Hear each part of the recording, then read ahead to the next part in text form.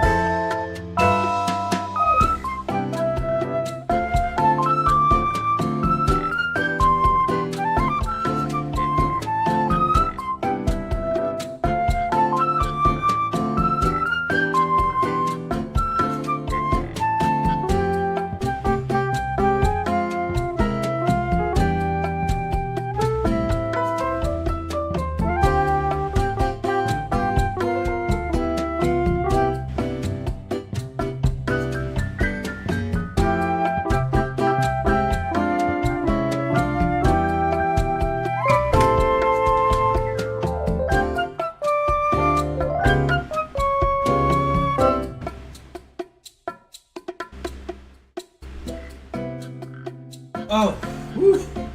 Sage Foxes, Carlos, welcome. Hope you all are doing good. My bad, I just quickly went to grab something to drink. Cause I'm not gonna lie, I am exhausted. Shit, man. I overestimated what I could do and what I could handle. Honestly, because in my mind, I was like, oh, Melta, welcome, hope you're doing good. If I'm like, oh, I can record a video every single day and edit a video every single day. I'm like, oh no, I can't, bro. My sleep schedule is fucked. I slept at 7 in the morning because I was playing Helldivers with 10K and Zay. I woke up at 9 and then started recording Resident Evil 3, which is actually a pretty fun game, I won't lie. I'm glad that they finally decided to add a dodge mechanic, amen. And then after that, I realized time had flown a bit too much, and I still needed to have that JJK video out. That's why it's so poorly edited, if you've watched it. If you did, thank you very much, I do appreciate you. But yeah, that's why the video was so poorly edited, because I realized, shit, I don't have time. I just have to get this shit out. So I just rushed that shit. I can't even lie. I might just re-edit the video. Or take down this one that I have, re-edit it, and then just, damn, this shit's loud. Yeah, re-edit it and then have it like out. Have it out to the public. But yeah, outside of that, everything else. And then you stream every day as well. Streaming every single day as well. Bro, I spend at this point 90% of my life in front of this computer. So you can stream every day, but you should probably take a day off to rest and edit. Yeah, I was thinking of the same. Like, maybe I should have, like, for example, Sundays off. And on Sundays, that's when I focus on editing videos and stuff like that. Because I record a video every single day. And I live stream every single day. But in between all of that, I never really have, like, time to edit. Because I'm doing either or. Right? I don't know. We'll see. Guys. But yeah. Aside from that, hope everybody here is doing good. Goku build? Goku build for what? Let's see. Short stream to edit. It was fine, honestly. More of a discussion video. See, I'm glad you understood that. Or maybe you're just giving me more leeway than I deserve. Because I know the moment the video went up, the first person to criticize the video to like extend to an extensive level was Leo. He was like, oh, the thumbnail's bad, the video's poorly edited, and I'm like, yeah, I know. I mean, to be fair, it's kind of a good thing though, because he expects more from me. And I guess I wasn't providing what he expected, but hey, it is what it is. Ooh, Monster Hunter World is on discount? Oh, that's pretty fire. Peep this. 156 Rand. Dollar to Rand. Wait, that's in dollars. It's $8 for Monster Hunter World. Oh, that's kind of fire. I can't lie. That's kind of $8 for Monster Hunter World. I remember my friend loved this game. Came out in 2018. Yeah.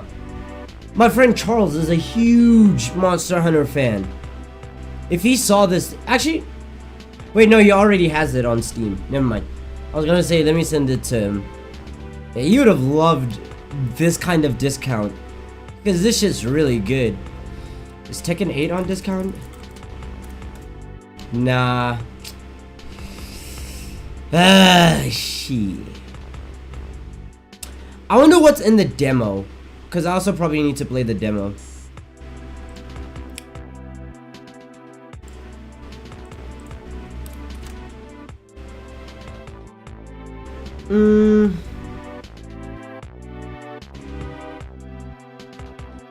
The thumbnail is but I'm not knowledgeable on your editing yet. I mean, for the most part, I try my best not to spend more than 9 hours editing. Because I know if I spend time editing for that long, I'm going to lose motivation to continue the video. Pluto is playing Remember Me. Never heard of that game before. Like, I'll probably lose the motivation to keep, whatever. I'll probably lose the motivation to edit a video or finish the video if the video takes far too long. I mean, this is at this point, I really need to hire an editor. That's what I need to do. If I get the money, I'll probably hire an editor, because I don't enjoy the editing process of video creation at all. The video making, yes. Video editing, fuck no. Let's see, if it comes with the DLC, maybe I'll buy it in the future. What, Monster Hunter World, or are you talking about something else?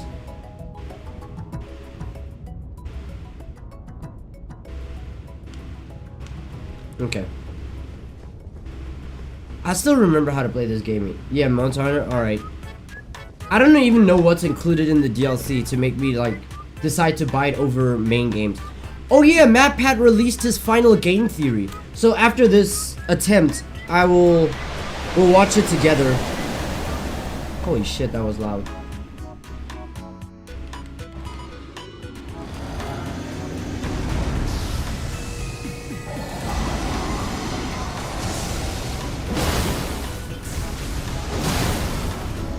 Adds like 10 more hours into the game? Ah, okay.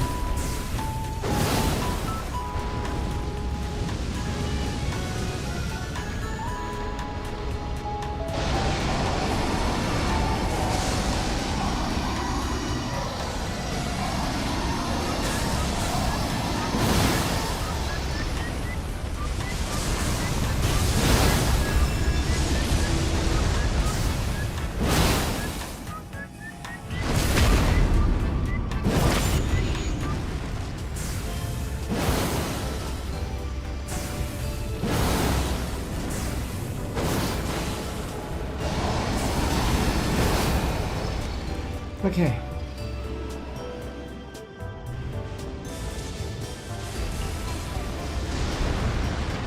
Guaranteed. Bro, that shit pisses me off. He falls off the map.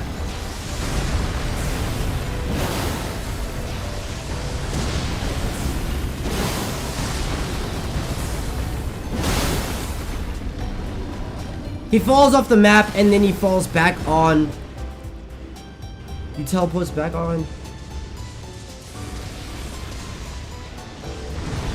Watch.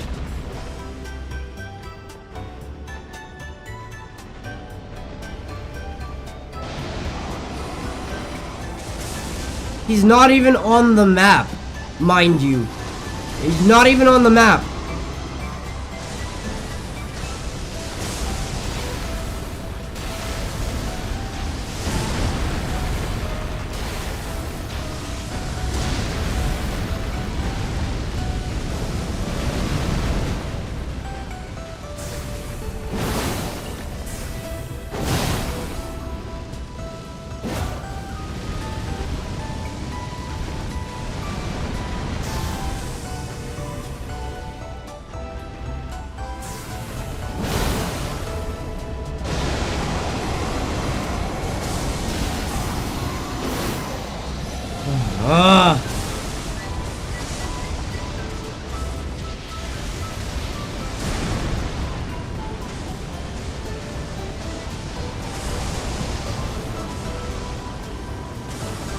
Look at that.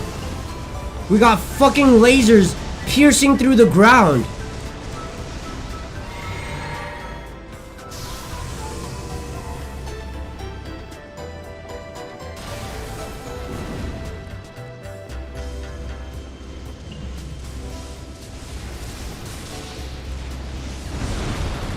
And he falls to the ground again. Cool.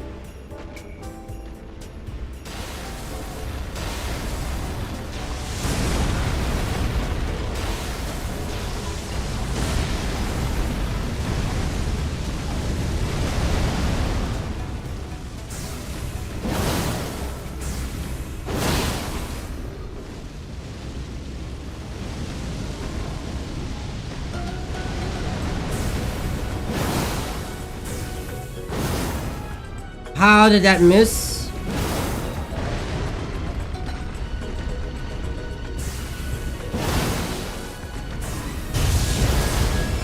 Oh, thank goodness.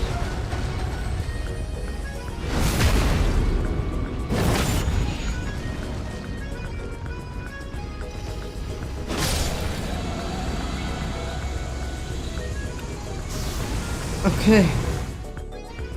Phase 2.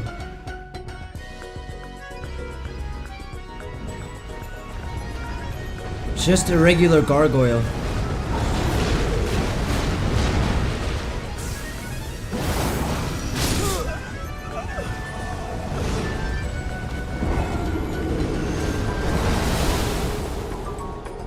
It's just a regular gargoyle. Which, sure, I'm happy about. I'm not so happy about the fact that he one-taps. Okay,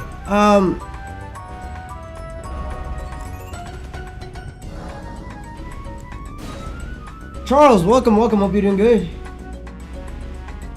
Hoping y'all have a blessed Saturday. Yeah. I've just been overworked. Saturday is supposed to be a time of rest. I did not rest much today. I literally only had a nap for 30 minutes. But yeah, let's watch MatPat's final game theory.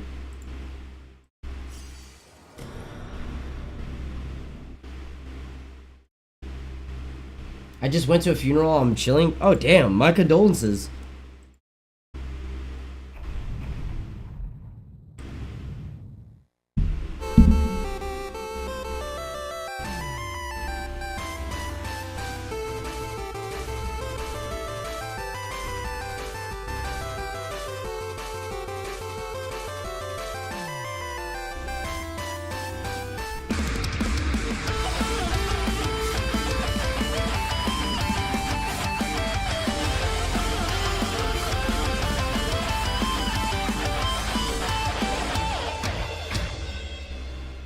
Hello Internet, welcome to Game Theory, where that is a... Let's see, didn't feel much as I didn't know him too well, but thanks. Oh yeah, I understand that. Like, I remember when my uncle passed away, I did not know him enough to feel like much of anything during the funeral. Still sad to have a family member pass away though. It's like, yeah, sure, you might not have known them much, but then it also removes the ability of you to get to know them, you know? So I understand that feeling. Last time that I'll be saying those words officially on this channel. Loyal theorists, how do you say goodbye? 13 years ago, I made you this promise.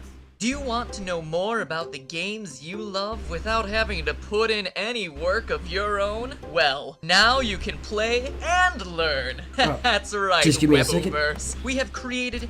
Because I'm not gonna disrespect MatPat and pull a Hassan Piker. Okay, let me just lower the volume, or not the volume, the intensity of my fan.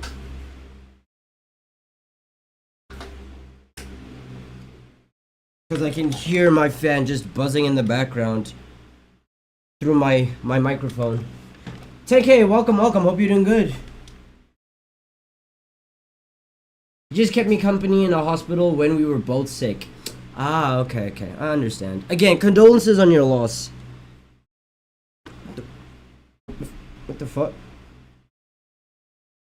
With this Elden Ring thing, at least I know that my final boss is not Melania. It's just a stupid gargoyle. Game Theory, gaming's tangential learning experience. Well, Weboverse, here we are today, 3,000 videos of tangential learning later. How do you sum all that up? I already got super weepy in the last one of these things, so probably shouldn't do that again. It'd be redundant and probably not great for the tech equipment. We've also spent the last 10 weeks together knowing that this day was gonna come, right? True. So I really feel like I've gotten my farewell tour. I've buried hatchets, I've rekindled friendships, I made sweeping videos about the state of online entertainment, fired some tanks. That was legitimately very cool. I honored my heritage. I made Disney mad at me one final time, which, you know, felt appropriate. Got some new dripping, and just in general, ran my way through all the things that were left in my content creator bucket list. So again, I ask, how do you say goodbye? First, it's probably most important to remind you that it's not officially goodbye, right? It's not like I'm dying or anything. It's more of a see you later. I'm still gonna be doing plenty of stuff. Like, I'm already booked to do the fashion show on Style Theory later this year. I'm still gonna be here on the couch for GT Live. In a couple weeks, I'm gonna be giving a speech over at PAX. I was recently in a kill count. Heck, I'm already slated to do the Jacksepticeye podcast, the Ludwig podcast. There's a collaboration I'm doing with Shea Frillis Productions. There's the FNAF I do wonder, how long is he planning to do, like, GT Live? Bro, I bet, even if it's like a couple days, couple weeks, couple months, MatPat's going to get his comment section on GT Live just spammed with "We miss you" on Game Theory, which is touching. Random encounters. Like, I will be doing a lot, and you will probably be sick of me doing all these things on everyone else's channels. But if you do want to stay in touch with me, there are actually two ways that you can do it. Normally, I'd say something like, oh, you can follow me on Twitter, but we all know that there's like a grand total of 0 people who want to be over on that platform. So instead, I decided to make you this. A mysterious website named where'smatpat.com.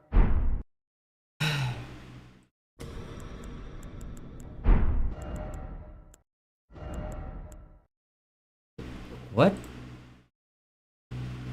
.com? Alright.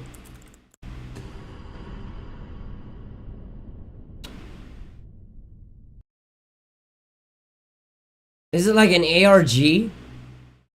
We'll never spam you, but we'll be choosing a few emails to send back personalized responses, just for the funsies. I'm on social media, TikTok, Instagram, Twitter. Interesting. Alright. This is going to be a place that I update every once in a while when I have news about some new project that's coming up, or, you know, a mystery that you're going to have to solve by digging through the source code. Yes, it's a ripoff of ScottGames.com. No, I don't feel bad about that because he stole enough of my ideas over the years. He kind of owes me one. Editor should drop on some deal with its sunglasses in this moment. Yeah, that's a good one. Once you're there, make sure you sign up via email. Don't worry, I'm not going to be spamming you with updates or anything. It'll be more like a MatPat newsletter, or maybe a Christmas card that you get every once in a while with a funny update, or maybe we could chat about a favorite movie or something. I'll send over the occasional video that I'm just inspired to make. Who knows? Basically, this is just meant to be a way to let you all know what I'm up to directly in a way that isn't going to be subject to filtering algorithms, you know? And to kick things off this week, I'll be selecting 100 random emails that sign up to get personalized letters. And from that point forward, once or twice a week, I'll continue pulling a handful of emails to send personal notes to. It'll be a fun way to stay in touch. Long story short, make sure you bookmark it since you never know what might happen over there. But, all right, enough stalling. Back to the question at hand.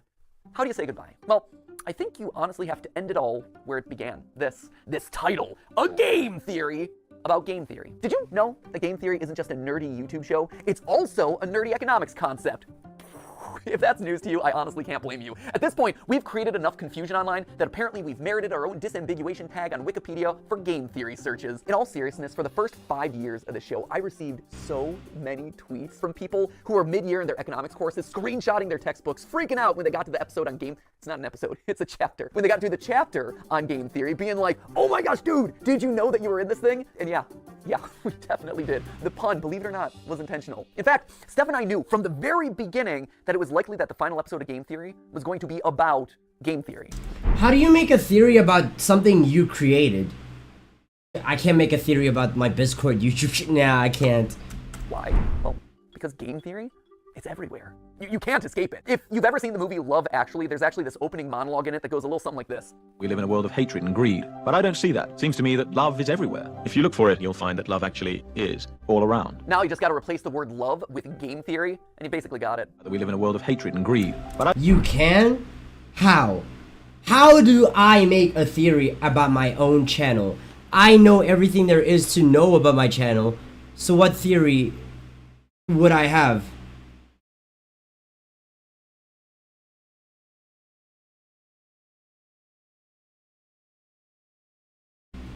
Add some lore to my YouTube? Low key, I could. You guys might start seeing a few Easter eggs here and there. I don't see that. It seems to me that Game theory is everywhere. If you look for it, you'll find that game theory actually is all around. Huh. Who would have suspected that English acting megastar and recent Oompa Loompa Hugh Grant would be making a guest appearance in my final episode? Truly, we have spared no expense for this one. And not only is game theory just everywhere, it also holds the secret to winning everything forever. Yeah, I know, right? That is a huge claim to make. Clearly, I was saving all my biggest secrets for the grand finale. So, you know what? Let's not beat around the bush anymore, my friends. Let's make you masters of the universe and reveal how, whether you like it or not, you all are theorists for life. Come on, this way. Yeah, we're moving off the couch this time. That's how you know it's a big deal. Let's go. At its core, game theory is the science of strategy. So we gamers, we understand strategy, but what exactly is game theory specifically? Well, to understand that, you have to go back to the original game theorist, not me, this guy right here. He might not have himself the red leather jackets or the cool diamond play buttons, but I'll tell you what he does have. A crater on the moon named after himself, so I'll let you decide who has the bigger flex there. This guy right here, he is mathematician John von Neumann, and he was everywhere back in the day. And I do mean everywhere. Like, this guy was a key player in the invention of the digital computer, he helped with the discovery of the structure of DNA, even the creation of key components for Oppenheimer's Manhattan Project. You know, the Christopher Nolan movie where big things go big booms. But perhaps his biggest claim to fame Speaking of which, has anybody actually watched the Oppenheimer movie? Like, I saw it did good numbers in the box office. I was just not interested in watching it. But to be fair, I didn't watch Barbie either. I was going to watch Barbie, but then I canceled the plans that I had to watch it with somebody. Because I just wasn't, I just lost interest in going out with them. And because I wasn't going out with them, I had no reason to watch the movie. The idea that in any situation where there are 2 or more people, or players in this case, you can model out a game that'll help you find the best outcome. Have you ever played rock, paper, scissors and thrown... Not gonna lie, he found like he would be fire in a... Oh, it sounds like he'd be fire in a crash course. If you know what that is. A crash course for like what subject? Like a lecturer? I think, MatPat definitely does have the voice of a lecturer, or he would be an interesting lecturer. Oppenheimer, no. Barbie, yes. And how would you rate Barbie out of 10? Well, now, rock is the first hand because, you know, statistically, most people choose their first move to be scissors, or maybe you picked paper because the last 3 moves have been rock, and they're obviously going to be throwing rock again. Well, congratulations, that is game theory in action. And he got a Medal of Freedom for that. So it just goes to show, don't let your dreams just be dreams, kids. Sometimes getting an honorary medal is a lot easier than you think. In short, game theory is the study of I strategic didn't finish choice. Barbie, It's it was like a 5? Damn. Actually, wait, what's a Barbie rating right now? Can't click for shit.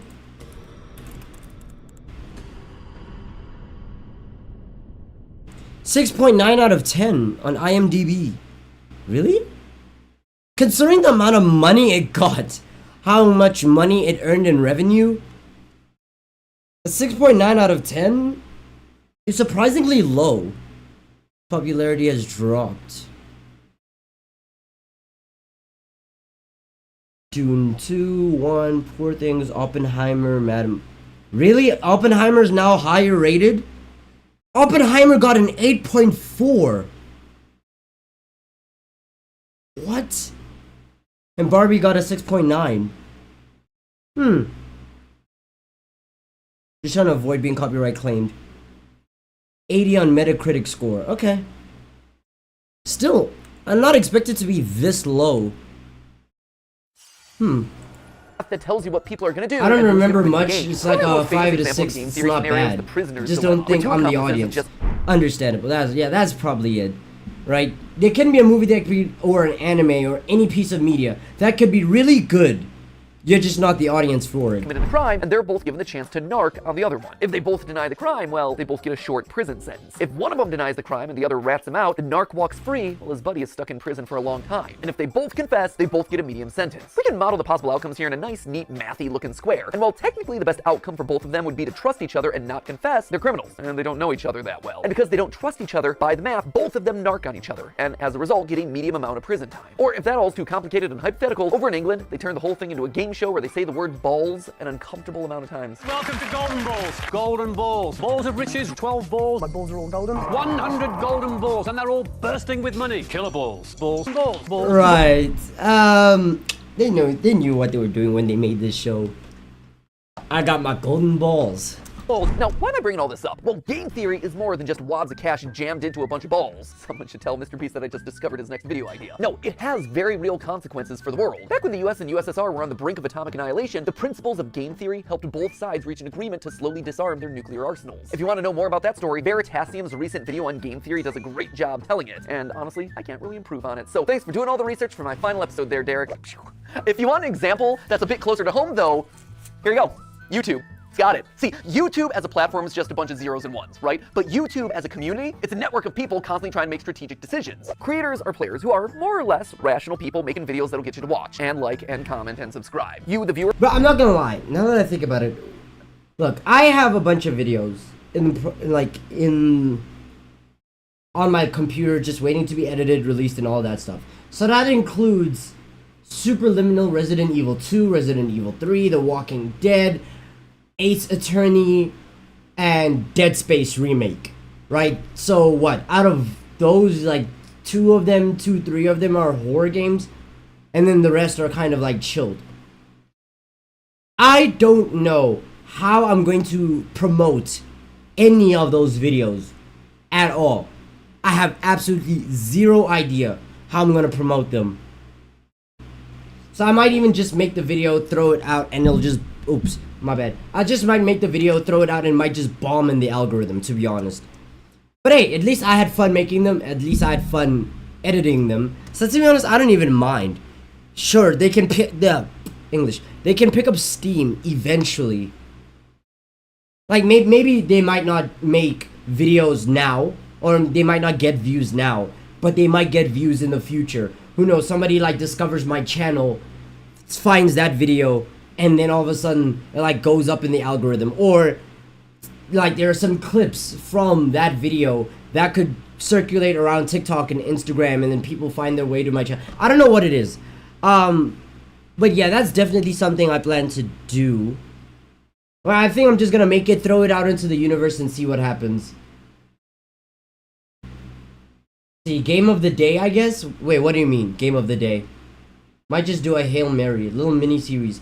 I mean, yeah, wait, I think most of them are like... Wait, what? No, explain yourself, elaborate before I start yapping, you know? You're also a player in this. You're on a strategic mission to win the experience by finding the thing that's most satisfying to watch. And the people who run, or at least have run YouTube in the past, shout out to Todd, Jake, Neil, Ernest, Meg, Ariel, Susan, David, Fede, Vader, Stephanie, and Kim. Not gonna lie, Neil kinda looks like, Hassan Piker's uncle, Cenk. They're all in a strategic game to keep the creators and viewers happy, while also figuring out the best possible outcome for YouTube as a company by appeasing... I'm saying, like, make a series called Game of the Day. That means there has to be a game every single day. One, I don't have the money like that. Yeah, I think that the biggest issue would just be money. Literally. all the advertisers and shareholders. Or access to games. Seriously, a complex strategic arena. And that's how you get decisions like use bright green text because it's more likely to stand out in a sea of dark gaming thumbnails and more likely to get clicks. Launch short...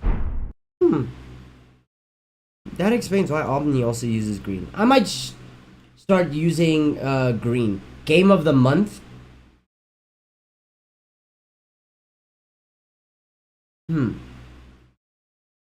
Let's see. I'm just saying, make a little series called Game of the Day, Game of the Month. Just said day, not every day. Fair. How would I even determine what's the game of the day? And is that something that I do on stream, or is it like an actual video? Shorts as a means to counterattack against TikTok. Also, I actually need to download TikTok.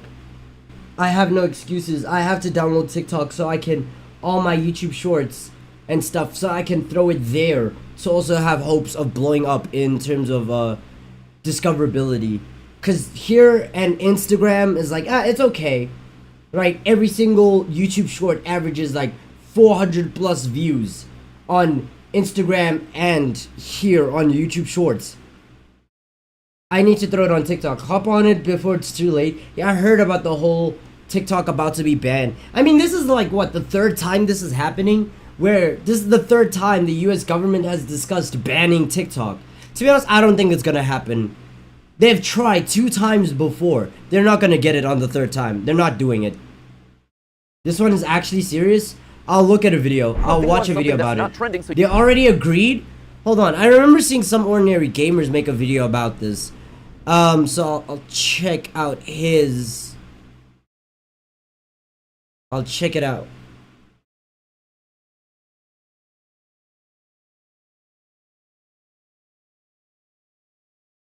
Hello, guys and gals. Me, Moo. Okay, we'll watch this afterwards.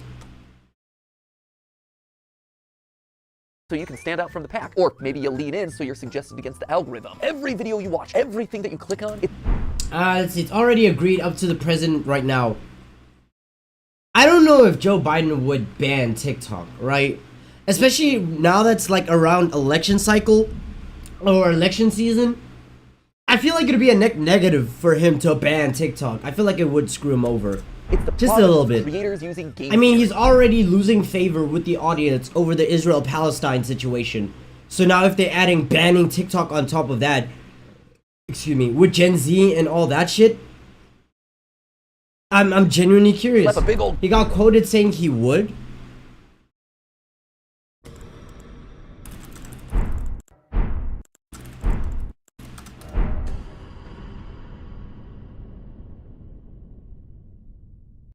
I'm not reading all that. Okay, Joe Biden says he would sign a bill banning TikTok. While administration has raised national security concerns about the popular video sharing app, Mr. Biden's re-election campaign joined the platform last month. Legislation passed through to U.S. House Energy and Commerce.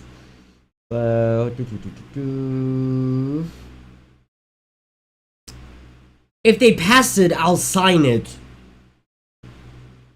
So he's basically saying, I'm gonna trust the people who are in charge of having all of this happen. So if they bring it to me, I'm going to sign it. I'm gonna trust my people. I'm going to sign the thing to ban TikTok.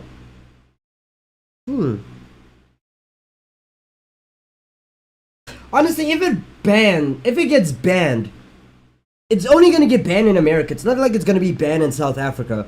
Although US is a huge population of TikTok, and that's who I'm trying to advertise my content the most to. So, ooh, that's gonna be tough. To be honest, if TikTok vanishes, 100% there's going to be another app to just jump in and take over, whether it be Instagram with its Reels or YouTube Shorts. So they're just gonna like capitalize, or a new app is going to rise up and be the new TikTok. Huh.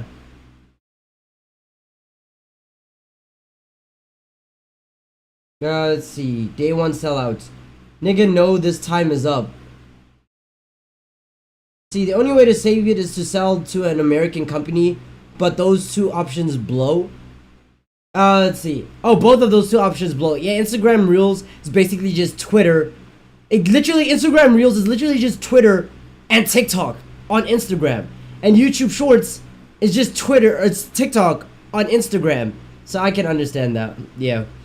Let's see. Only way to save it is to sell it to an American company. That's what happened the first time, and they sold a portion to it, to America, to Oracle, I think. I think that was the company they sold it to. So I don't think they're gonna sell the whole thing to the US. I don't think so. Former President Donald Trump, the likely Republican presidential candidate, posted on Truth Social platform on Thursday saying that he opposed a ban because it would help the rival social media platforms like Facebook. Because of Instagram, yeah.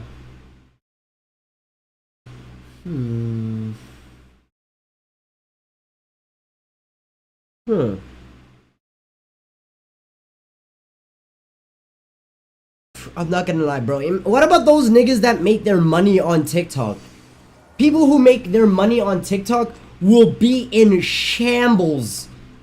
I'm not gonna lie, the rise of OnlyFans, oops, is gonna go crazy, bro. Colon in front of every title and slam some clickbait green text on every thumbnail. All those hundreds of millions of subscribers to Jimmy and Ryan Trahan and Cocomelon, I like to think that they're all secretly ours. Where's our 200 million subscriber play button there, YouTube? In the end, it's all game theory. Speaking of, and this is just an aside that I learned about earlier this week, apparently there's a Chrome extension that allows you to do exactly what I just described. It, quote unquote, Matt Patifies your YouTube feed by putting green text on like every thumbnail. Just saying, we have reached the peak of human achievements. I, for one, really like this one, where it's Link and saying mommy's hungry. That's just traumatic on a whole nother level. Or there was one that I saw circulating online, Ryan Gosling doing a puppy interview, and the title is Birth of a Killer.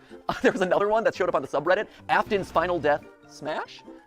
I gotta say, I am proud of the mark that I will leave on this platform. But so what, right? Let's see, some peeps are gonna steal content to make money. I mean, they already do that on Instagram and on Twitter. They just recycle content, they steal content from other content creators and then post it on TikTok.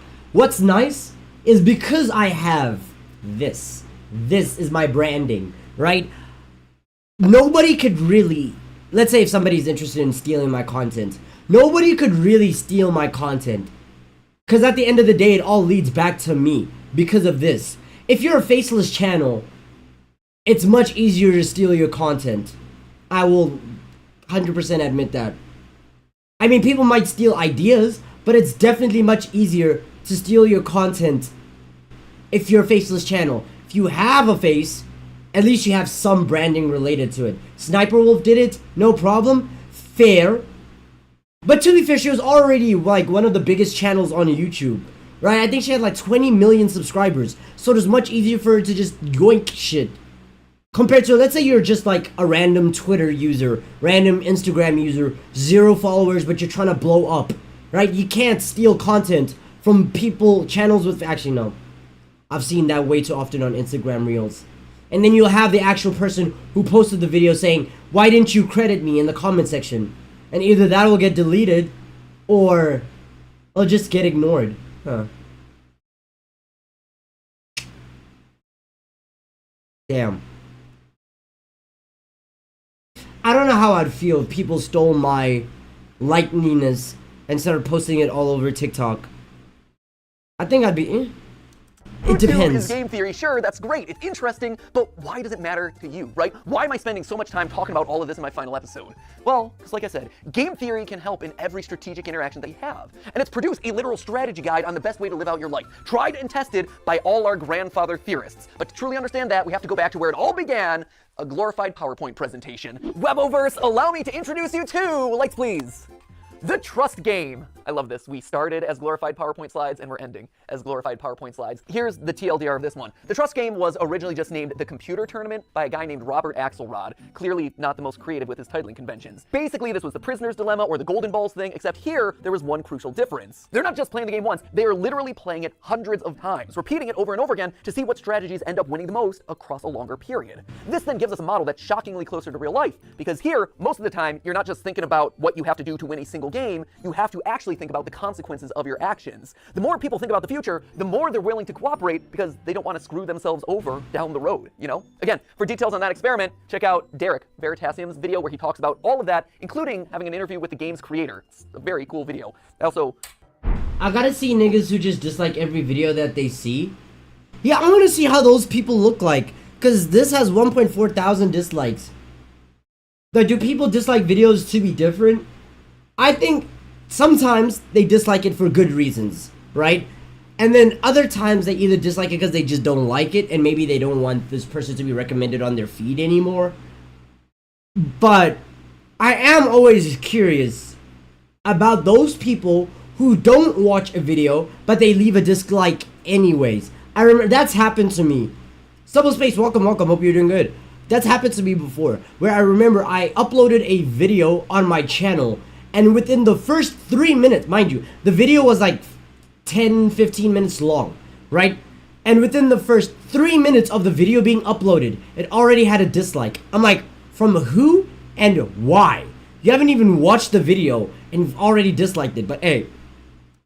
Borrowed his Like, I've always been so thanks confused for the by latter those type and of the idea people. there, Derek. You can also watch Dr. Trevor Bassett's video on the topic, or the various TED Talks that are all about this experiment. We'll link to all of those down in the description below. But just to jump to the big conclusion here, the best strategy to winning it big boils down to 4 key points. Number 1, be cooperative. Lead with trust. Assuming that the person you're playing with is your enemy right off the bat, it's not going to serve you well. Trust in others, it's going to let you win more frequently in the end. Secondly, don't be a pushover. Sure, it's good to be trusting, that is great, but the second that someone takes advantage of your trust, the winning strategy is to call them out on it and then immediately hold them accountable.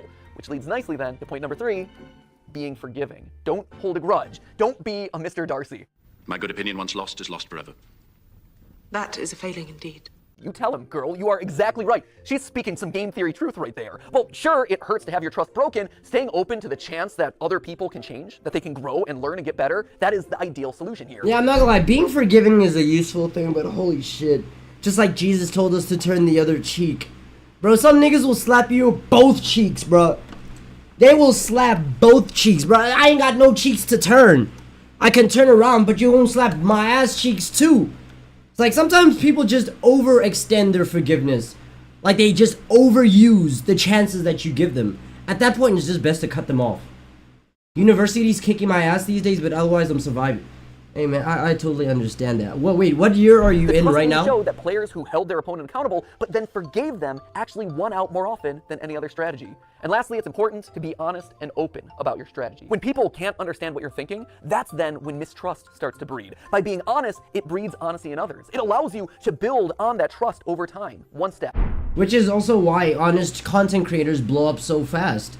Like people like Windagoon. Windagoon is a great example, and Corey, of people who, through trust, blew up and created such a very strong community. Because they were open, they were honest, they said everything on their mind, on their chest. And you could very much surmise that the type of person they were just by the conversations they had, or the way they spoke. The way they voiced their opinions and all that. You could very much determine the type of person this one is. I don't know if I'm that open. I think I am. I'd like to think I am, but I don't know. I was about to say I doubt, but I don't know if I'm honest enough. Sometimes I'm open, but I don't know if open would equate to being honest.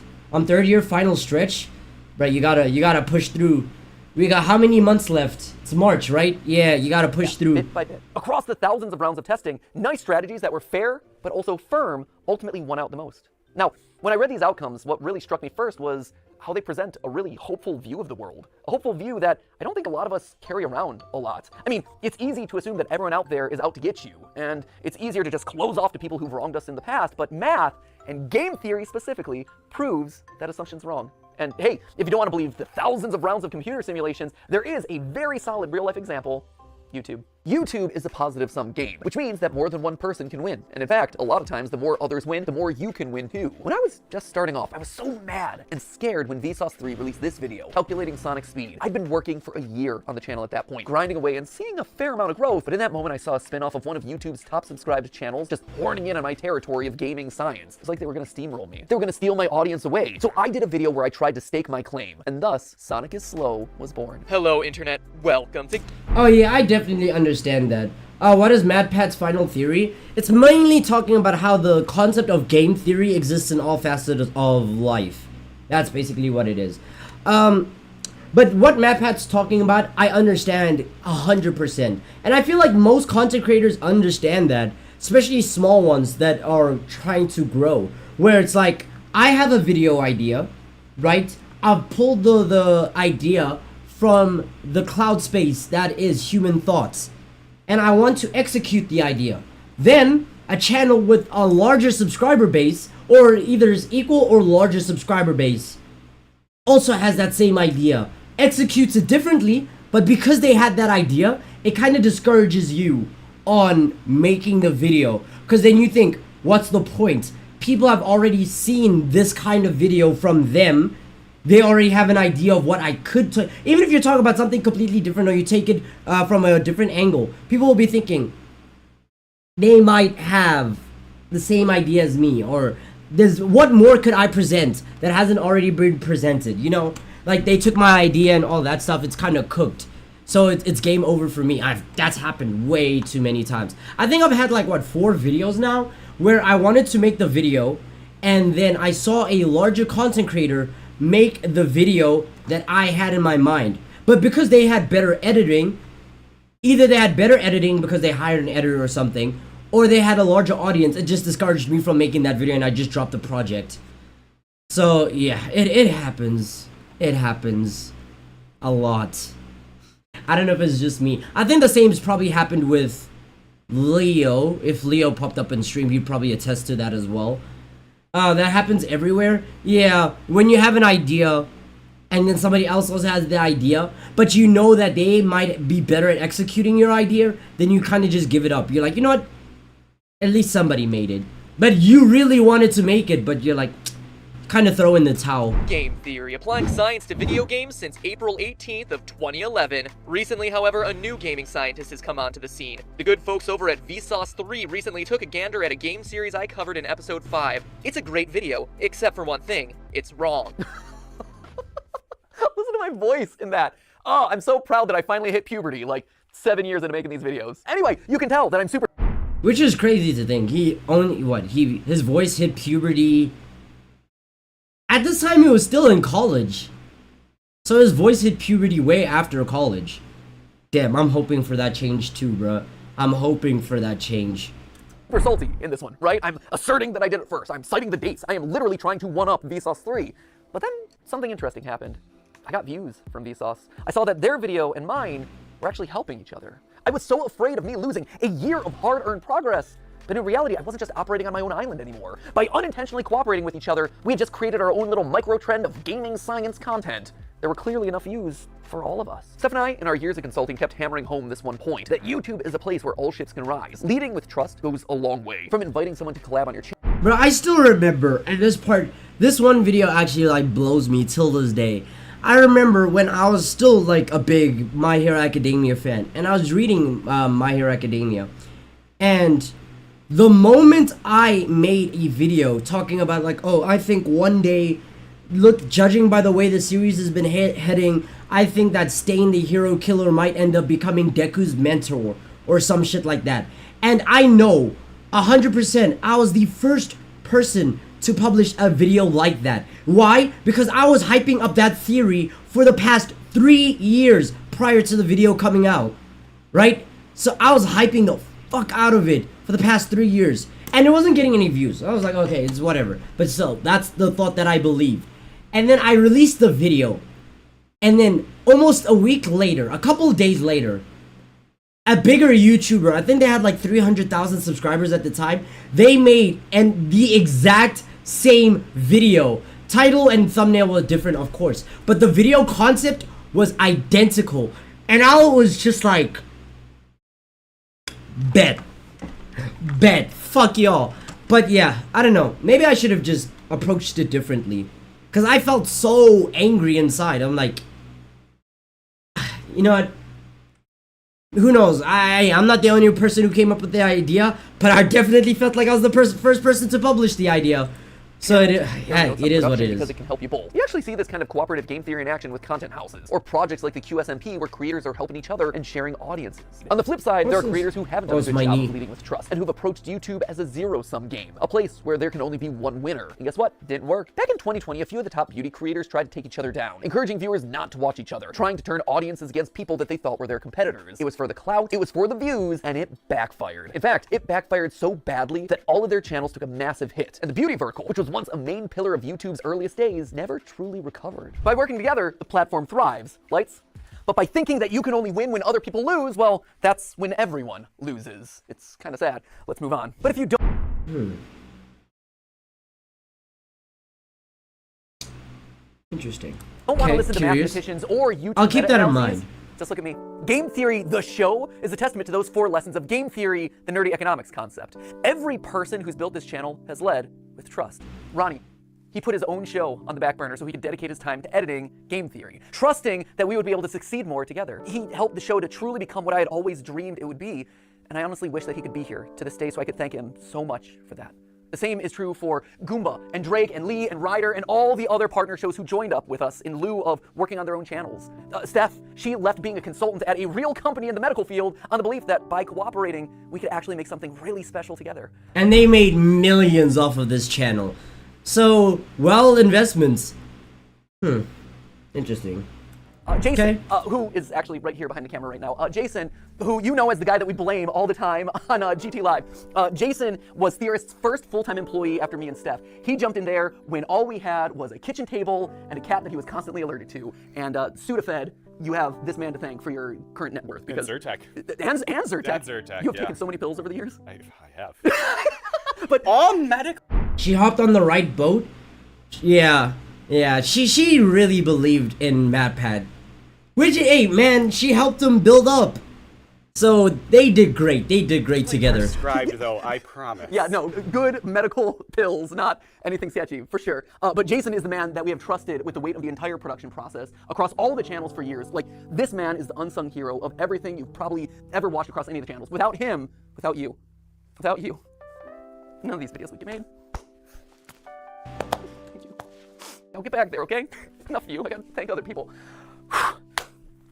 You know, Oh, man. friendship first, but also working together to create awesome stuff, right? And if you're talking about unsung heroes on this channel, there If a woman did that for you, you gotta marry them? 100%. 1000%. Like, I've seen so many hurt women, and I don't know, maybe this is just an Instagram thing, but I've seen so many comments where there'd be like a post on Instagram that talks about like, oh, a man who grows his wealth with a woman by his side and she's a keeper. And then you'll see in the comment sections certain women, and you can tell they've been hurt.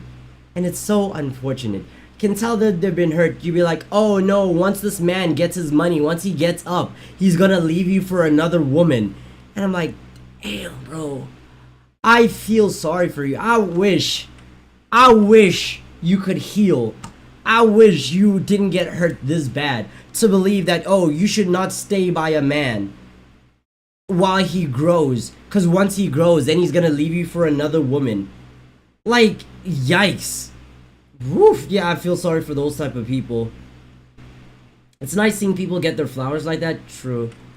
There is one man who also deserves a call out, and his name is Yossi. He is our audio wizard. He is the man who I have trusted with my voice for the better part of 9 years. He has had to suffer through more hours of my voice than anyone else in the world. I am so sorry, Yossi. I am so sorry for all the burps and weird edits and weird diatribes and jump scares that Ali has given me over the years. Was Yossi a pro when he first joined up with us? No. But you know what he was willing to do? He was willing to learn, and I've trusted him with my voice for the better part of 9 years. I need to improve my editing style as well, in terms of everything.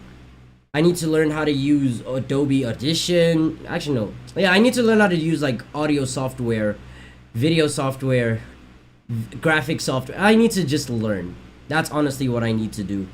And I need to give myself the freedom and the time to learn. Feels like that's my biggest problem. Like, I have all the time in the world, but I never give myself the time to learn. Alright, let's say I have free time. I'll either spend that watching YouTube, so I'll be distracting myself with YouTube, or I'll be wasting my time doing something else when I know I could be doing something important. So yeah, I need to manage my time better. 9 years. And the same goes for another member of the team who you've never gotten to see, but was... But also imagine hiring employees. I think I'm going to do that eventually, if this channel gets enough views. actually there before the channel was Very real possibility? For what? even monetized, which is kind of crazy to think about. You don't know Dan Levitt, but Dan was another one. He was the first who actually saw potential in me and in these channels as a whole, offering to become my manager even though he had never managed a YouTuber before. He just jumped in with 2 feet and said, hey, I've never gotten a brand deal in the past, but think I could do it for you. And he did. And then he got me literally hundreds more. He has his own management company now, and he manages some of the biggest sports creators on all of YouTube. I can say with complete confidence that this company and my career would have looked totally different had it not been for Dan. And His career and his company would have looked totally different without me. He and I have built businesses parallel to each other, right next to each other, using cooperative game theory for over a decade. He trusts me to make good decisions on YouTube, and I trust him to make good decisions as my manager. And we YouTube manager. I wouldn't mind having one, both yeah, for benefit sure. in the long run. Let's see, it's a very real possibility leaving the girl when they blow up. I agree, right? Because the more money you have, the more options you have relationship-wise. But honestly, even if that's the case, I don't know, I tend not to really... I don't know if this is a good thing or if it's a bad thing, but I tend not to really dwell too much on the negatives once a relationship ends. Maybe it's because I haven't been cheated on, to my knowledge. I haven't been cheated on. But, like, when a relationship ends, sure, there's a lot of shitty things that have happened. But I never really think too deeply on them. It's more like, oh, I'm happy that the relationship happened. I'm happy that I've learned something from it. Yes, I'm bothered that I wasted time. Right, let's say I've spent like 3 years in the relationship. Yes, I'm upset that I've wasted my time. But honestly, I wouldn't change it for anything else. It's like, yeah, I have a partner that left me, but the experiences I had with them is something that I'll treasure forever. So yeah, it's one of the main reasons why I still have everything that all my exes have ever given me, ever. Right? I remember when I had a discussion with one of my exes, and she was like, you still keep things from your exes, and I'm like, yeah, it holds sentimental value to me. It's not like I'd ever go into a relationship with them again. It's not like I'll ever get back with them, but those relationships did mean something at the time, and I still reminisce about like that, you know, to say, hey, I was happy during those times, and I don't regret that. I'm not gonna remove everything that symbolized those moments when I was happy just because I'm no longer with that person. It's why you guys can't see it right now, but there is a JoJo's Bizarre Adventure Part 3 poster that is right in front of my desk, and every single morning on my bed right there, when I wake up, the first thing I see when I open my eyes is this poster. But it was given to me from the ex that has caused me one of the most mental or like heart turmoils. But I still keep this poster here. Behind the green screen is a hand drawing, like drawing, hand done drawing, whatever, from one of my exes, my very first ex, and it's still there. It's behind, and it's always going to be there. I still have bracelets from some of my exes. I still have the hard drive that one of my exes got me, the same ex that actually drew the poster. Also, the Tokyo Ghoul Kaneki mask, I have that. I don't know, I just keep all these things as like momentums to say, hey, I was happy during that time, and I'm not gonna feel regretful of the time that has happened just because I feel different about you now. Feel me? I don't know. Maybe it's me. So even if let's say I grew up, my partner and I, we blew up together, we both found our own riches, and then she leaves me for another guy. Or she leaves me for like a more successful guy or whatever. I don't think I'd really be angry. I wouldn't be hurt, you know, to the point where I'd go on an Instagram post and be like, oh, no, women are just gonna leave you once you're broke. Women are gonna leave you once you're, you know, I don't think I'm gonna be like that. I don't think a girl or a woman or anything could hurt me that bad. Honest, I'm just too forgiving in that department. Bro, dating warped demons? How am I dating warped demons? Some people do need to get rid of all the old stuff to move on, though. I agree. There's a lot of people where you won't move on. Especially if you have something of them to constantly remind you of the bad parts of the relationship. I don't think I'm one of those people. Honestly, I don't think I'm one of those people. Because I look at this poster every day, and I'm like, that relationship was fun while it lasted. But also, it's fucking JoJo's Bizarre Adventure. You'd be dumb as fuck if you think I'm getting rid of that shit. Okay, JoJo Part 3 is like my top 2 favorite parts of all time. So no ways am I getting rid of this poster. I don't care if we broke up. I don't care if you fucking murdered my parents. I'm not getting rid of the poster, okay? I love JoJo too much. Person in all of these trusting relationships is you. You guys, right here. I wear you on my wrist these days. You loyal theorists have been the best example of game theory in the history of the show Game Theory. Every time you click on one of these videos, you are leading with trust. You are saying, you know what, I'm gonna give this one a chance, especially on those episodes that are covering topics that you've never even heard of. And on my end, I've always tried my best to fulfill on that promise and make sure that your trust pays off by delivering a great, well-researched, fun, a lot of times stupid video. And yeah, there have been plenty of times where I've missed the mark, where you weren't happy about a topic, or where I said something wrong, or my research was bad, or whatever, and I needed to learn about that. And so you, acting exactly as you should, according to that trust game, you called me out in those moments. You showed me that I had made a mistake. But more importantly, you were willing to forgive. You gave me a chance to learn and grow as a creator and as a person. And look at this. We all won. Look at this thing that we managed to build together. Let's see. I came in here and the first thing I hear is, I don't give a fuck if you'd kill my parents, I won't remove the JoJo poster, I love it too much.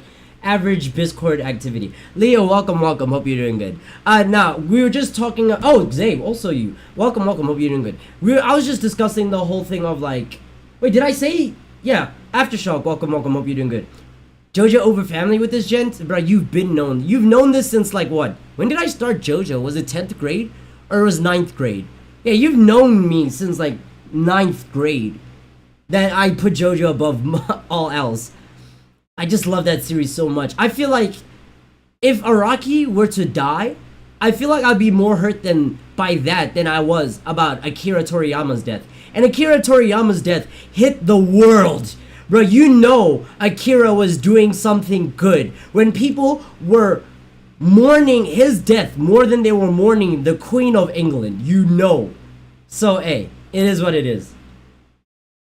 Right now, doing some writing. How y'all do? Hey, I'll say I'm doing good. I'm exhausted mentally, but you know what I've noticed? Something I really do like, and I really do appreciate all of you for this, is that no matter how fatigued I am, every single time I hop on a live stream and I talk to you guys, all of a sudden I get my energy back. I don't know why. Like every single time I just hop on live stream and I just talk to you guys, I don't feel tired anymore. I'll sleep for like 30 minutes and I want to end it all. I want to go back to sleep. I want to stop streaming. And then I boot up the stream and I talk to y'all and I'm like, I have energy. I could just stream for hours. Usually I don't, because I'm gonna fuck up my sleep schedule for the next day. But yeah, it's nice to have that. Tell anyone else? I mean, there's 3 of them here in the room, but like the rest of them downstairs. You guys, you've always been the most important member of this team, whether or not you ever realized it. And now, as new hosts step in, yeah, they're obviously gonna have to learn a lot, and they're gonna have to earn your trust just like I did over a prolonged period of time. But I hope that you approach them with the same sense of cooperation and goodwill that you did for me all those years ago. So, while I might be leaving as host of the show, Game Theory, it'll never leave. It'll never leave me, and it'll never leave you. We are all Game Theory, which honestly is why I thought it was fitting for you guys to be the one to say this. But hey! That's just a theory! That's just a theory. It's just a theory! Just a theory. That's just a theory. Okay, theory! Class dismissed. Thanks for the theories, Matt Pat. But hey, that's just a theory. C'est juste une théorie. Just a theory. That's adorable. Just a theory. Just a theory. Thanks for everything. But hey, that's just a theory. That's FNAF. Just a theory. Just a theory. Just a theory. Theory. Theory. Theory. Theory. Theory. Theory. That's just a theory. That's just a theory. That's just a theory. That's just a theory. That's just a theory.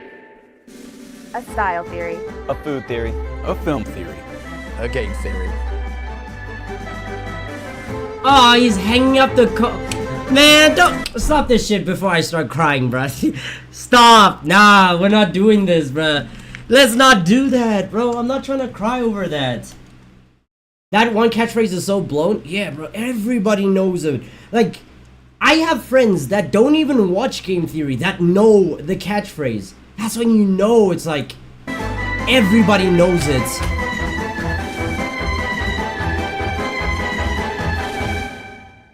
Thanks for watching. It's crazy because they're just going into the basement. But hey. Where to? I got something I gotta do. Okay. Ready for a road trip? I guess. Let's go. Oh, I was gonna say, am I gonna get copyright claim for this? I doubt it. Yeah.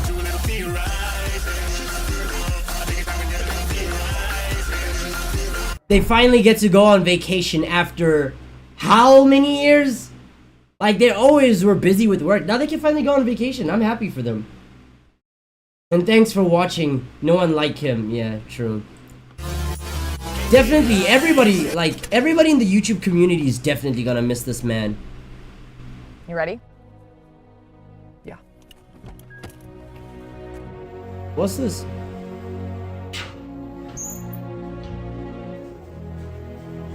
Bro. Is he gonna meet up with Scott Coffin? Hold on.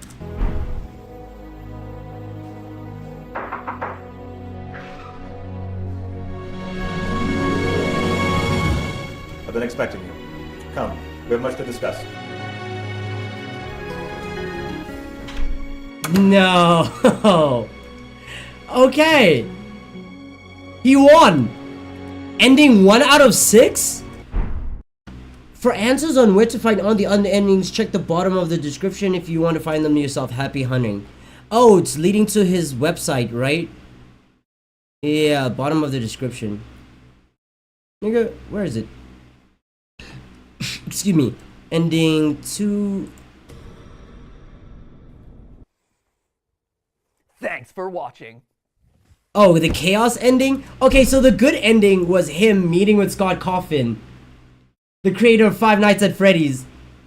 Oh man, that's great. That's great. I love that. That made me happy right there. That made me smile. Nice. Yeah, I know he's still behind the scenes, but everyone's still gonna miss. Wait. I gotta see all these endings, bro. We got to see these endings. What now? Vacation? Vacation. Vacation!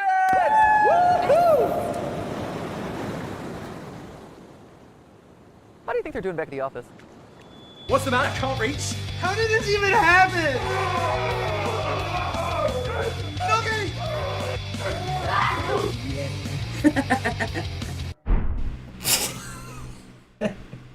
Of course. Of course. I'm not even surprised that something like this exists somewhere online. How much can I bet this image is gonna get recreated and we're gonna see it somewhere online? This brother actually made lore for his channel. That's so cool.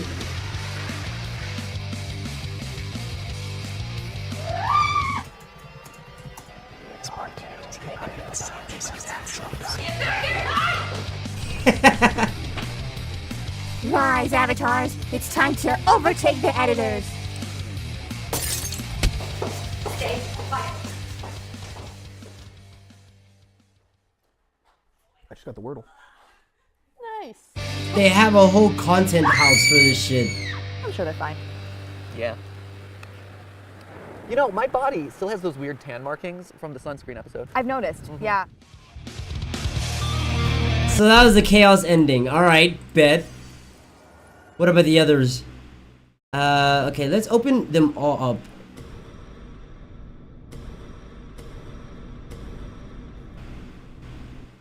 Meme ending. Thanks for watching. Okay. Music Man? Music Man? Bro, is this... Okay. Is it gonna be like this the whole time? Yep, it is. Alright. Okay. Insanity ending. Are you okay? Hello? Matthew? Are you up there? Mad Pat jump started his Rule 34 run. Oh, Really? what is this? I'm not gonna do it. I almost got consumed by curiosity. I was this close from just turning to my other screen and googling Mad Pat Rule 34. I was this close from being consumed by curiosity. I'm not doing it. No, I'm not doing it. Oh, come on. Oh, no.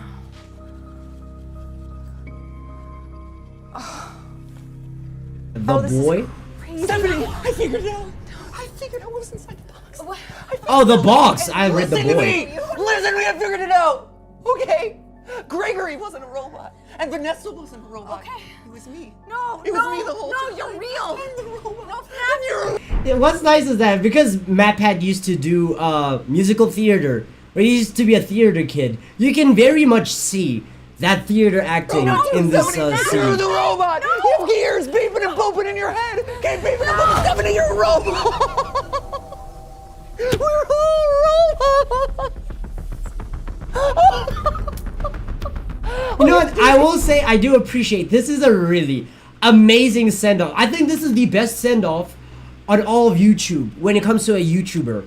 Right? Most people will be like, oh, this is my last video. I'm gonna slow down on making videos, and this is a goodbye, yada yada yada. Seth Everman also had a really good goodbye, where I think he was like, what, for 6 hours before he deleted his channel, his mouth was just duct taped. Then I think in the very last second, oh yeah, Unis Honest was also a really good one. But then he untaped himself, and then he's like goodbye, and he deleted the channel. That was pretty interesting, creative, I will say for sure. But I will say for sure, best send off when it comes to YouTubers. Live stream, then the screen turned black. Yeah.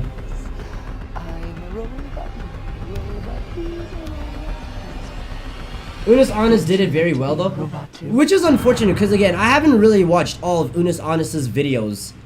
I just knew of them, and yeah.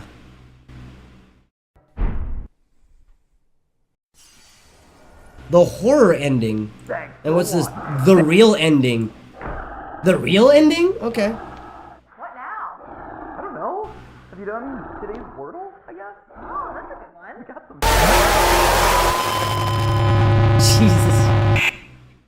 Jesus Christ.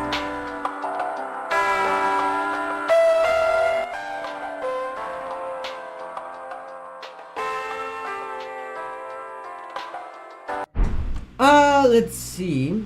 I don't know why they deleted the channel. Wouldn't you want to get passive income?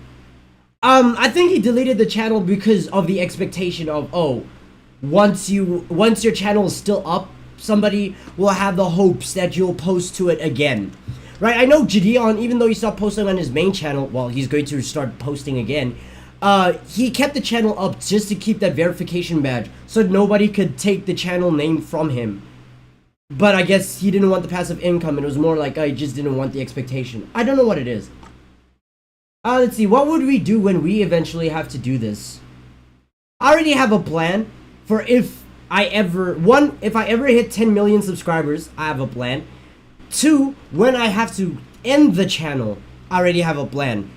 I planned this for the past, what, 2 years now? I'm not gonna mention it on stream. You guys will see it when it happens. If it happens, if I ever reach that goal. Let's see. I guess most of these guys who delete their channels already have enough money that they can spend. True. Each ending gave the code for the final ending. Yeah, like with the horror one, as you saw. It says here, like, true. Yeah. Biscord, Operation Night. Do you have access to my fucking computer? How? That's crazy. Because that's actually the name I was gonna call the last video. That was actually what I was gonna call the last video before I stopped when I quit YouTube.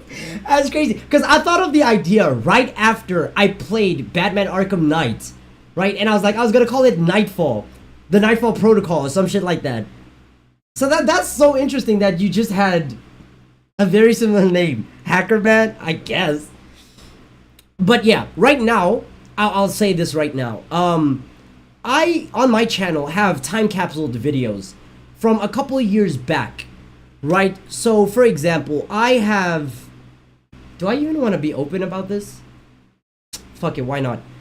I have 4 videos on my channel, and they're all time capsule videos, sort of. So, one of the videos will be what happens, or how my YouTube is looking like 3 to 5 years from now. And then the other one is when I hit 1 million subscribers. Another one is if I hit 10 million subscribers. And then this one, and this, I hope this video never sees the light of day. This is the most grim video that I have, where if I ever died, or whether it be from an accident, whether it be from suicide, whether it be from something else, I have a video on the YouTube channel, currently here in the unlisted, on my unlisted, of what would have happened should I die from any reason. So yeah, it's like a message from the me, like in the video, it's a message to me. If I like from an alternate universe, me if I had lived longer, or just what I expected, how, you know, expressing my feelings, my thoughts on the idea of death, the fear of death, and all that stuff. Like, I talk about a lot of stuff in that video, and that video is like almost an hour long. I probably need to re-edit it and cut it down, because I did a lot of yapping in that video. But yeah, that's definitely one of the videos I have on my channel. It's like, should I die from suicide, or from death, from, I don't know, car accident, or whatever bullshit may happen. Maybe I get killed. I have somebody have access to my channel, and then they have permission to upload that video. Yeah, that's it. That video is set to release in 2020. What was it? 2028 or 2030? Somewhere around there. That's one specific video. It was set to release around that time. 2028 or 2030. I'll have to double check, but I'm not gonna check on stream. I need a corny one from my Order 66. I need to make one of those, or see, that one is wild. I know. I just thought of it, like, because I don't even know what encouraged me to make that video. But I remember at some point it was just like, I just turned on my camera. Actually, not at the time I didn't have a camera, but I turned on my microphone and I just started talking and I just yapped on the idea of what would happen if I died, considering this is the channel that I wanted to be my everything, you know? So if that was cut short, then what? And it is what it is. You know that one video that what is Technoblade released, where he released on his channel, he's like, if you're watching this video, then I'm dead. Yeah, that's kind of how I was with that with the video. And the thing is, the video title will never even, it will throw you completely off. It will have nothing to do with the fact that I'm dead. You won't even know based off the title or the thumbnail that I'm dead. You'll find out in the video, maybe near the end or something like that, that at the end of this video, thank you for watching all of this, but unfortunately this is the last video because I'm dead. You're not seeing me ever again. But yeah, it is what it is. Probably Protocol Arrivederci, that's what I'd call it. Ooh, that also could be like a JoJo reference from Bruno. I don't know what I don't know. I might rename it. Or I might even just remake it. We'll see. Let's see, Leah also want to drop that retirement fund. Leah has a lot of money, man. Arrivederci is nice. I'd never delete my channel. It's gonna be my retirement. Yeah, I don't think I'd delete my channel, even if I were to die. I think I'd keep the channel up.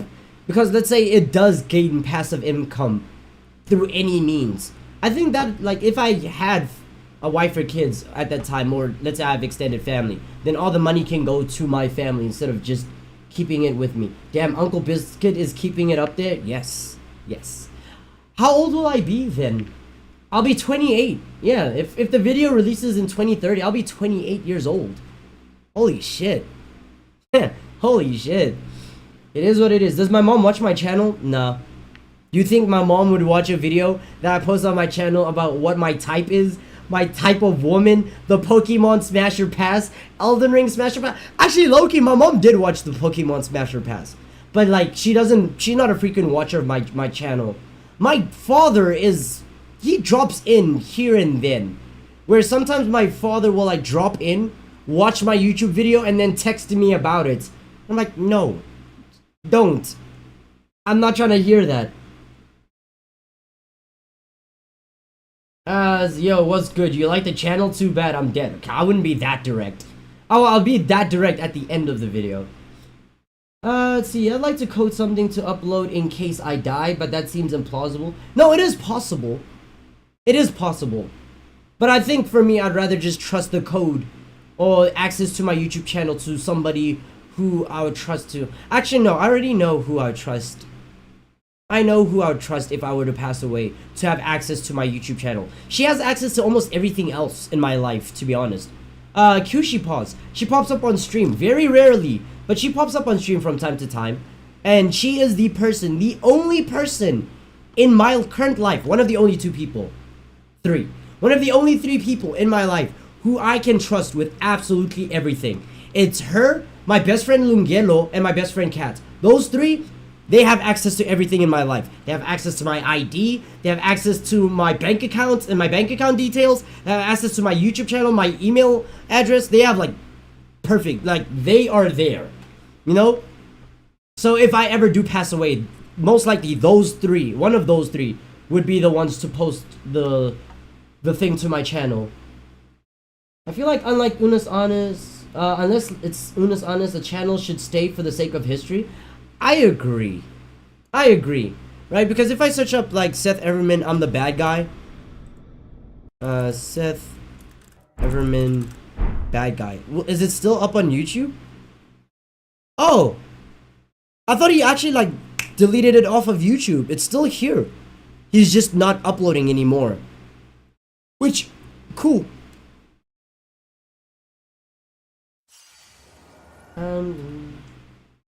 Depends on what the trigger is. It's not really that plausible. True. Imagine like you make a specific ARG for your death. A series of videos containing codes that leads to a URL. Then another URL. And then the final series. Huh.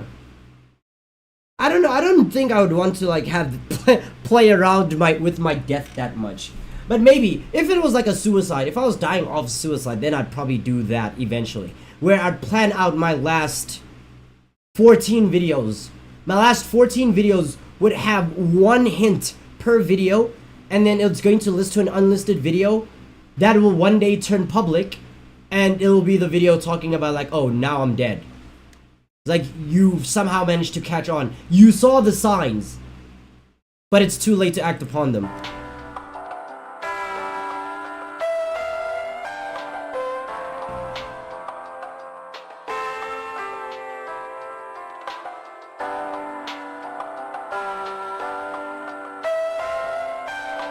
These distorted noises that you hear whenever you watch ARGs, they're pretty nice. I don't know, they're like oddly relaxing.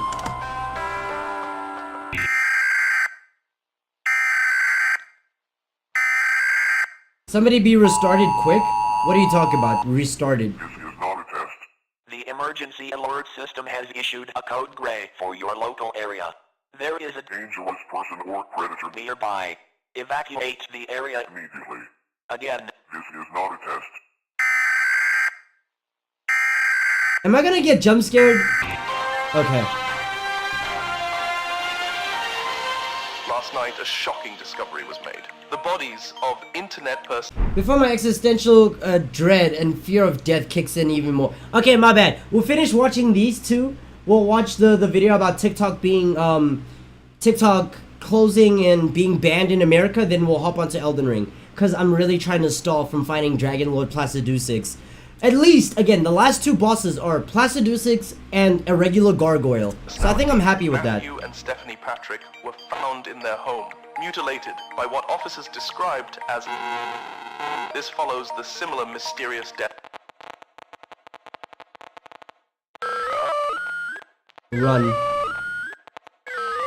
Fear me, run. This is really impressive. You see, I would love to learn how to edit like this. I'll probably... Is there a video like this that exists online? Let me check.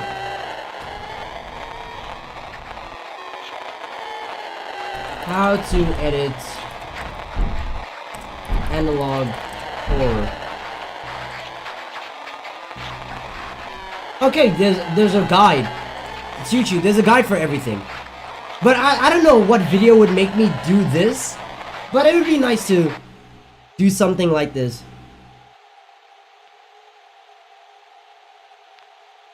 Like Corey Kenshin used to do this often when he did like Spooky Scary Sunday. I don't even would I ever do something akin to Spooky Scary Saturday or Sunday? I don't know. I truly don't know. Maybe. Spooky Scary Sunday. Nah. Thanks for watching. Let's see. Definitely FNAF's inspired. It looks like it's more inspired by the Mandela catalog than Five Nights at Freddy's. Just a bunch of blending, meshing of PNGs and shit. I hate these type of videos. They're unsettling to my core. I mean, that's the whole point. So at least they're doing their job there. Spooky Scary Saturday or Sunday would be sick. Yeah, that's what I was thinking. At first, I was thinking it'd be nice if every single Saturday or Sunday I play a horror game. But I don't think that there are that many horror... Like, I play a horror game on stream. But I don't think, one, don't have the money for that yet. And two, I don't think there are that many horror games out there for me to play one every Saturday. You feel me? So, yeah. So, watching something horror, yes, I can do. We can watch horror stuff on stream. But actually playing? Nah. I live alone. So I'm good on that shit, I guess. Oh, yeah. Okay, understandable. Yeah, watching something scary and then you live alone. Yeah, okay, I understand that. So this is the real ending. Great. Awesome.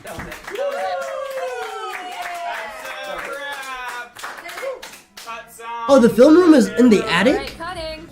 Okay.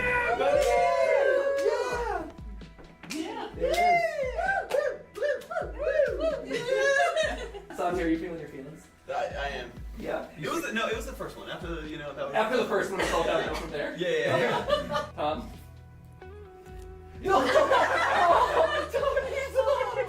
It just got real. I know. It's real.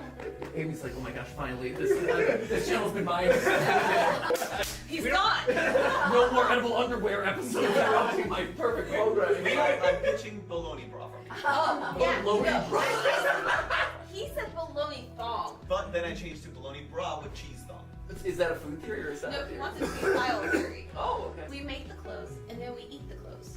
It's already outside. I don't think I'd do that. Eat clothes? Because if I'm wearing, like, cheese underwear, my dick has been there. It's not like I wouldn't... Whoa! Stop. Stop before you say something strange. I'm just not eating... I'm not eating clothes of underwear that was around my ass or my genital areas. I'm not even gonna finish what I was gonna say. Don't worry. Don't worry about it. On food theory, you analyze whether or not like there's a lot of bacteria. Can you make some? Portrait of God is one good recommended. Bro, if I'm gonna do an ARG, I'm going to turn off all the lights. We're gonna watch this in complete darkness, so that when them jump scares hit, you know? When I was playing Resident Evil 2, I had all my lights blasting. I had this light, all my lights were blasting. The game still scared me, but yeah, this man is so strange. I'm not strange, man. Chill off me, chill off. Let's do it right now. What is it called again? And on film theory, it's Oh, the One Piece jacket is fine. Yeah, I agree. Did you hear his impression of you, by the way? Yes. Oh, spot on. Right. Hello, Stephanie. My name is Tom. Papa Mr. Tom. I've grown on Dawn. 7 minutes. Dog. Can you do the butt hey? Just a theory. Okay, hold on.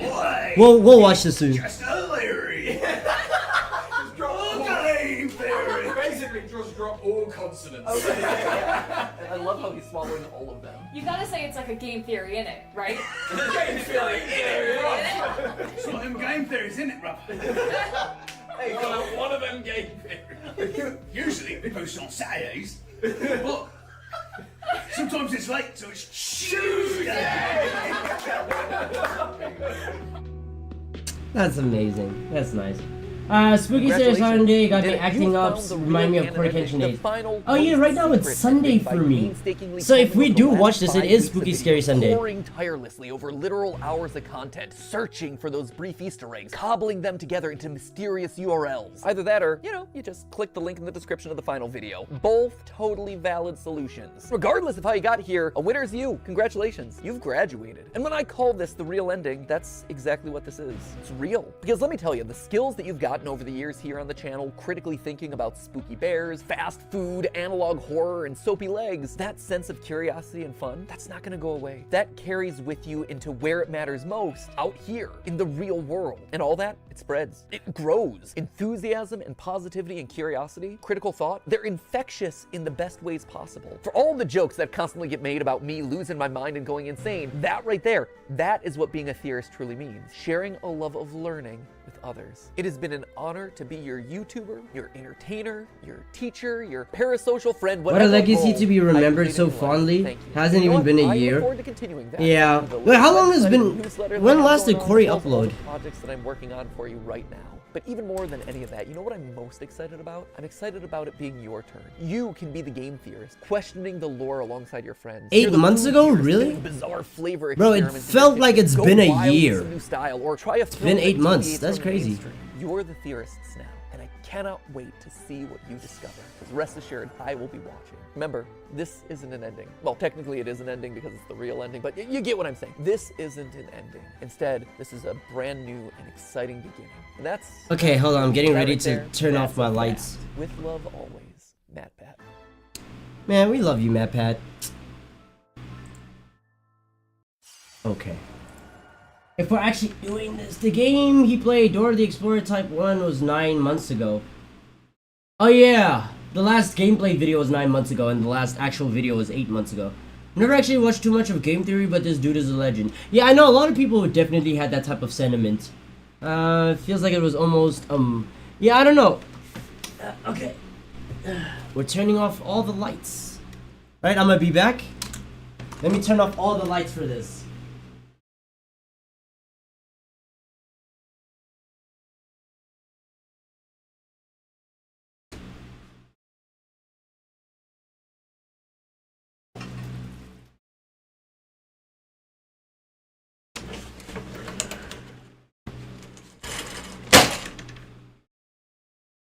Because what's the point of having lights if the green screen won't work? You feel me? So, and then my bedroom light. Just give me a second for that one.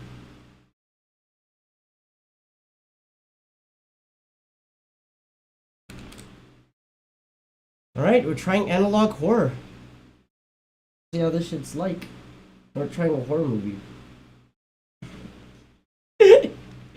Right. Okay. Right, y'all ready? Cause I am definitely not. But we'll see. See, the chair with the green screen look like an ARG itself. I need to get a new chair. It's been a while. Alright. Let me turn up the volume so I can hear.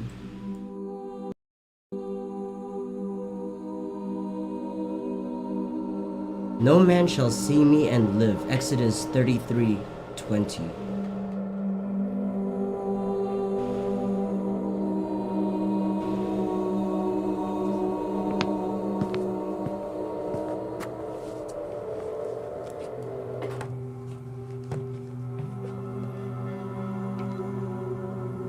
Portrait of God by Mia Riley. Really? Riley? I'll say Riley.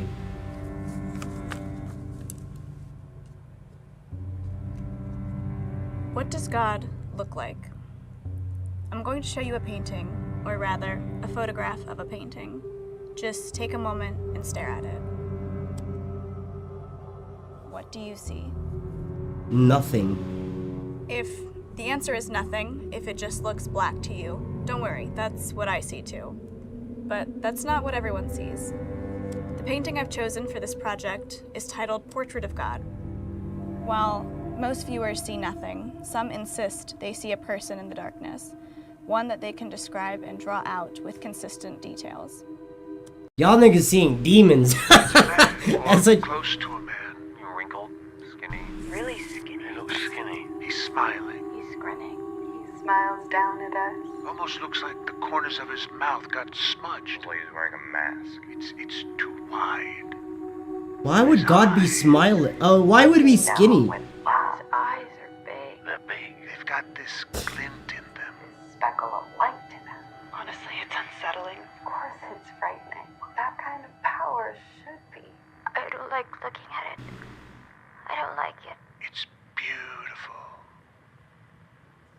Most find it unsettling, but one person found it beautiful. Maybe it's just a trick of the light. Maybe they're seeing something they want to see. But how are their descriptions so consistent? Maybe they really are having a religious experience. And why does God appear to them and not us? Them niggas demons, bro. They seen demons.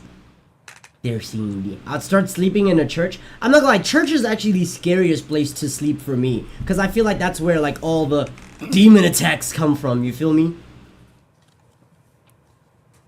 What does God look like? I'm going to show Sometimes you demons be acting crazy in a a church. photograph of a painting. Just take a moment and stare at it.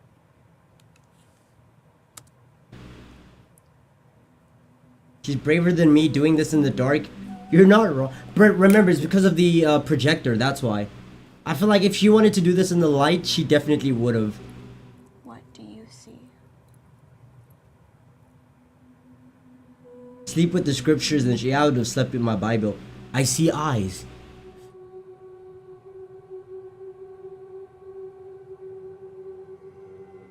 Those are eyes. Y'all, yeah. Y'all see them two white dots there, right? Them shits are, bruh. This shit's gonna look like the statue of God from fucking Solo Leveling. That, the green one.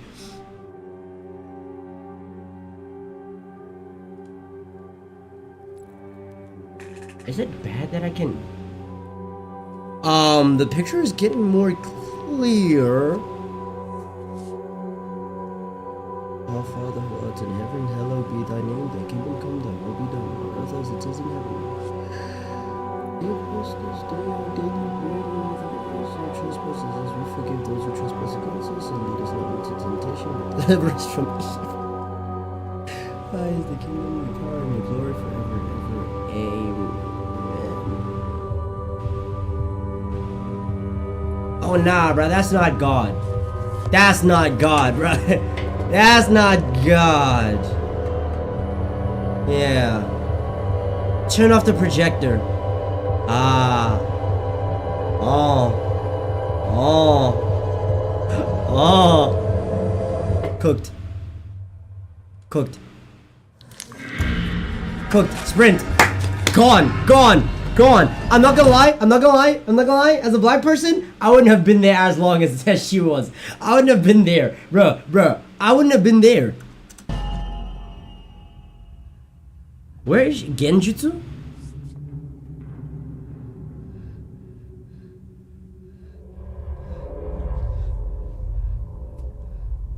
The moment I saw those eyes, those white beady eyes.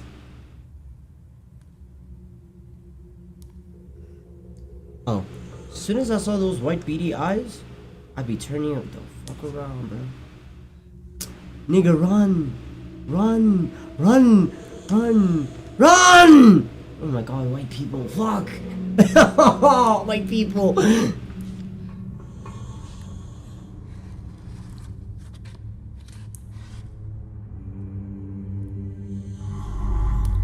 Bro, this shit's like being chased by Nemesis in fucking RE3. Nah, Nemesis is more hectic. Cause that nigga... Oh, she's praying. And lead us not into temptation, but deliver us from evil. For thine is the kingdom, and the power, and the glory. Bro, you better be clutching that shit with faith, bro. Ew. That is not go- Ew! Nasty ass- Wait, does he get his fingers painted? Oh no, them shit's just dirty.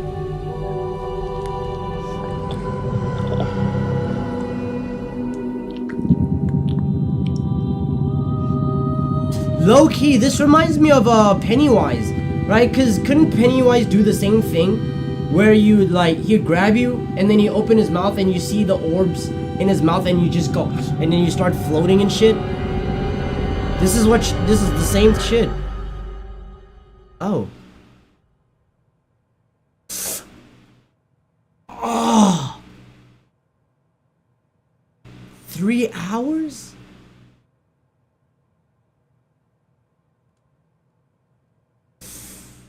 Ooh. And now she's starting to smile.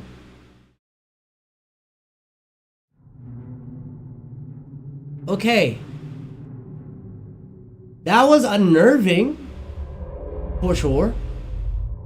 Scary. I expected a little, you know?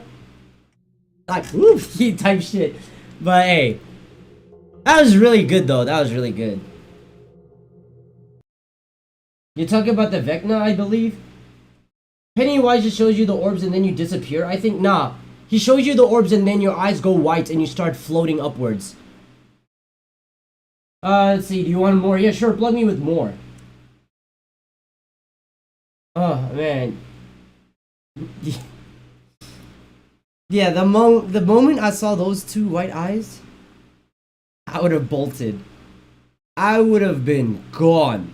You would have not seen me anywhere in that area. Wait, but it was a genjutsu. There's a genjutsu. Shit. Yeah, she was cooked. She was cooked. Yeah. Minimize your cam a bit.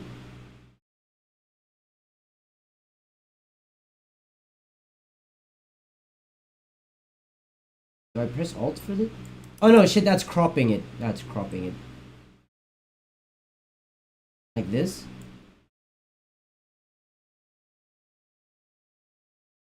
See, there's so much room over here. It's one of the main reasons why I have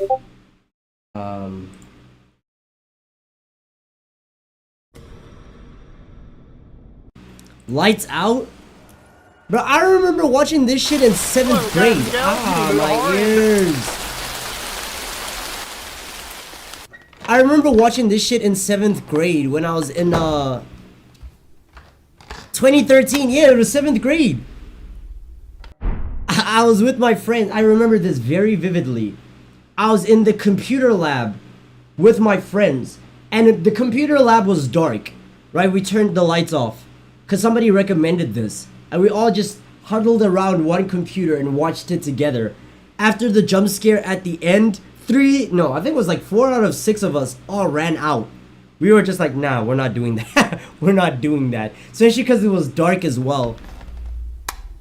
But yeah, 2013, who hasn't seen this shit? The close the lights on, close, and then it spawns right here in front of you. Like, yeah, who hasn't seen this shit?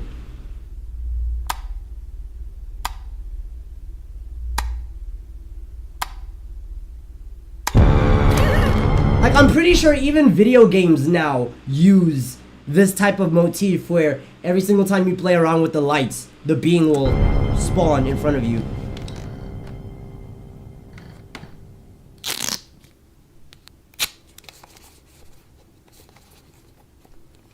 Them lights staying on? Hey, she's doing the right thing. Keeping them and she turns off the lights in her bedroom. Oh yeah, and then she's like, she's gonna hear noises on one side. She's gonna turn around, see nothing, turns back, jump scare. That shit got me, I'm not gonna lie. That shit got me back then.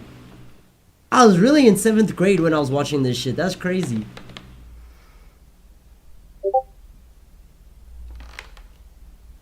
Let me put this shit in my remains.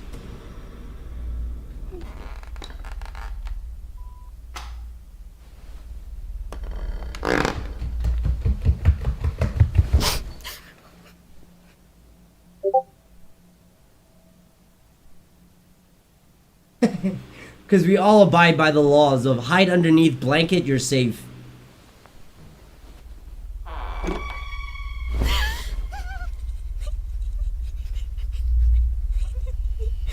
I'm not gonna lie, I used to apply with the same logic.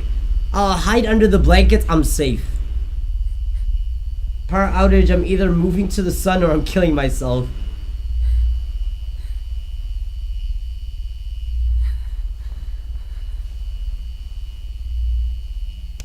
Them clothes on the chair be looking sus now? Yeah.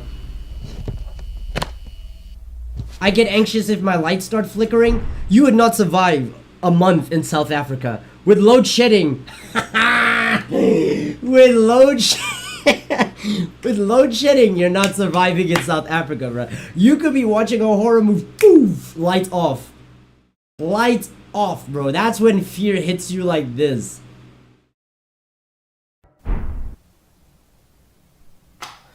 Hiding under the covers is top tier defense. Oh shit. No, I mean when people intentionally turn off the lights. Oh, on and off the lights. I understand. Don't look back. Don't look down. Yeah. I remember that shit scared the fuck out of me as a kid.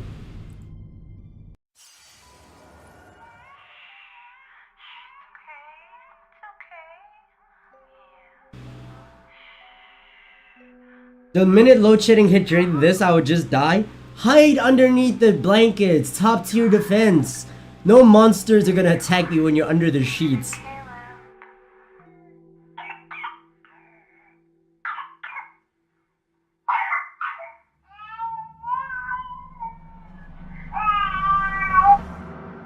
Remains. Alright.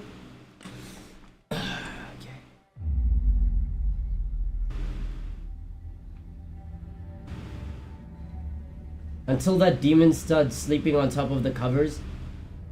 Bro, that demon can't eat my fucking ass. They only attack you once they see you see them. So I'ma just like sleep with my butt cheeks out, bruh. If them niggas really wanna eat me that bad, they can eat my ass. I'm a fart of them niggas. Quit playing.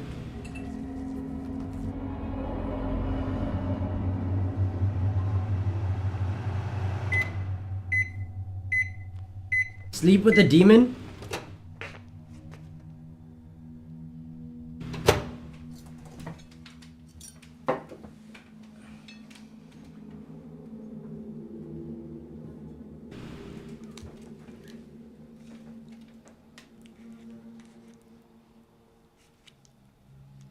What are you eating? Is that lasagna?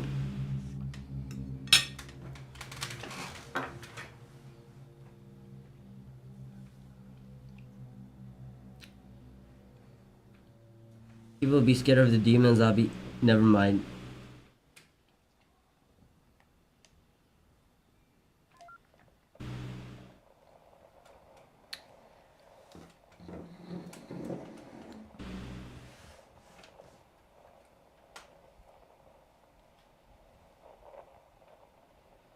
Living in South Africa where people don't have generators is the worst because the whole place just be black.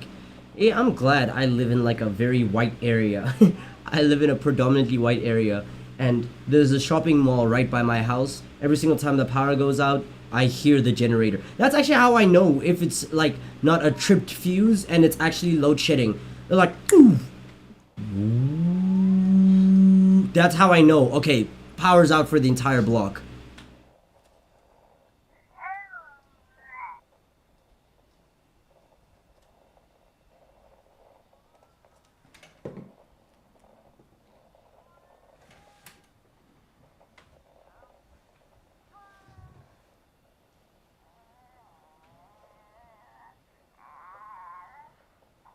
Oh, so this is her baby. Her cremated baby.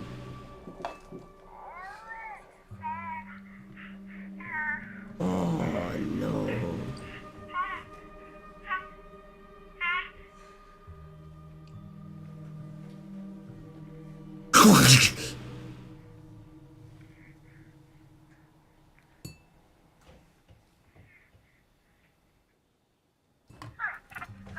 Nah, you leave the house.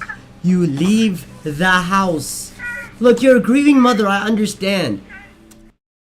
But I swear, I personally, I can grieve someone and I can love someone dearly. Once they're gone, I recognize they're gone. If I know somebody I love is gone and then something starts happening around me, like people are playing, like shit is moving, or I'm gone. I don't care. If that's the spirit of my loved one, possess an animal. I don't know, possess a pet cat or a pet owl. Visit my house every day, I'll feed you like crumbs and shit. I don't know, we'll build a bond as like a pet and owner or some shit. Don't be playing around with inanimate objects around my building, touching my fucking lights and shit. Nah, I'm gone. Honestly, till death do us part, you're dead. We're apart, I'm gone.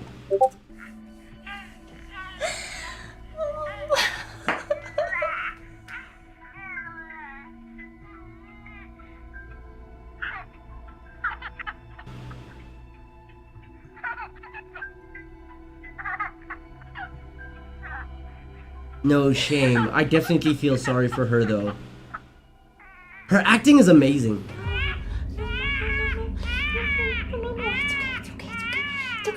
Her acting is amazing. She really knows how to portray these emotions.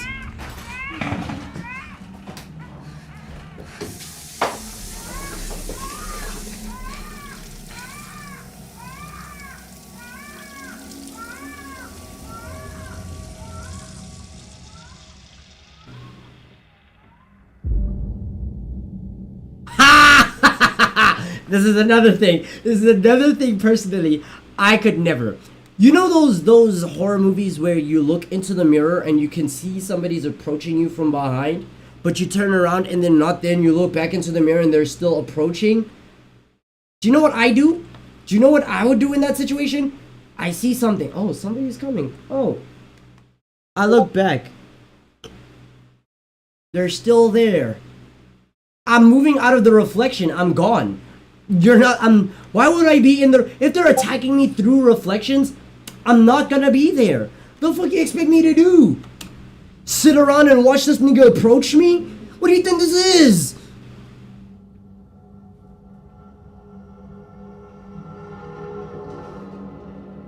Yeah, you break the mirror. Put it flat down. Out of sight, out of mind. These demons cannot attack you when you cannot see them.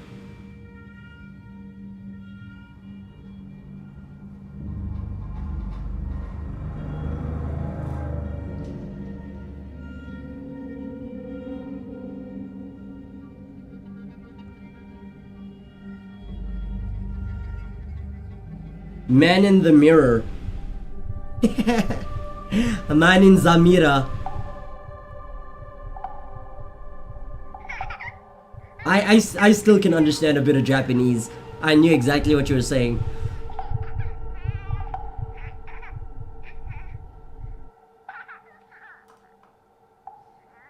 She's gonna get her face snatched, like that one scene in JoJo where in Duel's stand, grab that guy's head. Yeah, thank you. When Indul grabbed that guy's head and shoved it in a canteen. Bro, same shit's gonna happen to you.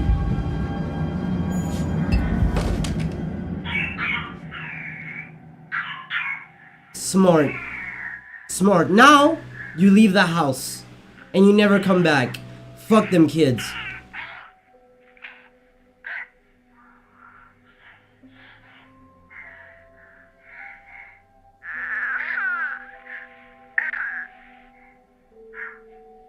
People do irrational shit when they're grieving. I understand, but like, holy fuck, bruh. At least kind of have a head on your shoulders. Biscord actually read that? Wild. Like, yeah, I've been studying some Japanese. I know hiragana, katakana. I'm still learning kanji. And I'm learning how to translate much better, or much more efficiently. I saw something move. Something's holding! Nah! No! Gone! The speed at which I would have been gone! Don't!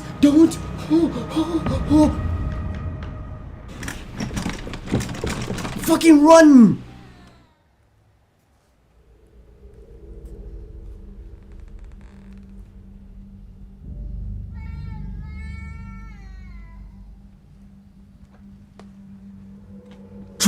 Snap the neck.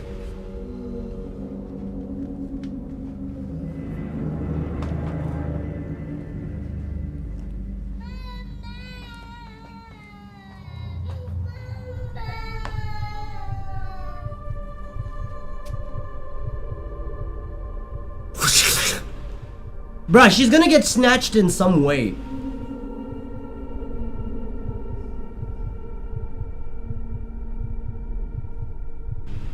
You dropped your weapon? Are you dumb? Are you stupid?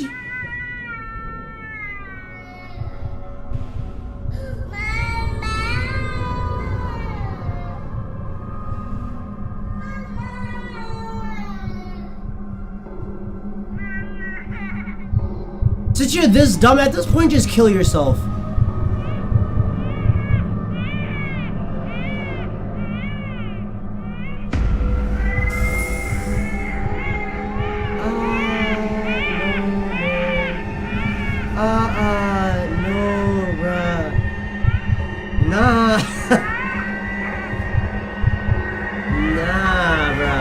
Where her baby daddy? That's a good question.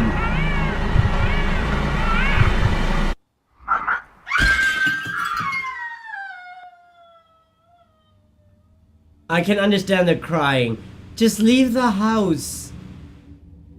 Leave the house, bro. Just get a little duffel bag. You can vacuum up the baby's ashes, keep them in there. I don't know, bury them. I don't know, bro. You can do something, but just leave the fucking house, bro. At this point, it's not worth it. Your life is not worth ashes.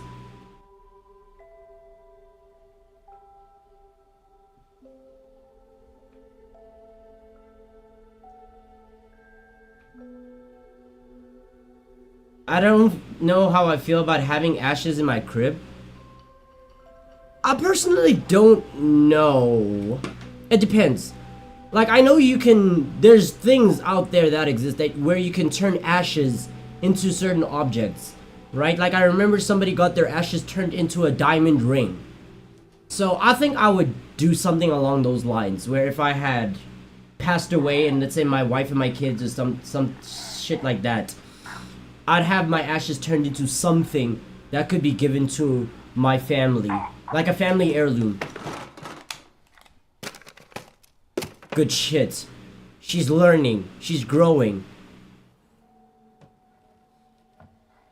That demon is gonna through the hole. Or you're gonna see an eye through the hole. I don't know.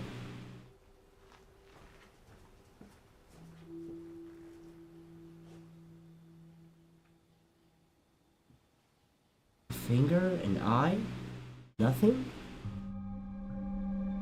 Okay. What's nice about these, or Dylan Clark and his horror series, a lot of it is implied horror. It's like uncanny horror. It's not like jump scare, boo, yeah. You know, it's more just like subtle shit that gets you unnerved. There'll be a parts that will be like, oh shit, but it's not like jump scare heavy. The changing rooms. Oh, I've seen the changing rooms on Corey's channel. Let's see. The best horror story. Pick your poison. All right. Yeah, I've seen the changing room on Corey's channel. That was the baby daddy this whole time. Considering the baby is a bit... I wouldn't be surprised. I wouldn't be surprised. I'd rather get buried, but I'll have to, if I have to, I'll get turned into a necklace. I wouldn't get turned into a necklace. I think I'd get turned into like an hourglass. Take my ashes and put them in an hourglass that constantly flips every single time one side gets heavy or some shit like that. I don't know. That'd be an interesting mechanic. Like, I'm the sands of time, you know?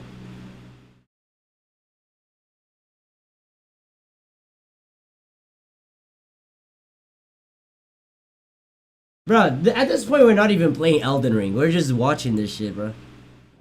Okay, wait. I've watched Smiling Man. Okay, we'll watch 3. And then I'll play Elden Ring. I hope they turn my ashes into a 911. You think they're gonna turn your ashes into a car? That'd be pretty cool. That'd be pretty interesting. But I don't think there's enough ashes, you know? Guys, I think.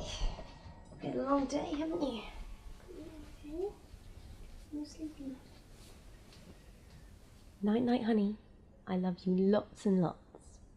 My bedtime song. Aren't you getting too big for me to sing you to sleep? No. Okay. Hush, little baby, don't say a word. Papa's gonna buy you a mockingbird. And if that mockingbird won't sing, Papa's gonna buy you a diamond ring. And if that diamond ring turns brass, Papa's gonna buy you a looking glass. And if that looking glass gets broke, Papa's gonna buy you a billy goat. And if that billy goat won't pull, Papa's gonna buy you a cart and a bull. And if that cart and bull fall down, You'll still be the sweetest little baby in town. You know, I've never heard the full nursery rhyme until now. Yes. Why did I suggest this? It's 2:42 a.m. It's midnight for me, I'm sure bruh. he misses us both too. Now, go to sleep. I love you. Maybe this demon doesn't terrorize and kill, it will feed on her despair forever. That's interesting. Yeah. Like, I remember one of the warnings of like, oh, don't sleep with a succubus, because if you sleep with a succubus, every single time you nut, then it fucks up with your spiritual and your mental, and like, they both deteriorate every single time you sleep with them. I'd still smash. Mommy? Bethany, come quickly, I need to speak to you. You're not in trouble, I promise. I need to sleep in the dark after this. Nah, bro. Time to leave buildings before play. Okay, so the mom was calling her. Come downstairs, you're not in trouble. Why wouldn't the mom just go into her bedroom and wake her up that way? Bethany, come on, honey.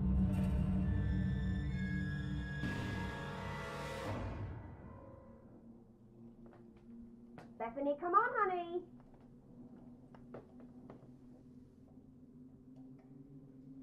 Bethany? I'm downstairs.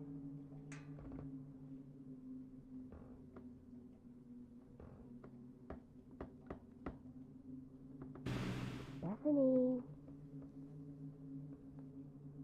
Bethany. Jesus Christ.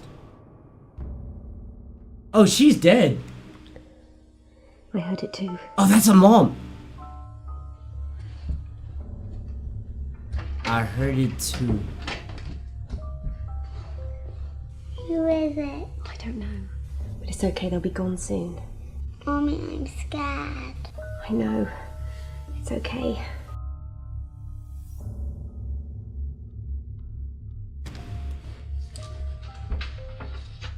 Let me just keep watching and I'm gonna give my opinion afterwards. Please, not now. What percentage is my phone? 38? I can call the cops. Go see who it is. I can call the cops if I ever see shit. They'll go soon. Bruh, just kill us. Bethany, are you hiding from me? Do not make me come and find you, I won't be happy. Shh. Don't say anything. Fine. Ready or not, here I come. You can't hide. I'm gonna find you and take it slowly. My fault. Quickly, hide in here. What should I be able to do, Mommy? Just hide, quick. The mom's gonna die, bruh.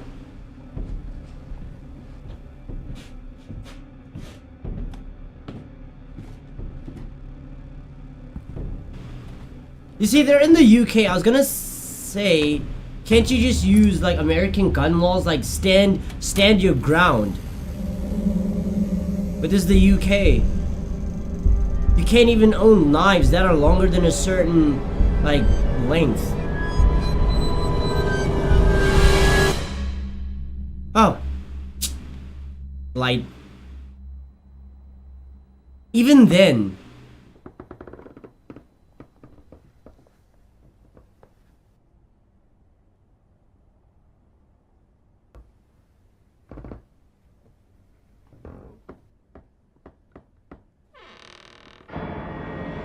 Where's the kid? Bethany! Bethany! How the fuck did it get in and snatch the kid? Bethany, where are you? Nah, that's next level, bruh. Oh my god, Bethany, are you okay? It's okay, there's no one there. Mommy, I saw her. Nasty ass feet. 1, 2, 3, 4, 5. Mommy?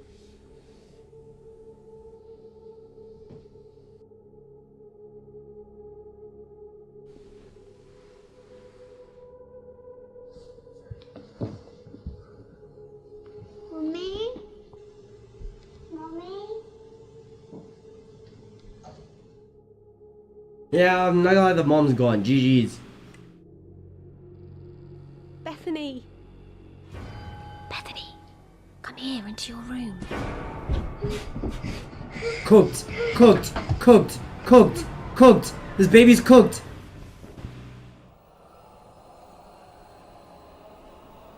Remember, honey, just count to 5. 1, 2, 3, 4, 5. It's gotta be the actual mom?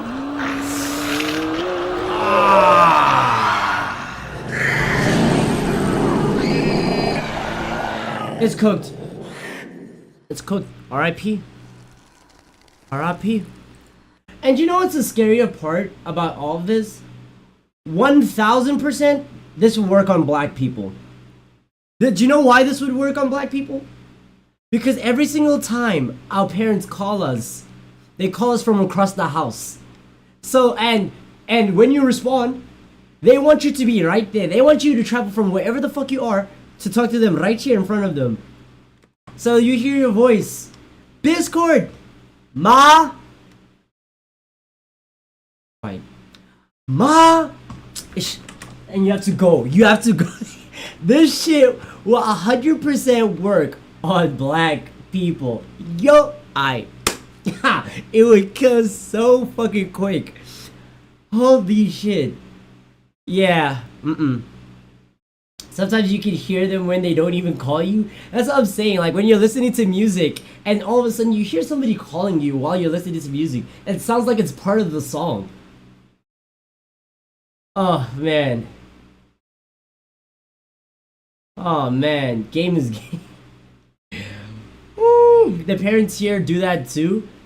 Yeah, I'm not gonna lie. Yeah, you would have been cooked as well. 1000% I would have been cooked, bruh. I would have been cooked. Ma?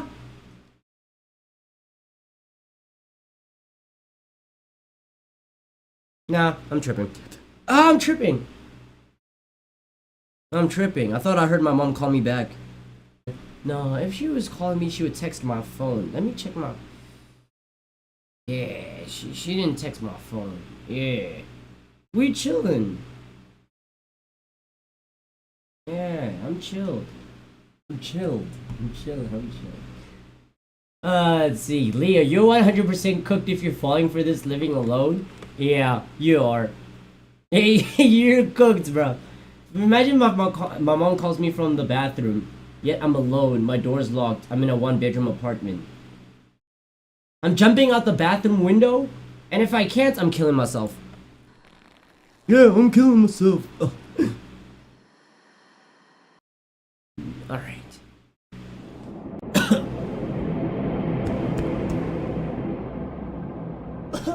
What the fuck?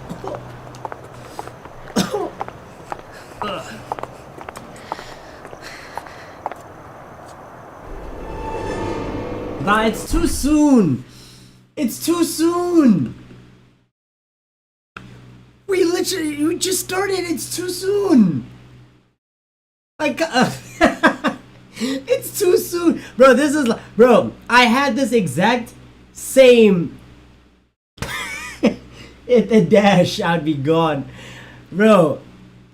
I had this exact same reaction when I was playing Resident Evil 3 today or yesterday, right? Where the moment you start the game, you already get attacked by the main boss of the game. I'm like, bro, it's too soon. Less than 10 minutes have passed and everything is already like hit the fan. Chill. Let me get accustomed to your world building first. My earphones fell out my ears. I'm trying to figure out which one goes in which ear.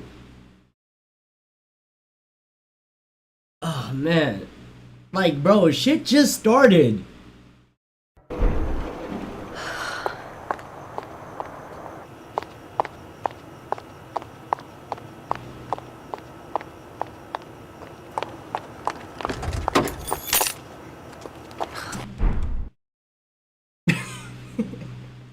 I swear, people just don't know. They just don't want to live.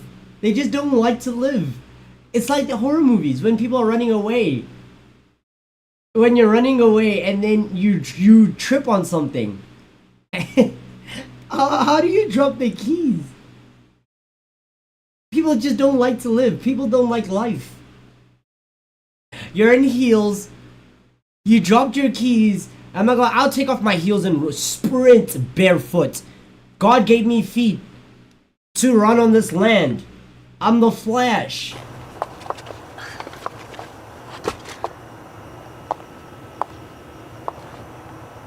Your keys are gone? Cooked. Cooked. R.I.P. R.I.P. See, for me, whenever I drop something on the floor, when I'm outside the house, the second I drop it on the floor, I step on it. I don't care what it is. I don't care if it's my phone. I don't care if it's keys. I don't care if it's my earphones. I don't care what it is. If I drop it, I'm standing on it immediately, because then I know at least I can feel it under my foot. So then I can pick it up immediately. This bullshit would not fly.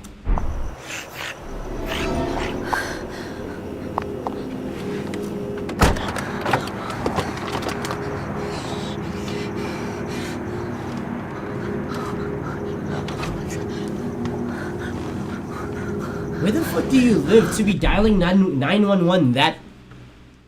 You dialed a lot more than 911.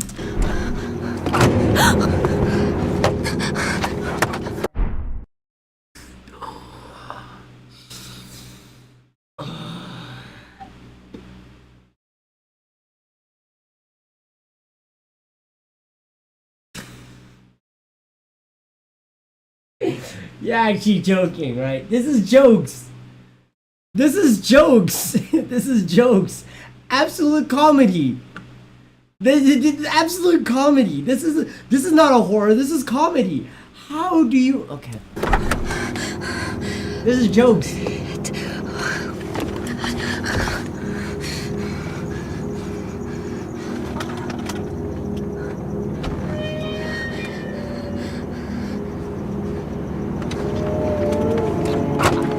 I would jump to the back seat, bro. Bro, she treating this bitch like it's Five Nights at Freddy's. Get your fucking phone. What, you're gonna beat him over the head with a flashlight? Did you see his fingers? At least take off the heels first in case you need to run. Okay, this is why also. Every single time I leave the house, I always wear baggy pants. One, I wear baggy pants with deep pockets. And two, I always wear sneakers. Because you never know what could happen. There could be a mass shooting. You could get attacked. You could get chased by a dog. You could get attacked by a random crazy person. Once you have them flexible pants and the shoes, you can sprint anywhere. I don't care what the occasion is. It could be some nigga's funeral. It could be some nigga's wedding. I'm wearing loose pants. I'm wearing loose pants and sneakers. Because if anything hits the fan, I'm hitting the dash.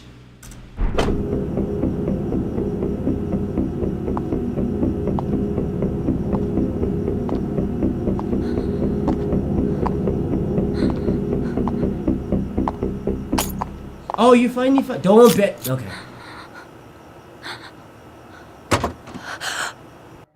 I'm not gonna lie, honestly. Zip them pockets. Them zip pocket pants. Yeah, those were, yeah. Yeah. Oh, sometimes I even have a backpack because it helps me. Like, I don't have to worry about, oh, I'm running. My phone feels awkward in my pants while I'm running. It's in the bag. I'm just gone. But also, I don't think, have you ever been afraid of somebody carrying a weapon like this? Like, even if it's a baton. I don't think I'm ever gonna be afraid of carrying a weapon like this unless you're fighting an animal. I think animals are more afraid of you carrying a weapon like that. But otherwise, nah. Them zip pockets are essential, especially in Jersey. For sure, bruh. I'm afraid to go to CBD. That area of Johannesburg. You will get robbed in broad daylight. And when you get robbed, no one's gonna help you. You're gonna get jumped robbed, potentially even killed in public, broad daylight. People will be right next to you. No one's gonna help you. Right there. That's the definition of anarchy. Close the boot. Don't wait for it to open, you dumb bitch.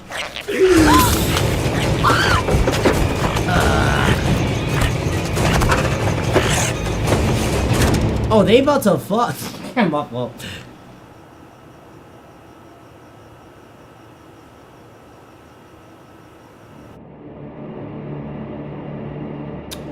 No survival instincts. No survival instincts whatsoever. This will be the last one. And then we'll hop into Elden Ring. That was so mid, not gonna lie. Yeah, I will say, like I said, this thing is a comedy. How the fuck do you have such shit survival skills? If they hold it below their waist, I'll be on edge. Yeah, if somebody's holding a weapon like this, or like this, but like below their waist, I fear them more than if they hold it above their head. Because if they hold it above their head, they only have one of two options. Down slash, or... It's literally only just down slash, right? It's either diagonal or horizontal. What can you do from this? Like, I'm not afraid. Bedtime is at 10.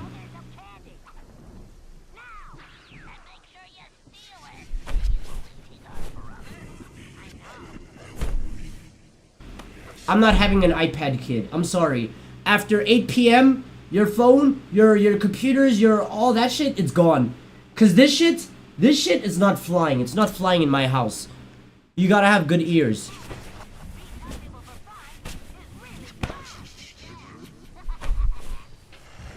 Also, do people not have, like, survival instincts? Like, you know that feeling you get when there's something watching you or there's something behind you. Do most people not have that? Or is that specific to certain people?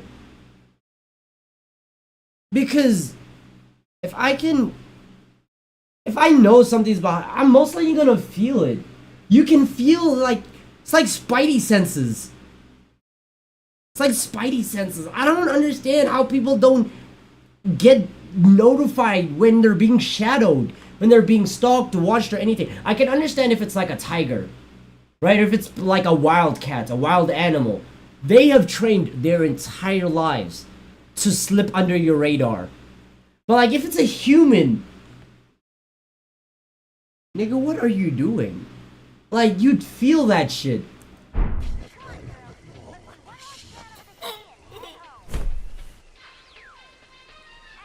Watching Powerpuff Girls? No game. You know game. I don't use both my earphones unless peeps are in my house. Same.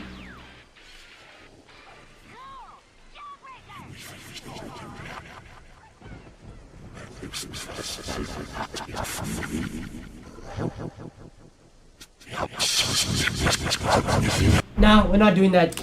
Get that demonic bullshit out my ear. Get that demonic bullshit out my ear. I rebuke. I'll watch it without earphones. You chillin'.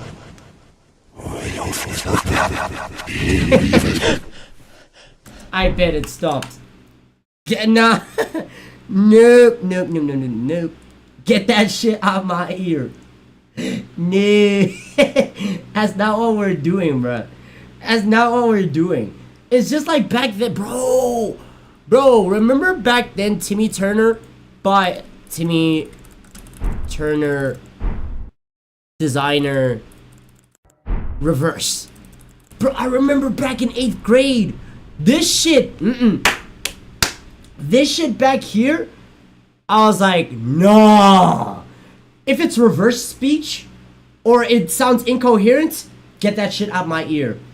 Satan cannot whisper to me. I refuse. Because if you're trying to whisper in my ear backwards, no. We're not doing that. No, we're gonna watch the TikTok video, TikTok being banned. It's just we got so preoccupied. Bro, about to call my language satanic. I apologize, bro. If it's incoherent, it sounds like it's distorted or it sounds like it's in reverse. I don't listen to it. That's why when Kendrick Lamar released the Damn, right, and that one song Loyalty with Rihanna, and you can hear all the reversed audio. I know it's a reversed audio of Bruno Mars's 24 Karat Magic, but like hearing reversed audio, I was like, no. And then hearing also Kendrick Lamar, one of the other tracks in the album, where the song like reverses, I think it's Duckworth, at the end of Duckworth, where everything is reversed. I was like, nah, keep that shit out. Bro, you gotta watch this video afterwards. But you guys gotta see what I'm talking about. You wanna hear Georgian? I will also Google that. Reversed audio, incoherent noises. Keep that shit out my ear. God did not put me on this earth to hear Satan speak to me.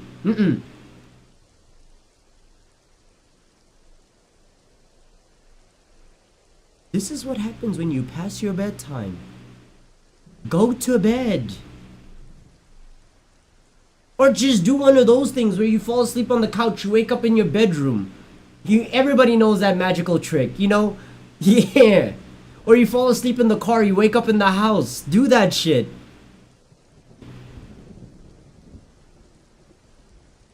Horror movies and now dialogue about religion turned bro into a full-on Christian. No, I'm just saying. It's past my bedtime, pray for me, Roy. Right, don't get jumped. Okay, I thought I was seeing things.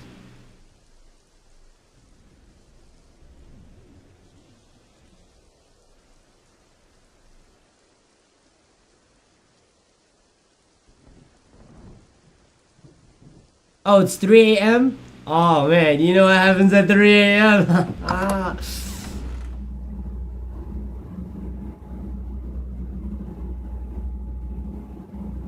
It's demon time.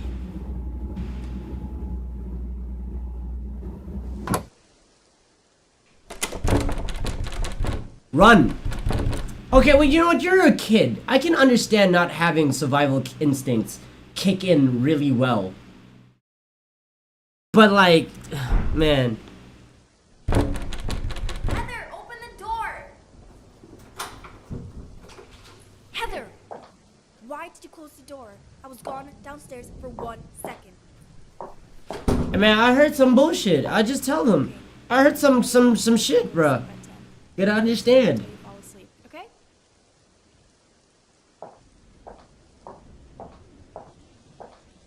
What the fuck is that? Oh, it's my earphones. My earphone cord was running down my leg. My fault.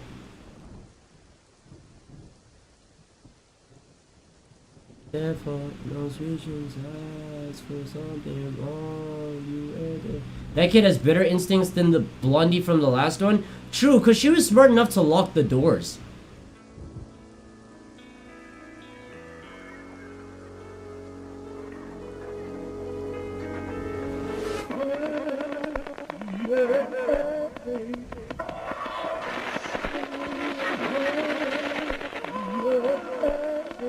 Oh, it's just noises. Okay.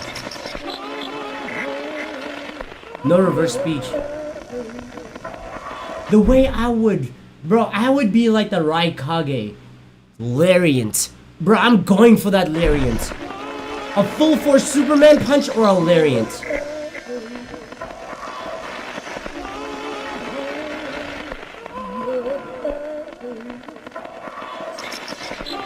No survival instincts at all. No survival instinct. To not sense anything right next to you?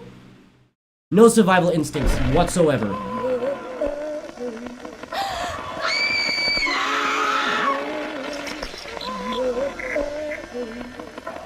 Nah.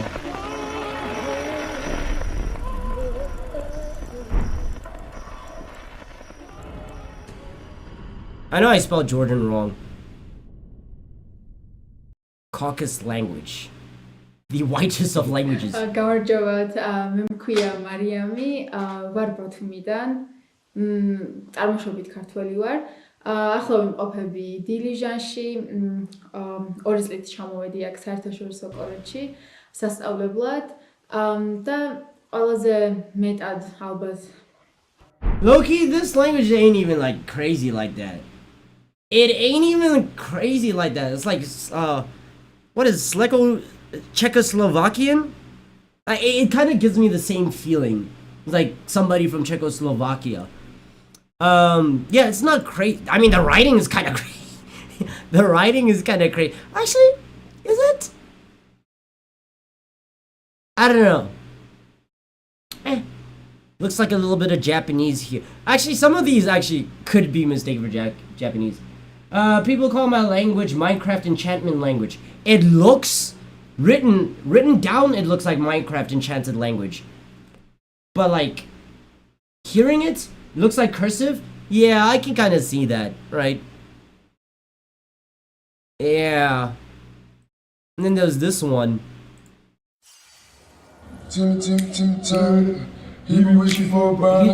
Where is he from? He's from Georgia. Like the country, not the state in the US. You know that it's on the finest if I get you beat. How you want if I get you beat? Right from wallet.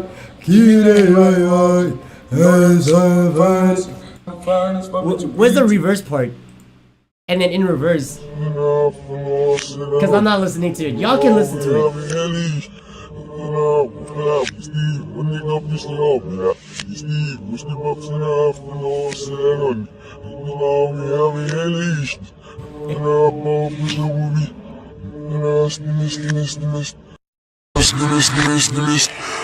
Bro, I still remember watching this video.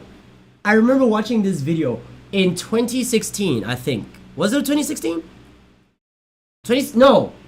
Was it 9th grade or was it 10th grade? I don't know when the song came out. I really forgot. But I remember watching this video and this shit was like...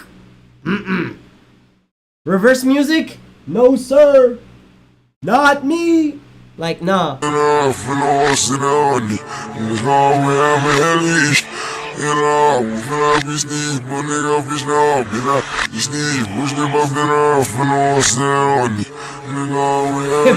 it off. Alright, man. Yeah. I know. After I heard this, bro, I was a younging. I heard that shit. I said, guys and gals, God, thank you, but I'm good. Like, no thank you, Satan. I'm good. And what's crazier, I went to a Catholic school, right? At the time, I was going to a Catholic school, and I was watching this video, and I heard it, and I was like, no, I'm good. I'm good. No, I wasn't. No, I think I had just left the Catholic school. Yeah. Me, Mutahar. Jesus forgive me. Worst part is I'm serious and I'm scared now, bro. I don't have my Bible. Bro, download an online Bible. Download a Bible on your phone type shit. And, you know, I made a video like this a lot in the last 2 years. Is TikTok getting banned? Ooh, boy, is TikTok spooky? And, you know, honestly, it's not Actually, really... hold on. Combination. But, bro, I remember that shit used to scare me, bro. Back when I was like youngin'. I mean, it still scares me now. The fact that I refuse to even listen to it. How effective would that actually be? A digital Bible? I mean, it still has the Holy Scriptures, right? It's still the words. Like, what makes a physical copy of a Bible so special? It's just a page. It's just pages on a book, right? It's just ink on pages. So I feel like as long as the scripture, the word is true, it doesn't matter what medium it's translated through. Yeah. Alright, give me a second.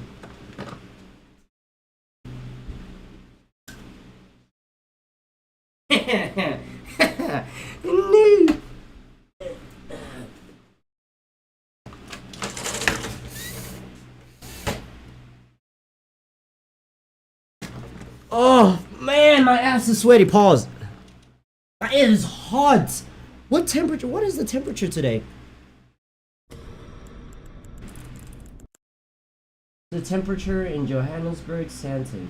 21 degrees Celsius? Bro, it is hot as hell, bro.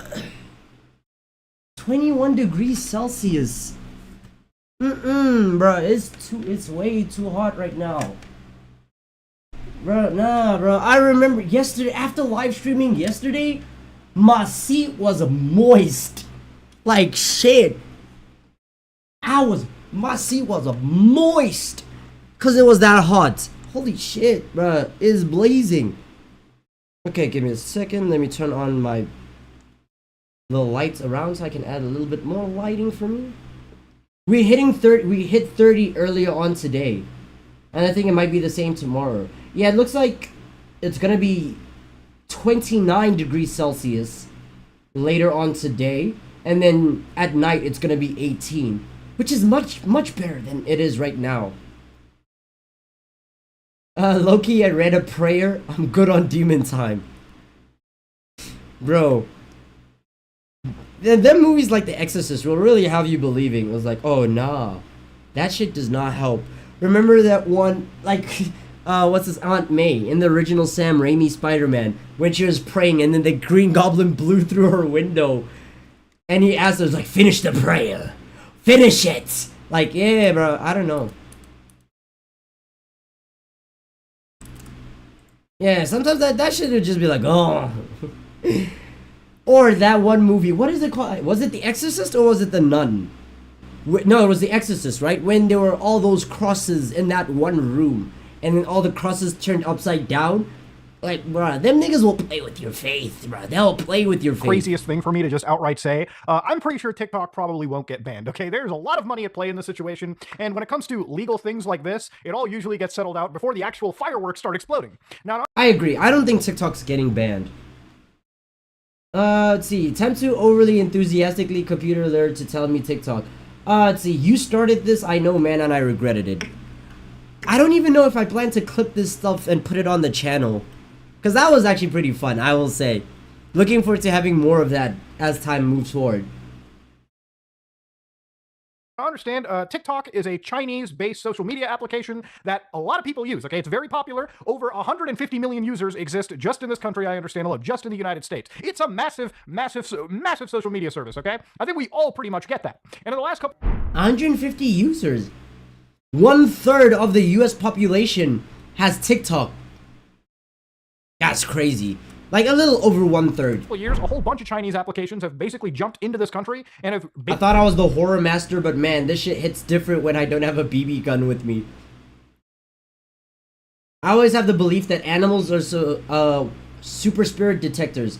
True. Like whenever you're chilling and then your dog starts barking at something, it's like it's barking at nothing, or it's scaring and it's agitated. It's like in hyper aggressive defense threaten mode at nothing. At that point, you pull out the Bible. Basically caught virality. I think the same thing happens with kids. Kids and adults are both like super spirit sensors. Oh man, biscuit bonfires to avoid spooky, scary Sunday copyright. Actually, biscuit bonfires, I fuck with that. I'm gonna keep that one in mind. Probably bought something on Temu, okay? It might take you a couple weeks to get it, all right? Might not be what you bought, but you probably did. And understand a lot of these applications are coming in from China, and they're gaining massive market share over here. And one of the fears is, are we getting spied on by them? Is TikTok making us Oh, not a BB gun, my puppy BB. Oh. Well, ladies and gentlemen, let's get down to why this development occurred. Now, I'm gonna give you some context over here. Back in 2020, the United States actually had an executive order under President Trump, basically addressing the threats that were posed by TikTok. So basically, Trump here said TikTok, a video sharing mobile application owned by Chinese companies, has reportedly been downloaded. I choose to believe my dogs are protecting me from them janky demons, particularly. 100%. I don't own any pets right now, but guaranteed, if I did, oh yeah, if my animal is like, I'ma believe him. 75 million times in the United States and 1 billion times globally. TikTok automatically captures vast swaths of information from its users, including internet and other network activity information, such as location data, and browsing and search histories. This data collection threatens to allow the Chinese Communist Party access to Americans' personal and proprietary information, potentially allowing China to track the location of federal employees and contractors. Now, it's pretty much understood that, from my assessment, most government contractors, most government employees usually get a very locked-down smartphone with, again, enterprise-level applications and a lot of control and a lot of spying from the actual government itself on what employees do. So TikTok shouldn't be installed on any politician's smartphone, and if it is, then that's a serious national security. That is very true. Like that happened with if you've read what is the name of Edward Snowden's book?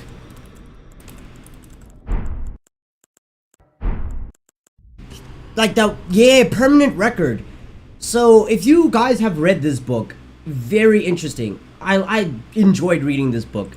And it's basically how he was talking about, oh, he got hired into the CIA. Like, it's like a biography. Started off, he was into computers when computers were a thing, learned how to use them, got hired, I think by the CIA or the FBI, I think it was the CIA. And then after that, he would tell stories about his life. For example, every single time he'd go to anything government related pertaining to the FBI, he was not allowed to have his phone with him because of the possibility of it being used as like a recording device or tracker, etc., etc. And then after he was done with all of this, he ended up realizing how badly the US government was spying on the US population. And he was a whistleblower who revealed to the American population how badly that the US government is spying on people. As a result, he was seen as a traitor, and then he was on the run. There were like, I think there were attempts on his life from the US government, but yeah, they want this nigga dead. So he had to flee from the country and go to, I think, Russia now. He's like constantly traveling around places using VPNs and stuff like that so that he does not get found. No, he's still alive. But yeah, he's moving around from country to country, from place to place so that he does not get found, because the US government wants him dead. They either want him dead or they want to find him, bring him back to the US, and then criminally charge him and, like, you know, throw him away forever and lock away the key. But this is a really good book. I have the book as a PDF, and I don't know where I don't know, but it's a really great book. I like it. I feel sorry for him though.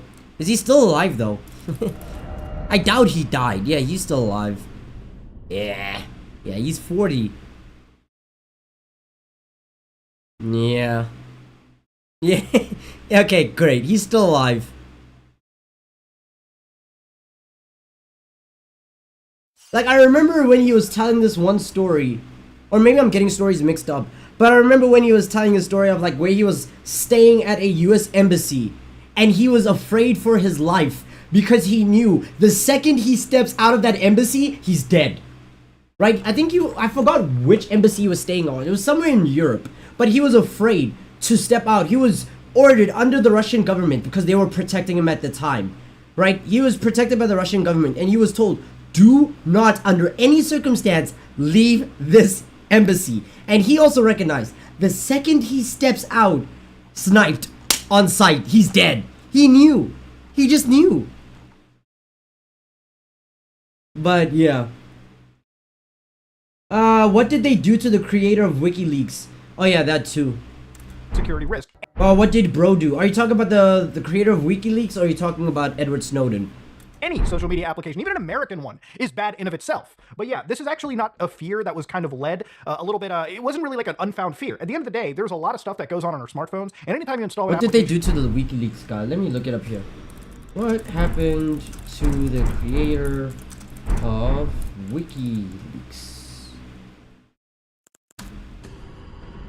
Let's say he's been confined in prison in London since April of 2019, as the United States government extradition effort is contested in British courts. So they were trying. So it looks like the U.S. government are trying to bring him to the U.S. Oh man, that nigga was gonna get waterboarded. Okay, in 2006, Mr. Julian Assange, founder of WikiLeaks website, is claimed to have published more than 10 million documents, including many confidential and restricted official reports related to war, spying, and corruption. And now he's being held in prison, and the US are trying their best to bring him. Like, yeah, give him to us. We'll take care of him. Bring him to us. Oh man. And what's worse? The US wants him. But I just looked at his nationality. He's Australian. Captured in Britain. Wanted by the US. That's when you know shit's hectic. That's when you know shit is hectic. Let's see, both, because I'm hearing this for the first time. Okay, let's see, Edward Snowden. So, I don't know if there's a movie. Oh, there is a movie. Looks like there's 2 movies on Edward Snowden. But I would recommend reading the book, right? Because the book is his bibliography. Actually, hold on. Do I even have it on this? Let me see. Let me look at my documents. Shit, I don't have it on my I don't have it on this computer. I have it on my laptop. But yeah, what I'll do is I will send you the book so that you can read it. For me, I didn't even like read it, like sit down and read the book. What happened is I opened what is the name of this one application called again? Microsoft Edge, because Microsoft Edge has this feature where it reads PDFs out to you, right? It has like text to speech, right? So I put on the book onto Windows or Microsoft Edge, and it read the book out to me. That's how I read the book. But yeah, it was a really good book of how he was just running away from the US government and all that stuff. Send it on the group. I'll send it to my Discord. So if you're in the Discord, you can get it there. But yeah, this book was hectic. It was so interesting because he was really, it started off so calm and natural, and it was like, yeah, this is how my life started. I was just a guy who was into books and all that stuff. And then later on, it's like, oh shit, I was finally given clearance into the CIA's main database. And that's how I found out that they are spying on every single US citizen that has an electronic device. And I was like, cooked. I'm pretty sure he's one of the reasons why there was like a law against the government using, like, spying certain ways. I mean, obviously it's most like they still breached them, but it's like, oh, the US government is not allowed to spy in certain ways. Like, you know the reason, oh, people are afraid so they always cover their cameras and shit like that. He was one of the reasons why that panic built up. Because he was like, oh yeah, no, trust me. The US government is watching everything. Every single nude that you have received and sent to any girl. The CIA has that shit on backlog.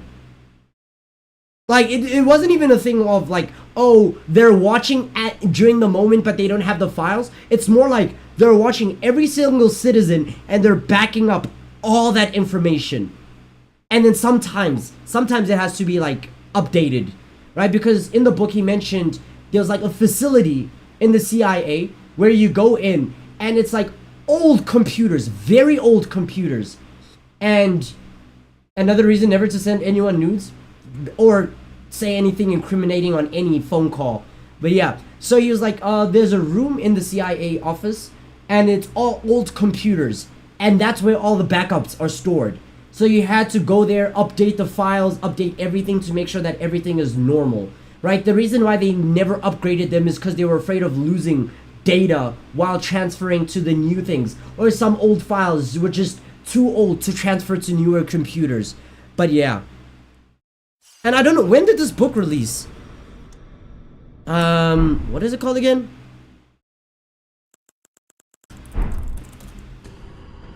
I don't know. 2019. It was that early? Oh no. It was not that long ago. Holy shit. Damn. I thought this shit was years ago. I mean, it was years ago, but like, yeah. It's a book. Again, I recommend reading the book. I like the US, but they can be as bad as Russia and China. Yeah. Apparently in terms of spying, they're definitely up there.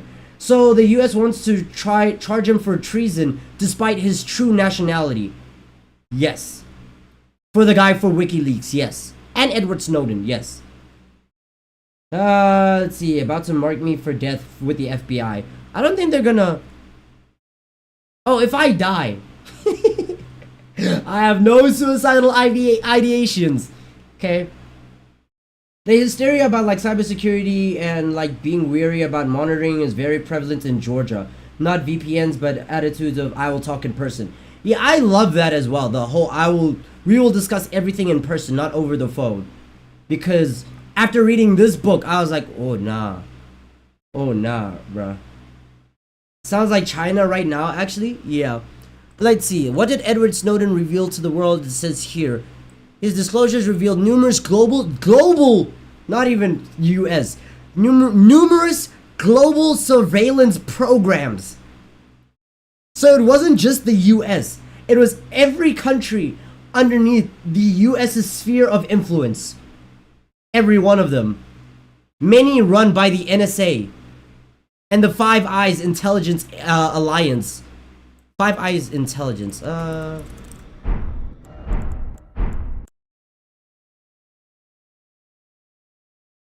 Oh man. So that's Australia, Canada, New Zealand, the UK, and the US. Them motherfuckers sound like national villains. Yeah, it sounds like it's a fire name. I won't lie. The US government 100% know how to come up with badass names for their fuck-ass agencies. The Five Eyes Intelligence Alliance. But yeah, this is what they are. The Australia, Canada, New Zealand, the UK, and the United States.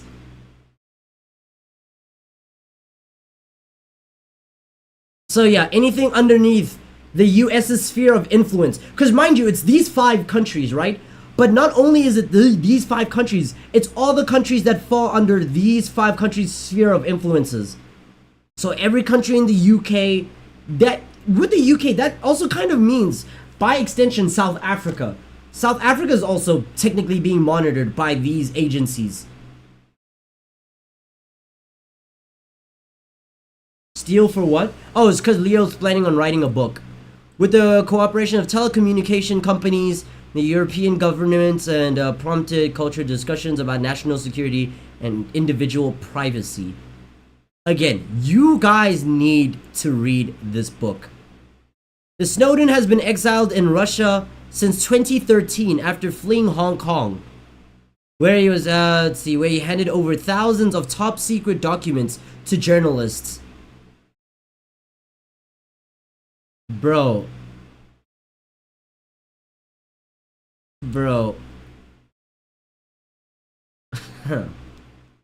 Now, this book was scary to read. I will not even lie to you. This shit was wild to read. Again, it came out in 2019. But I'm pretty sure he leaked all these documents way before, because he's been exiled from the US since 2013. So, yeah. These leaks have been out for a minute. Yeah, exiled May 20th, 2013. Has been in Russia ever since.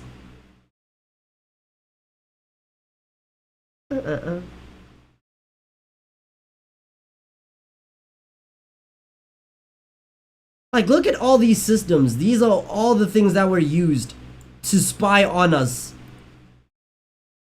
All of these things over here used to spy on us globally. This is used to, the carnivore was used to monitor emails and electronic communications. This is used to monitor places like AT&T in order to collect phone calls, internet, and email data from foreign countries. Mystic is a former secret program used since 2009. Let's see. Used to collect metadata as well as content of phone calls from several countries. Bro. This is used for point-and-click surveillance to instant wiretap almost any telecommunications device in the US. Point-and-click surveillance. Instantly wiretap anyone. Haha, bro. Yeah. This is something. But hey, that's the US. They didn't see 9/11 coming. We're not even gonna go into that one about it was 9/11 an inside job or not. Yeah, I don't know, bro, but yeah, with everything that Edward Snowden like released, I can understand when people are paranoid. Oh, the government is watching me at all times. Yeah, they definitely are. They're definitely spying on me through this phone. They're probably watching me through this live stream. Like, at any moment. This is why when you're gonna have a discussion, private discussions that could potentially be illegal, not me, that I'm promoting illegal stuff. This, it goes in another room. You put this shit in another room. Silence this shit, bro. Making it into another graveyard with this shit. We're about to get shot with this. To be fair, the book has been out since 2019, so there may be chances that it may exploit or leverage certain things in a device in order to gather more information than it really ever needs. And obviously, any information is worthwhile. You package it up, you send it back home for analysis. You get Makima's watching type energy. Basically, Makima's the US. Every single shh. And what sucks is that I'm pretty sure that phones, or at least my phone, will be like, oh, like that. You'll see a green dot at the very top corner of the screen to tell me if my phone's microphone is currently active. But I have a very strong feeling that even without that, I'm still being listened. I'm still being monitored. 100%. I feel like that's the case. That even though I can't see that green dot right now, I'm still being monitored. Just like that weird, you know that weird feeling, everybody's experienced that weird feeling, where we're talking about something, and then the moment you type into Google one word, everything fills out for itself. All of a sudden it's like, oh, Amazon or Google is listening to my thoughts. They're listening to my conversation. They are. They are. Yes, they are. Obviously, with TikTok, one of the problems was this isn't an American company. This is going back to China, a foreign adversary, okay? At that moment in time, if they have access to over 100 million Americans, like at this point, I completely understand why Mudahar has his own servers. He has his own backup servers in his house. He has his own, every single time he uses something on his computer, he uses a virtual machine. I understand his level of security, because I've noticed one thing from everyone. The moment you study cybersecurity, you're skeptical of everything in your life. Cybersecurity is like that one thing of knowledge is power. Or like, knowledge is the most dangerous thing. Knowledge will make you afraid to live. Kyushi, welcome. Hope you're doing good. Why does it feel like I walked into a tinfoil hat run? Now, we were discussing... Wait, Pilly, do you know about Edward Snowden? I don't know if I ever had this conversation with you. Because I remember when I first read the book, I thought I ended up talking to you, and I was panicking. I'm like, the US government is watching us at all times. I mean, they are, but yeah. Should have walked in when Biscord was talking about eating his underwear. To be fair, I was talking about... It was fucking game theory. They were talking about it. No, bro, I'm scared again. That's happened so often. I'm just saying, the government watches you at all times.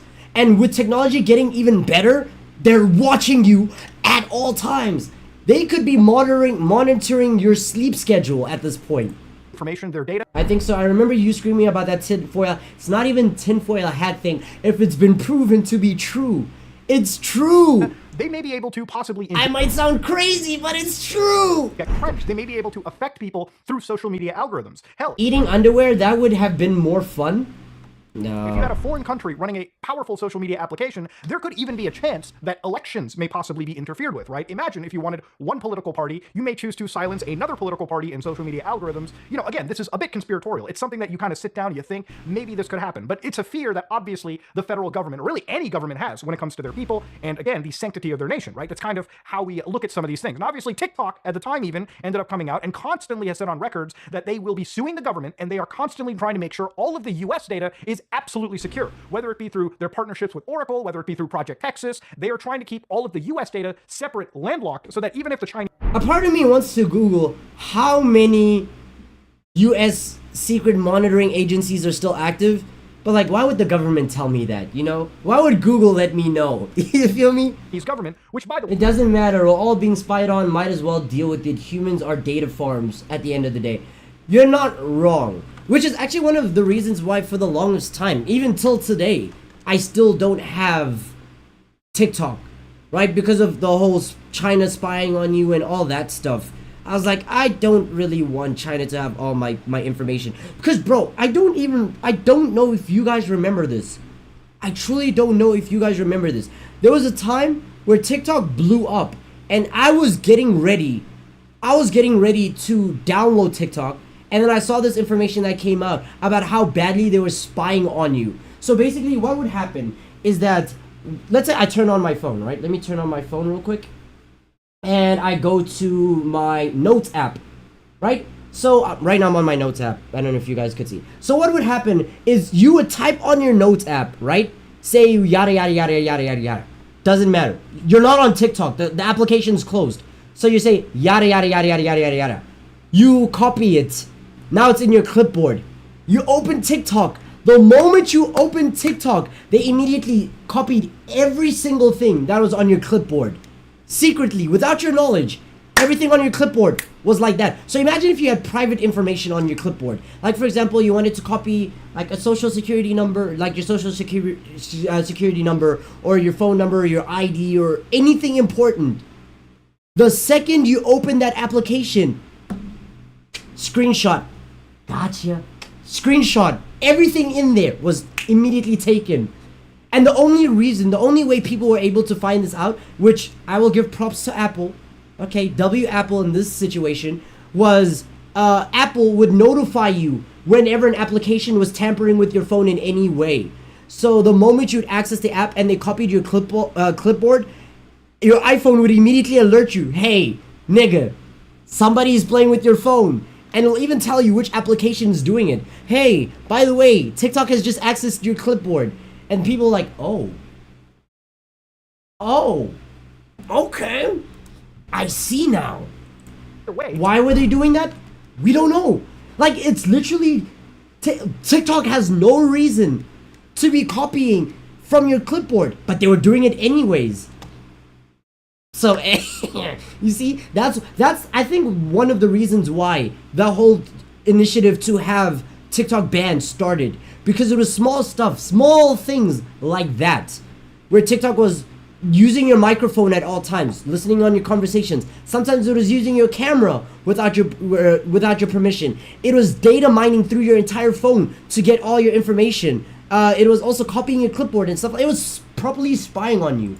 They absolutely can knock on any Chinese company's doorsteps and ask them, hey, give us some data for national security reasons. And even if a Chinese company doesn't want to participate, they have no choice. They have to give up the data. That's just how things work in the Chinese regime. So here they're writing the security... See, I remember when I was looking at a video for like Brawlhalla and then I suddenly got a video for it on TikTok. That happens so often. You'll Google something or you'll search something up on one application. All of a sudden, TikTok. Hey, man. Didn't you say you were looking for this one Brawlhalla? Like, remember when we were having that one conversation? I think it was it My Hero? I forgot what it was. But I remember we were on a Discord call and we were discussing something. And then you said the next day you went on TikTok and that shit started getting recommended to you. But you never searched it up on TikTok before. We were just talking about it on Discord and it popped up on your TikTok. And I was like, I'm not downloading TikTok. Every single day, Nero's like, bro, download TikTok. I'm good. Community entrusts us with is a top priority at TikTok. I'm Despite good. Reports questioning that commitment, we Actually, let me look for that one video. Issues and others, and also want to share with our community the steps we take to secure our U.S. user data. So obviously, they're trying to go really hard in telling people, listen, we're not actually messing around with your data. And even when the CEO we hate Apple, but we gotta give him credit for that. Real shit. Actual government representatives, it's not something that ultimately even looks good. This is a situation where like you even got the government representatives who honestly don't even know what questions to ask, or even if they properly understand what the technology is that they're talking about. Okay, it's wild. So the reason we're talking about it too is a House Commerce Committee voted 50-0 and approved a bill that would force TikTok owners of ByteDance to either sell their company, basically severing that tie with it's almost 2 a.m. this side. Good night, Jensen was fine. All right, man, take care. The United States market, right? So what this bill is, and I've got it right over here, it's called the what the name is, Protecting Americans from Foreign Adversary-Controlled Applications Act. Okay, so this is one of the biggest escalations I've seen when it comes to foreign social media stuff. It's not like foreign social media applications didn't exist. Clearly, there's applications that have been made in the United Kingdom, some in India, but because it's China, because it's a direct actual adversary with the United States, this is where obviously the government and Like, this you know, insane, TikTok because is 50 bad, zero bro. means both India sides even of the decided to political ban this spectrum unanimously fucking application. agreed I think that they this was banned not it in going to be okay. You literally had 2022 representatives that looked and beyond party lines 2021. and looked at the national security and all agreed. So it's a pretty massive escalation. Now, does this mean the bill is passed? Obviously not. In the United States, and correct me if I'm wrong, when you pass when you have votes like this in the House, it then has to go to the Senate, and once both these houses can agree, it then goes to the president to be signed into law. And I guess at any moment, I think even the president can reject the signature, but I don't think that's ever really going to happen. India has a Anyways, history the point of this is they say hate towards it's the China. prohibition of Yeah, I foreign mean that adversary too. controlled applications. It shall be unlawful for an entity to distribute, maintain, or update a foreign adversary controlled application by carrying out within the land or maritime borders of the United States. So when they write here, they even say providing services to distribute, maintain, and update. So all that really means is they're going to absolutely enforce that every American company that's selling smartphones, like Apple, Google with Android and their app stores, they're going to restrict all of these organizations from housing the actual TikTok app. So when you fire up your app store, if this bill passes, you type in the words TikTok, you'll never actually find it there. Now, does this mean that the US government prevents you from sideloading it? No. And this is where... I mean, also this, right? I don't know if this is also gonna apply to South Africans. I know 100% it's gonna apply to Americans. And if Americans see it, most likely the UK might follow suit. But I don't think South Africa is gonna do that, because South Africa has a relationship. It has a very unhealthy, unnatural relationship with China. So I doubt it's gonna happen. I wonder how the enforcement for this is gonna go. Because in the App Store, for instance, Apple storefront, Apple controls the App Store, right? But that doesn't mean you can't make like a $99 developer account or a free one and just sideload TikTok. It's annoying, but you're able to do it, as is, you're right. Now, when it comes to Android devices, right? Obviously, with an Android phone, if APK Google files. bans like an application, like for instance, if Google removes Fortnite, which I believe they did at one point from the App Store, you could just go to like epicgames.com on your Android phone, download an APK and install it, third party, and boom, Bob's your uncle. You basically have access to a banned application. I don't know what they're gonna do. I'm so glad I deleted TikTok in 2021. I never had it, and I still don't have it till this day. Unfortunately, I need to find a way to have a TikTok account without having one, so that I can promote my YouTube channel there. But I don't want to be spied on. I don't want to have it on this phone. Virtual machine? Might as well. Sure. I wonder, the only way that you could ever realistically enforce this was for the government to go directly to the internet service providers, right? Like AT&T, Verizon, Time Warner, the big players, the people that control your access to the internet, and tell them ban all connections to TikTok, which would be pretty unprecedented, because for the United States to basically limit access to any site like that, I don't think I've ever seen before. Obviously. Yeah, because then you'd be limiting the free internet, right? America is a free country where you're free to access almost anything. And if they were to say ban TikTok completely, no access whatsoever, that would be completely new. The government can prevent access to websites that are obviously, distributing like illegal material. But to a social media service, I mean, we're talking about having the Great Chinese Firewall in our side. And I don't know if I feel totally comfortable with that, knowing that our internet is about the most freest you can expect from all of the connected world. But let's get back into this bill right here. So obviously, before we go, even TikTok has said, after what the House committee had put, this whole like super vote, a total ban of TikTok in the United States, what they said is the government is attempting to strip 170 million Americans of their constitutional right to free expression. Not really, because you still have YouTube Shorts and you still have Twitter and you still have Instagram. But I see what they're trying to play around with. I see what they're doing. And this will damage millions of businesses, deny artists an audience, and so on.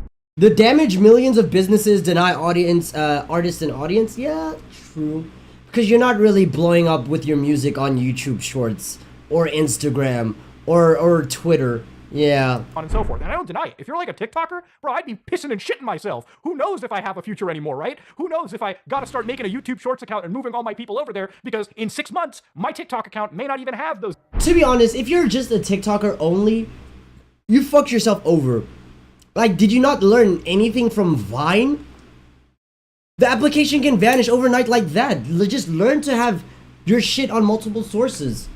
So that, let's say TikTok does go down, at least you can go to YouTube, or you could go to Instagram or whatever. Like, if you have not learned from Vine, at that point, it is entirely your fault. Those US viewers. It's completely and your this is where, fault. again, it's totally scary for those people in this situation. Now, obviously, the government's not outright banning it yet. They're giving them 6 months to cut off their connection with the Chinese. And we'll get to a bit of that right here. 6 months? So Okay. inside this bill, what they say is data and information portability to alternative application. Before the date on which a prohibition under subsection A applies to a foreign adversary, the entity that owns or controls such application shall provide, upon request by a user of such application within the United States, to such user all of the available data to the account of such user with respect to such applications. So such data shall be provided in a machine-readable format and shall include any data maintained by the application with respect to the account of such user. So obviously you can download your posts, your photos, your videos, or whatever. That'll all be available. You know, it's not like that's going to be lost media. You can re-download it if you own the account.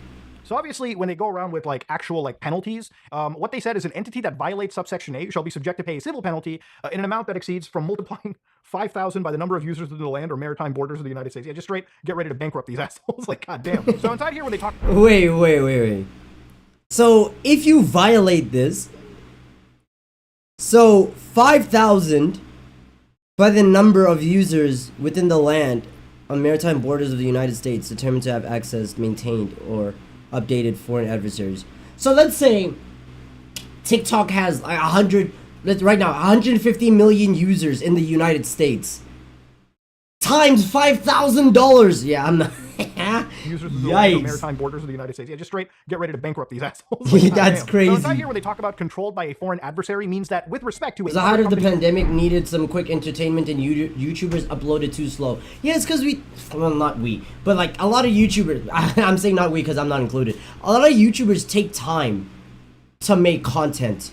So yeah, I understand. Or other entity that such a company like Leo, he takes a lot of time to make content. Or headquartered in, has its principal place of business, or is organized under the laws of a foreign adversary country. So even if you have like a Chinese, like an American branch of like TikTok, like ByteDance, if you're basically owned by like, you know, a Chinese division, or you're basically a subsidiary of this whole Chinese company, you're under a foreign adversary control, and therefore you got to start actually divesting. So foreign adversary controlled applications means a website, desktop application, mobile, or augmented or immersive technology that is operated directly or indirectly by ByteDance Limited, TikTok, a subsidiary of a successor to an entity identified in clause 1 or 2. So these guys literally can't even make like another company with a different name and just shift their assets over. They covered that in 3. And then an entity owned or controlled directly or indirectly by an entity identified in 1, 2, or 3. Doesn't China or Tencent own a portion of Discord?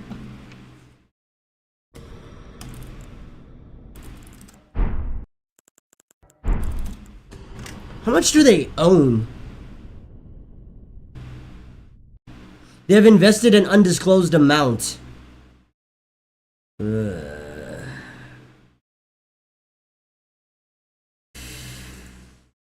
Okay. So we don't know how much they own. How much China owns of Discord. A covered company that is controlled by a foreign adversary. So yeah, this is really going after like most big Chinese applications. And I'm starting to wonder if this can be, you know, this can be like, you know, sort of brought over to like Temu or a lot of these other Chinese applications. We're getting to a wild point. So yeah, at the end of the day, TikTok has a rule. If this passes, you've got about 6 months in order to start selling off of your assets or you know, sell it to an American company or just sever your ties entirely. So no data can ever start heading over to the Chinese, which is again, the principal fear that's being had. Now, obviously, do I think this is okay? I'm actually both yes and no here. So let me explain why. I think it's totally okay for the United States to ban Chinese applications, just because the Chinese government does the exact same to any foreign application in their land too. You can't use YouTube, you can't use Google, you can't access American stuff or any of the world through the Great Chinese Firewall, okay? As we can't access some of their stuff either. So I think it's totally reasonable and okay for a country to start banning an application if they feel that their data is unsafely being sent over, right? I think it's totally fucking okay. The only reason I'm not okay with this is that I wonder how it's going to be enforced. Is the United States going to have some authoritarian control over the internet of large and start actually controlling what we can and cannot download? And obviously I think... Bro, if TikTok gets banned, I'm low-key gonna see the rise of Android. Bro, the rise of Android devices depends on how addicted people are gonna be to TikTok, right? But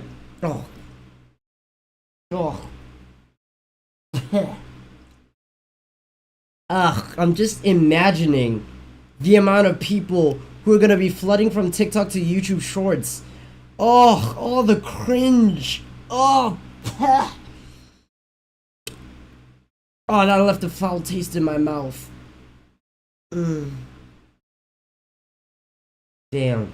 There's one thing I'll never trust. It's Chinese apps and Korean video games. What's wrong with Korean video games? Or free expression rights, they'll probably sit and say, why am I not allowed to have any platform that I can express myself on? Or some people just don't feel that they want to be babied by the government, all right? If people say, hey, I know TikTok's spying on me, but who gives a shit? A lot of applications spy on me. Facebook does it every day. So why can't I decide to just upload whatever I want to any site? It's my freedom. It's my God-given right, which is a very solid argument to make. So yeah, there's a bunch of claims over here. There's a bunch of like, you know, obvious fears of national security. And, you know, I totally understand that, you know, and I'm wondering after reading this, what other Chinese applications are on the chopping block? Look, maybe TikTok will get banned. I still don't think it will. I think at the end of the day, there's just too much money at play. And with the amount of people that TikTok could be taking a livelihood from, I'm sure government officials are looking at it. I just think a backdoor deal is going to get made anyways, and this stuff will just be hoopla. We've been talking about a TikTok ban for damn near since 2020, like I showed you at the beginning of this video. Yeah, So this shit has happened like 3 times now. 3 times TikTok has been threatened to be banned. Like, I don't believe it. I don't buy it. TikTok, an app that's had over 2 billion downloads across 154 countries. The first Chinese social media app to gain big traction outside of China, it's formed a part of our daily lives over the past few months. Bro, I know my mom's gonna be in shambles when TikTok is deleted, or if it ever gets banned. Typical monetization worse than Activision Blizzard. Oh, okay.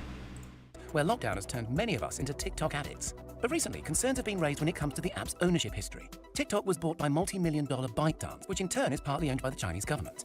One Reddit user decided to inspect the app's code to determine if TikTok is actually a data collection service that disguises itself as social media. The post's author stresses the fact that a few months ago, a leak was found to be publicizing people's primary and secondary email addresses, real names, birthdays, and more.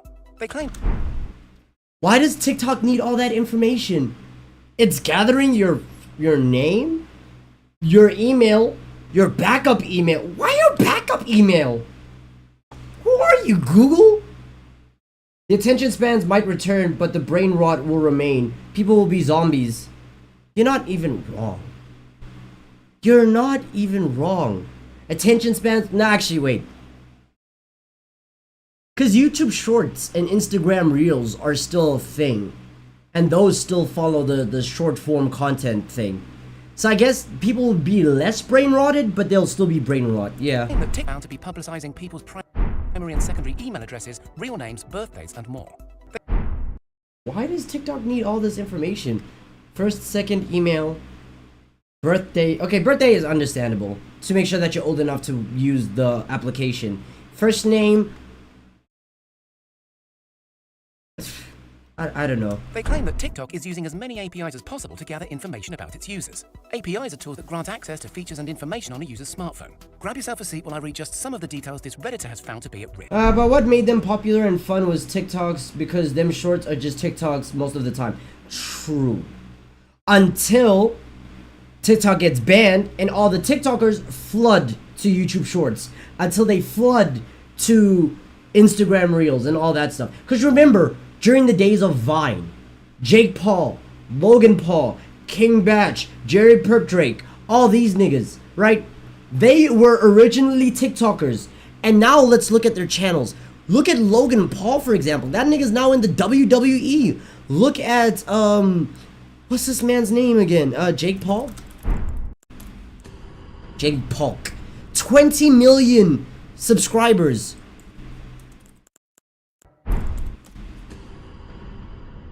$23.5 million subscribers, right? And that's just one of his channels. 4.5, like, bro, yeah, they just gonna flood this area. I type Lars Alexanderson as my name on every website.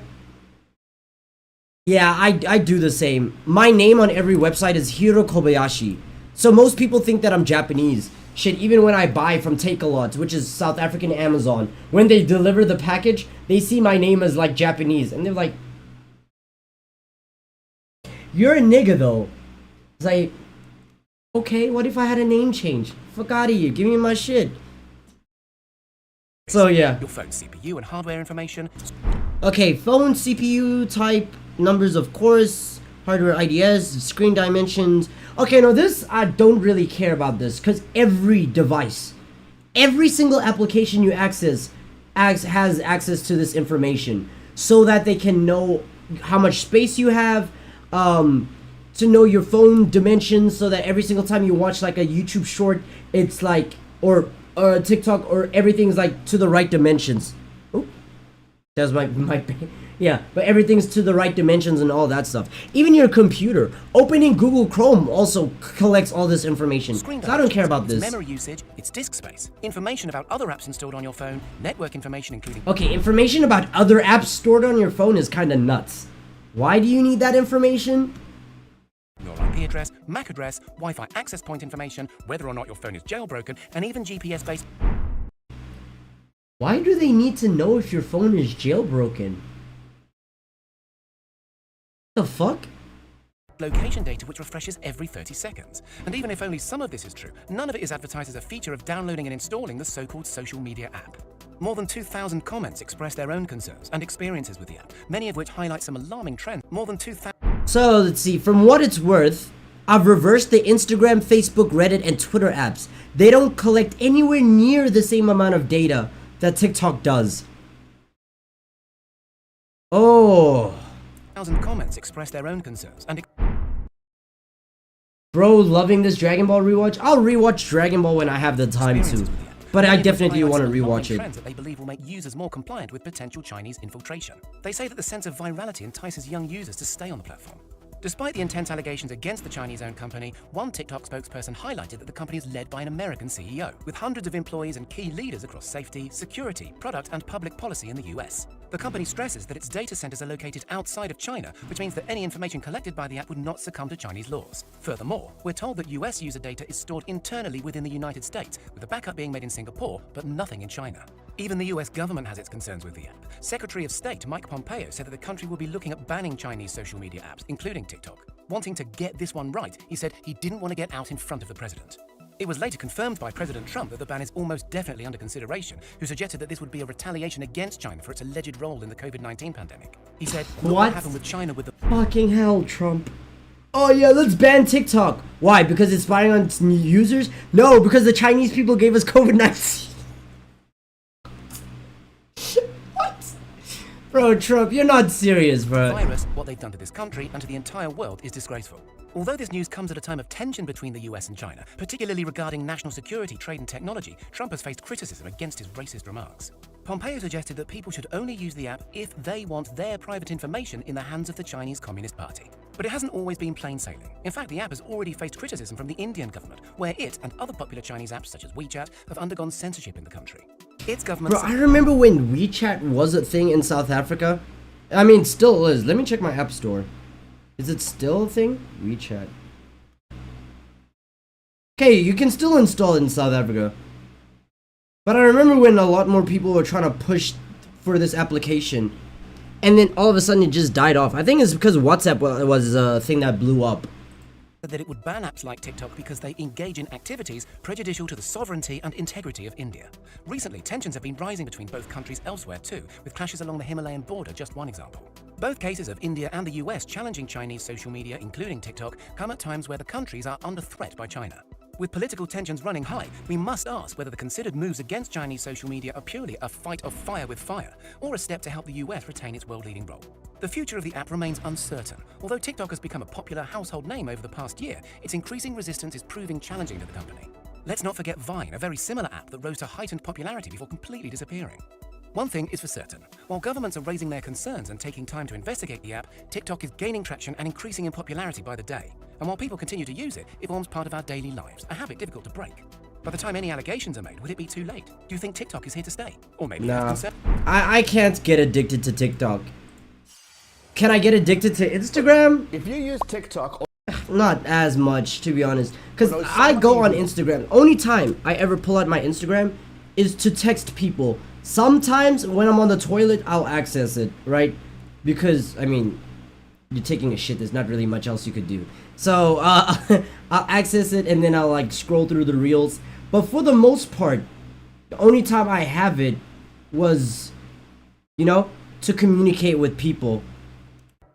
This is gonna scare the heck out of you. Many governments are banning TikToks for various security reasons. So I thought this was gonna be one of those, oh, those government boomers are just being overprotective and they just don't get this new tech.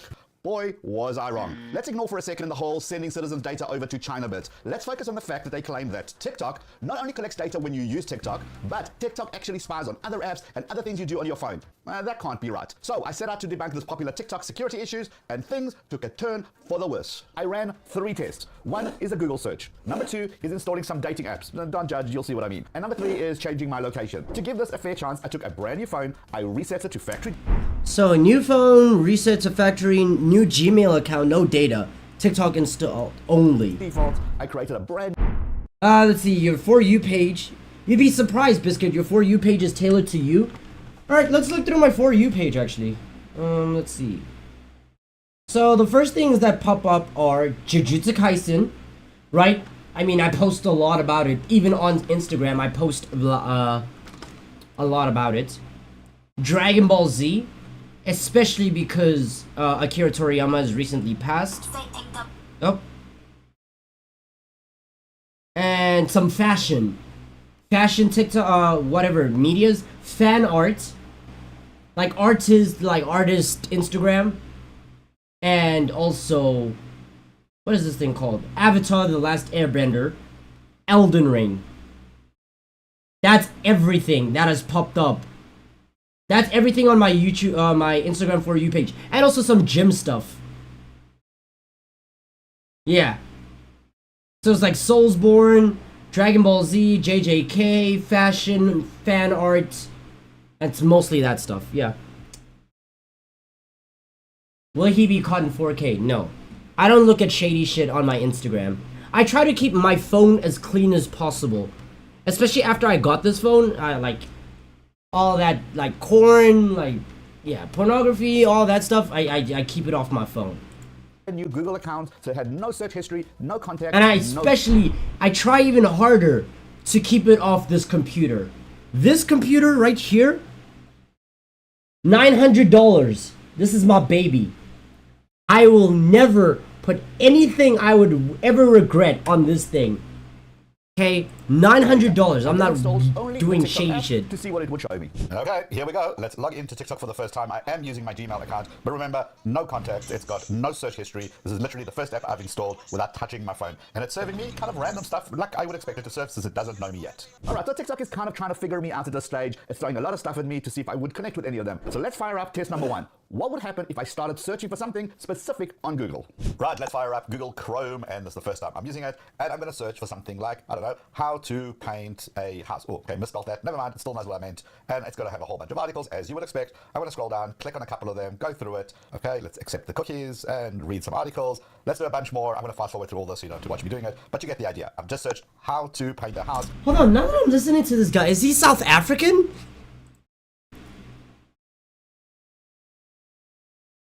I don't know what it is. I don't know what it is. There's just something up with the way he talks and carries himself. It sounds like, he's not speaking with the average American accent. There's no ways, nah, he's not South African. There's no ways. Sajev.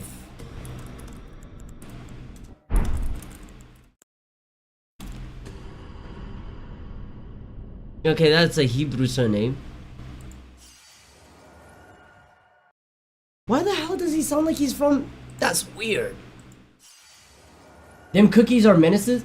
Every single time I log onto a website, especially on this computer, and it asks like, oh, do you want cookie? Nah, I say no. I either leave the website or I refuse, or if I have to accept it, I immediately wipe all the cookie caches on my computer. Some DIY stuff. And let's see what happens now. Right, so if the rumors are true, then TikTok should now show me videos about DIY. Let's see if that happens.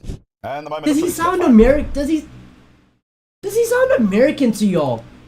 I've just searched how to paint a house, some DIY stuff, and let's see what happens now. Right, so if the rumors are true, then TikTok should now show me videos about DIY. Let's see if that happens. Nah, no, but I don't know what he is, so I'll and the figure it moment out. of truth. Let's fire up TikTok. Will I see any DIY stuff? I see Texas stuff. I see some random stuff. Another Texas thing. Still doesn't know who I am. Nothing about DIY though. Now, at this stage, I was about to give up the experiment and begin writing my notes, but then this happened. So let's head back into TikTok. It's been a moment since last time we checked, and look at this. There's a first DIY video. Is this just a random one? No, the next one's also a DIY video. What about the next one? Well, this one has got to do with home. This one is literally mirror DIY. The next one, okay, some painting stuff. Okay, so look at how my timeline has radically changed. From the beginning, just weird random stuff all over the place, and now all of a sudden, it seems to be very focused on DIY. You've got to admit, something has shifted from the random stuff I was getting to more in line with my searches. So does that mean TikTok is actually looking at my Google searches? Well, could it be Aussie? They have a close enough accent. Yeah, maybe. I'm hearing Aussie. Like, now that you mention it, yeah, sure. But I'm hearing more South African, but hey. Test, of course, is not enough. So let's do this again of something completely different, something like vacation cruises. Right, back into Google search we go. Cruise ship holidays, cruise ship vacations out of Miami. I'm going to engage with a whole bunch of articles, and obviously I'm fast forwarding this. I didn't do this at this kind of speed, and I want to see whether TikTok is going to be able to pick this up. Ah, you're right. I saw that. I didn't do this at this kind of speed. Vacations out of Miami. I'm going Where's the frame by frame thing? to engage with a whole bunch of articles, and obviously Where is it? You're right, it is Australian. Yo, I saw it. Right there. Right there, there's the Australian flag. Huh. Good ears. this kind of speed, and I want to see whether TikTok is going to be able to pick this up and then create content based on this latest search. So tips and tricks, vacation destinations, cruises, I'm looking for any of that and to see how my timeline will be influenced. All right, now let's fire up TikTok and see what we get. Will it be random topics or more DIY stuff, or will it shift to cruises and vacations? Right, back into TikTok we go. What kind of content are we going to see? It looks like some more DIY business kind of stuff, more DIY-ish things. Okay, this is definitely is DIY, more DIY. So nothing to do with cruises, nothing to do with vacations. So let's wait 30 minutes more and try this again like we did before. Half an hour later or so, what is it going to give me? Bang! The first video is a vacation. The second one, some random thing. The third one is an actual cruise. Oh no! Hotel in the Maldives, that's vacation, some tech stuff. TikTok maybe buy it. Another cruise ship. Seriously? Another cruise ship straight away? Some vacation thing? Look at that. That is insane. Ships, boats, vacations, cruises. Just too much of a coincidence to be random. 30 minutes. It's off my phone.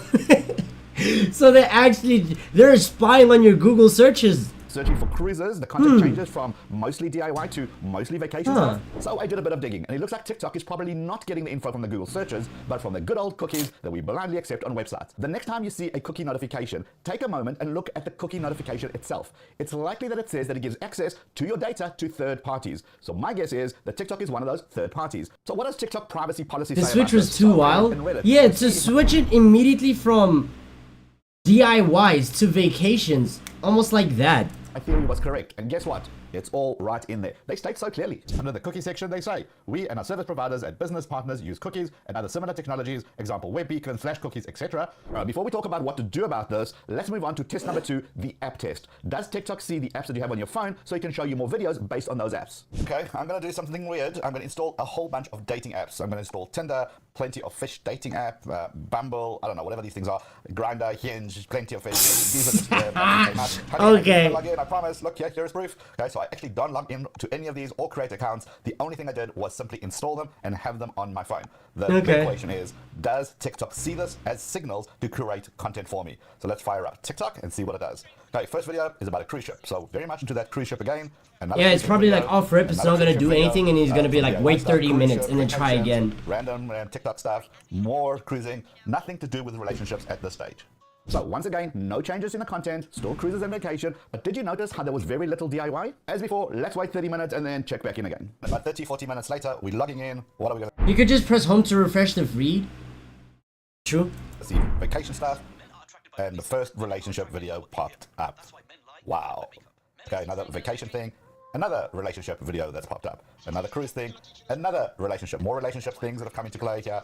More relationships. Oh no! The timeline changed so drastically in such a short period. Oh no! The DIY stuff is completely gone. The cruise stuff is still in there, but definitely more relationship videos. So they are looking at the apps on our phone. But then again, oh no! Exactly what they do in their privacy policy. This makes so much sense. What are you talking about? What happened with you? What app did you... Oh wait! I remember, didn't you download an app at one point? And like you barely even touched the app, and then all of a sudden start popping up on your recommended. I installed some dating apps to troll. And let's see. Oh damn! The section called information from other sources. Check this out. It says advertisers, measurements, and other partners share information with us about you and your action you have taken outside of the platform, such as your activities on other websites and apps or in stores, including the product or services you purchase online or in person. Wait, including the products or services you purchased online or in person? Oh no, that's spying. That's spying. Holy shit. So if I buy, let's say I buy something on Amazon, I'm gonna see more of that. The dots are connecting. It was Yubo. I installed it and then on my my feed was filled with relationship stuff. Actually, I want to ask John. Let me ask him the same shit. I talked to him on Instagram. This is just insane stuff. These partners also share information with us, such as mobile identifiers for advertising, hashed email address and phone numbers, and cookie identifiers, like we spoke about before, which we use to help match you and your actions outside of the platform with your TikTok account. Alright, so now I'm curious, what about location? Initially I noticed there were videos around Texas content, which is where I am. So what happens if I change my location using a VPN? Okay, I've got my NordVPN, not sponsored, on this phone. I'm going to go to London, so I'm going to change my location from Texas to London, and let's see how quickly TikTok will react to a change of location. So firing up TikTok, and then, man, the first video, 3 days in London. How crazy is that? That happened so quickly. What's the next one? NYC, relationship stuff. Okay, so a bit of a mixed bag. A little bit of England mixed in with just the randomness and vacation stuff of TikTok. Interesting. The first video was about London, but the rest let's see, just deleted all my cookies and that shit logged me out. Yeah, because isn't part of your cookies like your login details? Like for the accounts and shit like that?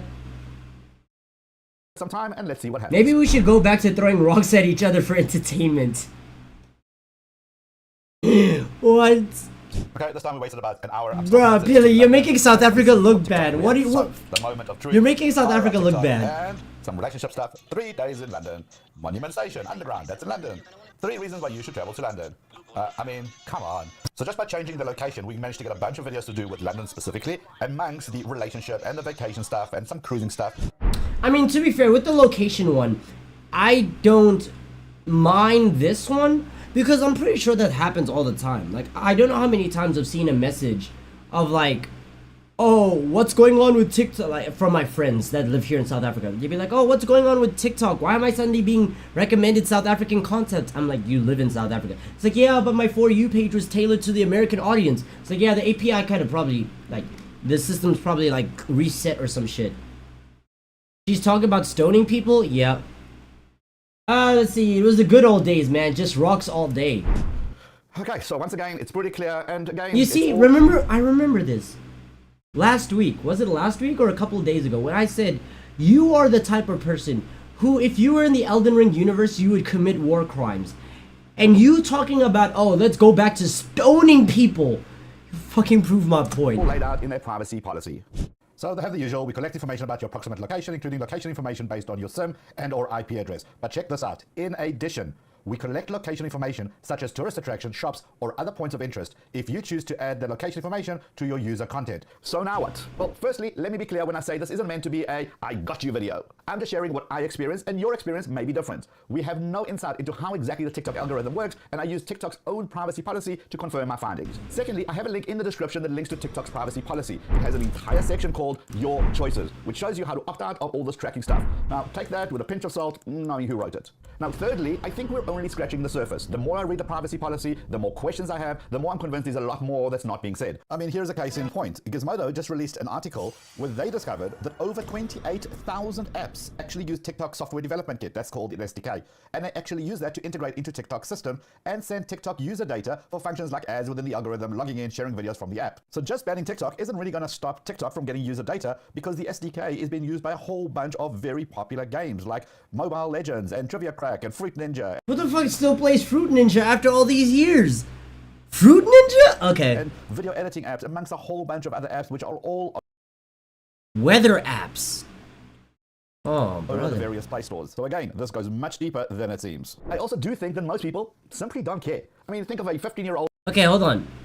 This video's single-born moms there, but they would just be on TikTok as well. Okay, TikTok is grabbing your clipboard every 10 seconds. This is Twit. I guess Apple now has these permissions for intents. So developers, when they create iPhone apps, they have to say, well, these are the things we want access to. And Apple will now also not only ask you about that, but also tell you about the privacy policy. They give you a lot more information about what an app is doing. And one of the things it turns out Apple has done in iOS 14 is it tells you when an app is reading your clipboard, which Jeremy Burge, we know well from Emojipedia.com, after he installed iOS 14, he noted that... So it says here, caption, I'll read it out for you. Okay, so TikTok is grabbing the contents of my clipboard every 1 to 3 keystrokes. iOS 14 is snitching on it with the new paste notification. TikTok was grabbing the contents of his clipboard every 1 to 3 keystrokes. So he was getting the Apple slide on TikTok pasted from Instagram. TikTok pasted from Instagram. He's on Instagram, but TikTok is grabbing what he's typing. Now, maybe that's a bug. Maybe that's TikTok thinking no one would ever know. But I love it that Apple is revealing this kind of stuff. I'm sure people are going to be pissed off about it, but good. Good. It's similar to, finding out that apps are using Bluetooth, and you just why would this app need Bluetooth out of nowhere? So it's a way for us to really kind of better understand what apps are doing. Episode 777. Damn, Monk. Never would have imagined that an app would even and this was need 3 years access ago. to be copying from the clipboard if it weren't in its own. It's in its own place. I'm amazed Apple lets it, but I'm glad they tell us now, right? Yeah. So we can hold these companies accountable to that kind of stuff. I'm not gonna lie. Shout out to the day one fans that were watching ever since episode 1 till episode 777. You better give me a good reason why you're copying my clipboard when I'm, at my banking app or something like that. Yeah. And there's a lot more, there's privacy controls now around accessing the local network too, which is kind of a big thing where it's like looking for other devices on the network and talking to them, which, can be used legitimately in cases, say you want to Chromecast something, right, to another device. They might need to talk to the outside network for that specifically. But yeah, it's also letting you know if they're trying to look around and find other devices on your network for some reason. It's also. So yeah, what is the conclusion we've come up to? We're being spied 24/7. I don't know if TikTok still does that. The whole stealing or copying from other applications or from your clipboard every 1 to 3 keystrokes. I don't know if that's still the case, but. Hey man, what a lovely country, don't you think? What a beautiful country. Hey, let's finish this fucking... Alright, let's fight Dragon Lord Placidusa. Conclusion, we will never be continued to be spied on. Now, we're still gonna get spied on. But at least now you're aware to what extent people are watching you, you know?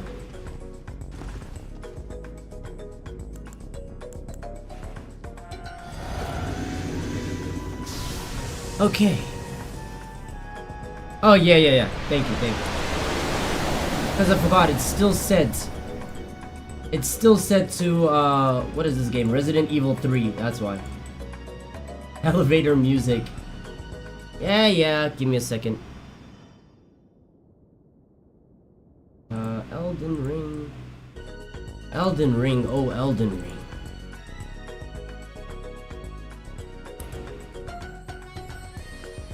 Why isn't it working? I just wanted to switch to this screen so I'm smaller. There we go.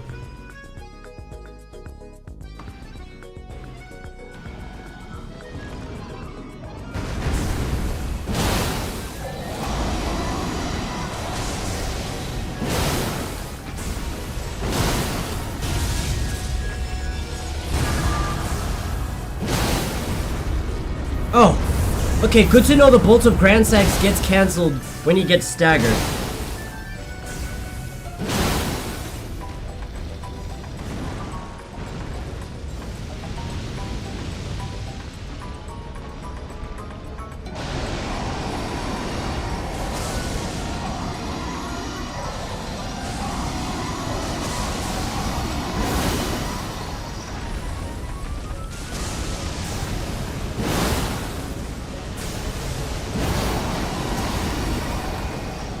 It's so unfortunate you have to fight him here. Yeah, we beat him the last time. And then I got one-tapped by one... Look! He fell off the fucking map, bro! But yeah. So after this boss, it's the, what is his name again? Just a one regular gargoyle. But unfortunately, because it's scaled to the strength of the Elden Beast, I just get one-tap. I hate when he gets to 50% and he starts doing the hit and run. Bro, what's crazy? It's not even 50%, it's 60. He goes into phase 2 at around 60% health. I have to deal with that bullshit. As for the gargoyle, I need to learn how to fight against him because again I get one tapped because he's scaled to the Elden Beast.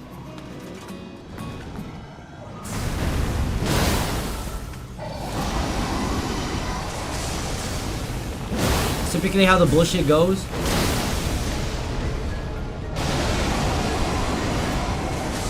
Watch.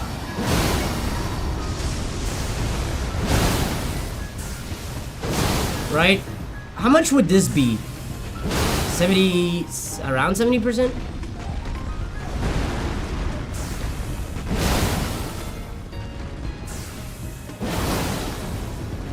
Look, already.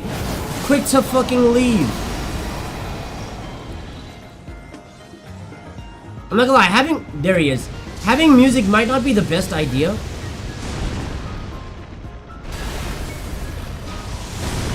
Like, bro, I'm tired of this fucking... Why did the last hit do so much? Oh, it's because you got frostbitten.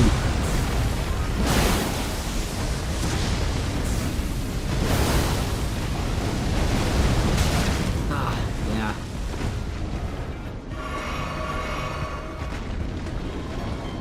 And he runs away for more hit and run tactics.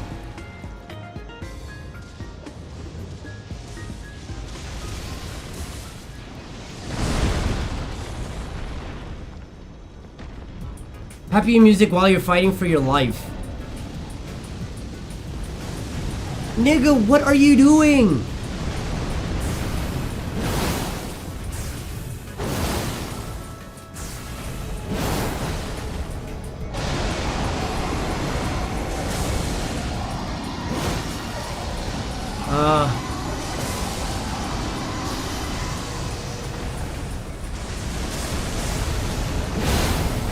Okay.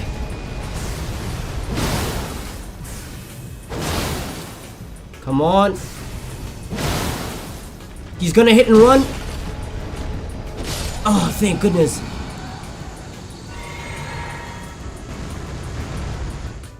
Phase 2.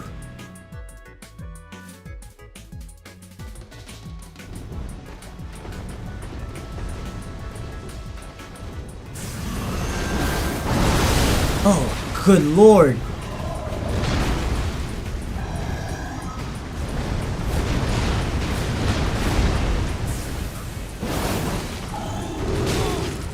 Oh, fucking hell.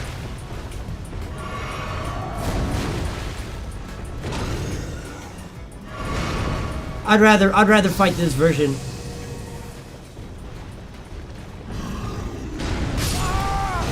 I pressed dodge! I pressed dodge! If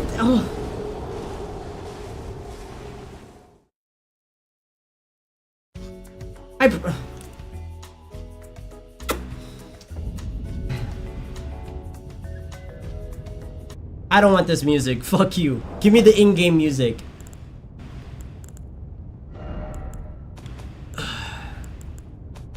I just hate it when I know what I pressed. And the game's like, nuh-uh. No, you didn't. You didn't press that. Or maybe you pressed it too late. Maybe you pressed it too early. And nuh-uh, you didn't. Ugh. Now I have to fight Dragon with plastic pussy again. Holy shit.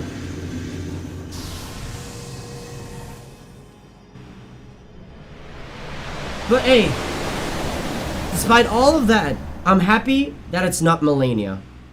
That's what I'm happy about. I'm happy that it's not Melania, Blade of Mikola. I think her... Oh. Yeah. I want to get this game. My wish list is stacked. Right now, the game that I want to get is Tekken 8. That's the game I'm... Oh my god, bro. I've been wanting Tekken 8 for so long. Since the trailer was announced. But, oh my god, 1,000 Rand? For one game? Like, I know that's the industry norm now. But holy shit, at this point, I'd rather play The Sims. It's like $60 for a game. I can understand why 10K doesn't want to get Elden Ring. I understand. It's expensive. Games are just expensive. I miss the days when games used to be 200 Rand. That's also on my wish list? Yeah.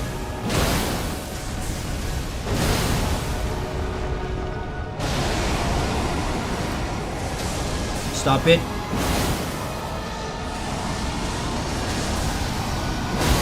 There we go. Like when PlayStation 2 games were 200 Rand, life was fun. 150 to 200. Already? Oh, okay. I just realized I'm fighting this guy to fucking the Godskin duo theme.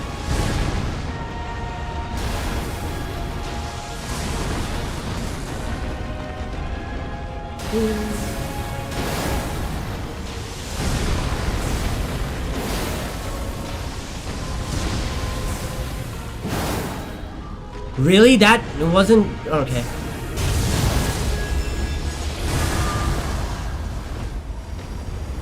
I'm dead. I'm dead. I'm dead. I'm range.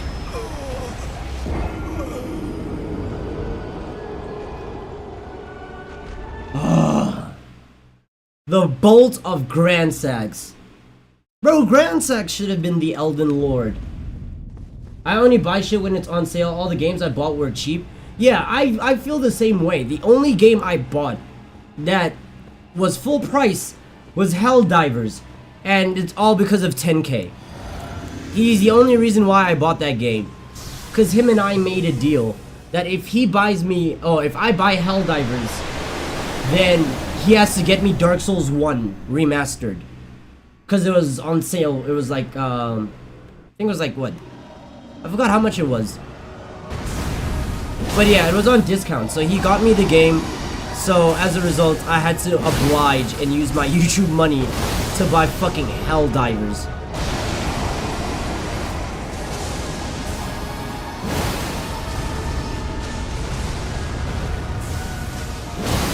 Trust me, I would have bought Tekken 8 or Elden Ring with this. Because again, yes, I have Elden Ring, I'm playing it right now, but I'm using like an account share. Because thanks to Leo, one of his viewers had an account that only had Elden Ring on it.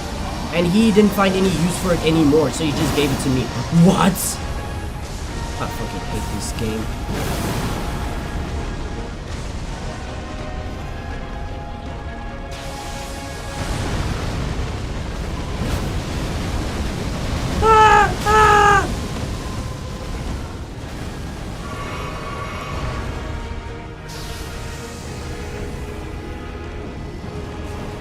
Helldivers is also on your list, funny enough. I mean, it's a popular game, so I can understand. Look at, his health is not even 50% and he's immediately phase 2. Now I have to deal with this hit and run. What? What? Does dodging not work? Is that a not... I can't even speak. Is that not a fucking mechanic in this game now? How do I see the attack? I dodge it, but I got clipped. Okay. Okay. Elden Ring, game of the fucking year. Right. Biscord, you could have English. Speak English, bro. You should have recorded yesterday. I know. I was just so tired, bro.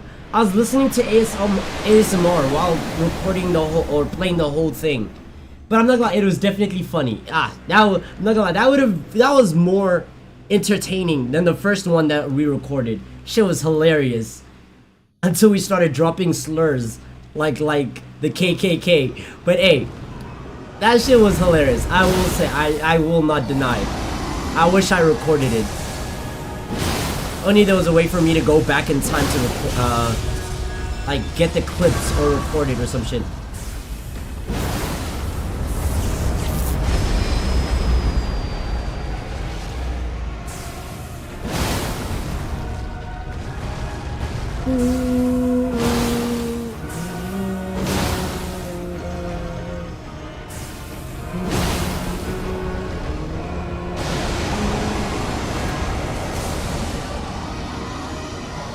Locking onto Dragon Lord Placiducix is actually the worst thing you can do.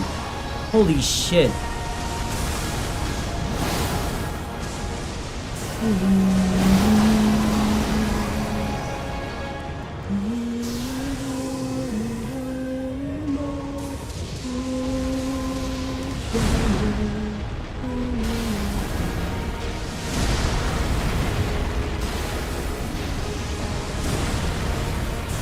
Oh, it's not gonna hit range, yeah.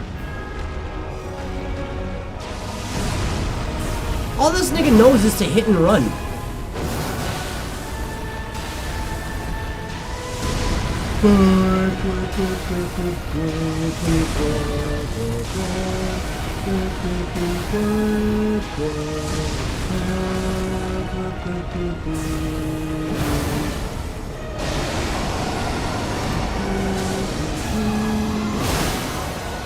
Oh, he finally got frostbitten. Holy shit.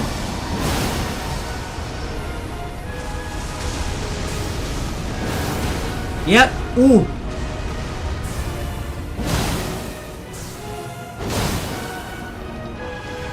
Oh no, please.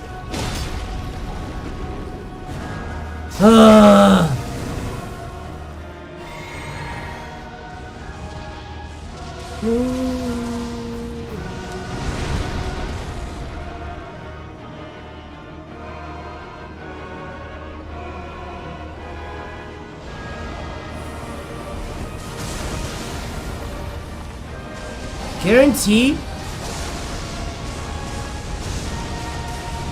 The third one hasn't hit. And he fell off the map again. Nice.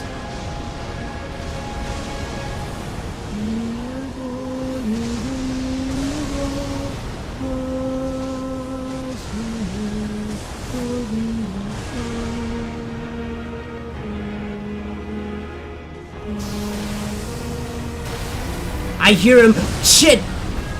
That was a late ass roll.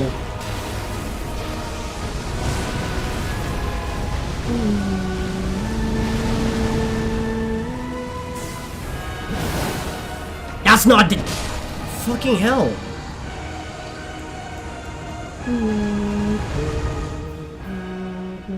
I'd do an account share with someone trustworthy, but I doubt anybody with a stacked account would find any value in mine. Fair. Shit. My PlayStation account, my hands are sweaty. My PlayStation account barely has value, but... Oh, Godskin Duo Phase 2?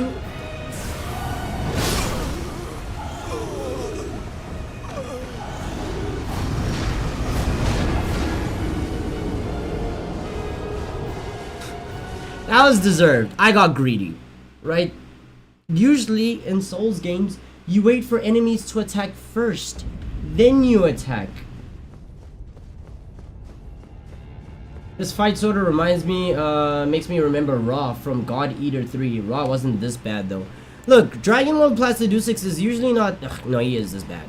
But like, he's not usually this annoying because you fight him in a bigger arena. So he's not gonna fall off the map and then hit you from underneath the map and hit you with some bullshit. But because every enemy is randomized, I have to deal with this fuck shit daily. My controller's bugging.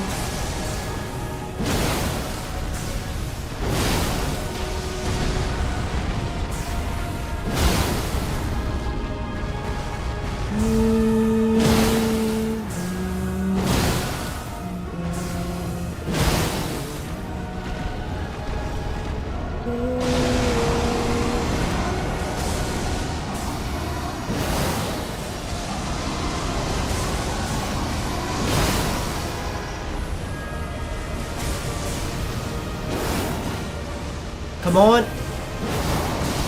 Frostbite, bitch. There he is. Imagine Melania as a tutorial boss. To be honest, I would prefer that. The scaling would have been much better.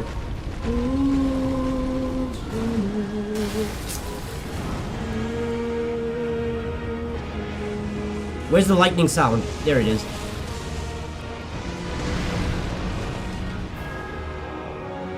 That's so cool.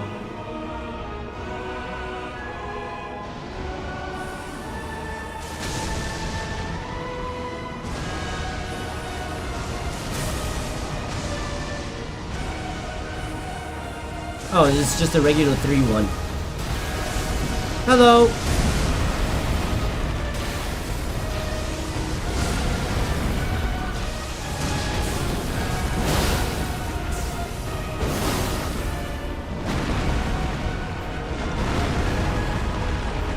Oh, wow.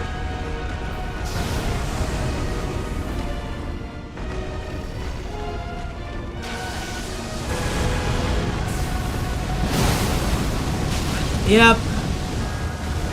Locking on to Placiducix is actually a nightmare. Holy shit. Stop it.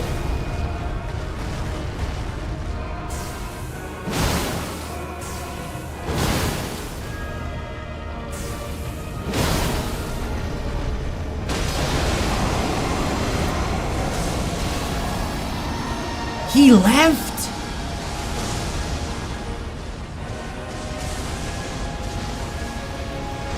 And he fell off the map. And he's using Placiducix Ruin from underneath the fucking boss fight.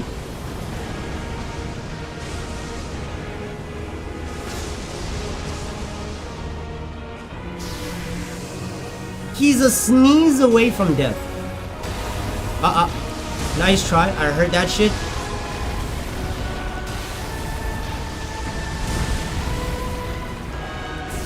Please. Thank you.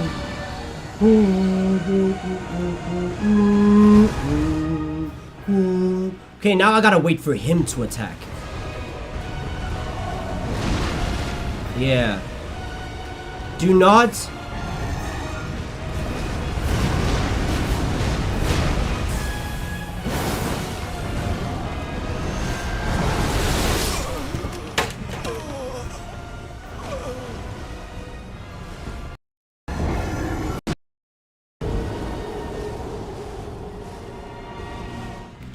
I better chill, bruh.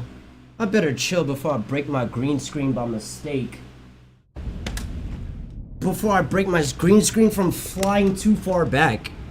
What? Dodged into it?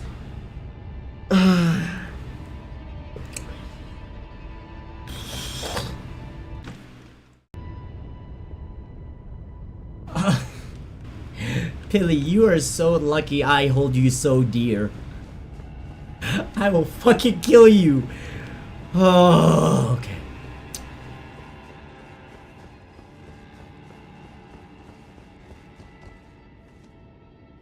Even your seed will have bro naturally. This is a shitty ass. But it's true. It's true.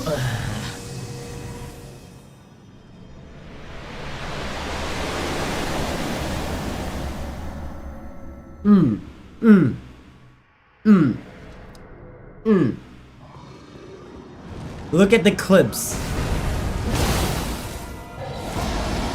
How about I unload an entire clip into your skull? You know? I think that would be pretty cool. Stop. Uh-oh, he's about to blow!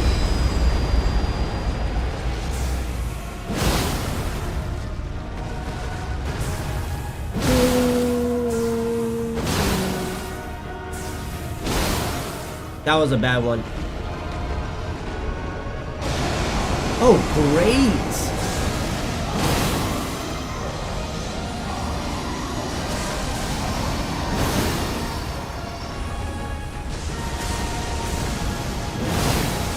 Oh, you got frostbitten. Ah, got him. Got his ass. Why is my controller bugging?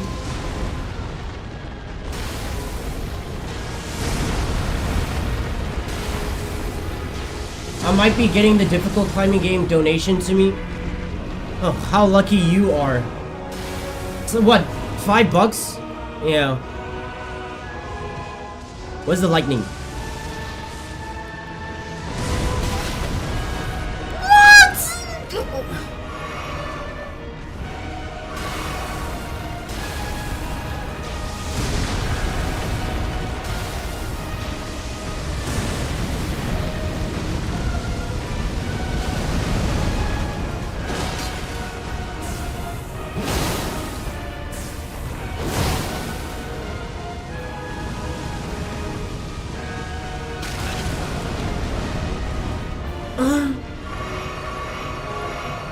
I wasted 3. Oh yeah. Oh yeah. You're actually fucking joking, you. Ooh. I'm on stream. I'm on stream. I'm on stream. I'm on stream. I'm on stream. I'm on stream. I'm on stream. I'm on stream. Biscord, come down. You're on stream.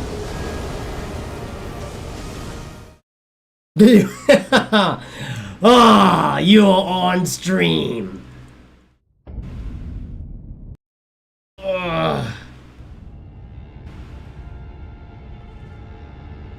You're on stream, right? Ain't this motherfucker got enough funny to get a phone? To be fair, you also bought your own phone using YouTube money. Okay, all my YouTube money went to fucking Helldivers because 10K told me to. Or more like, I was upholding a promise. Yeah, because it was a promise. And I don't break promises. I'd rather kill myself than break a promise. Maybe you should go back to tinfoil hat. What are you trying to say? What are you trying to say?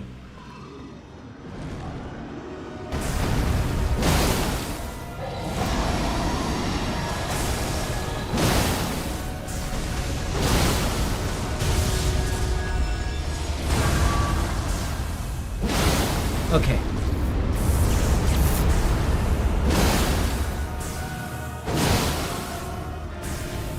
My YouTube money went to my PC. So did mine. $900 too.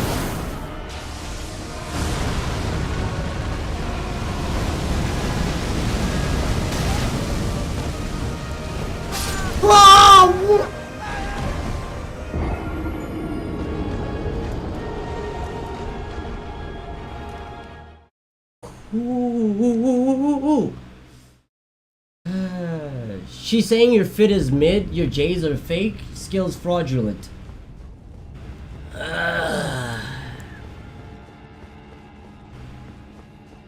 I didn't buy no fucking phone with my YouTube money. Did you say you were about to? Or you were in the process of doing so? Cause your phone broke?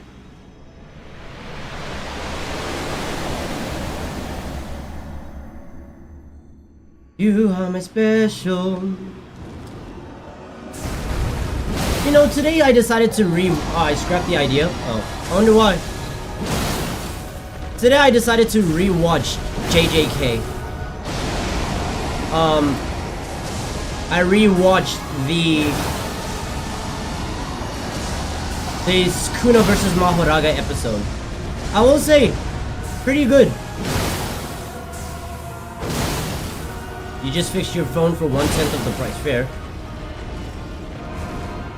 Already, nigga, get your ass down here.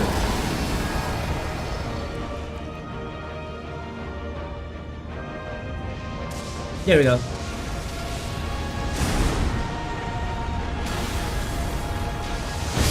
My controller stopped working!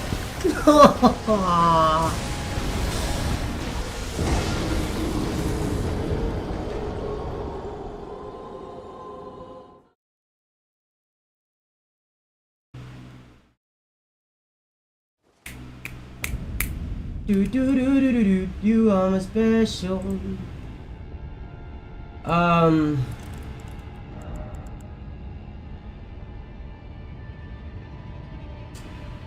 me a second.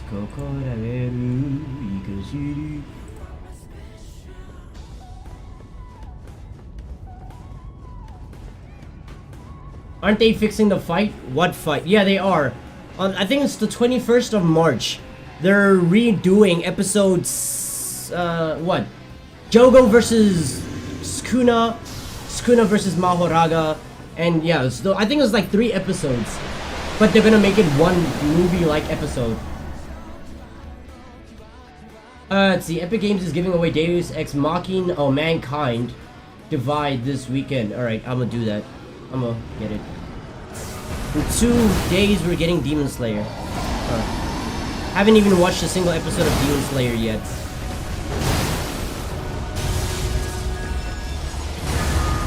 Controller, work. くれないか餌をどにぐらい尽くして花やするほど You are my special. Why is my controller? Chill. At least this is not like the fire giant's fire that ricochets, because I guess fire can bounce off of objects, right? Because that makes fucking sense.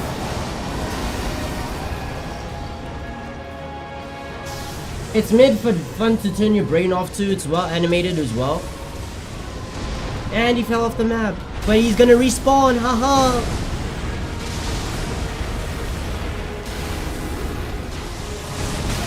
Haha.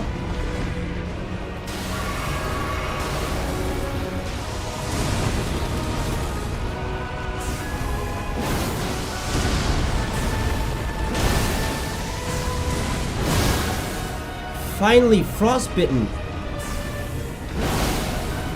That's an Anai ga suru hodo you are my special. I am autistic. Do do do do do. I am autistic. Is this gonna be the I heard lightning strikes. Oh, it's the 3-strike one. Alright. Hello. You are a distinct.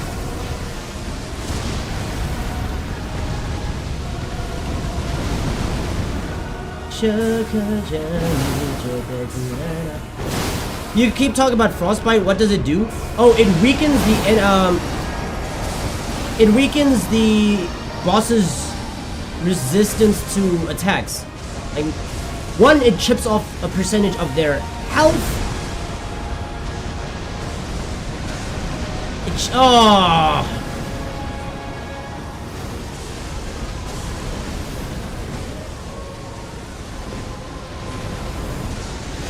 Okay. So first, it chips off a percentage of the boss's health.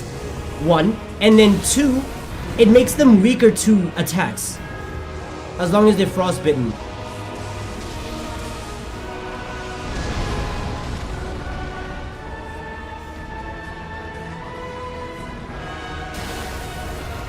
Where are you?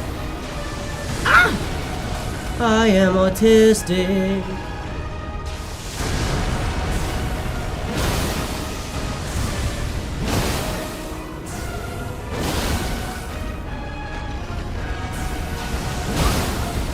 Oh, shotgun, get out of you, fucking.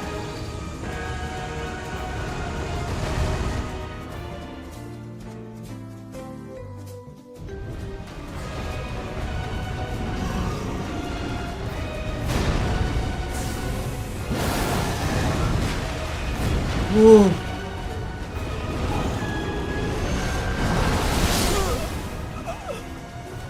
Okay, I could have just kept on striding left then. Fuck me.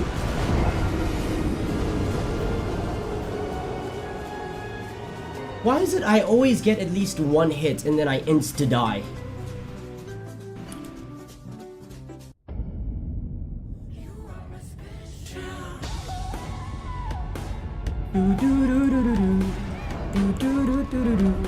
I am autistic.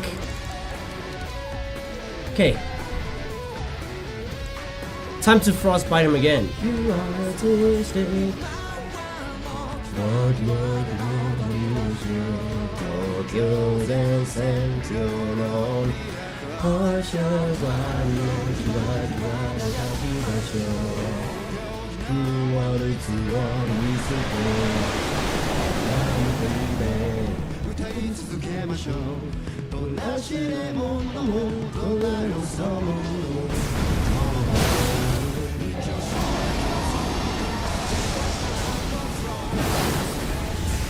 If I get this job I'm being tested for, I'm gonna get a new PC in all the Souls games.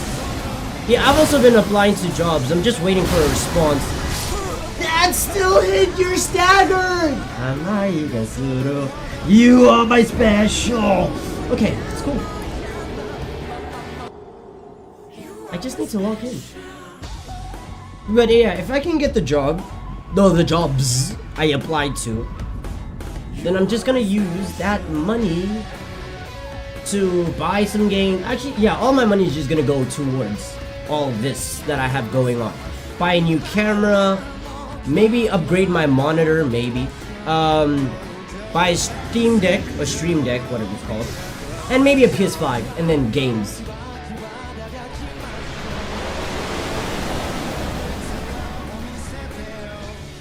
I love you, baby.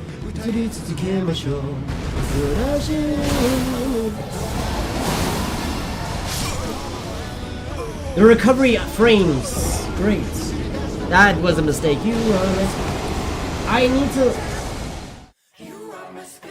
every single time. Because this song will help me lock in. I will kill this boss. Today. Right now. Today. I refuse to end this live stream without killing him. Then I'll go kill whoever's at right card and all those people.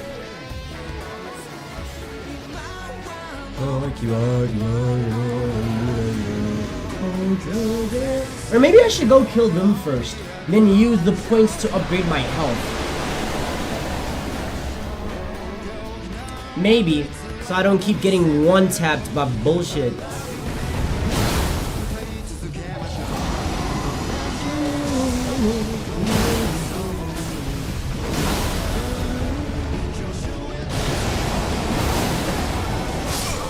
I couldn't dodge.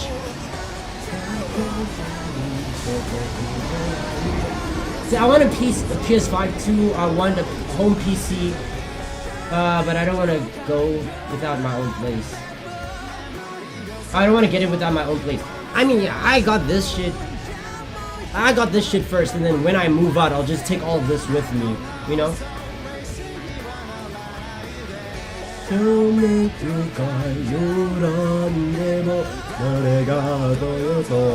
are my special. We're special. I'm going insane. You are my special. I should probably learn how to play this song on the guitar.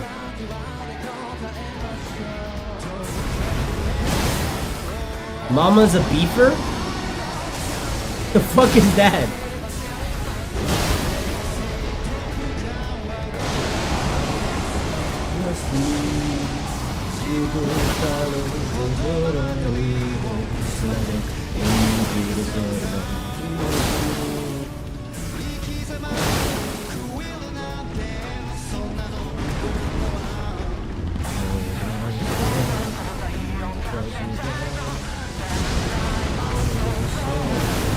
I'm dead, yeah. Can I stay on the floor? That hurt me? Okay.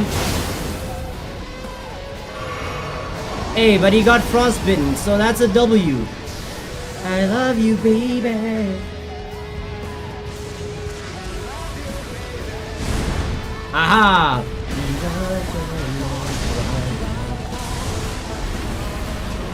Oh, that's what you mean. Your mom's gonna find a way to start beef about the PC. Okay, understandable. For me, when I got paid by YouTube, first person I discussed was my mom, right? Because it's like 20,000 Rand, 19,000, somewhere around there. So after having that discussion with my mom, I told my mom, like straight up, if YouTube is giving me this money, this much money, I'm obviously going to take advantage of the blessing, and I'm going to buy a computer. She first contested, considering how expensive the computer is, but I'm like, I'm not gonna lie, I'm just letting you know that this is what I'm buying. You're not gonna convince me to get anything else, you know? Like, I just wanted you to know, so that, like, I'm getting this money. If YouTube is giving me this money, then I'm going to use the money on YouTube. And she was like, you know what, fuck it. Since I can't change your mind, sure.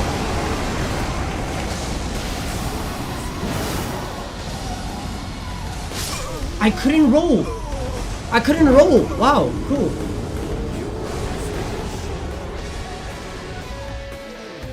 It just didn't want me to roll. I saw my stamina recovering and didn't want me to roll.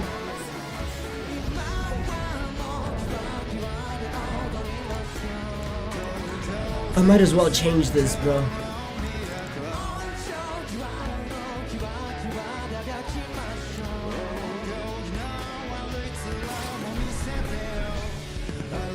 Plug the controller.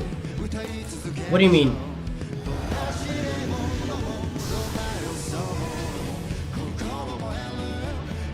Oh no, are you saying, oh I died because the controller unplugged? I don't know. Cause this happens quite often. Whereas like I'll do a move that'll finish my stamina, and then I will immediately try to roll out once I've seen that my stamina is recovered to a point that I can roll.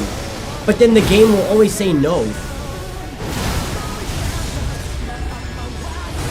Get your wing out of the fucking way.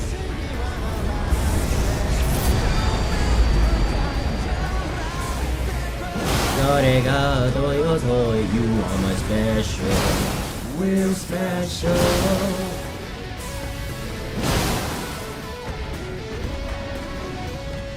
If I could find Alexander's Charge Shard, oh, I'd be so happy. Cause then I can buff this fuck ass ability.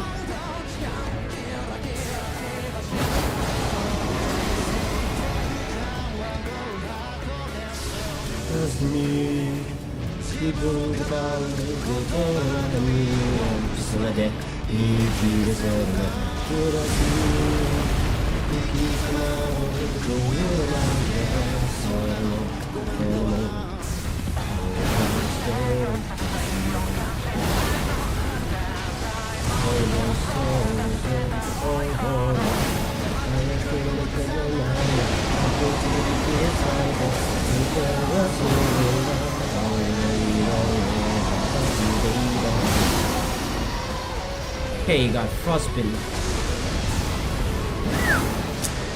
I love you, baby.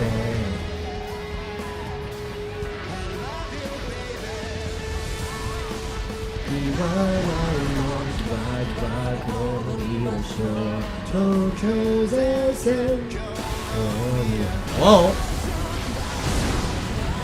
Thought you could sneak me, and my weapon lost its flame.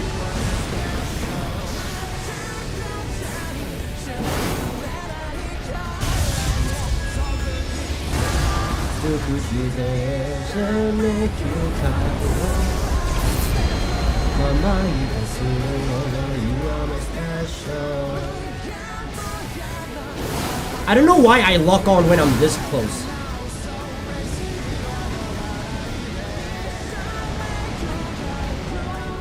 Knowing how bullshit this game is, I expected that to hit me 100%. Thank you. What? Fuck you!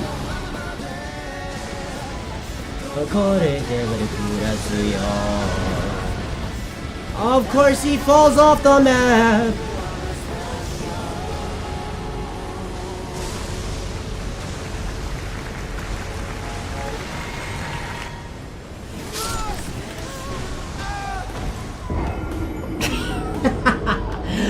Ah!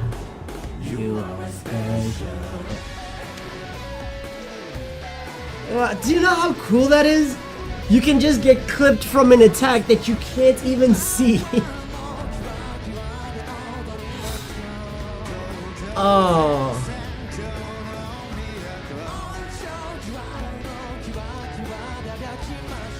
You can just get clipped from an attack that you can't see.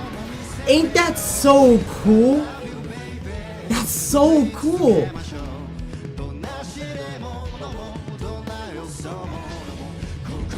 Just go sleep, bro. Voss's speech is... Voss? Who?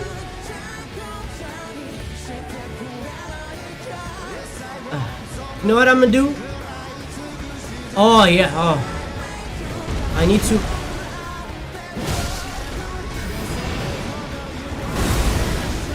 Yeah, thank you.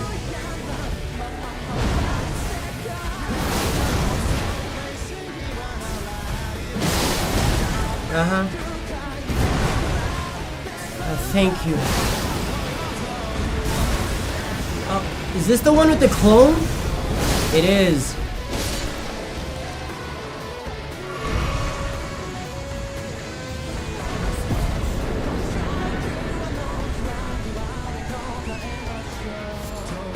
See, I just need to blow some steam. That's what I need to do. I need to do two things, actually. One of them is find an ancient somber dragon smithing stone. How I'm gonna do that, only Lord fucking knows.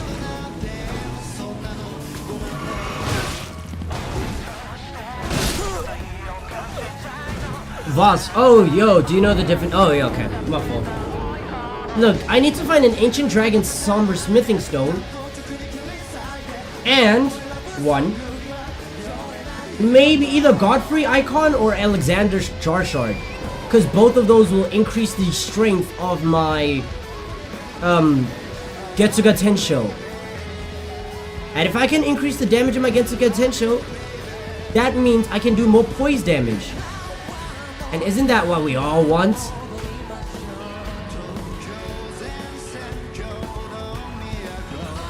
Nigga, get in.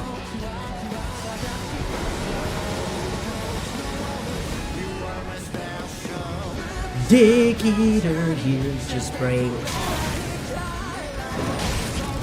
Fuck off.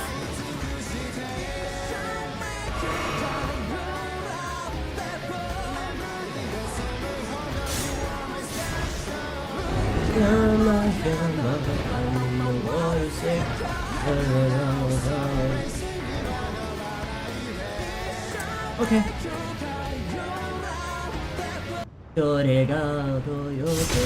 Yep, you almost.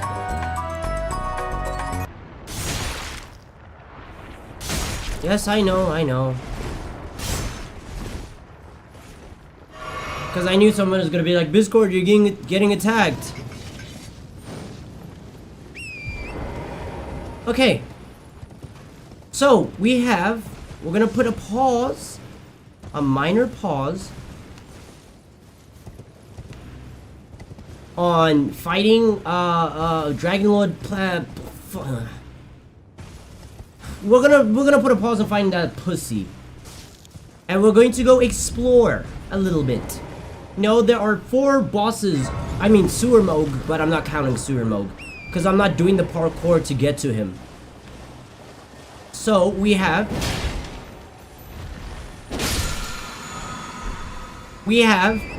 2 goals at hand. Find a stone to upgrade my weapon to its max. And then secondly, yes, I think it's just that. It's just like, first find the stone. And then after finding the stone, gravity well. Maybe it would be cool if we could find a cool incantation in the meanwhile. That'd be kind of nifty. But yeah, main priority, finding the item. Saint Trina's sword. Wow, do you know how useful it would have been to have this when fighting the Godskin duo? Oh, damn. But hey, it is what it is. Fuck it, we ball. Please tell me. America's Sword Seal. I already have the Scar Seal. So I don't know how badly I need the Sword Seal. We're gonna fight whoever's in Rykard, Loretta, and Melania. If one of them happens to be Melania, we Alt F4, we quit. Right.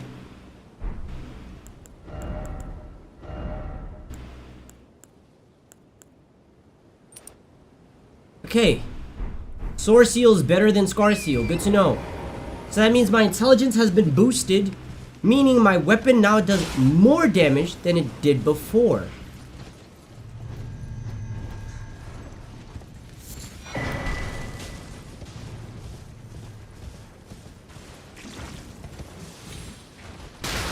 Ew, who the fuck just... you know what?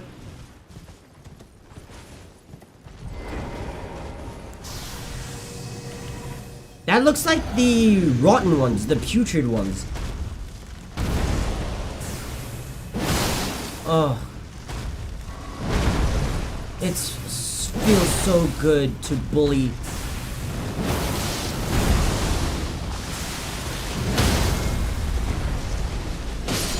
Feels so good to bully smaller people.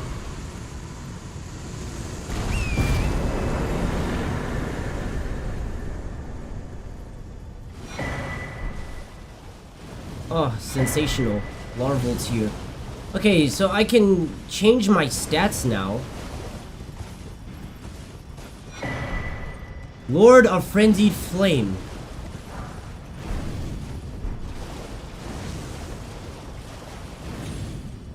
I will follow you until I find you to deliver you what is rightfully yours.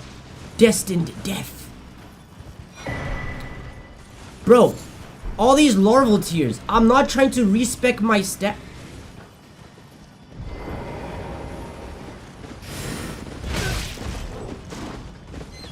Low key? They might be cooking with that. Right, because I have the Blasphemous Blade as well. No, but then I'd have to upgrade that to level 9 as well. It was like, ugh. I'd have to upgrade that to level 9. But I could. The Blasphemous Blade against Dragonlord Placiducens. Doesn't he have a high resistance to fire though? Being able to inflict frostbite is kinda useful, I can't lie. Because if it ensures that he's gonna take more damage, that's an overall net positive.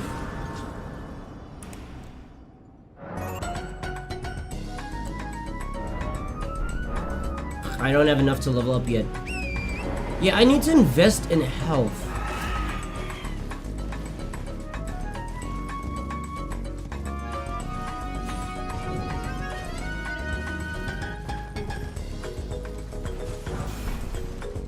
Somber 3. Oh, it's Mythic Somber.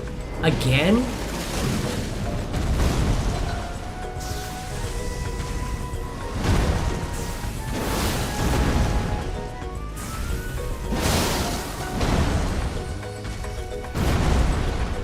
It's so nice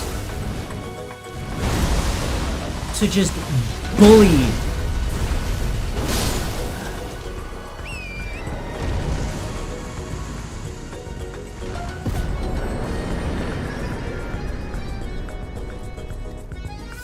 It gives... Ooh, Memory Stone. Okay. It's just satisfying. Please. Think I'm gonna go to sleep? Alright, man, take care. I'm actually surprised you stayed up this long. So I appreciate you for hopping on stream. Unfortunately for me, I am not ending this live stream until I beat...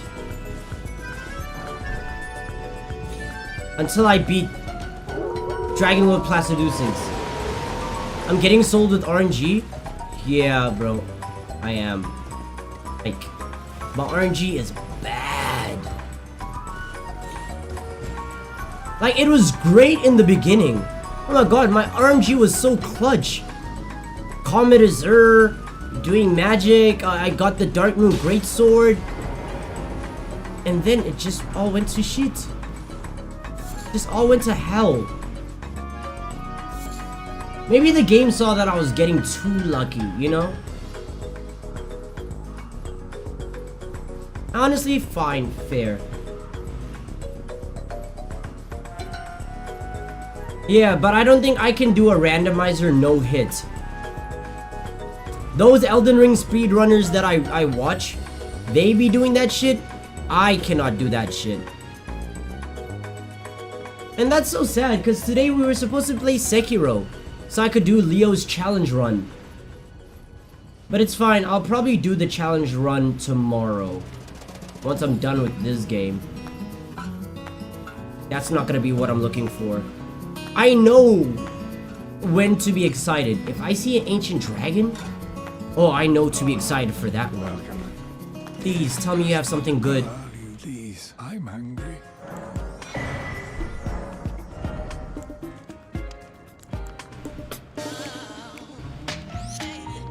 Provides protection from magic and frost. I need protection from lightning.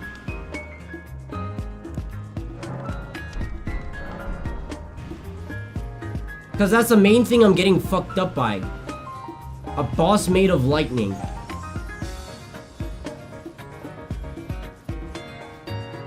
I have Comet Reserve, but I don't have enough FP to use it. That's a problem.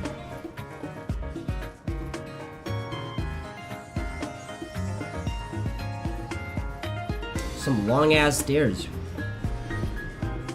Wonder who died.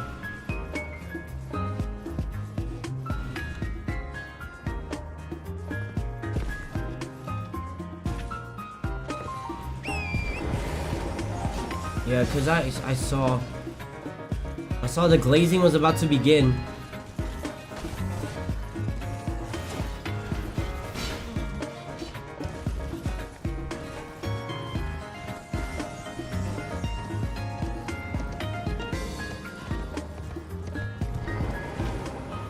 Okay. I can do this. Still not enough. Wow. Right, who is this nigga gonna be? Small. Draconic Tree Sentinel.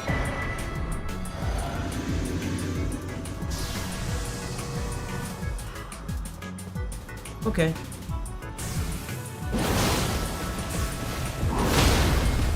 Oh my god, I'm tearing this man apart.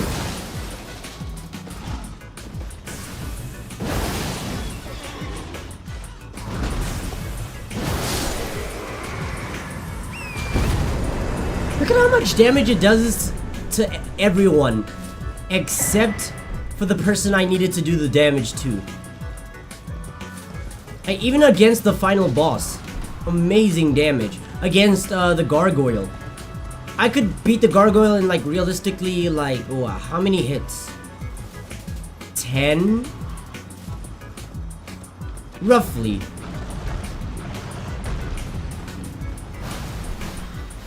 I could beat the gargoyle in a roughly like 10 hits if I don't get hit. Holy fuck, does this game make it hard.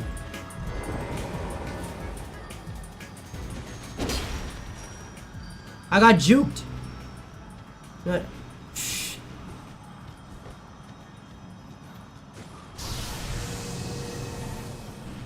I'm gonna have to kill it.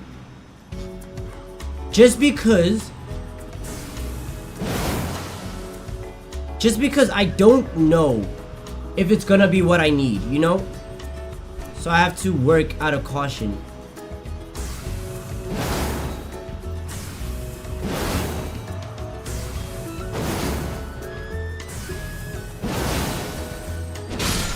Oh.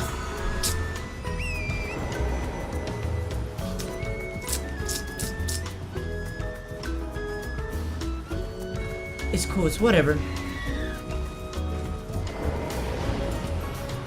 It's whatever.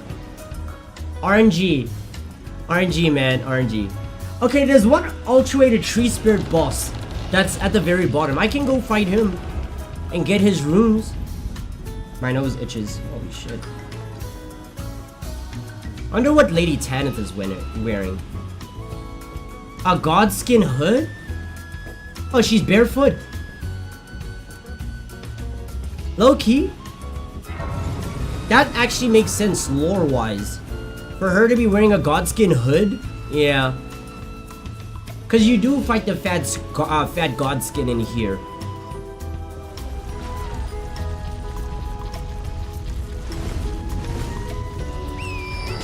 Mount Gilmere. Trust me, trust me. Look, I'm getting all this bad luck now, right? It's to set me up for the biggest W. For the biggest RNG W imaginable. That's why it's ass now.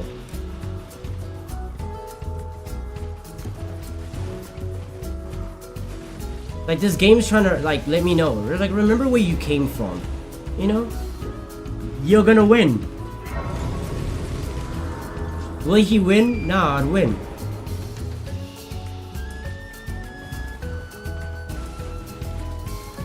It's gonna be the greatest comeback. Going on a little training arc.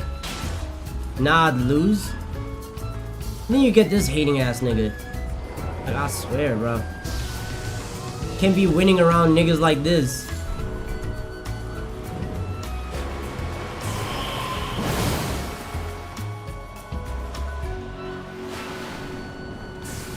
All that just to respawn. Oh!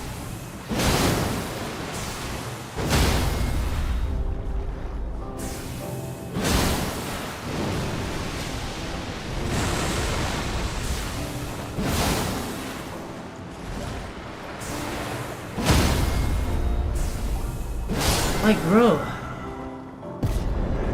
I'm gonna get some nasty RNG, bro. Trust. Remembrance of Godric. I'm not hyped about it. Mainly because I don't know what's in the remembrance yet. See, once I find out what's in that remembrance, yeah. Then we can get hyped.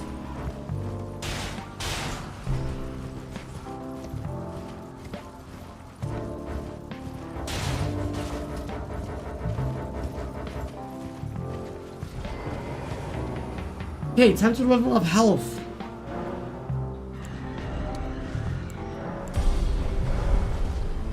That barely did shit, but hey. Trust, bruh. Trust. Great RNG approaching. Spectacular. Shit gonna hit like crazy. Critical hits restore FP. Against Dragon Lord Placidusix? I don't know. Not interested.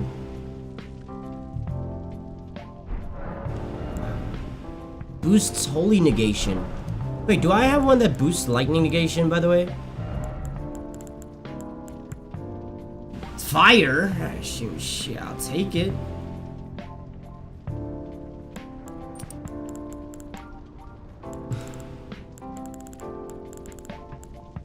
Raises Holy Attack. Raises magic attack. Surprised I didn't have this equipped. I'm gonna use that against Placy and see how it's like.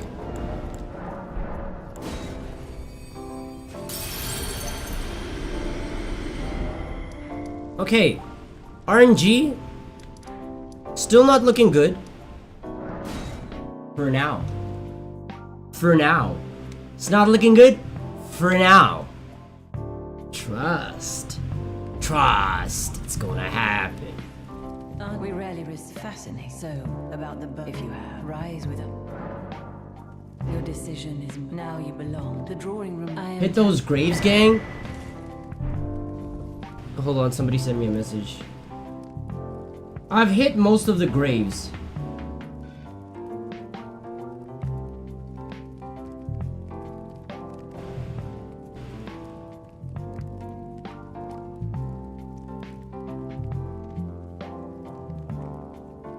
Oh man.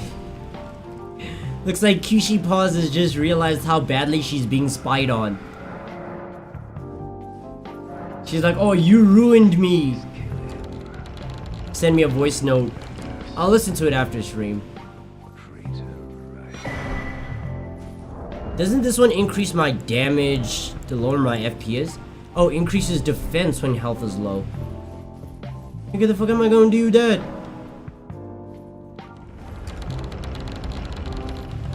I think she's now aware that she's being spied on.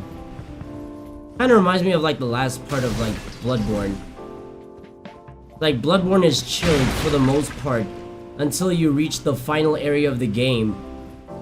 All of a sudden you start seeing shit. The one I left is worthy the greats. You know, I would have rather had the last boss be Rykard, to be honest. Rykard with like Elden Beast level scaling, sure. But at least I have, what is this thing called? At least I have the Serpent Slayer.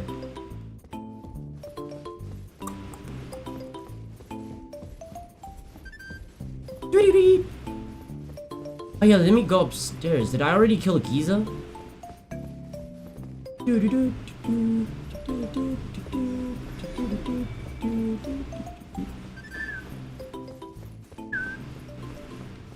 See, I'm in a peppy mood now.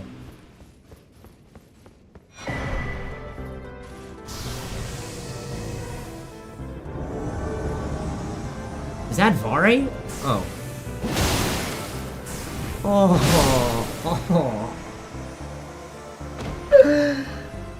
My lights turned off.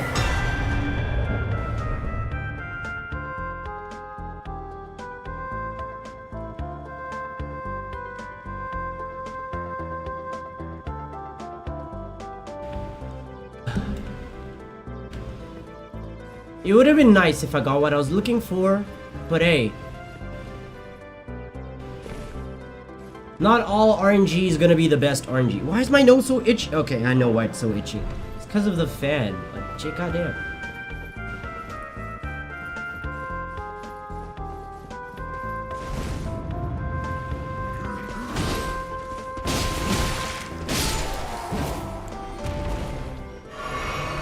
No, I realize I don't have a light. Wait, I do. The spell.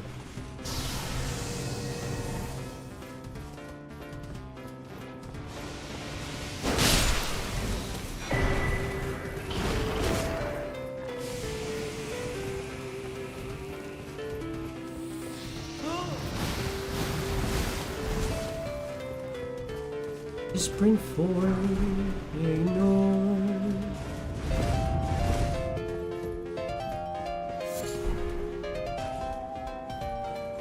I got some ass. Holy shit.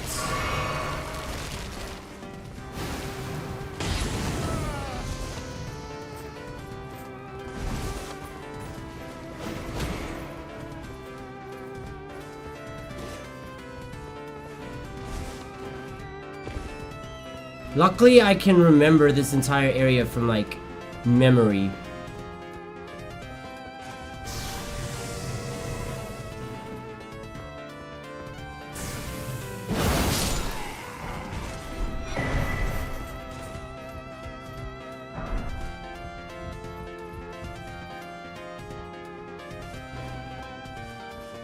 Might as well be playing this blind.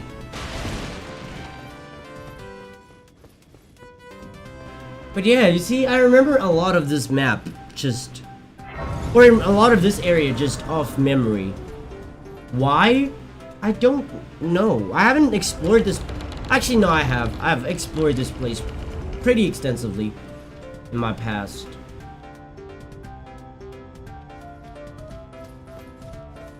Okay. I gotta approach this wisely. A grafted scion.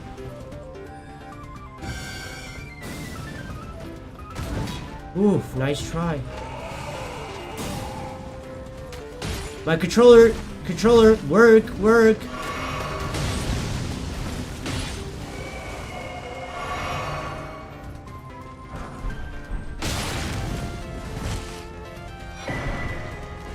Mirage Riddle?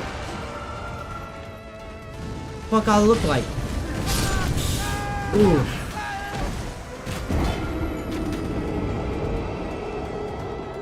Okay, unseen form. Unseen form. Damn, I'm getting sweaty. To be fair, considering what I'm wearing, makes sense.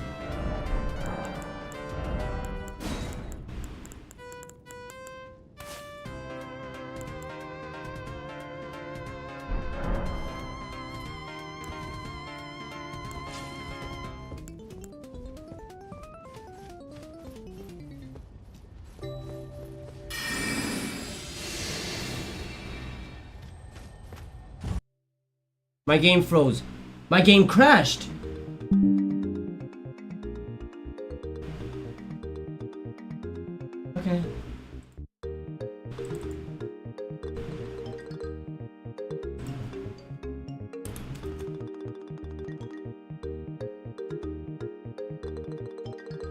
I don't even know what caused the crash, but hey. It is what it is.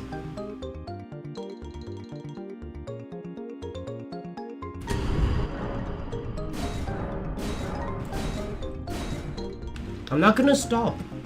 I'm not gonna end this live stream. I don't care if this live stream is 9 hours. I'm not ending the live stream until I've beaten Dragon Ball Placidu 6 and that dumbass gargoyle.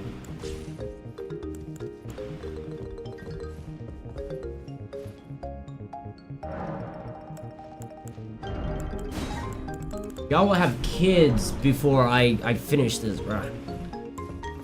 I'm not giving up.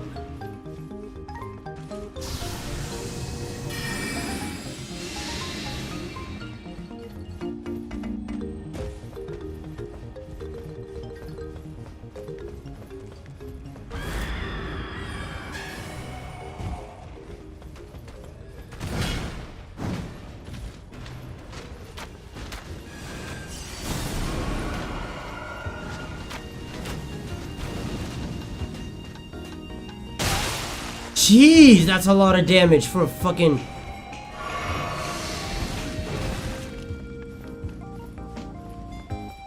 Zay, 10k, I appreciate it.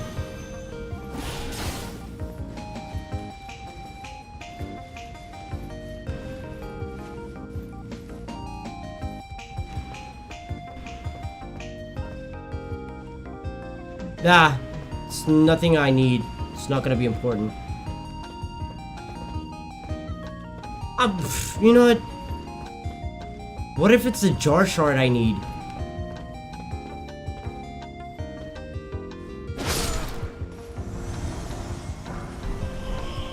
It was not.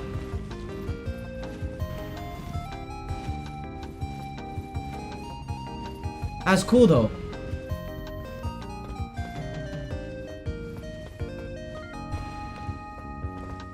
I don't care if this live stream takes 9 hours. It's gonna be a bitch to edit, but hey. Jeez. Malekith's gauntlets. Oh, fucking fodder.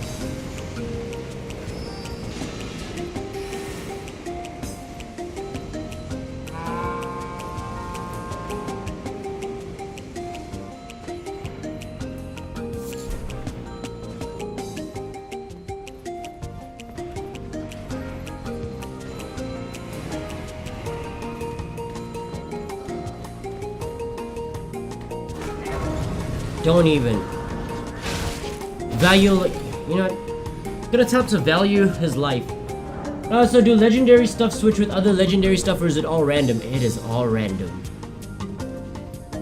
Look, if I do this, right? If I screen change, screen share, and shit, I can't pull it up. Never mind. I can't pull it up right now. But with the randomizer, you can change the bias of the randomizer. So for example, right now I'm playing a 20% bias, but you can change it to be like, oh, let's say 40% bias, meaning all weapons of a certain class have been switched. So let's say, where I'd usually find Guts' greatsword, I'd find another greatsword, you know?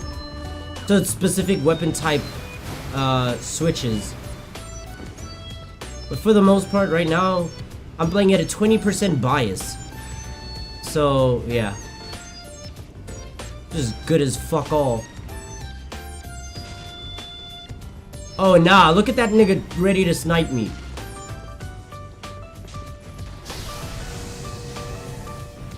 Actually, hold on. I'm gonna just unseen form this.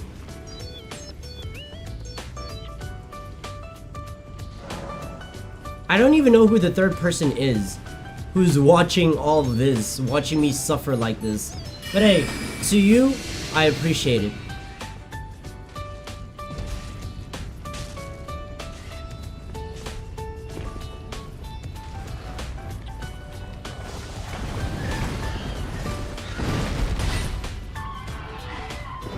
Oh man.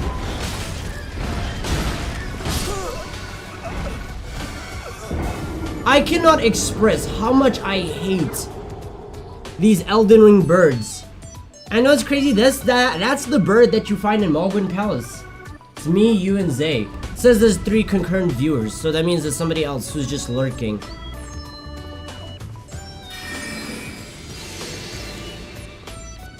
Who? I have no idea.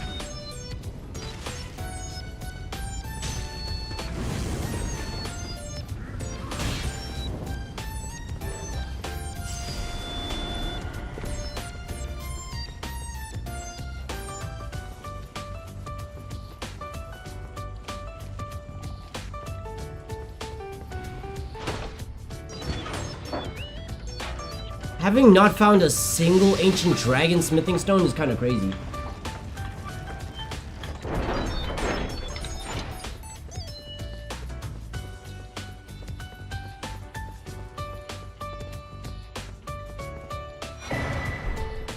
Gideon's gloves.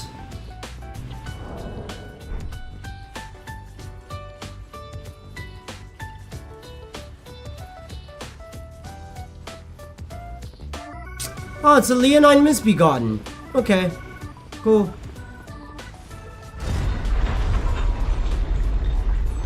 Wait, but that's a Leonine Misbegotten scaled to the Godskin fat guy. Nah, still though.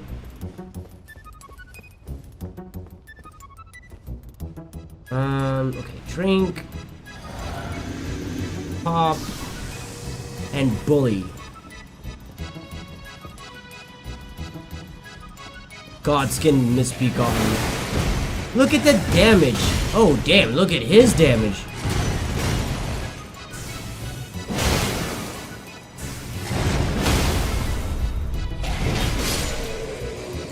I heard the sound of a stagger, but he didn't stagger. But hey, it is what it is. Ugh, that serpent womb.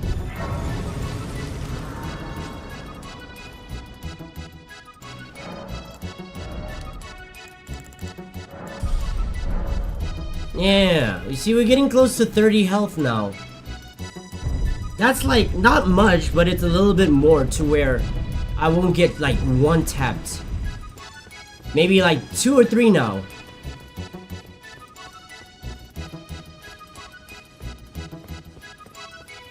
My nose is itching like crazy. Holy shit.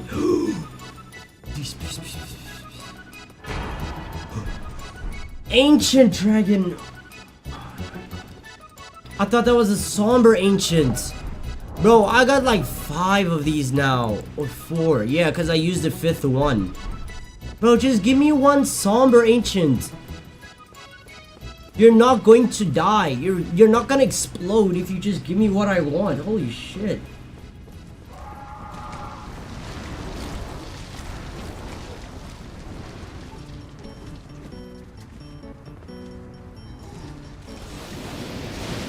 This nigga is dramatic as fuck.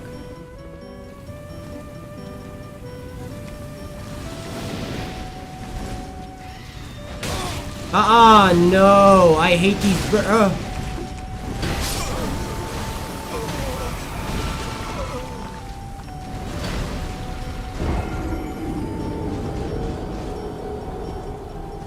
RNG didn't give me what I wanted. But it's cool. We'll get there.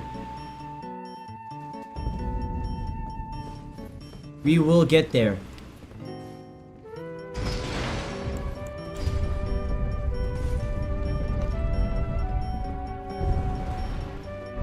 Honestly, randomizers, no hit run, and these guys have been able to like at max get 1 hit. Fucking impressed.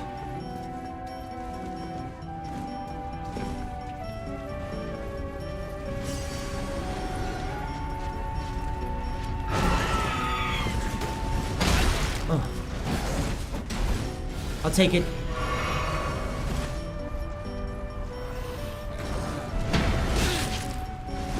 I'll take it. I'll take it.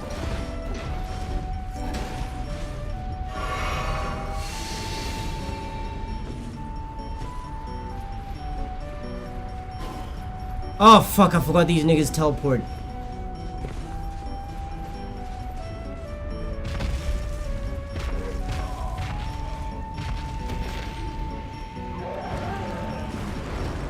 Can my game work? Thank you, jeez. Almost died to some bullshit.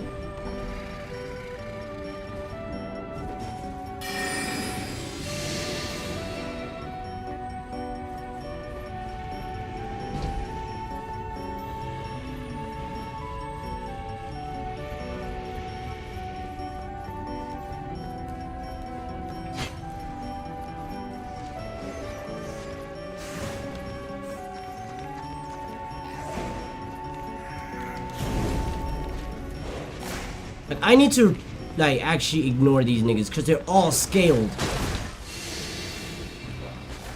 They're all respectively scaled. Oh, it's always Souls dogs that dick eat the most, you know? Like, look at that. What the hell? Did I get bitten? Okay. I wonder who's the boss with the 2 gargoyles. The Valiant Gargoyles, did we already fight them? I don't know if we did.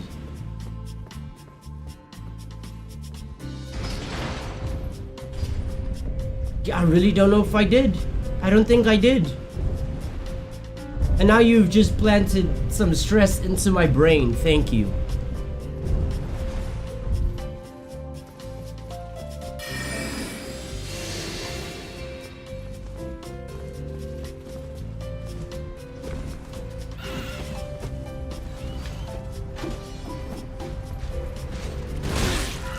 Controller worse. I hate how characters have like bad tracking. Like their tracking is just so overpowered.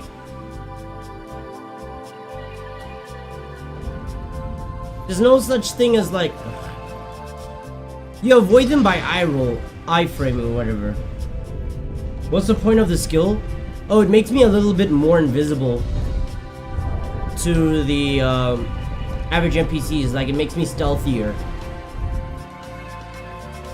which doesn't really mean shit on the bridge, but hey. Oh yeah, that guy detected me even before I casted the spell.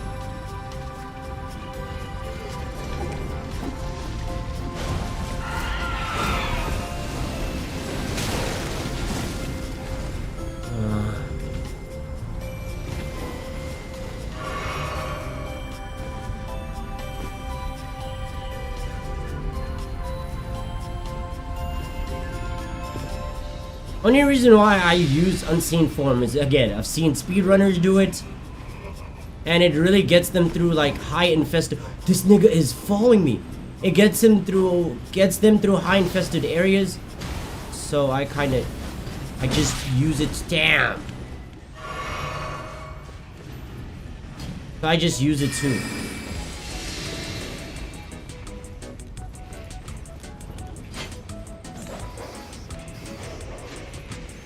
See, like, the only reason why I got detected there was because... Only reason why I got detected there was because of one of the NPCs just alerted all the others.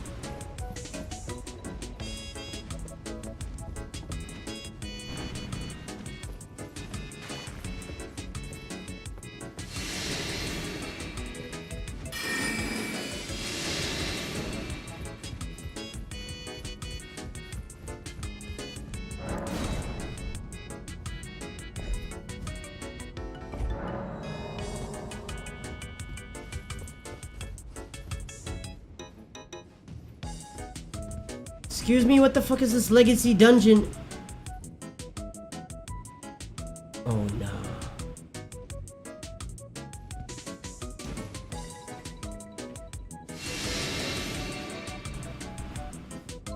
That item right there looks important. And that's the fucking problem.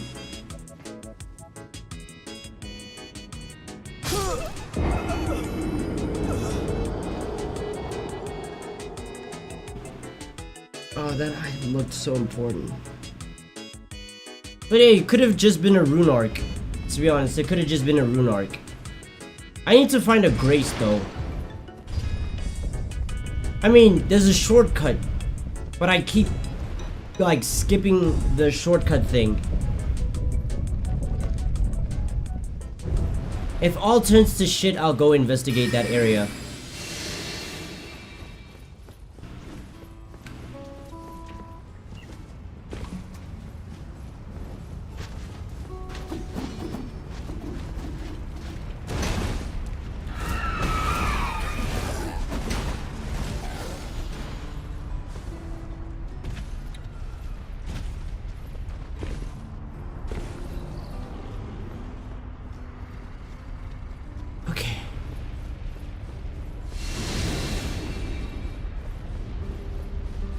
I got this. Volcano Manor. Not gonna lie, that area where I was moving, shit, bro, that shit gave me DLC vibes. Wrong thing. Whoever died, fucking deserved.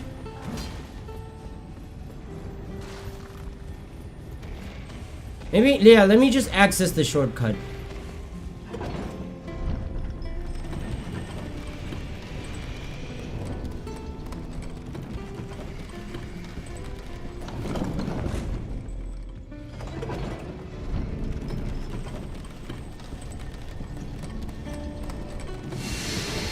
At this rate, I'm not gonna find everything I want.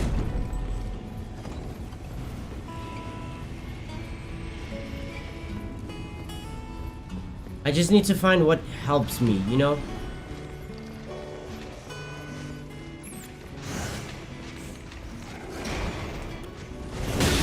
Oh my. It's cool. I got the shortcut. Somebody's still dick eating me.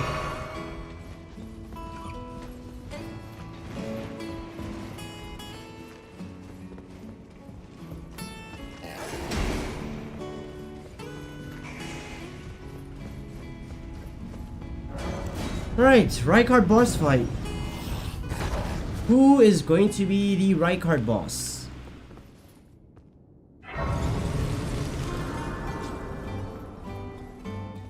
Let me rest so I can restart everything.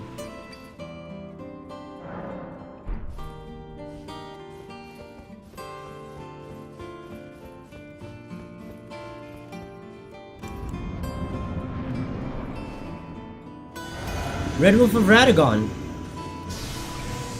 High magic resistance. But frost bleedable. Completely forgot about this little guy. God devouring Red Wolf.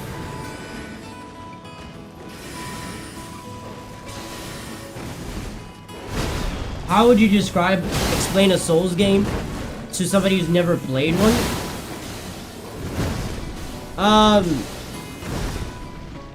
Are we talking about like lore-wise, or are we talking about like what the mechanics are?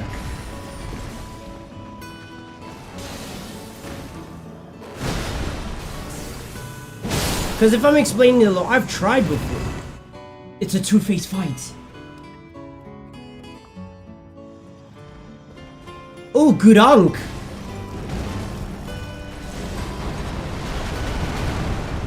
Okay.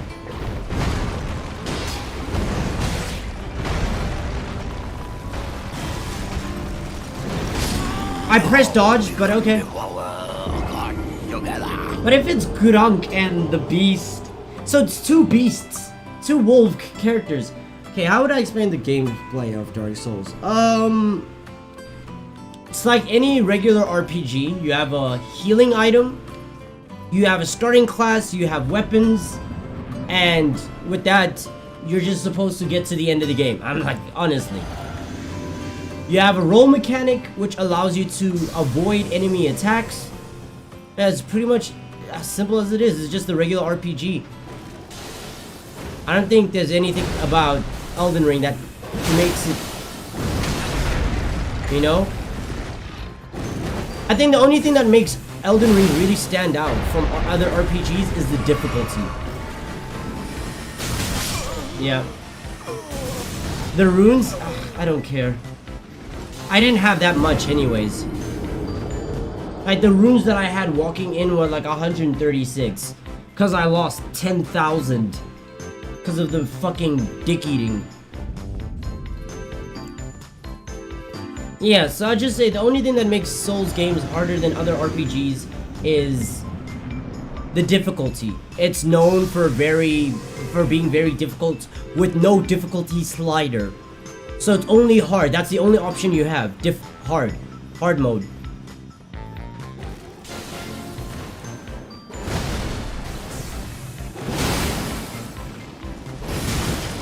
Oh shit. Shit, yeah, early dodge. Elden Ring doesn't have a straightforward approach. Oh, it does or doesn't? It doesn't. Oh. Elden Ring does kind of have a straightforward approach. You start off the game in a temple or in a building.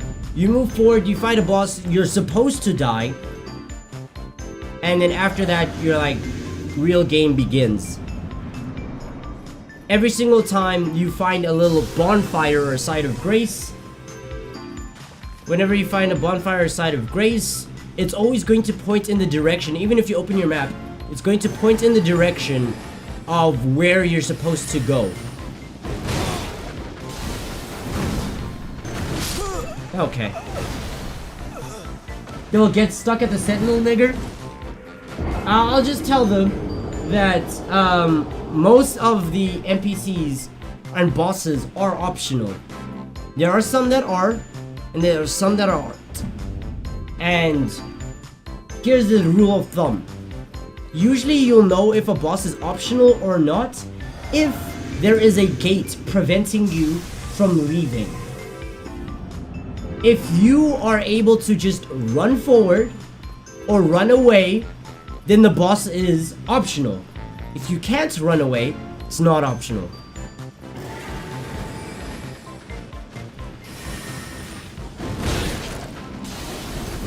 Yep, fuck.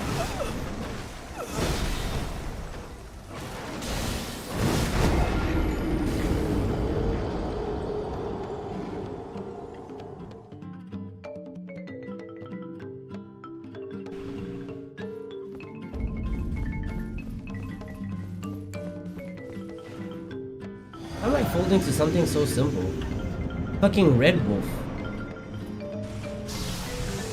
I should be ashamed. It's Red Wolf. Like, yeah, sure he has high damage scaling, but it's still fucking Red Wolf.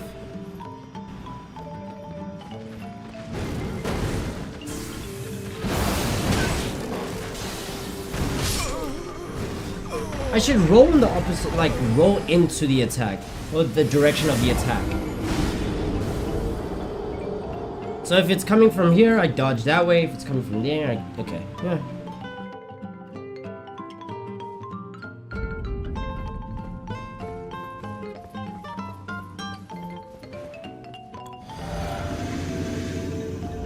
I don't know, Souls games are like... Explaining Souls games are easy. Understanding them feels even easier. It's like once you get into it, everything becomes normal. Or it becomes understandable. It's like there's a story... But you're not set to a very specific story. You can take whatever route you want to for it. At the end of the day, you're going to end up in the same area.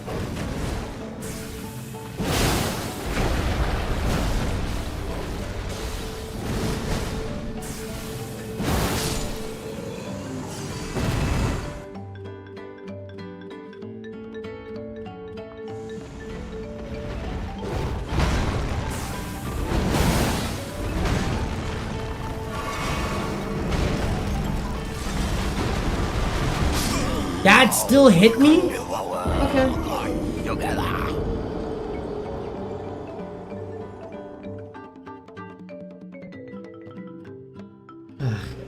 I know. Whenever he does that move, I'm supposed to run at him and jump. Jump R2.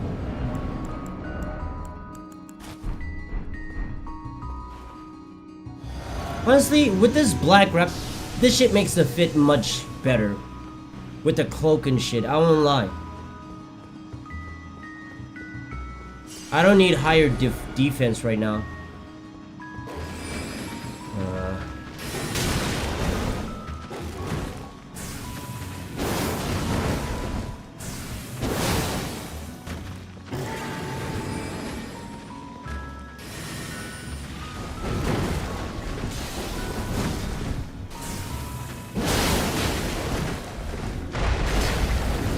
Yep, ran out of stamina.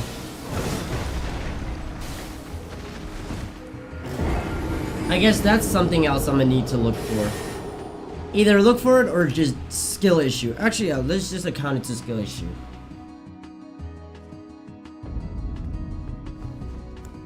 Bro, Vanny does not make sense. She does not make sense to me. Posted on her Instagram this picture of her eating out. And she was like 0 out of 10. Would never eat here again. I look at the picture of the food that she took. She cleaned the plate. The fuck you mean 0 out of 10? Bro, you're not cleaning the plate of a 0 out of 10 meal. Honestly. 0 out of 10. Would never eat here again. Like, no. You were hungry. You're lying.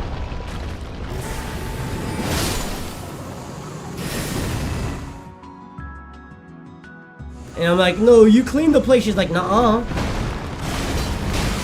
Oh, shit.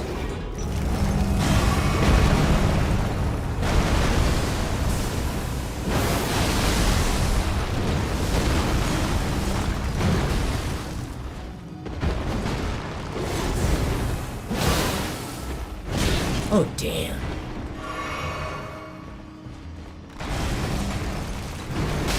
Okay, fair. Fair. Fair.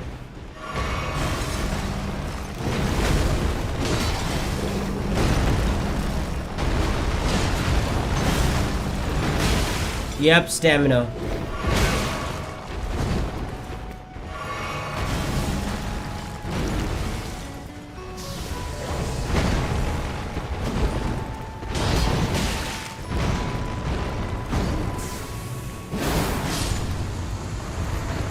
Alright, there we go. Rykard's Great Rune. Rykard's Great Rune is only useful for, not PvP. For, what is this thing called again? Yeah, no. It is good for PvP.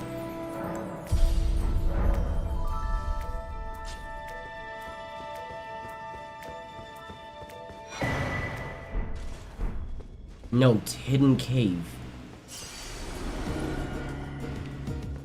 I forgot you can buy that type of shit from merchants and shit. I know this isn't the only piece of information you can get from this boss fight, or the only item you can pick up. There's like 2. Right?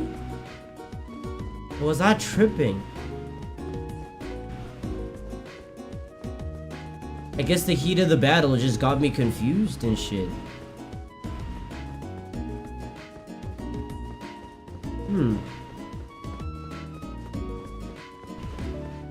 Yeah, I guess it was just the heat of the battle. Had me all confused and shit. Alright. Alright, to the Halig Tree. We're gonna fight Loretta, Melania. Those are the last 2 bosses before we sink in or lock in and fight Giant Lord Placidusix. Again, I'm using all of this just to level my health up to 30.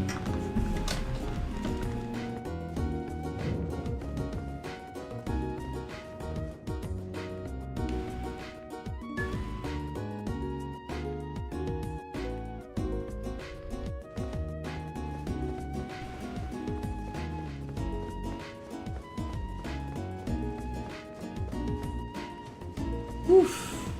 Oh yeah, there's that one Black Knife assassin I haven't fought outside Gurank's place. I should also probably go fight her. But the fact that she has this damage scaling of Kaled, that's what's nuts to me, you know? Woo! A golden item, please, please. Let it be what I need it to be. Please. Elden Remembrance. Well, let me not discount it. I first gotta see what it is.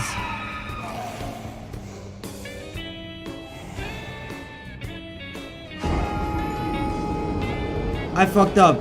I miscalculated where the invisible bridge was. Because the invisible bridge is there, I just need to remember where.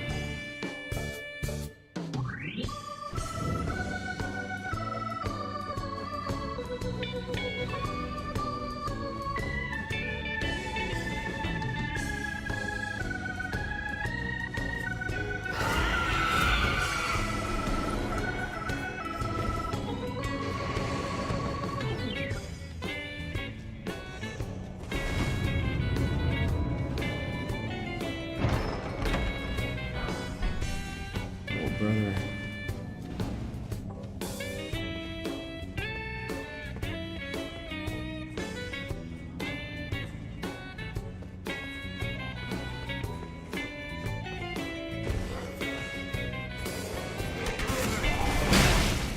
Damn, that's a lot of damage.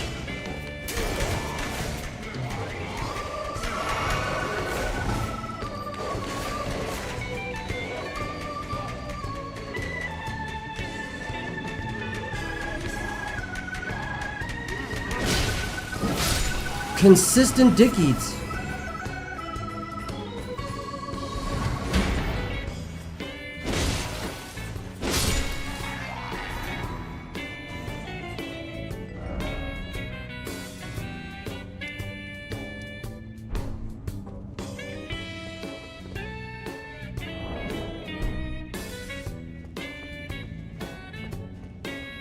See, the problem from here is I don't know where to go.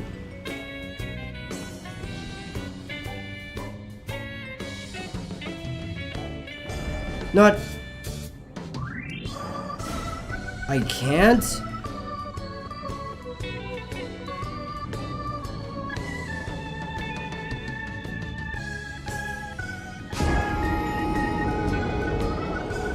Okay, you know what? Maybe I 50k runes though.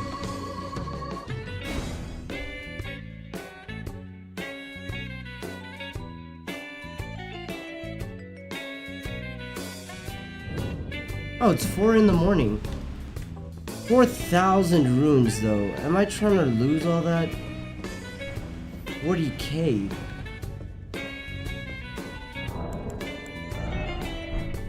Oh, fuck.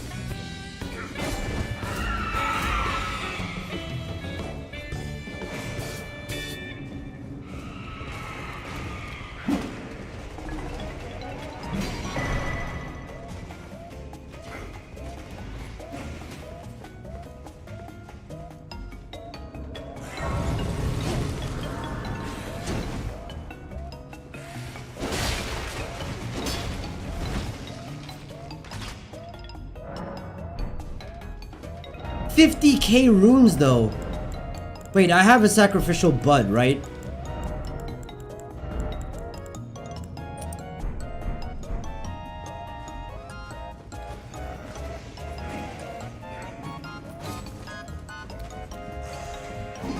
I could be smart. I could get my runes.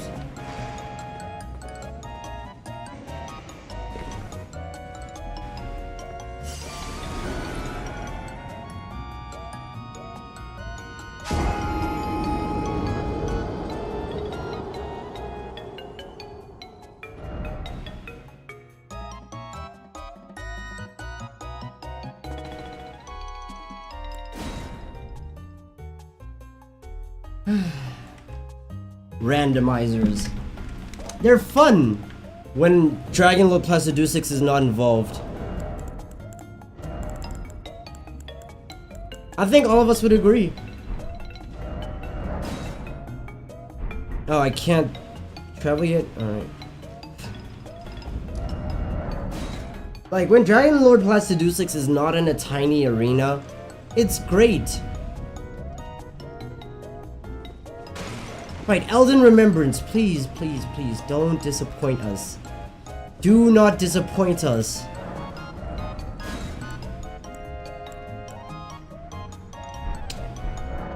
Just like your boss fight, everything about you is a fucking joke.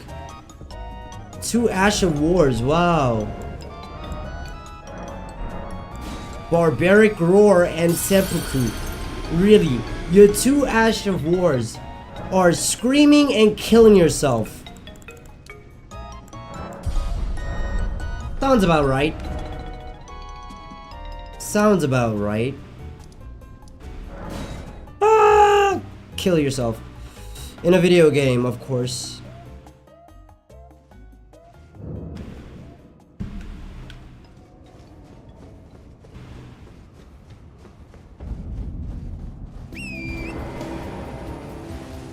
I'm curious, do y'all think that I'll find the...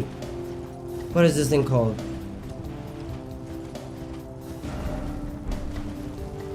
Just keep traveling straight. Do you think that I'll...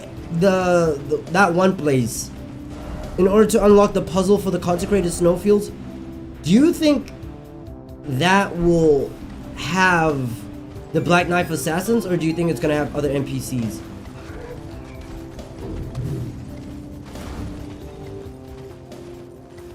Knight's Hunter. Oh.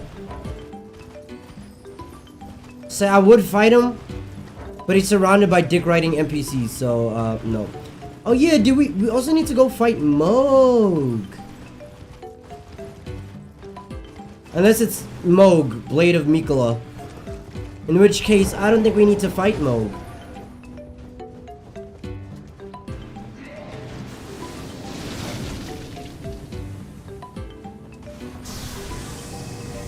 Anastasia, the Tarnished Eater.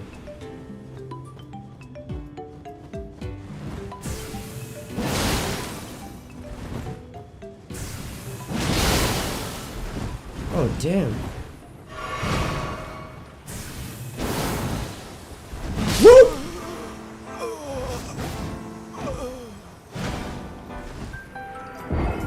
Okay.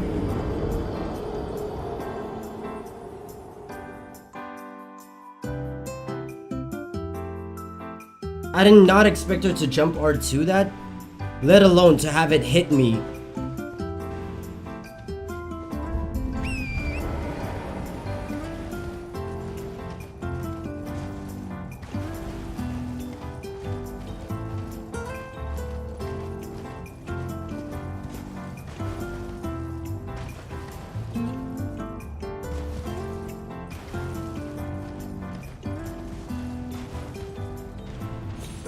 Ooh, fucking hell.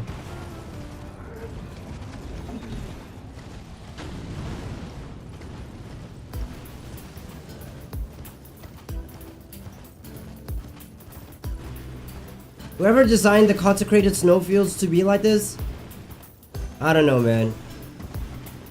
Like, at this point, when the fields are like this, I understand 1000% why the Albinorics got lost and ended up in Mogwin's palace.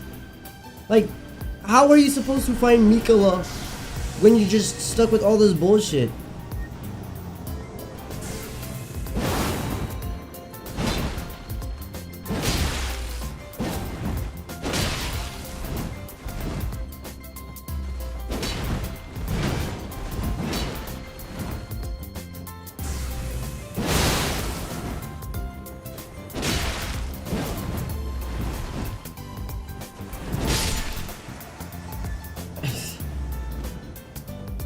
That's the secret, just wait for them to roll into it.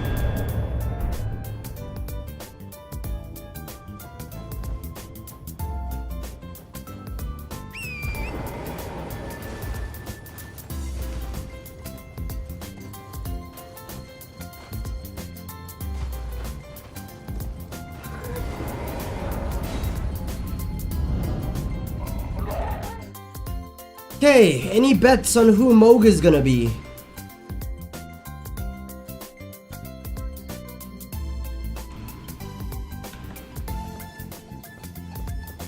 Or who's gonna take Moog's place? Because Oni brought this to my attention, I think I'm going to bet the Valiant Gargoyles. Or... Wait, haven't I already fought Hora Lu? I don't know.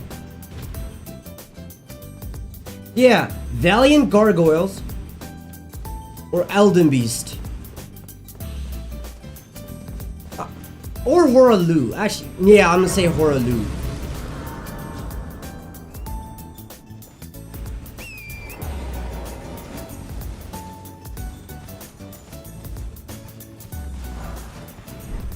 Oh, bloody. The bloody slash ash of war in a bloody area. Nice.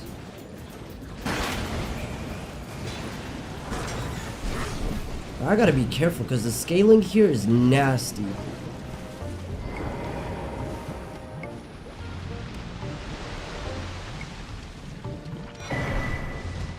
Woo!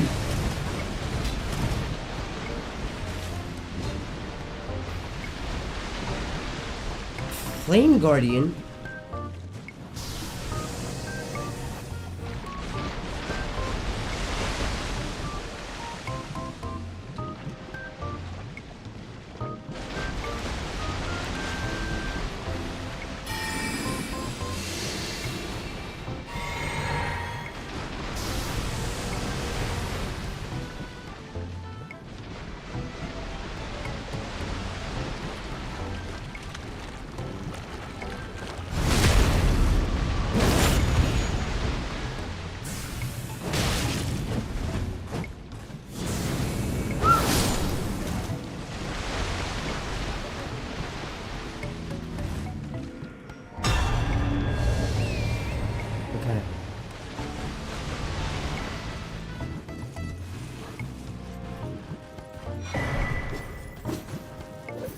Hero's Rune? I will take it. Oh.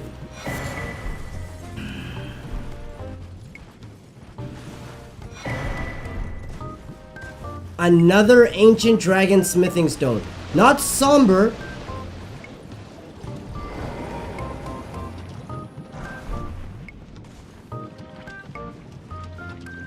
Am I being invaded again? Oh my fucking god, bro.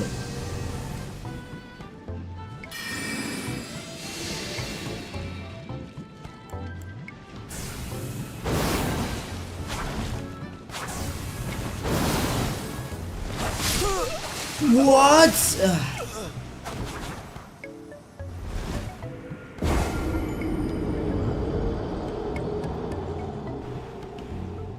With the Reduvia as well.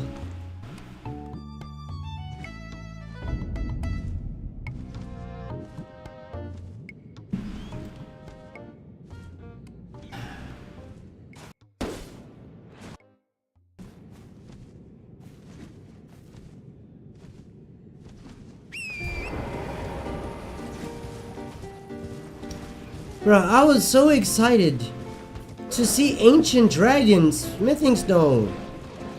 Like, no, it's not Ancient Dragon, it's Somber. It's Somber Ancient Dragon. No, it's not Somber Ancient Dragon, it's just regular Ancient Dragon. I hope that makes you happy. No, it doesn't, but... fuck me, I guess.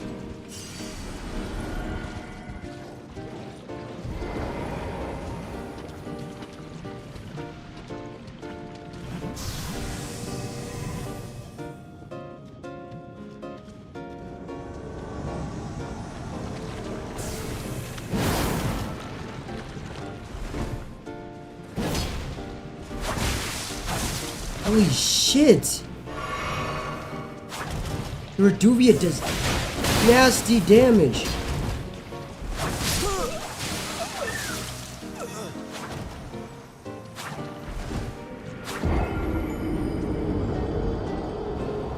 Am I really willing to let 40k? Nah. Can't believe I even asked myself that question.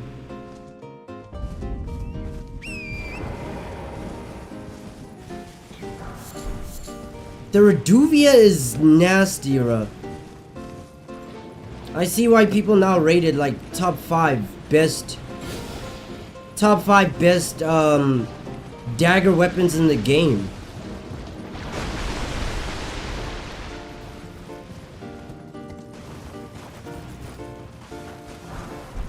Because when it has innate bleed buildup like that, it has a projectile ash of war. That also has bleed buildup, like holy shit.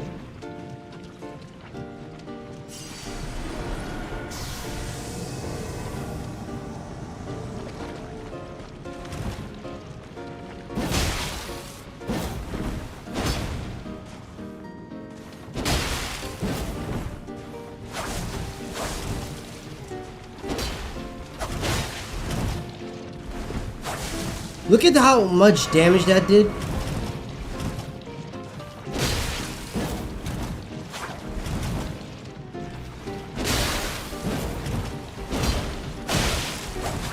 Oh god.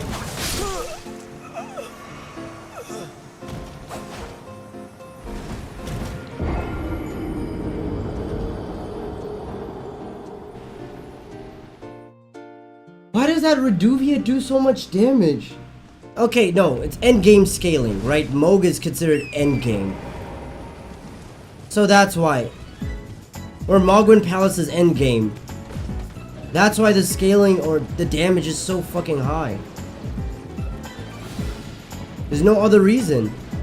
But also, why do you get invaded twice in one air? To be fair, he's a bloody finger, most likely. That's why I'm getting invaded twice.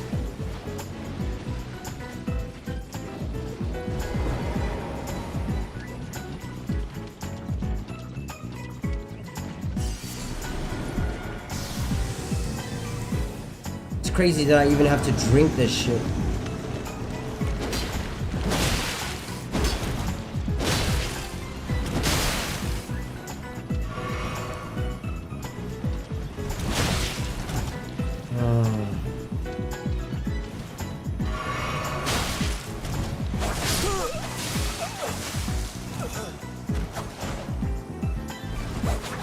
When I shoot a projectile, I always miss. He somehow like perfectly times his rolls to always escape them.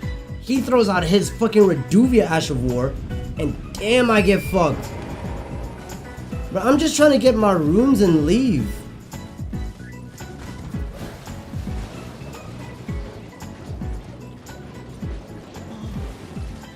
Nigga wants me to be his best friend forever.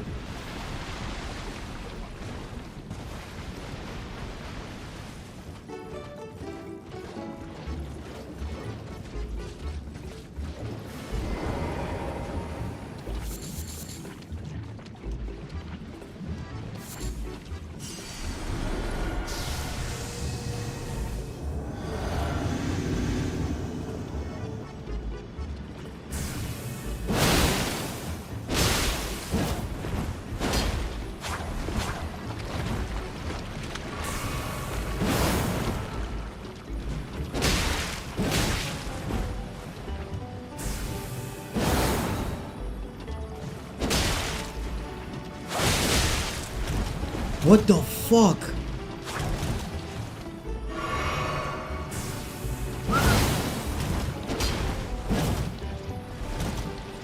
What?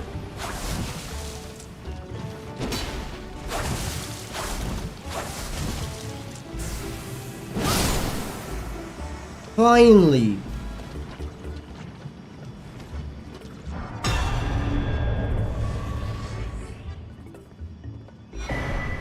Death root.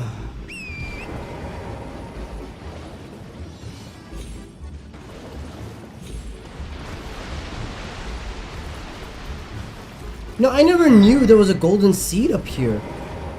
Another invader? Nah. Nah.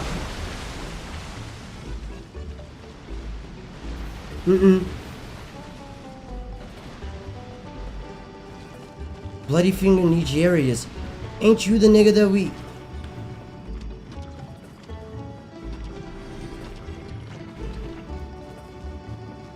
You're the nigga that me and Yuria jumped. Oh no, you jumped, you assaulted me. And then Yuria and I attacked you.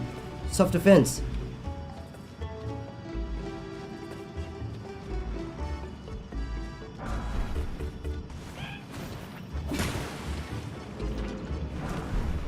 Somber 9.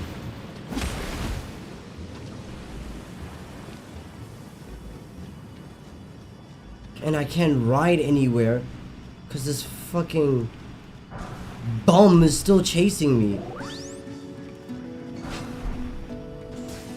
Okay, good to know that Moog's area is just the worst area to be to like fully explore, because you get invaded 3 times. 3 times. Give me something good. another regular ancient dragon. How many does this game have?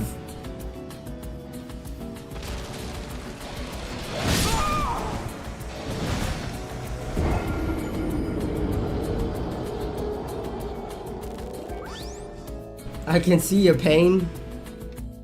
I just need one ancient, somber ancient smithing stone. I have 6 regular ancient. I need 1 somber, and I've on my total playthrough I've gotten 7 of these. 7, but I can't get 1 somber. Like, aight, bruh. Aight.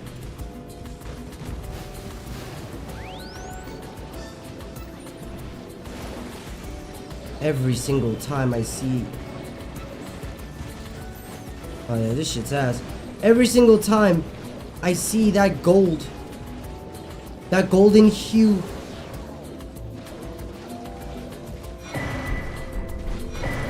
Golden Order seal, whatever. When I see that golden hue, I get excited. And then I realize, woo. Then I realize this is Elden Ring. They don't want to see me happy.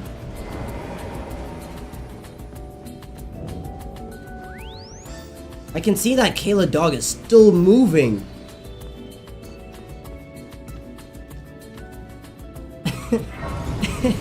My pain.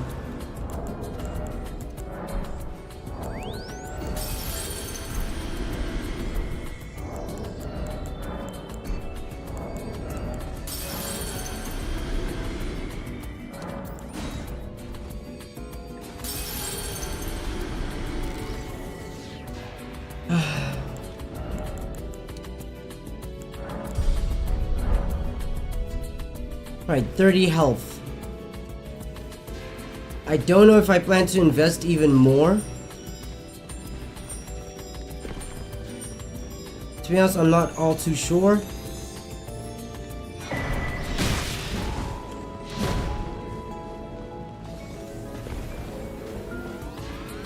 I like how a lot of them are just idle.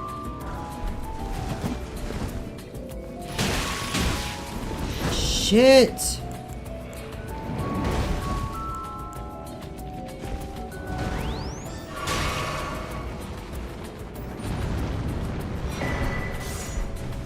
Dragon Halberd.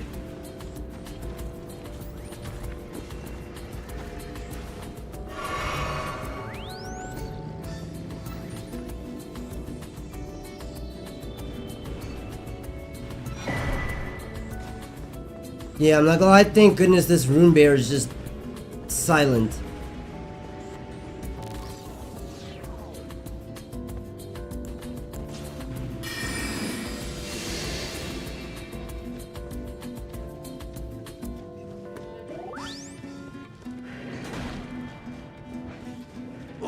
Are you here as a... Finally! I must have... Finally! Oh, thank God! My savior! Let's fucking go!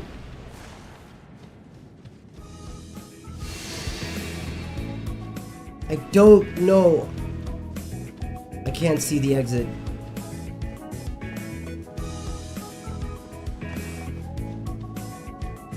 I don't know how long I've been waiting. Like I said, I just needed 1. I got my 1. I'm happy. There's finally hope in these dead eyes of mine. Oh, there's finally hope. Now, if I can find a jar shard, holy shit. Holy smokes, man. Like, okay, maybe I'm asking for too much. But like, if I could, holy smokes. You feel me? I would not be complaining. Finally, my weapon is plus 10.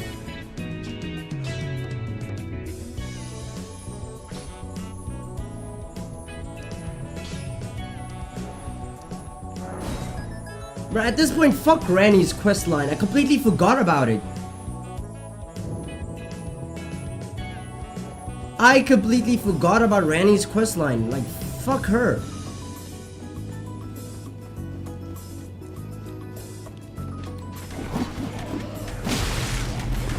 Woo!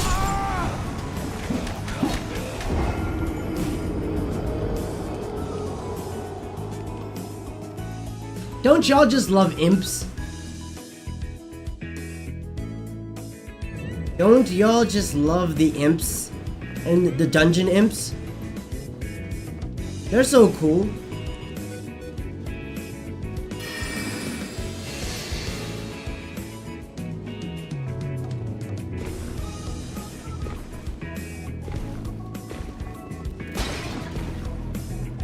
Open. It's fine. It's fine. It's fine because the box is open.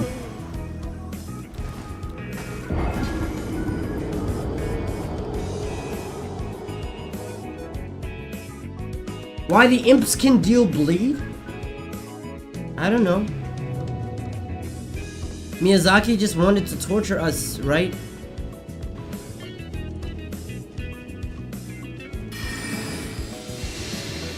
Nothing's more cool.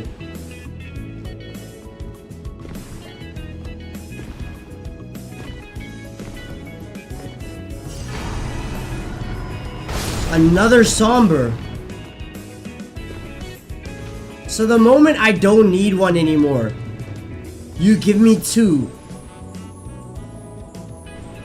It's cool. I have multiple larval tiers, so that means I can upgrade a second weapon to +10. Maybe the Blasphemous Blade.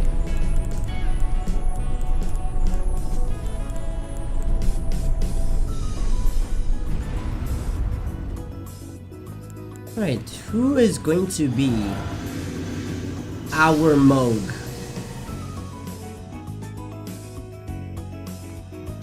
Renala? Phase 2? Oh, she using the method against me.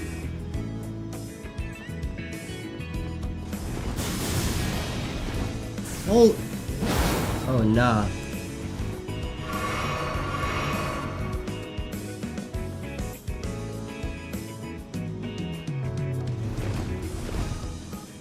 I'm not gonna lie, I almost forgot how annoying Renala can be.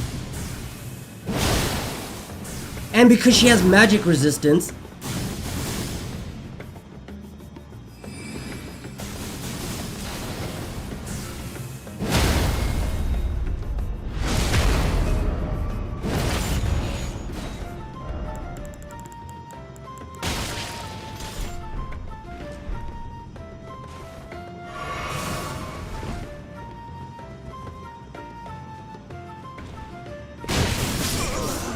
Is mine and mine alone. This ain't even your kid, bro.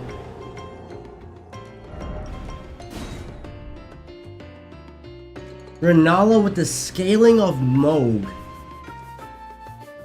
Ugh, that's just devious. That is actually devious. Holy shit. If I had the health and steeple, I think I'd be good.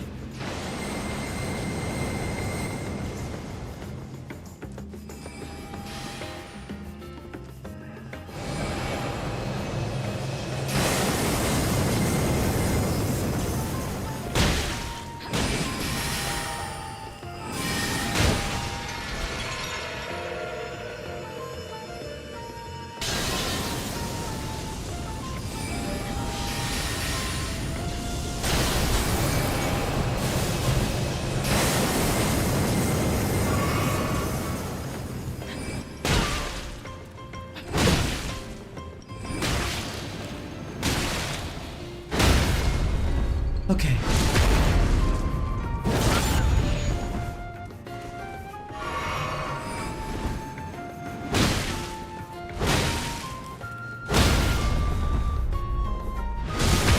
Bleed.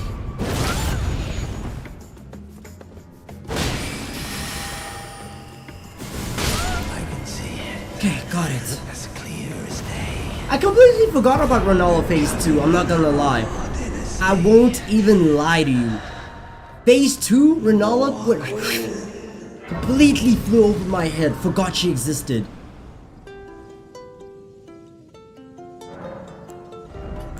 Still though, weirdly enough, haven't encountered Horalu.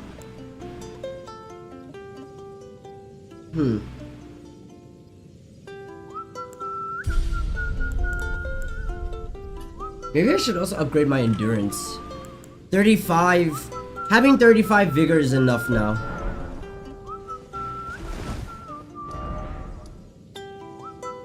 Yeah. I think it's perfectly enough. Now, I upgrade my endurance so I can hit more and also have some room to dodge. See, we're cooking. We're cooking. I just needed some prep time.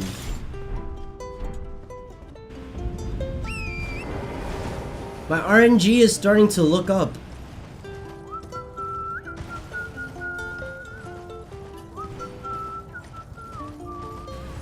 Whew.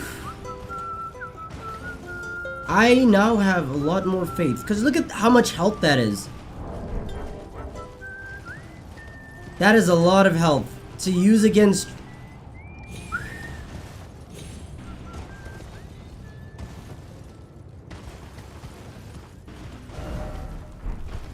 To use all this health against Placidusix?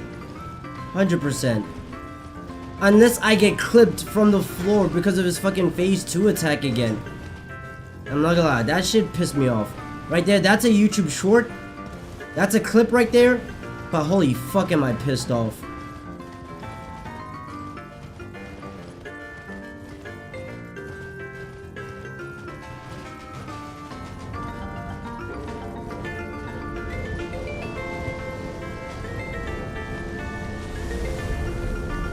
Torrent moves too fast to be hit.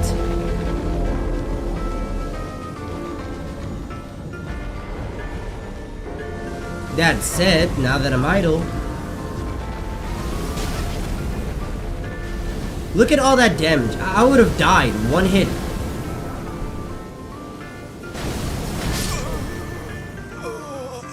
But you see?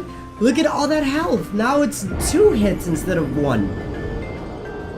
So I see that as an overall net W.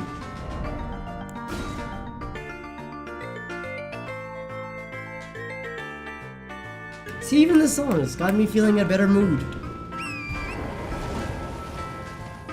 Oh.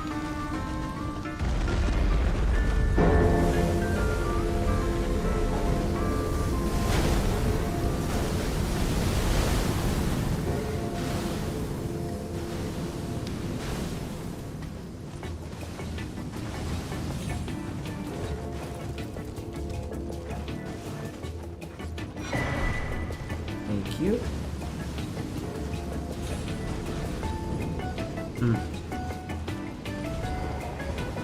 I wonder how many people freestyle to these type of songs.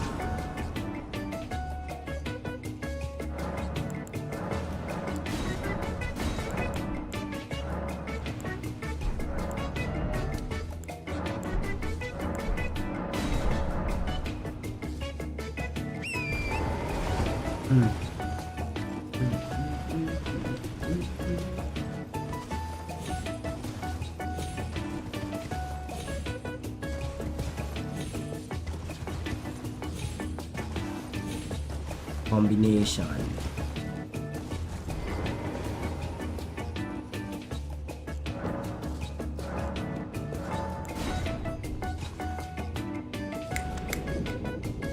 I wonder what NPCs are randomized here. Because I doubt it's Black Knife Assassins, right? These also have been randomized. Oh, it's a skeleton! Oh yeah, we chillin'. We chillin'.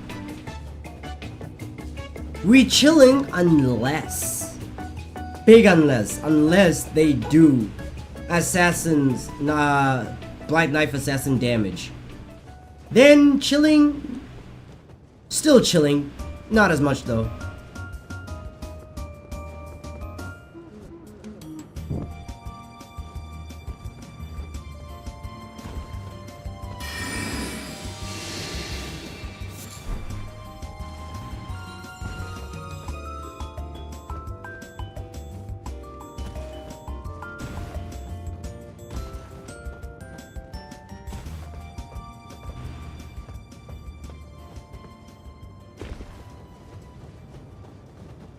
That was a wolf on a rooftop.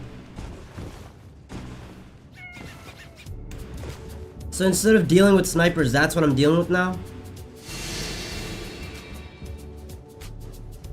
I see gold shimmering off that corpse. Oh, that corpse is mine. Bro, only in video games can you say such weird sentences like that. Like, honestly, in real life, imagine telling somebody that, oh, that corpse is mine. They'd be like, my brother, what?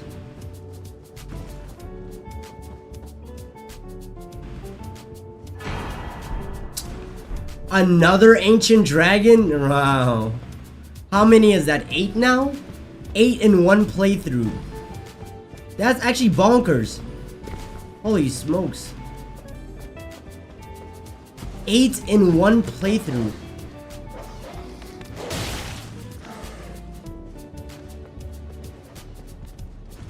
And I didn't think, bro, I didn't even know this game had 8. That's the crazier part to me. I didn't know this game had 8 of these shits. You're telling me I found 8 of them.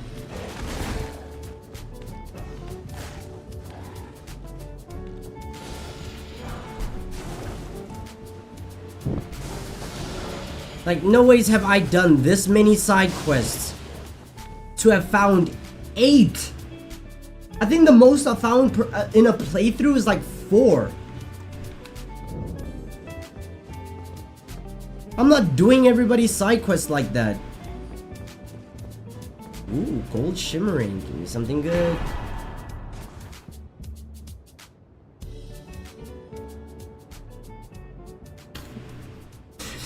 Honestly, this is just jokes. It's actually just a joke. Cause what do you mean I found the 9th one? How many are in a game? How many per playthrough? How did I just find the 9th one?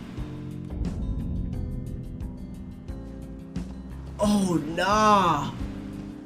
That's actually insane. Actually insane. Holy shit. Wow. Cool. Another clip right there. Biscord finds 9 ancient somber dragons. Will I survive that fall? Ah! Yeah.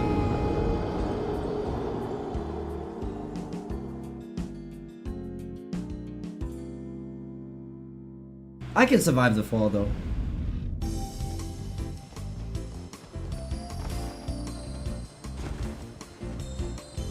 Randomizer gives Biscord 9 sombers. Holy shit.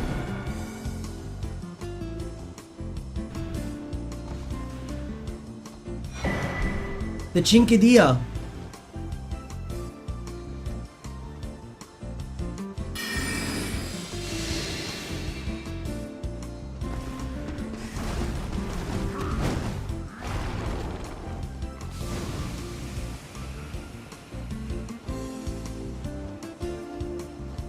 Oh yeah, we also need to finish the, what is this thing called? The convergence mod, especially now that I've fixed the game and it no longer crashes. Yeah, I definitely need to. I need to finish that one. I finished the main game, and now I just need to finish the, what is this thing called?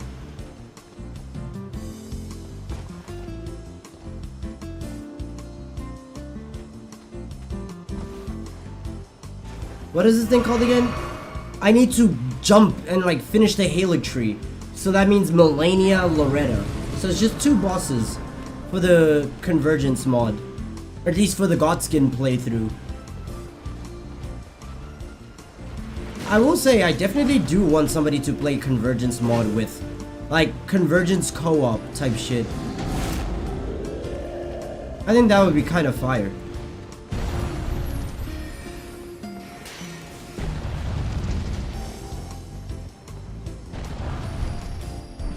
Oh, the Uchigatana. Nice. Or the Carrion Combo Warriors co-op. That would also be really nice.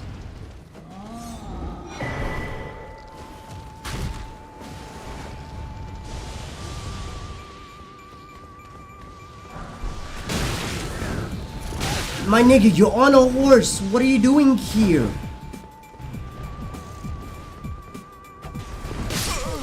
My controller stopped moving. Or it stopped working. It was functioning like...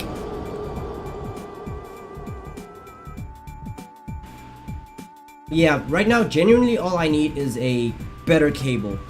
I don't need a new controller, I just need a better cable.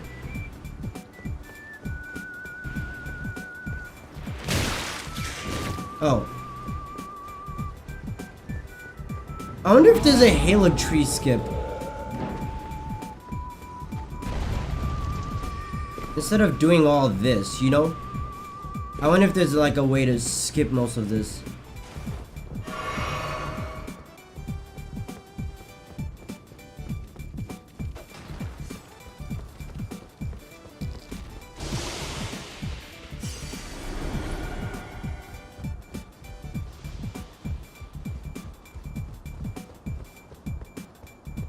To think, after all this, looking at the tree in the condition that it's in, and Melania really thinks she beat Radon. She's so confident in it that she says, and I've never known defeat. Holy glaze, holy bullshit.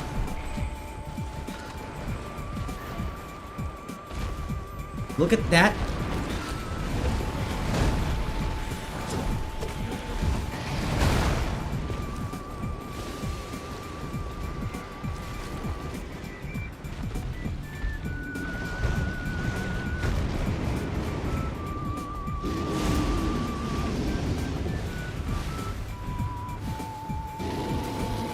Come on. Got it.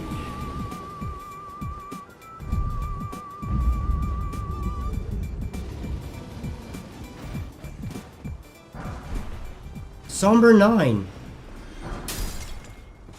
At least I know that if I ever need to, then Godric? I forgot about you! Huh. Yeah, but at least now I know if I ever need to, then I can upgrade another weapon to +9.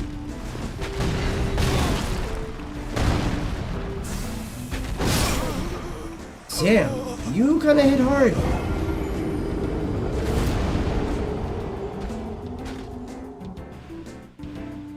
I mean, you do have Loretta's level scaling.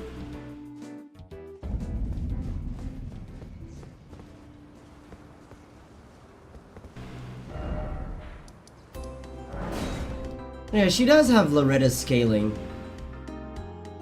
Okay.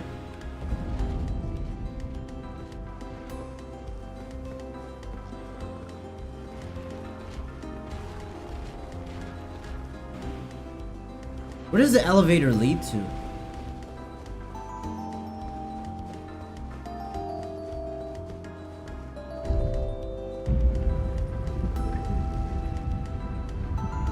Had to get the skip.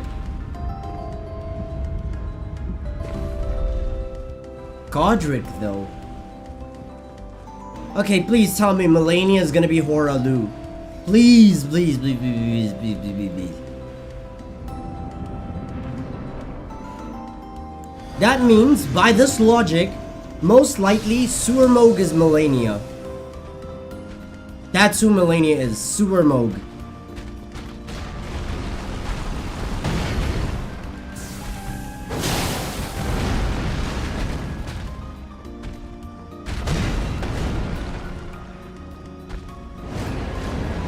Which is actually, that makes me happy.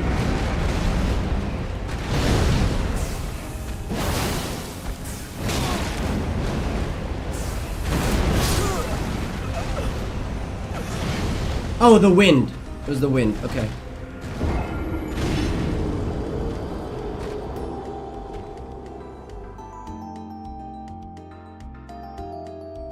Nice.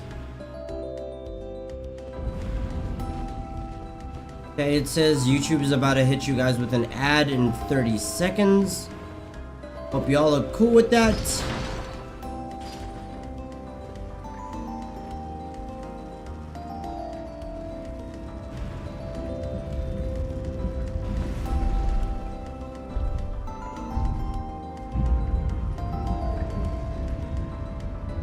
sewer Moog as Melania. Okay, sure. It would be absolutely hilarious in a sheer stroke of luck. And my controller just stopped working. It's cool, I didn't have any runes to lose.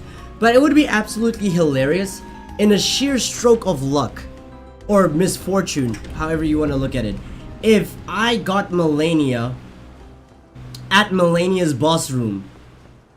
It's like all the bosses have been randomized or tossed everywhere. Then Melania just happens to be in her own boss room. Damn, this bitch is loud.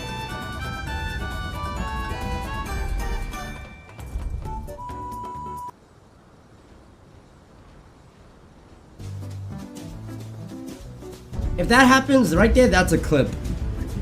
Melania found in Melania boss room in Randomizer. Why does my controller like to do this?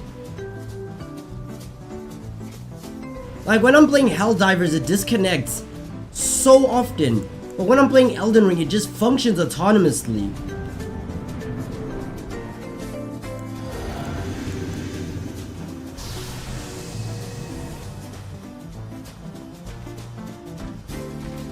And at least this also means I can beat Elden Ring with no summons.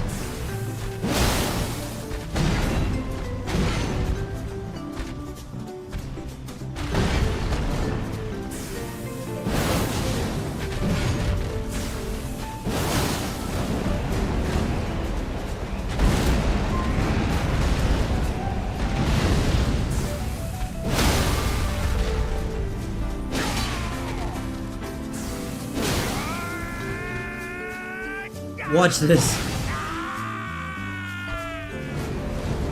That shit is hilarious. That always makes me laugh.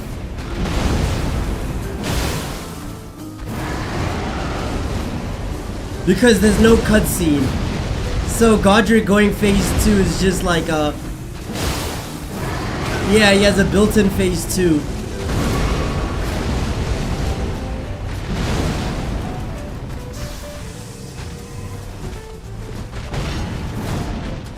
Hilarious. I love it. Oh, fuck.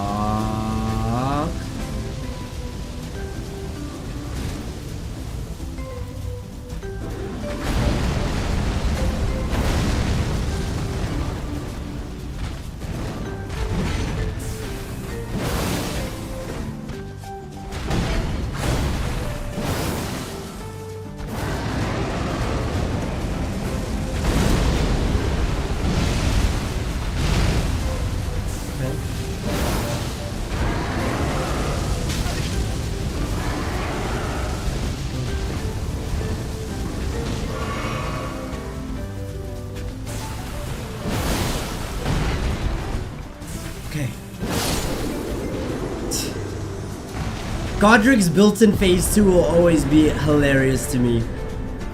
Because he just screams and then immediately has the hand just spawns.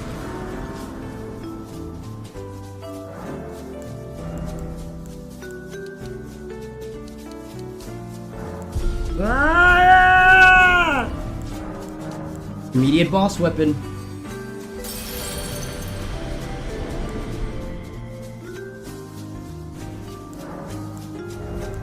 Oh, I need 92k? Alright, say less.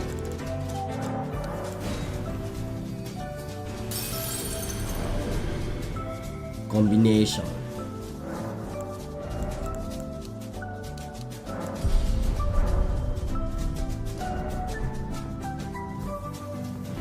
Yeah, having more stamina. I won't lie, the Halic tree looks beautiful. Well, it would have been so much more beautiful if Melania didn't fuck it up. But hey, it still looks pretty.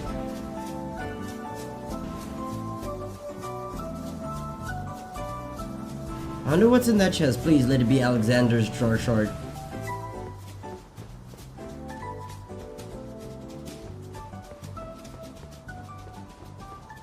I wonder if Melania, genuinely speaking, I wonder if she feels guilty for scorching black flame. Oh, that's Faith. I wonder if she feels bad for all this. Because Mikola spent his entire life with this. You know? This was his, like, magnum opus. And also trying to cure his sister. And then Melania just, like, balloons. And fucks everything up. Like, damn.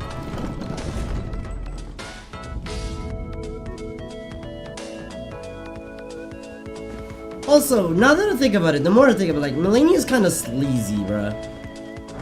Like, she fought Radon. Radon waited for her. Radon waited for her to get ready. Like, he respected the ones. He was like, I want to fight you at your best. And waited for her to put her prosthetic arm. Just for her to nuke him. Like, that's crazy. It's like, I give you an opportunity at life. And with that opportunity, you immediately nuke not only me, but the entire land of Caelid. Just because you couldn't accept an L? Holy shit.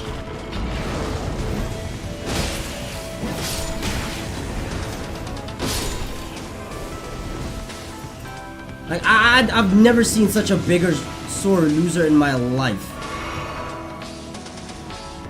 But hey, that's a lot of people's goats. Feel me? If that's your goat and that makes you happy, I'm proud of you.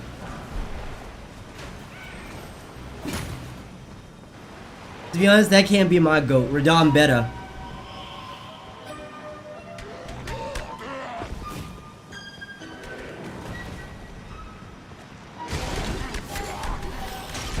String. Useful.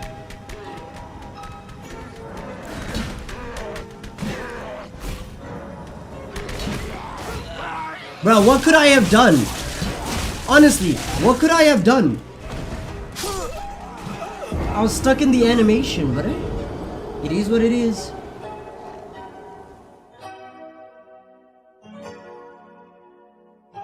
I need to learn how to practice no-hit. Like, no-hitting Elden Ring? Oh, yeah. I feel like I'll be, you know? Saying a lot of incoherent words and ending it off with, you know? But I feel like I'd be at the top of the world. I feel like I'd be a king. Even though they are Elden Ring whatevers, no-hit runners, I personally would feel like I'm at the top of my world. Because I did that shit.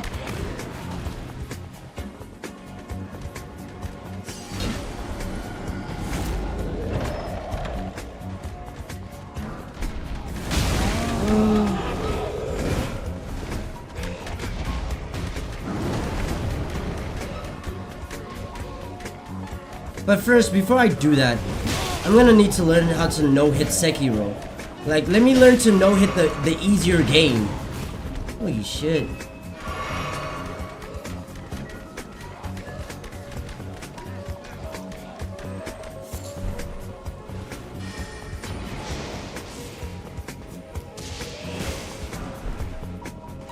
The Staff of Loss.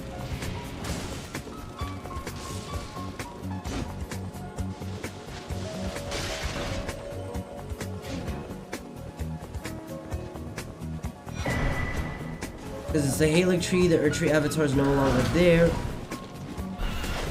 So I can take the front door. No harm, right?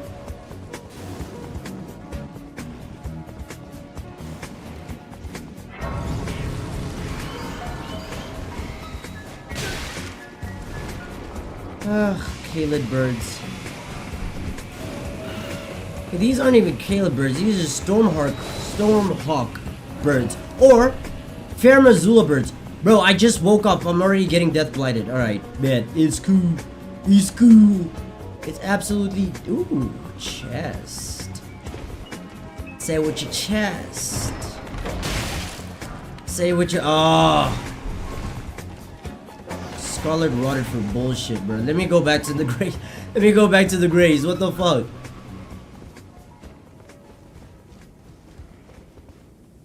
I don't know. It's moments like voice crack. It's moments like this when I really should have considered getting a Chris the Cutie's playing Guilty Gear Strive. Okay, it's moments like this when I should have considered switching to Faith. And I can switch to Faith right now because I have the larval or the larval tears, whatever they're called. But I'm not going to. I've already fully committed to Faith. So I got to see it through. Even if I don't want to. Sonic Mega Collections music gives me peace. It's like nostalgia. A rune bear? Oh.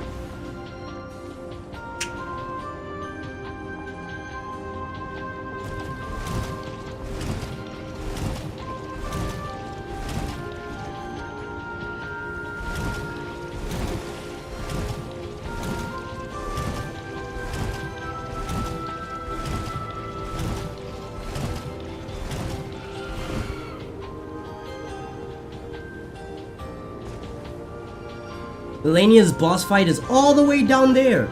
But I can't see anything of like significance. So either A, the boss hasn't loaded in, or it's gonna be a small boss. Right? I expect it to be a big boss. Because now that I think about it, we haven't fought Radon either. Like Radon hasn't popped up as a boss, so we're missing Valiant Gargoyles, Horalu, Estelle, one of the Estelles, the one that can create shadow clones. And who else? Horalu, Melania, Estelle, and Radon.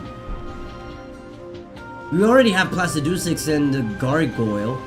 Oh yeah, and the Valiant Gargoyles as well. Ooh. 5 bosses to encounter. See, that doesn't make me happy. That fills me with existential dread right there. Because now I know what I possibly have to deal with. Oh, it's fine. I can handle it. What am I, a bitch? Oh shit, Red Wolf? You got it. Red Wolf, Leonine Misbegotten, or... Look, bro, that guy was ready to dicky. Whatever was in that chest, not worth it. Just not. It's not. Okay, any bets? Any bets? Who do y'all think Melania is going to be?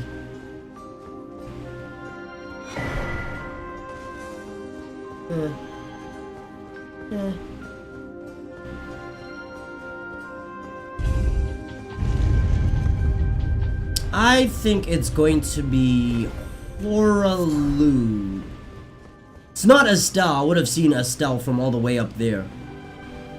So it has to be... Or it's a two-phase fight, actually. Horalu and Radon. That'd be an interesting combo. Lynch Dragon Fortisax. Okay.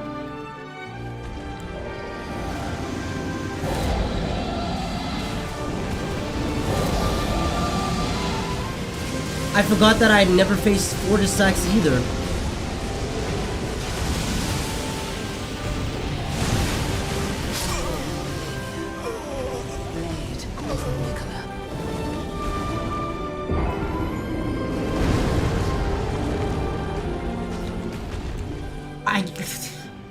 Every single time I think, oh yeah, I remember. There's a boss that I have, you know. It's a boss that I've beaten every boss. There's only like 5 left. And then 1 gets added to the arsenal. Okay. Lynch Dragon. Fortisax, Blade of Mikola. You're more like Fortisax, Blade of Godwin, but hey. Well, that's some good damage.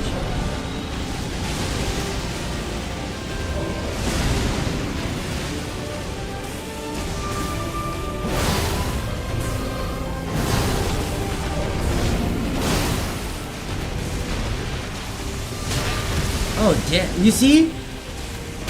Oh, if I didn't level up, I would have died.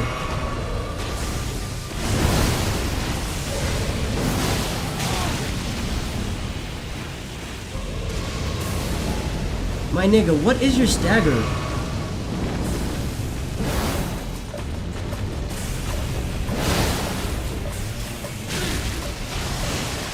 Oh, I'm dead.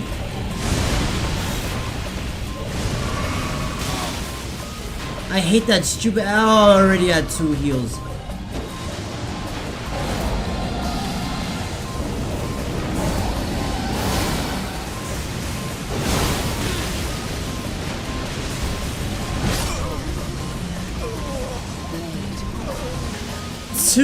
Two. Okay. Let me reallocate my physics flask real quick, and I'm ready. This boss. It's much easier to stagger Placidusax, weirdly enough. Fortisag's Blade of Mikola, unfortunately so.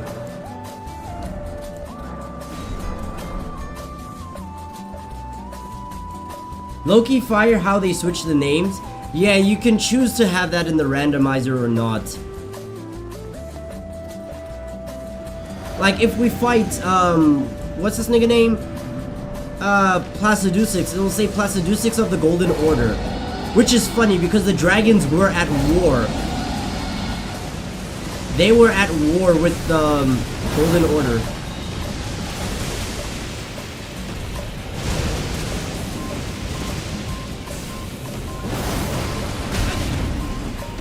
Hey, that would have killed me if I didn't upgrade my health.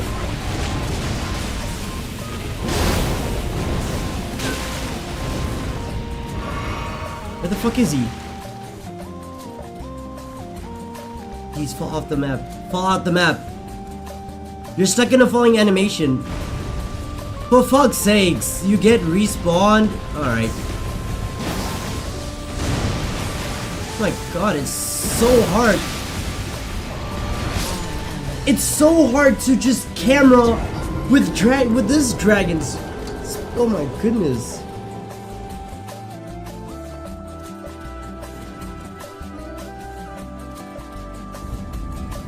Oh.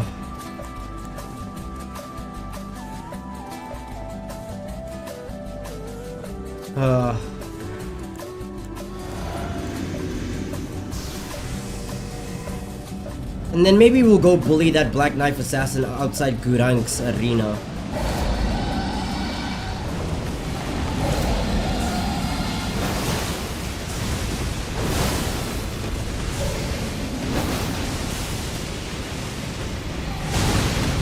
Oh, that didn't kill me?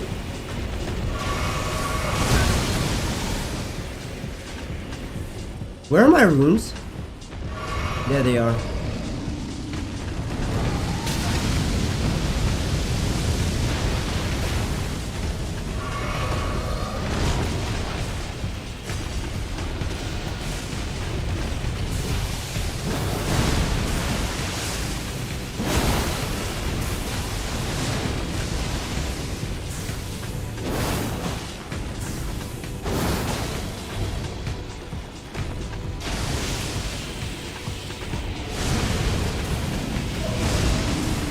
Oh.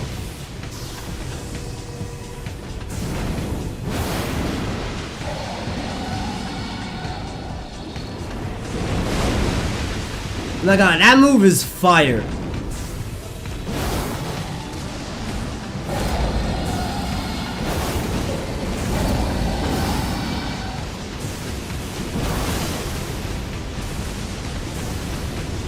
Your strength. Extraordinary. Really? The mark. Fuck it, I'll take it. I thought it was gonna be a 2-phase fight, but hey, if it's just 1 phase, I am not complaining. Dearest Mikola. Can my controller work?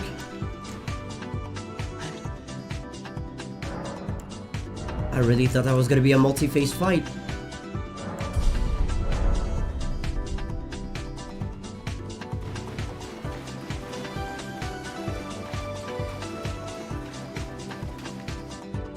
This shit looks beautiful, I can't lie. My controller is forcing me to auto walk. Oh, that's cool.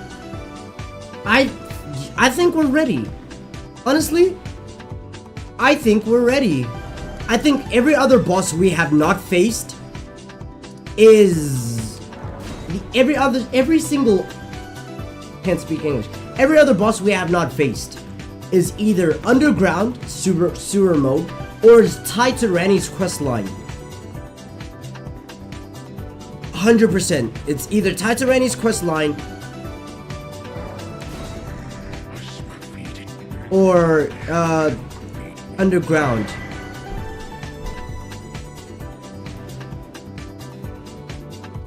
Which, if that's the case, I am not complaining. That means I don't have to touch Melania once throughout this entire fight. And that makes me happy. Y'all were wishing ill on me, wishing that I'd fight Melania. So, y'all need to suck on it. Honestly.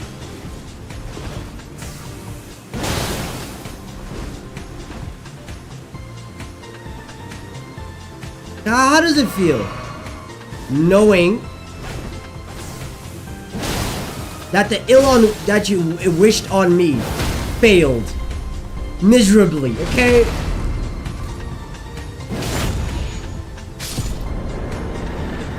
Oh, there goes BBK.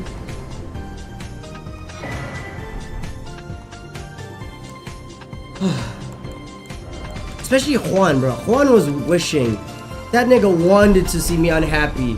Talking about, oh yeah, it's gonna be Melania, phase 2, it's gonna be Melania. The person at the boss fight is gonna be Melania. Godfrey, Melania. Like, that nigga was wishing on my downfall. Holy shit. But hey, I'm chilling, I'm smiling. This is how we end the run, fellas. It's been an honor. I've been streaming for near 6.5 hours. Wow. It is 5 in the morning. And you know what? I'm gonna sleep and I'm gonna wake up. After I wake up, I continue or I finish recording Resident Evil 3. I did not know that Resident Evil 3 was a prequel to 2.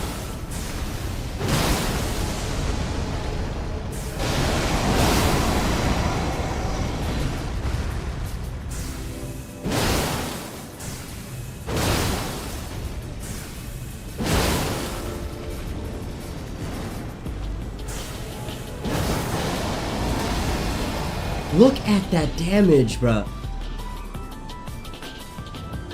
And he hasn't even been frostbitten yet.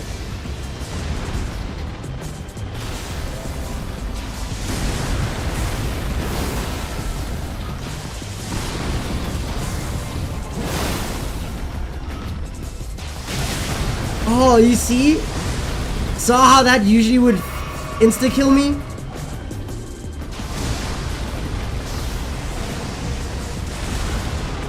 You can't hold me anymore. You can't hold me anymore.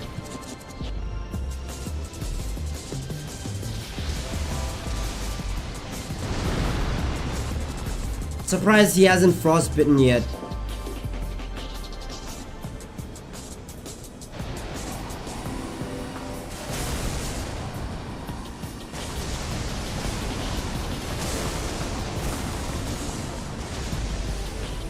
I'm in a good mood now.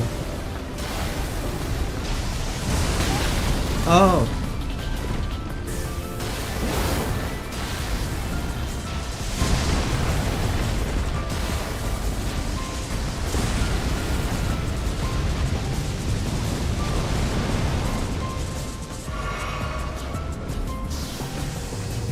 I honestly thought, oh, I'm gonna need to upgrade my FP, but hey.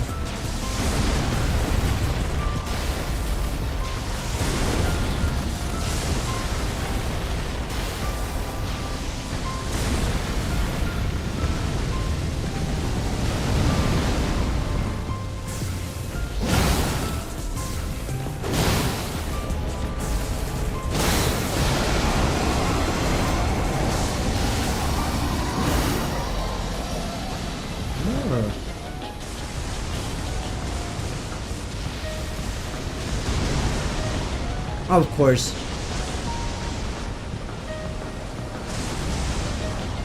And now he's doing the move that's clipping through the floor.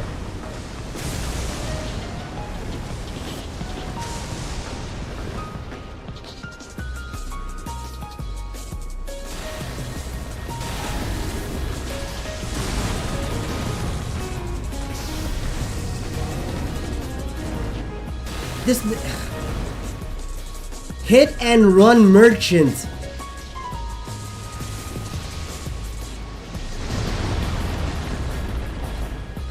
Of course.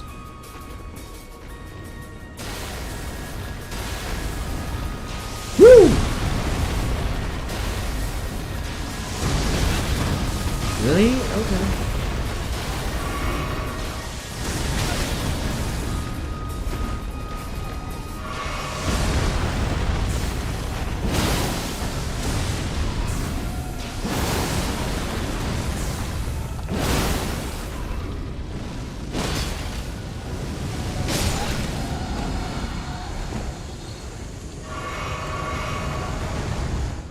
Okay.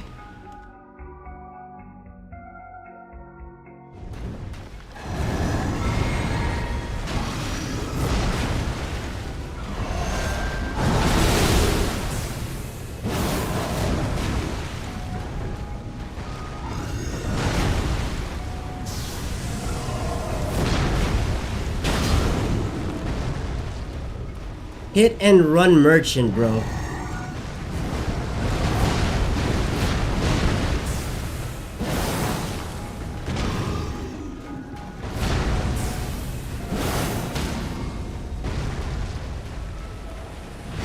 Hit and run merchant. Oh, it's Valiant Gargoyles. Oni, bro, I fucking hate you. I hate you. I hate you. I hate you.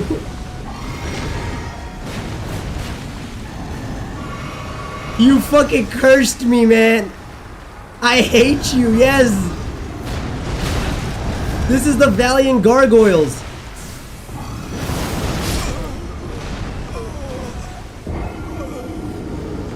What did he do? He reminded me that the Valiant Gargoyles exist.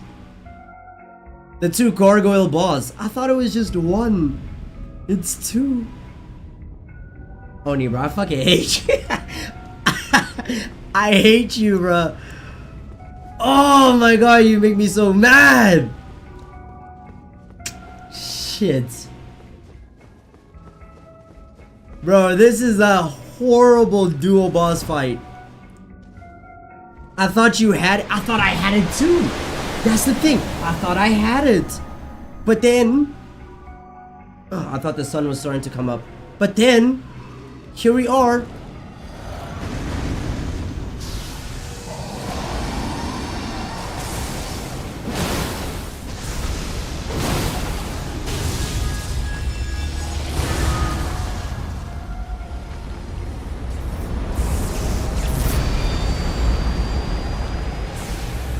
I honestly thought I was safe.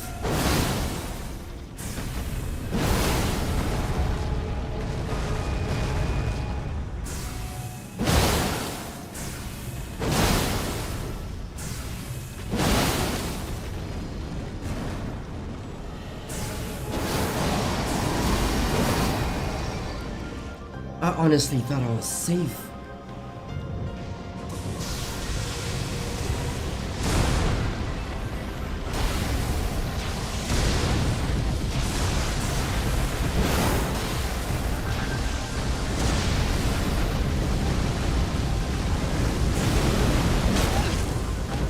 Oh wow, cool. Okay, cool.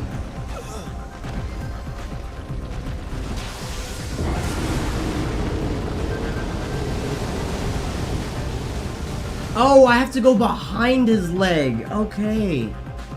When he does that one immediately with the fire, okay, go behind the leg. Do I even have any, like, summon that would be worth summoning?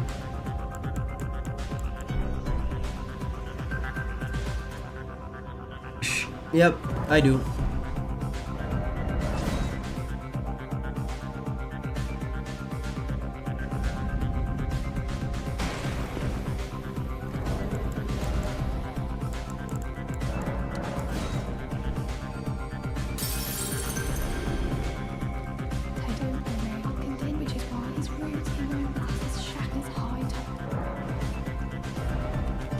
See, I made it far.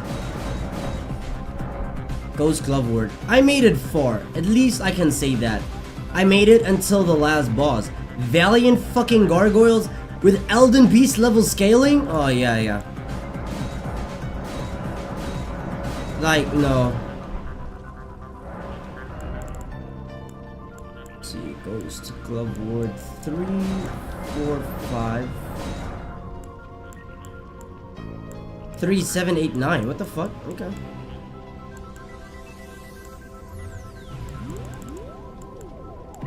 Mimic tier.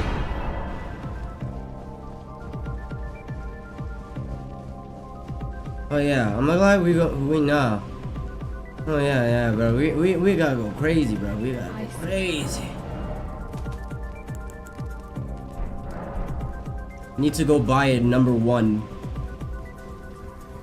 I really thought I had it. I was like, oh great, just Valiant Gargoyles by himself. Cool. Then Mimic tier pops up.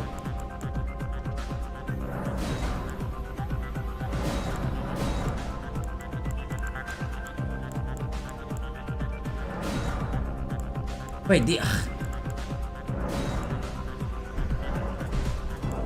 buying the wrong ones. Like I was feeling like, oh damn, finally, fellas, at the end of the run. It's been fun. And it's like, are you sure it's the end of the run? It's like, oh, are you sure about that?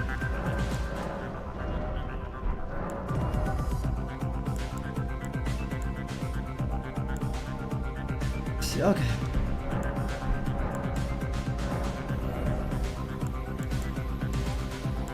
Unfortunately, throughout all of this, the one person I couldn't find, or the one thing I couldn't get, is the fucking health and steeple. Renala's full moon. See, I would definitely use that if I had iframes. If it gave me the iframes that it gives Renala, oh yeah, for sure.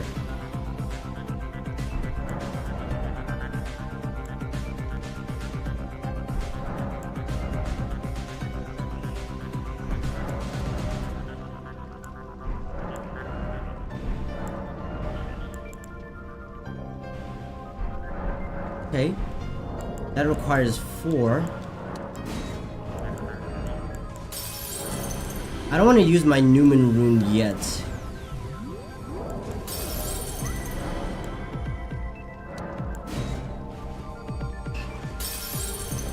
I don't know what level the Mimic is gonna be. Honestly, boost magic negation. That would have been useful.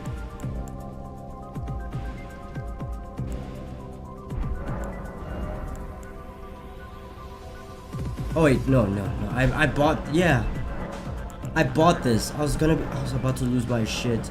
I was gonna say, so you've been telling me this whole time.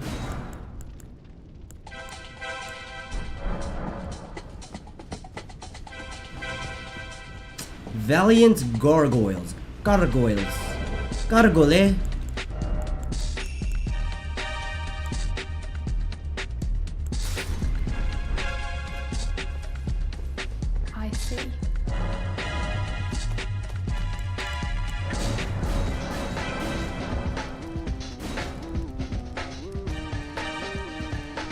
Mimic tier plus 4. I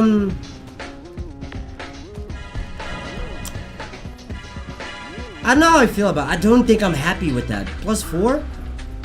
No, he's gonna get one tap, bro. He's gonna get fondled. Is that carrying Slicer? Fuck, it's not.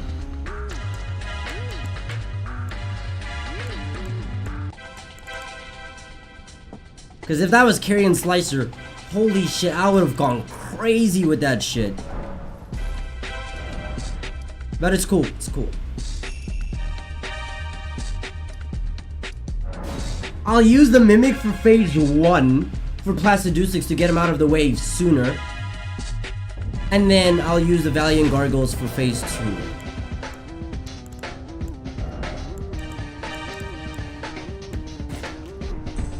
Plus 4 though, oof.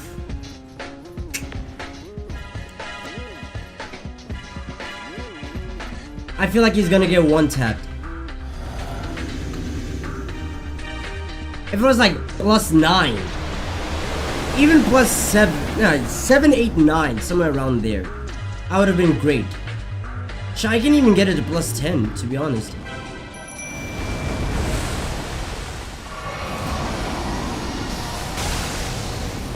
I actually survived that. It's no longer a one tap.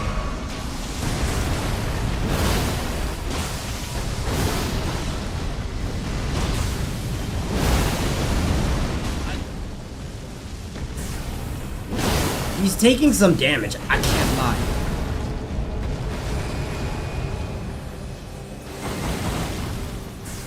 Wow, very useful comment reserve. Thank you. Honestly, I just need him to be a distraction. That's what I need him to be. So you ready to be the distraction?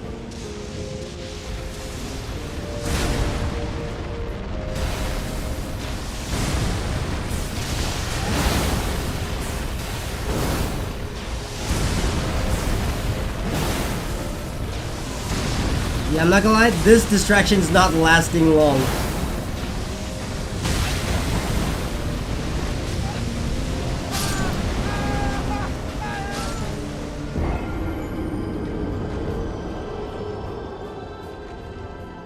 I forgot how dumb mimic tears can be.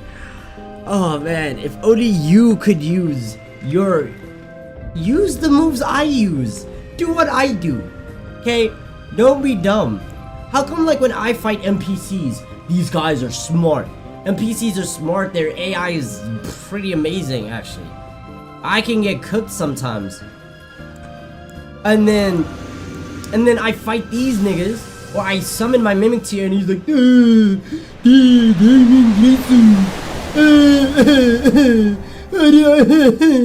like, alright bruh. Fucking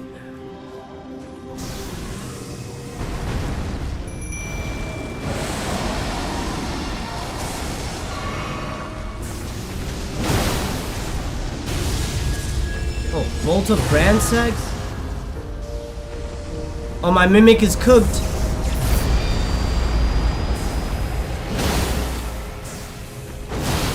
Less damage than I thought it would.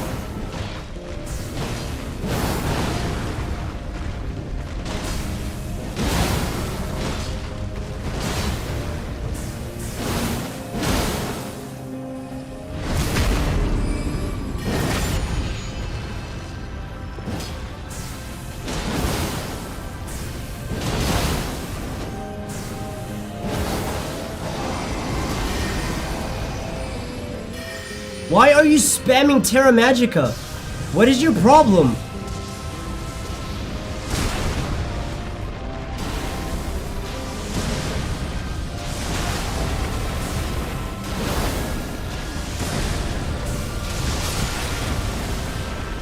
Oh shit.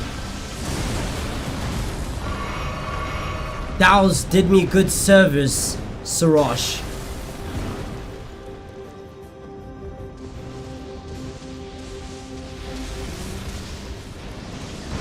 And he fell off. Save your mimic until the boss arena? Yeah, I probably should.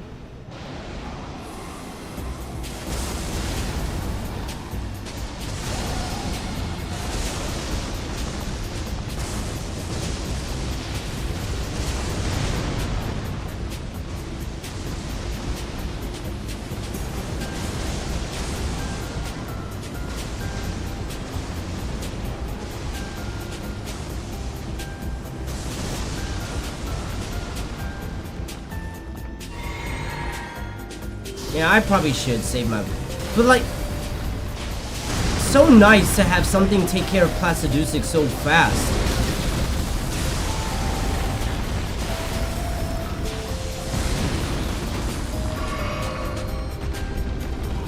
Oh my god! Hit and run merchant!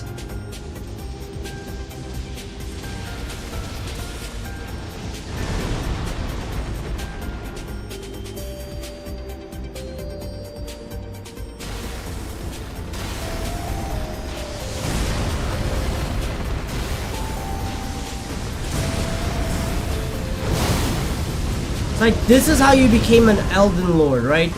By being a fucking bitch.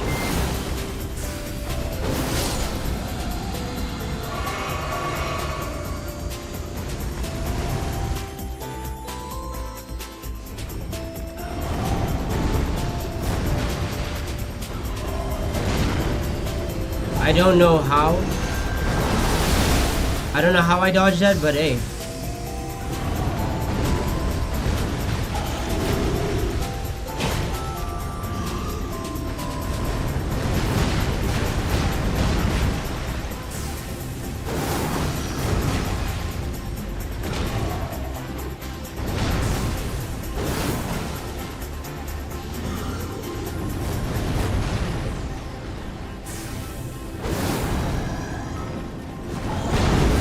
Oh, yes.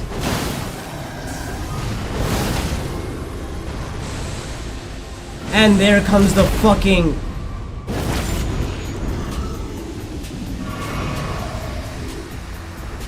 Match just started, already trying to hit me with poison.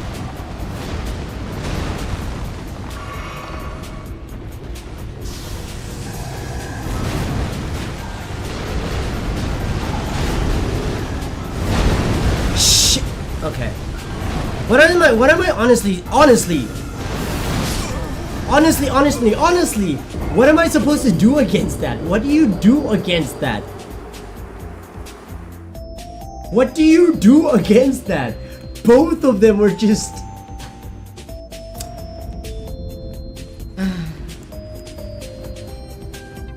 But yeah, you're right. I'll use my Mimic for Elden.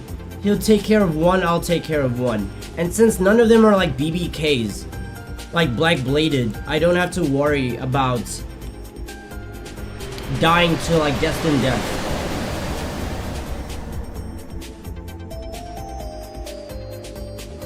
Got me biting my lip in frustration, holy shit.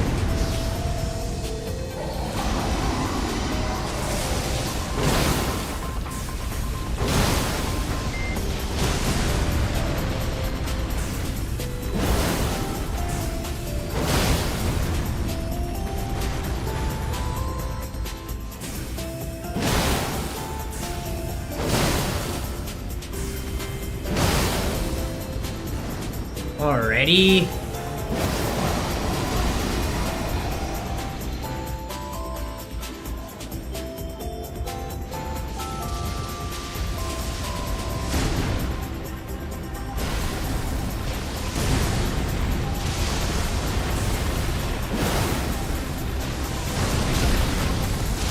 I hate how that move has like an explosion afterwards.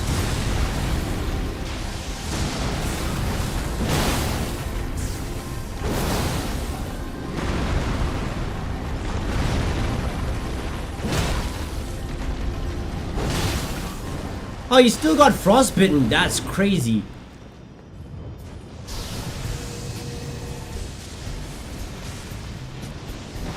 I forgot it had like frost innate bleed buildup. Frost buildup.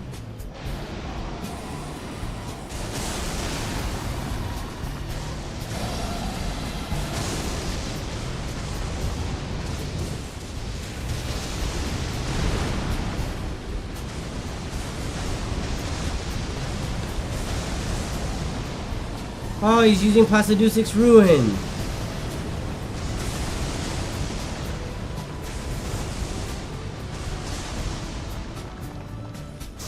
Oh, that was close.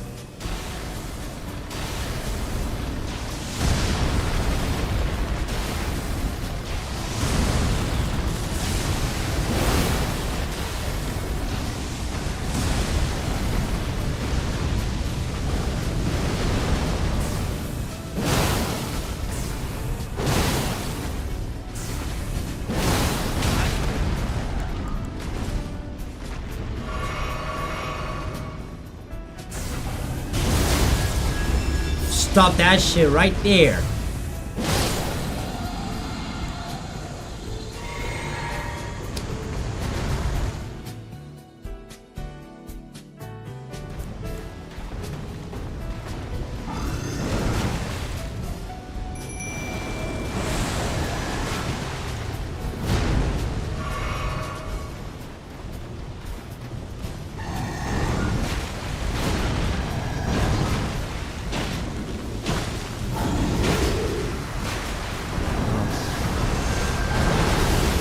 Oh damn, this nigga getting fucked up.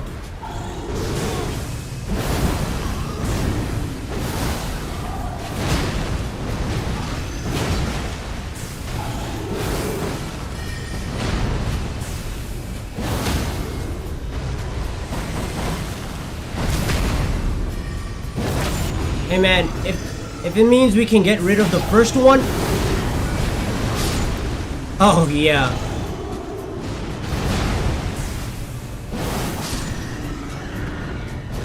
Oh.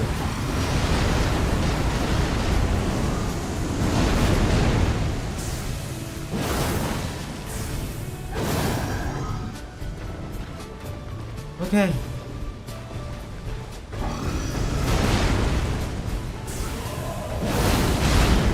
Ooh.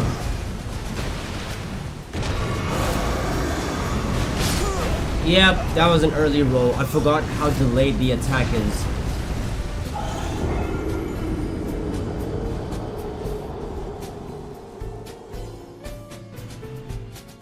I prefer him with the axe. Both of them, actually. I prefer both of them with the axe, but thank you very much for the idea, because it clearly works. Even if he functions as a distraction. W distractions.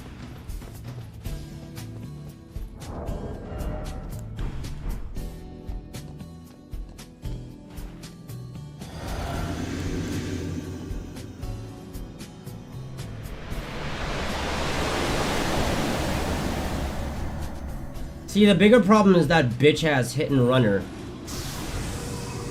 Huh, speak of the devil.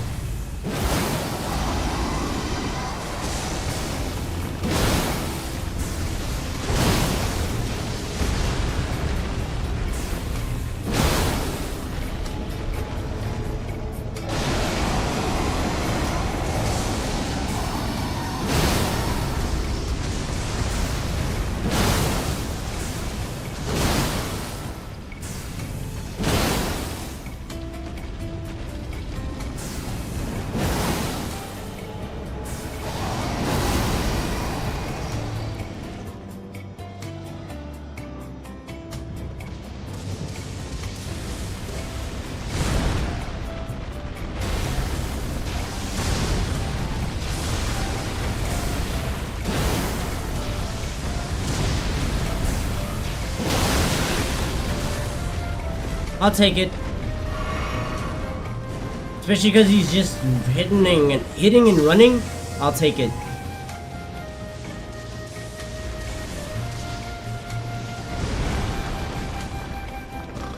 I sleep.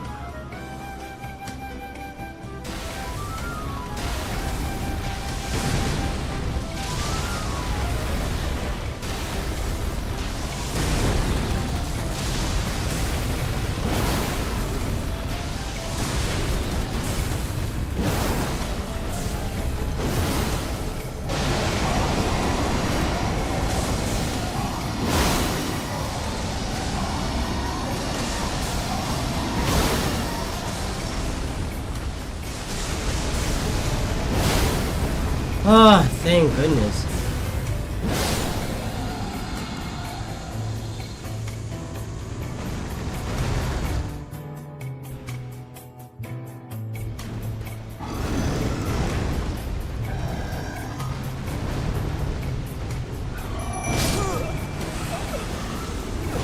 How? Since when?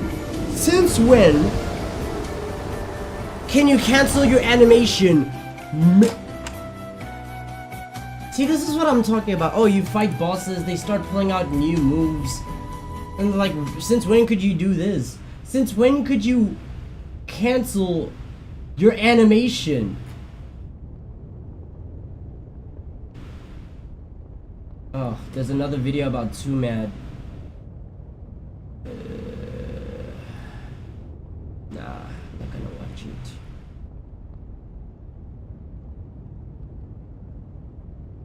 I'm not gonna watch it.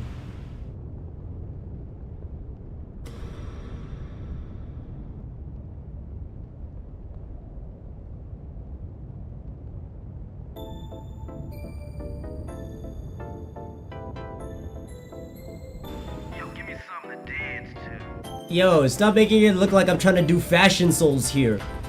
Trying to move. Spinning the camera around as if I'm trying to show off my outfit.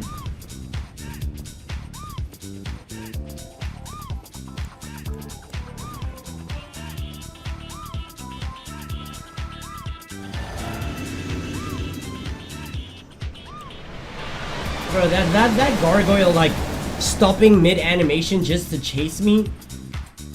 Crazy dick it eats, but hey.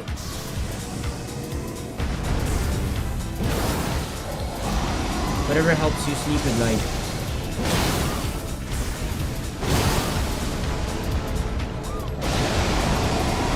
I can't move. Thank you.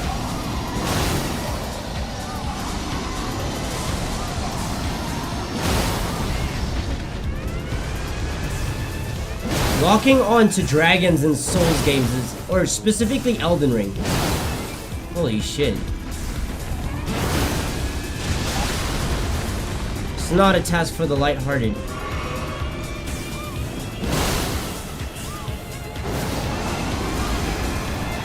Okay, got him to his name.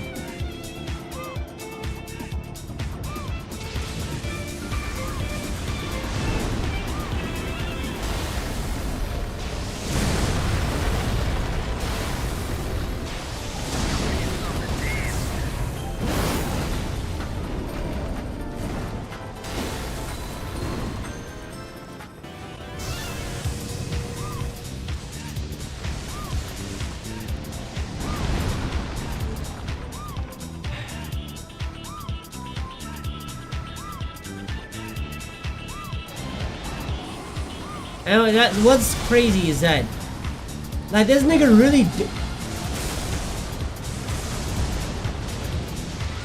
Yep. There's way too much lightning. That's how I can tell if he's going to chain it into the next, the flying shit.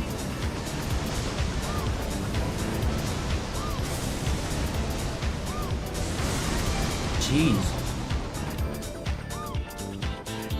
I forgot my train of thought.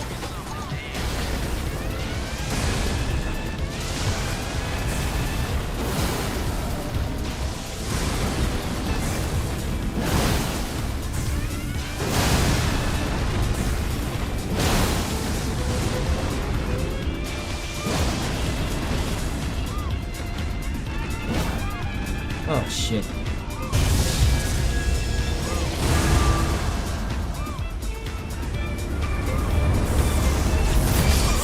Why wasn't you? My character was just not sprinting. I was holding B to sprint, and he was just going on a lightly jog. I would have staggered him and won that one. But sometimes when fighting Placidusics, it honestly feels like RNG. Because you could have RNG where all he does is run, hit and run, hit and run, hit and run. That's the worst one. The best one, the best type of RNG, is when he constantly spams the lightning bolts from above. That's the best RNG you can have for Placidusics. Because all you do is just run to the side and bait out the lightning like this. And you could just continue the cycle over.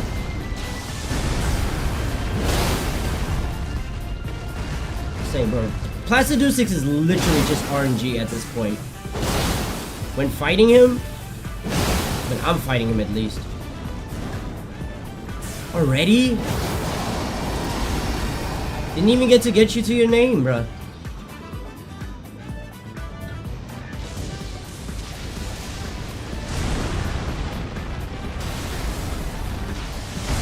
Oh, that was a close one. My controller sold me.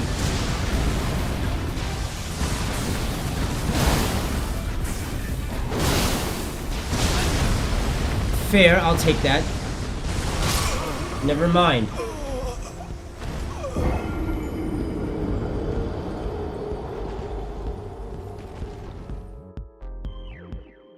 This is not even Placidusics at his prime. This is Placidusics after he got fucked up by Godfrey. I can see, actually low-key, It all makes sense now. I can see why he resorts to bitch, you know, bitch tactics.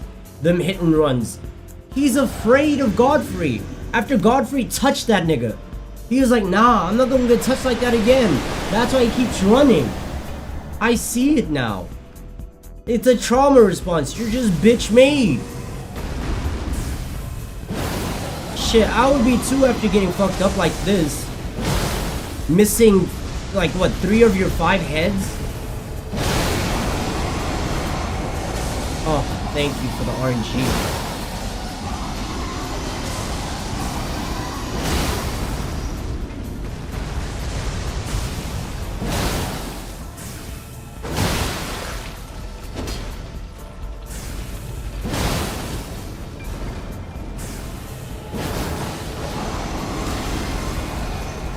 Honestly, bro, this nigga is just afraid.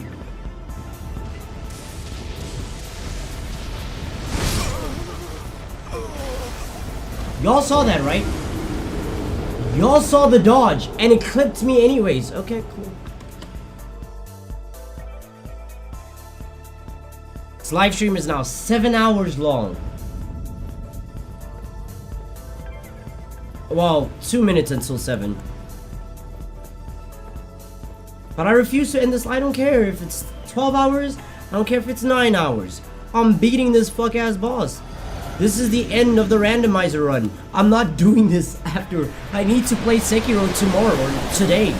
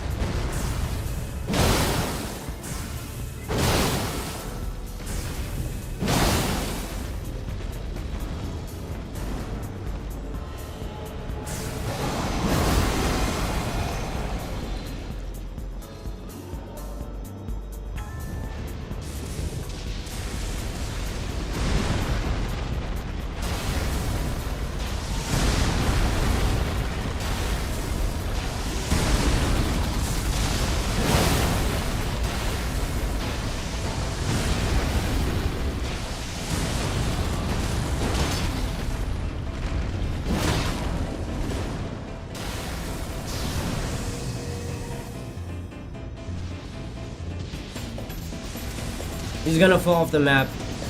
Oh! Okay.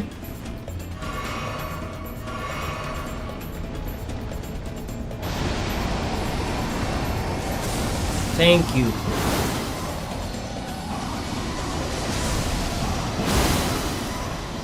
Best RNG.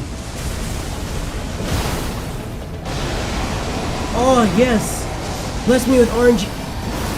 You bitch.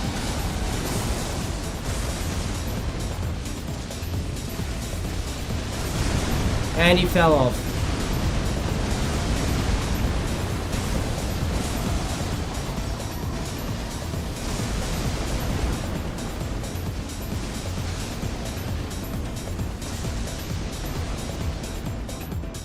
See, I thought he was cooperating and giving me the RNG that I wanted.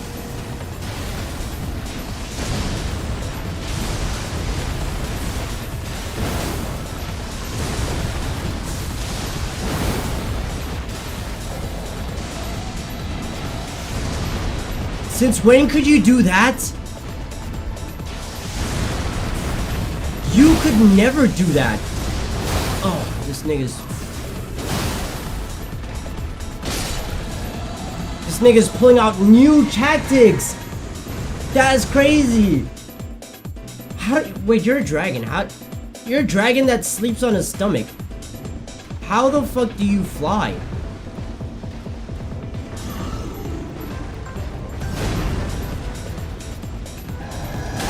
Oh shit.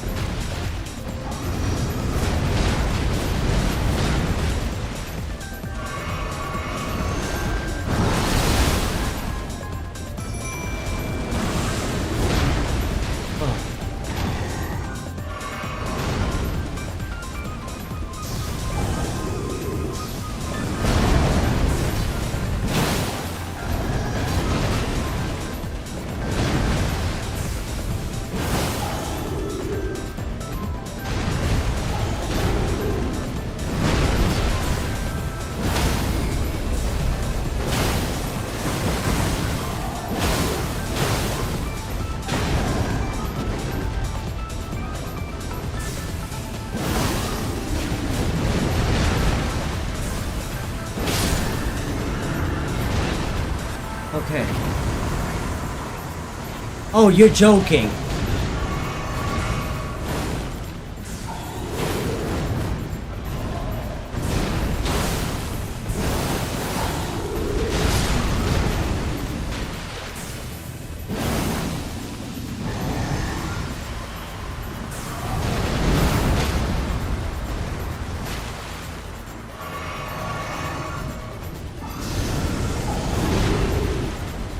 Please. Thank you.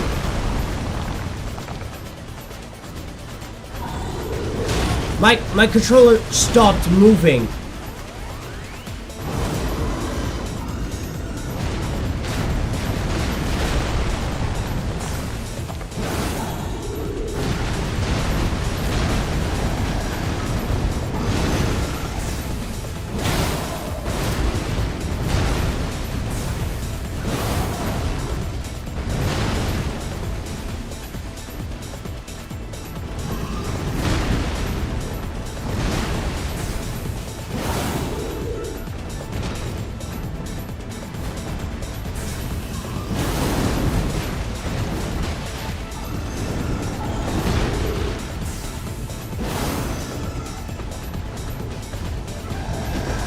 Oh no.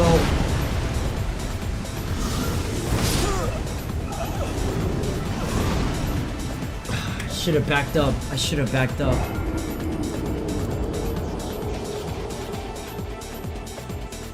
Oh, I should have backed up. That was so close. That was the closest run right there. He was one hit away. If my weapon didn't switch off. If I could just get one more hit in, if it didn't switch off, I would have won. But hey, that just tells me it's possible.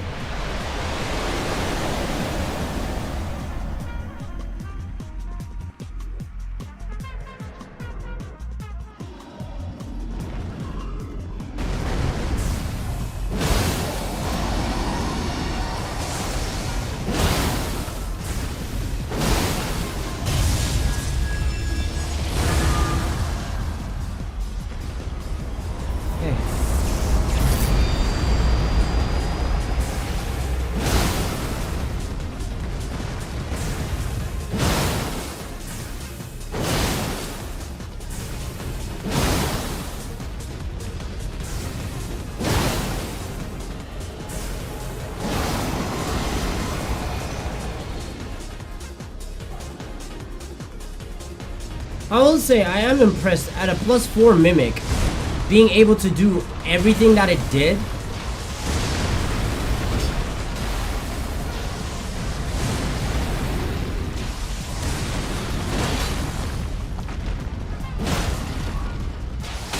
Oh yeah, I just realized my attack switched off.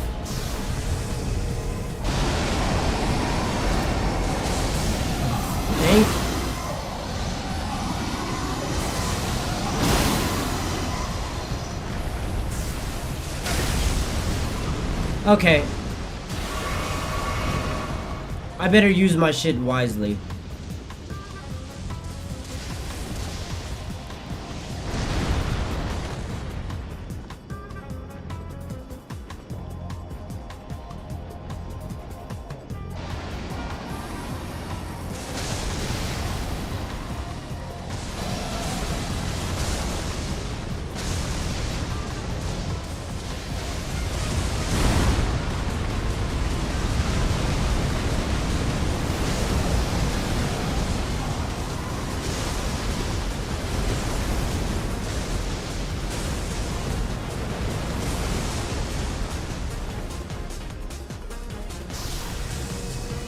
Watch him fly away.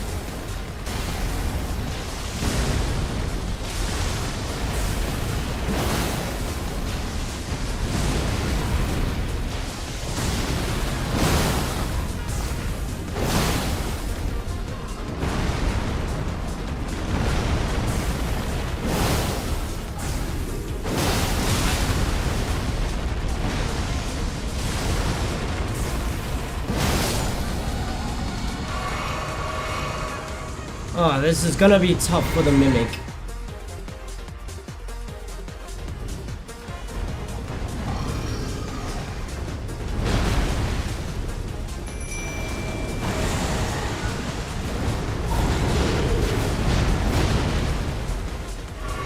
Okay.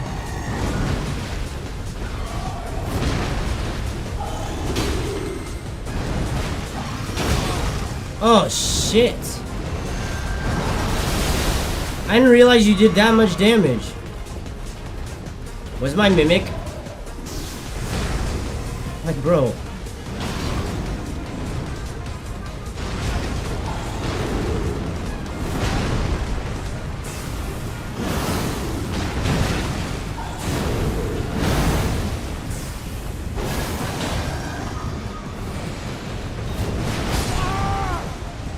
Oh, kill me and the mimic. Wow. Yeah, I knew the run was kind of cooked when I had like that small amount of flasks left. I was like, oh yeah, I'm not doing this.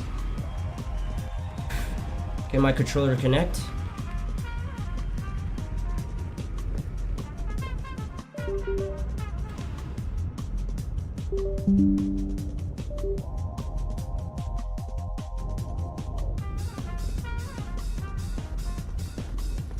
Okay, well we're close. We're close. Yeah, thank you, thank you. Yeah, we got this.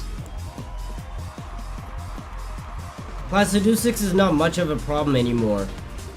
It's just getting off the mimic. Firstly, it's getting the mimic. And then after getting the mimic, it's... hopefully the mimic can actually pull his own weight. Like, this nigga is just running around. I should probably just remove sorceries from my arsenal in general.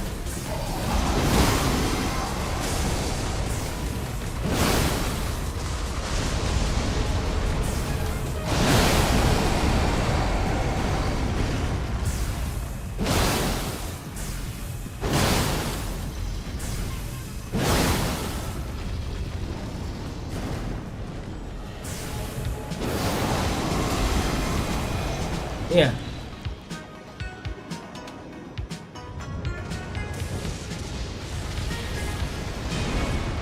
It'll be most optimal not to lose any health to Placidusix.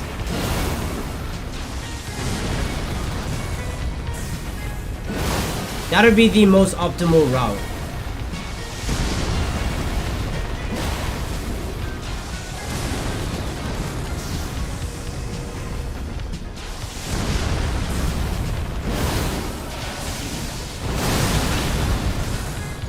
Okay.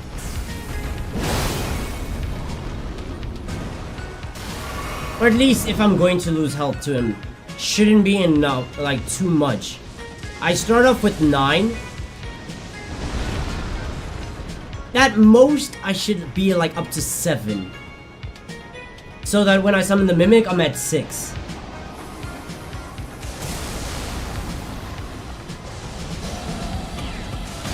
Yep, he's traveling in the sky.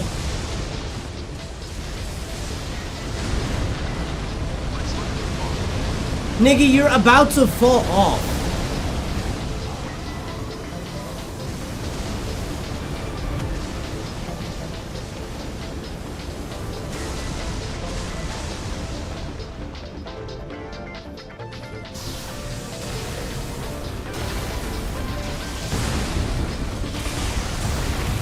Fuck.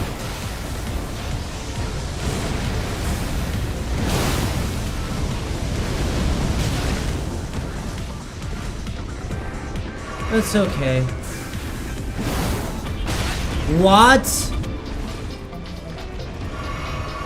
See, now, here's where we're at a problem. It's not going according to plan.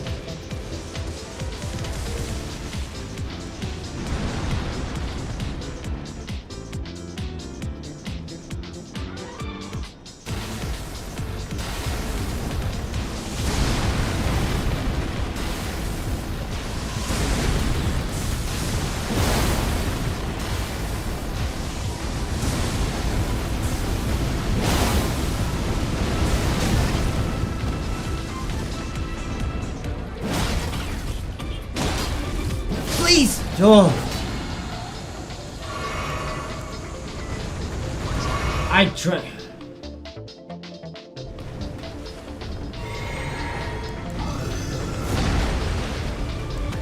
Three heals, and the Mimic Tear is gonna take away one.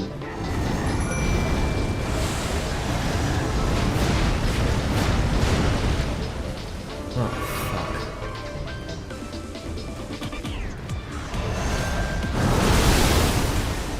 Oh, fuck. Can my Mimic actually do something? I swear. Please, I beg.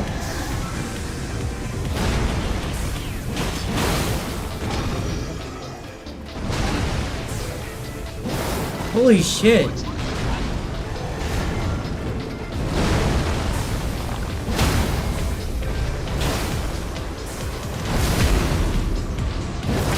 Alright, teammates popping up.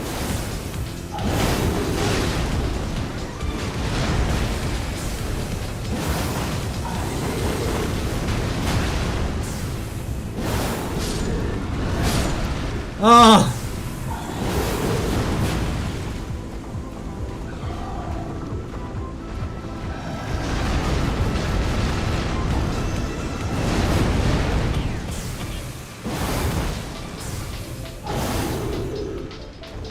Hey, pull out the, please pull out the axe.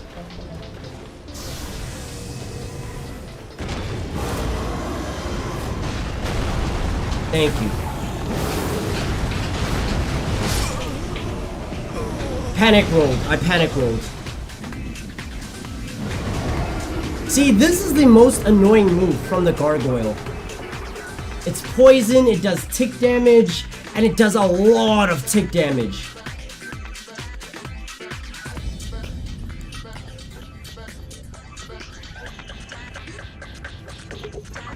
But I'm not gonna lie, this Mimic needs to stop dying, bruh. Like, he's level 4, yeah, what do I expect? But, fuck, man. He's getting hit by every single attack. It's like he doesn't know how to roll. I think he's blocking with his face.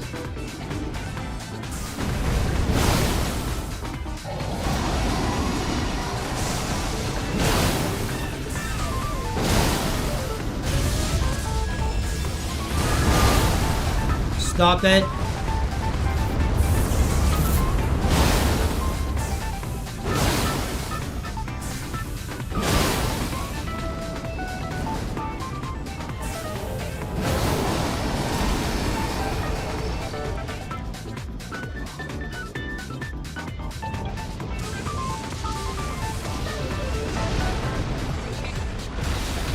I personally don't understand.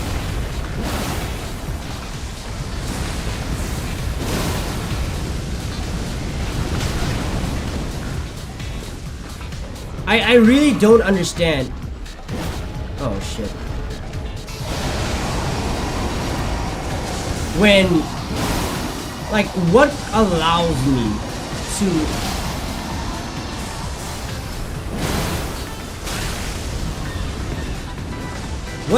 me to get frostbite?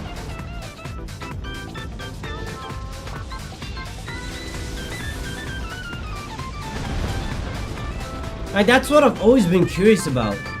Because sometimes I'll frostbite him before he phases. And then other times, it's like... Where is he? Where is he? Where is he? Where is he? There he is. Yeah, so sometimes it's like... Sometimes it's like I phase through him, or I manage to frostbite him just before he phase transitions. And then other times I just don't. My camera was bugged.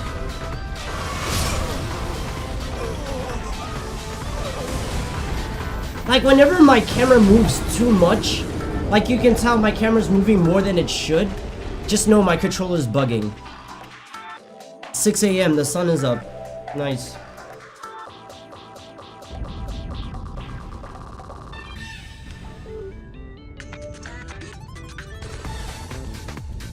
My controller's not working.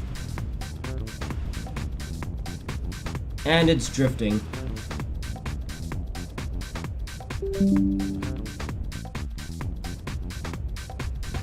Like whenever my character just starts doing this, that's my controller fucking up. Cause I don't move without like tweaking my camera left and right so I can try stay balanced. So if I'm just moving like this, just know my controller is fucking me up. I forgot to drink the wonders.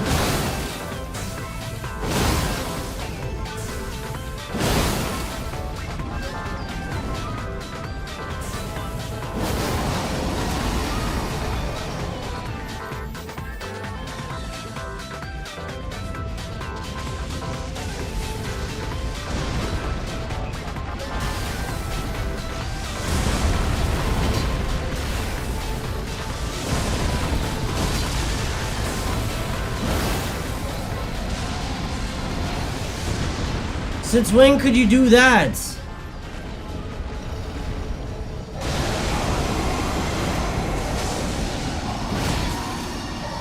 Oh, fuck.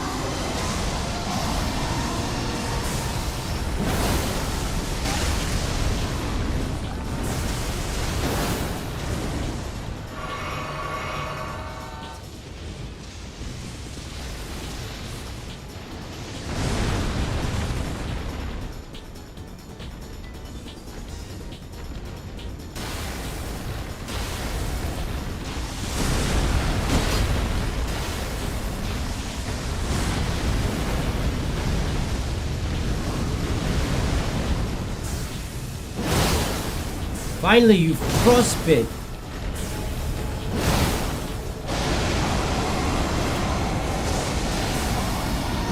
After one hit, you're already gone?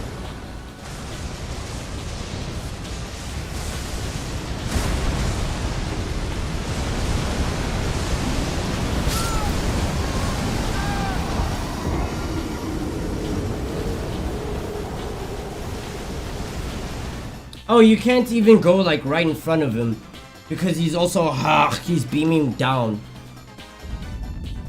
Okay.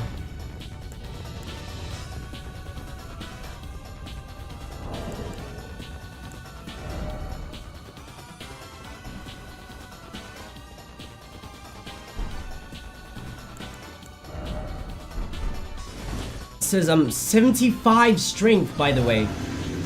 75 strength, and I'm dealing with these problems.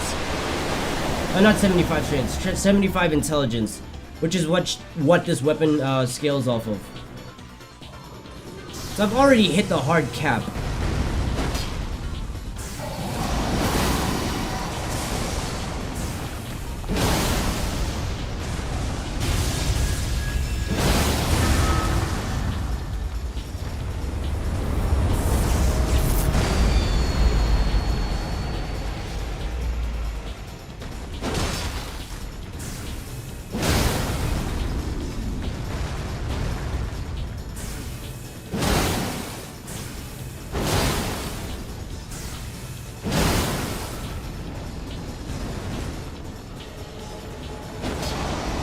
Missed because I was sprinting, yeah.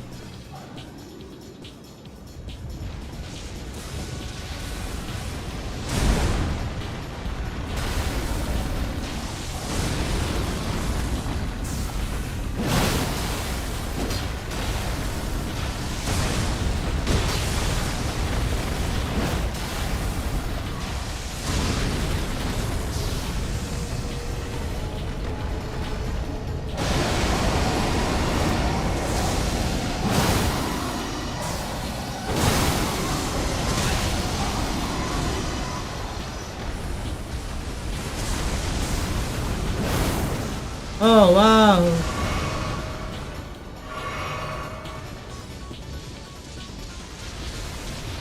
He's gonna fall off. Oh! What? Okay.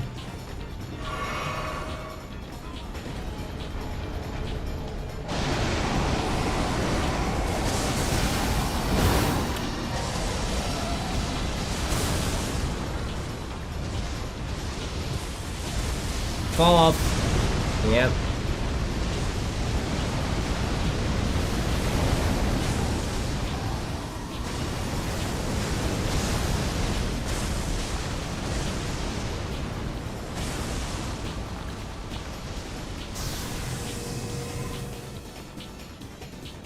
Teleport.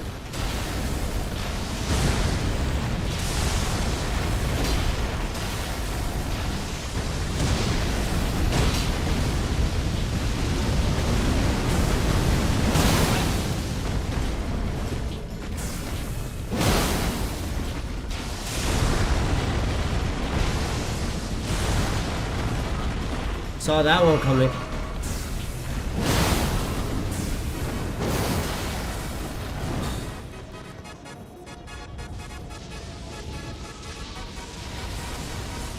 Fall off.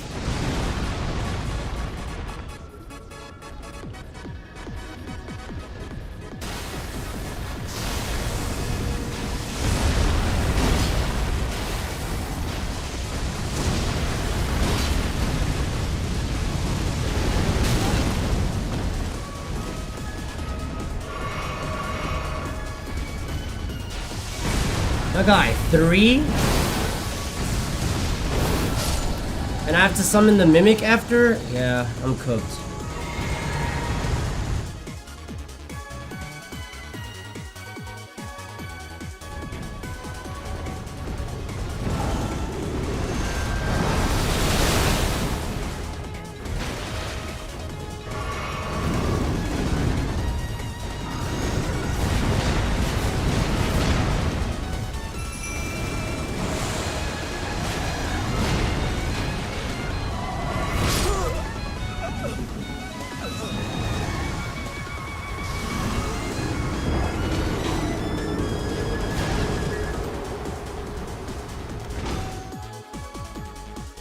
Like this Mimic has no awareness. So let me just remove all my spells.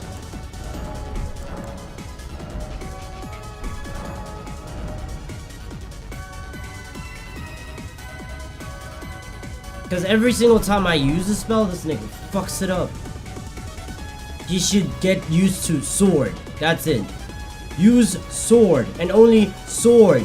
Nigga was spamming Terra Magica as if that's gonna do shit.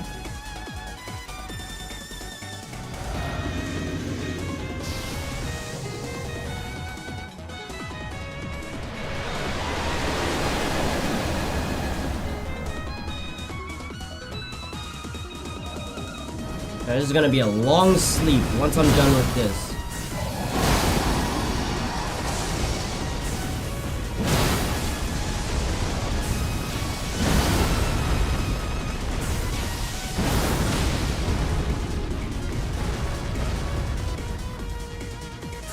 Come on, niggas, like, the fuck?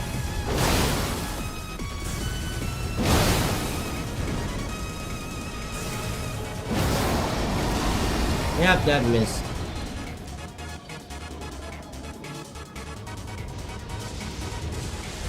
Miss.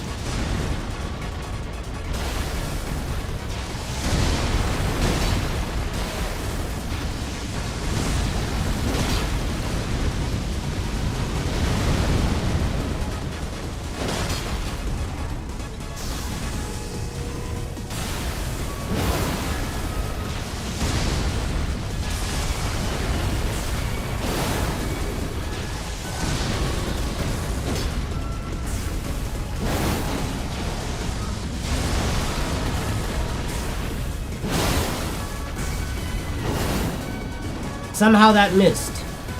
Or it went right in between the small gap between his wings. Miss. Oh! Wow. Not only did it miss, sure hit.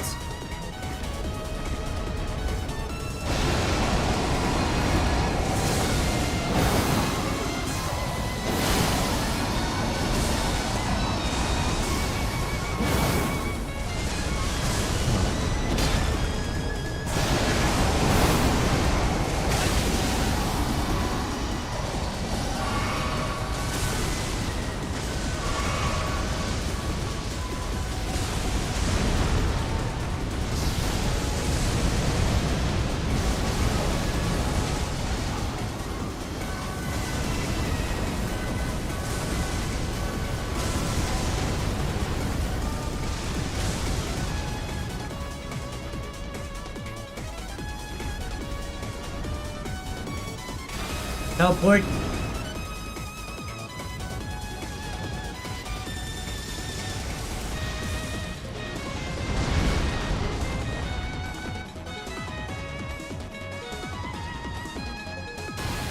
Teleport.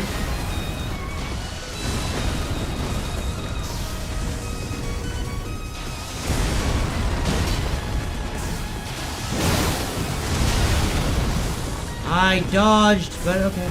I guess it was an early dodge.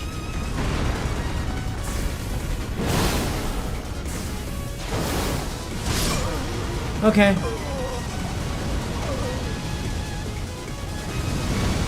My range just wasn't good enough.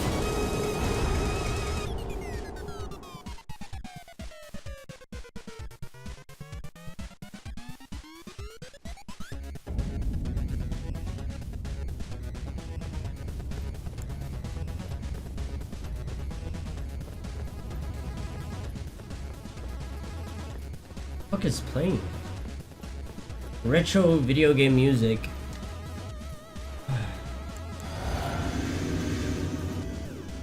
Placidusix, see, I'm not gonna lie. Fighting him again here reminds me why I ranked him in my lowest, my least favorite Souls game, or not Souls bosses, but Elden Ring bosses.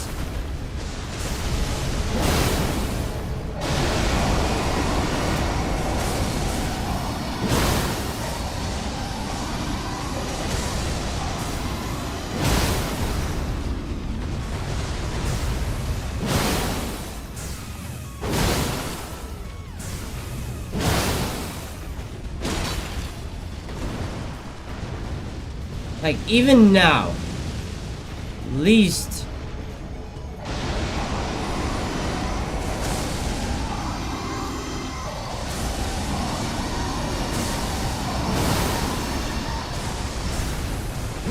I'll take the hit, yep.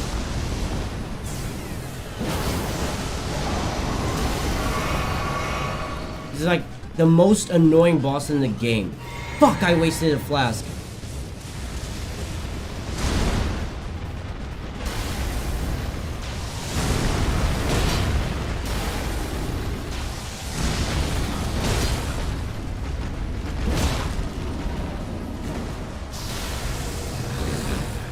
Wasted a flask. I wasted the wrong one too. I got a plan then.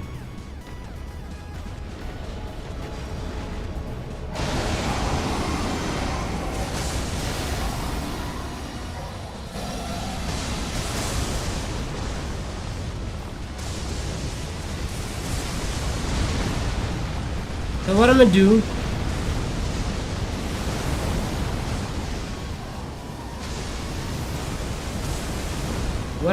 is once I beat Elden, once I beat Dragon Lord Placidusix, I'm immediately summoning the Mimic.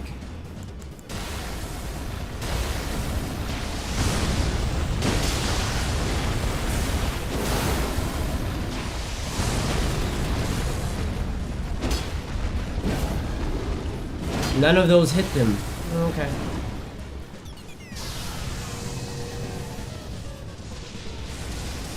Miss.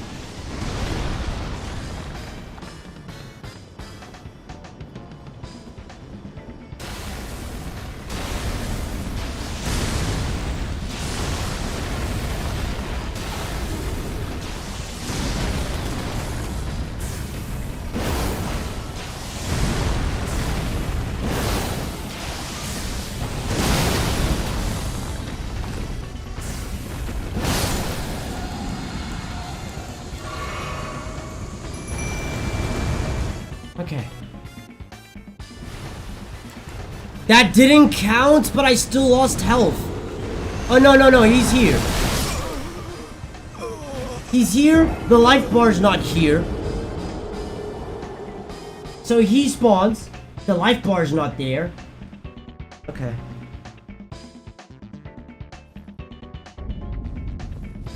I don't even know how he determines what direction I go, set the slash, because it always looks like it makes The way he functions is like I dash into the slash.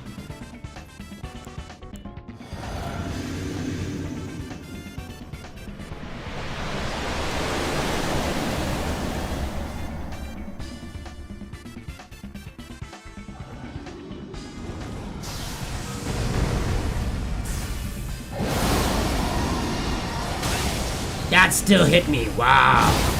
That's so cool.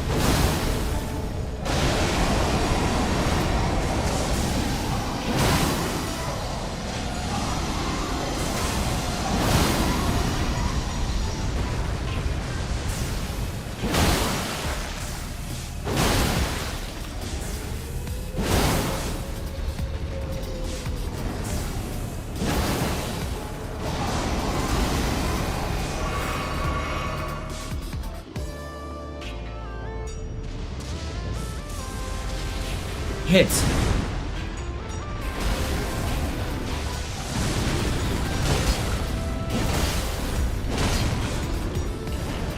Okay.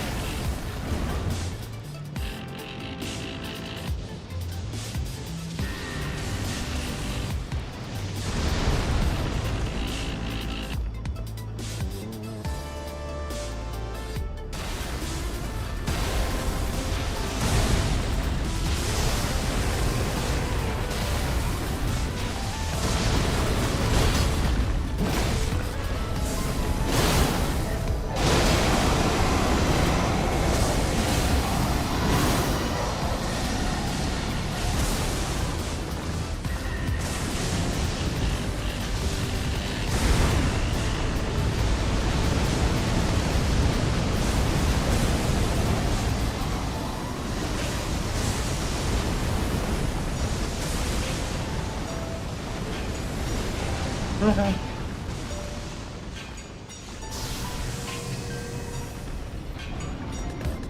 And he runs away.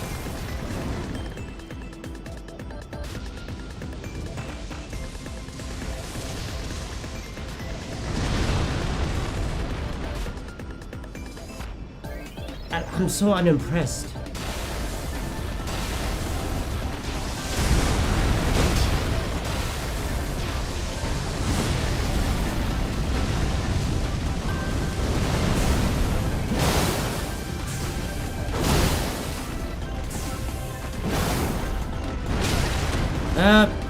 Stamina recovery.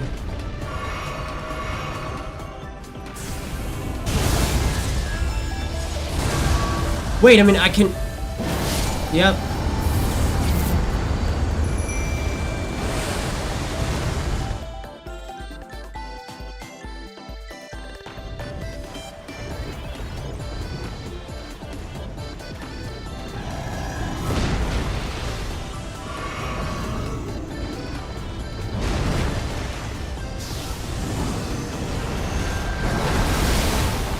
You see, I dodged into that one.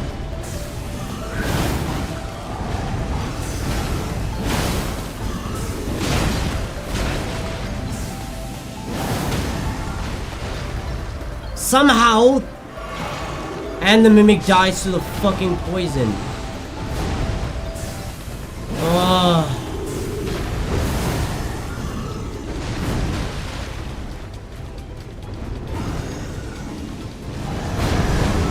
And I'm gonna get poisoned.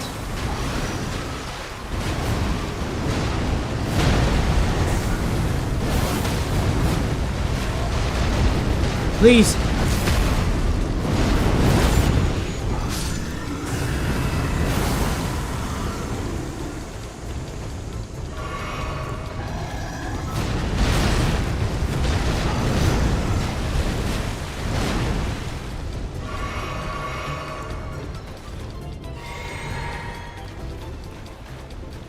Can't.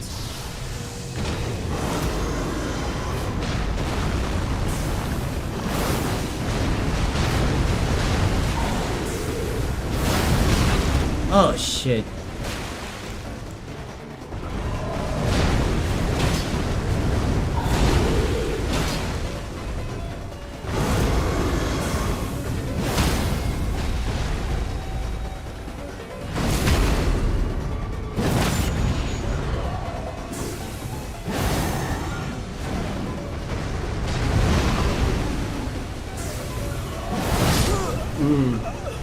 Oh, yeah.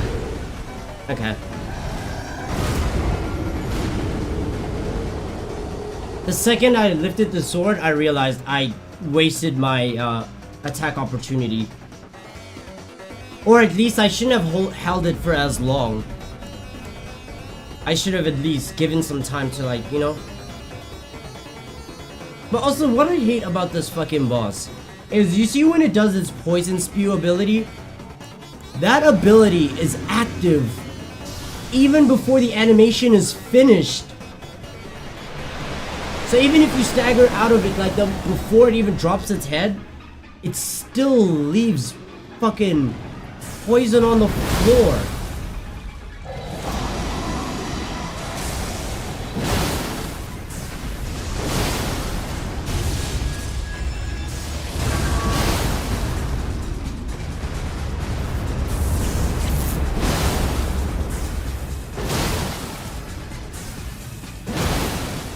Phase transition. Oh.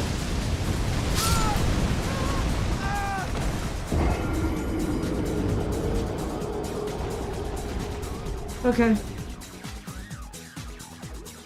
But yeah, definitely it seems like I got this.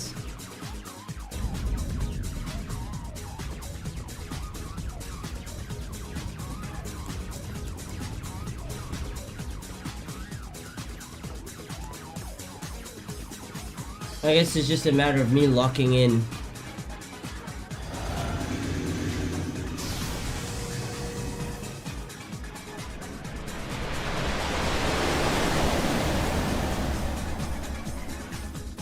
Like, you know it sucks, because Placidusix is not even a difficult boss. He's not a hard boss, he's just an annoying one. There's a difference.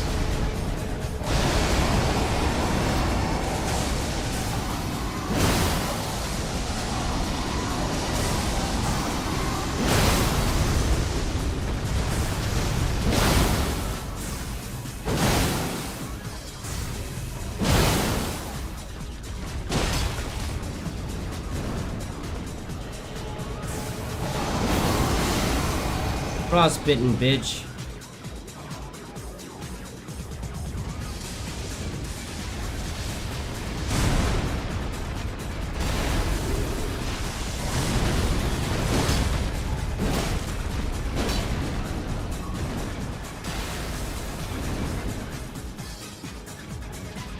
Not even gonna buff my weapon, I'm gonna save it. Shocker.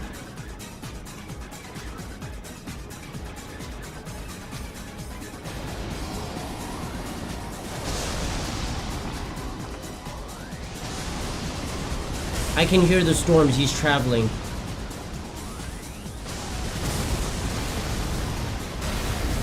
Huh. Okay.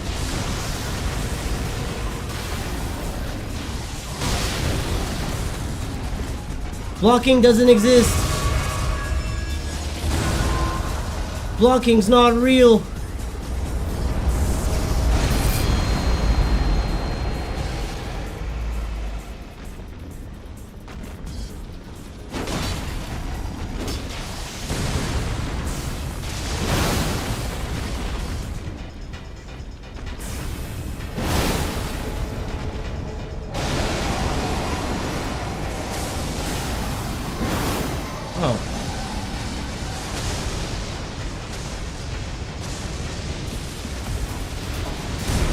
Not gonna lie, expected him to miss.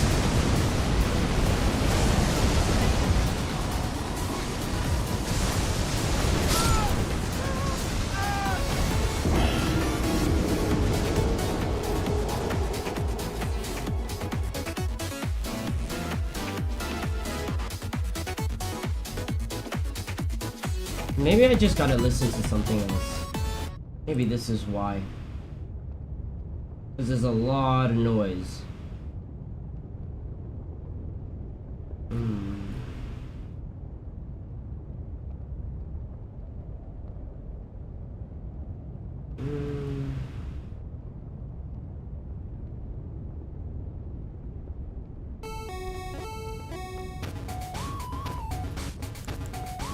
Let's see.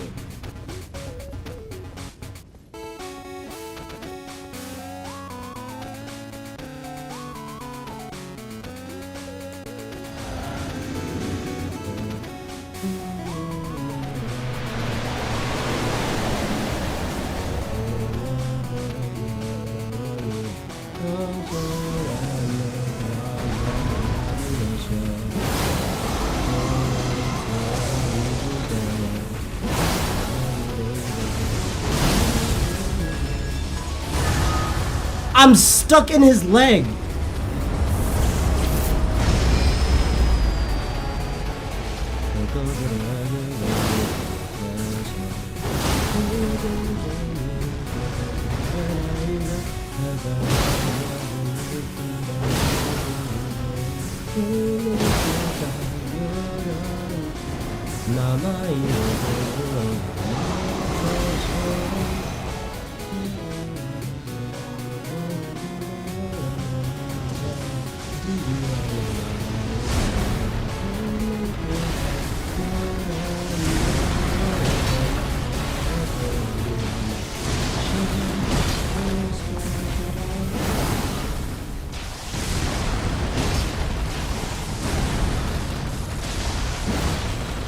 Well,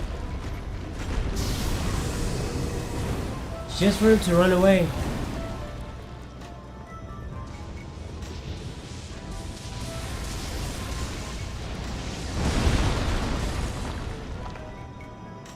Yippee!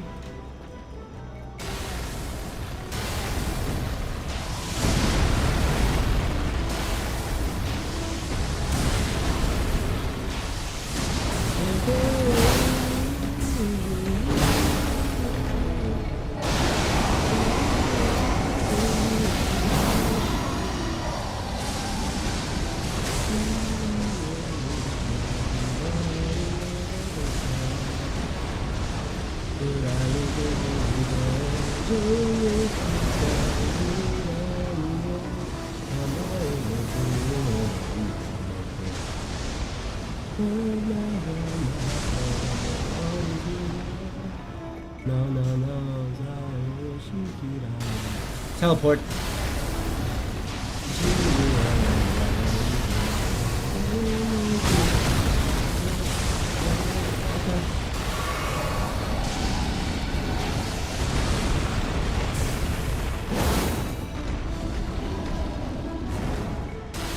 And he runs away.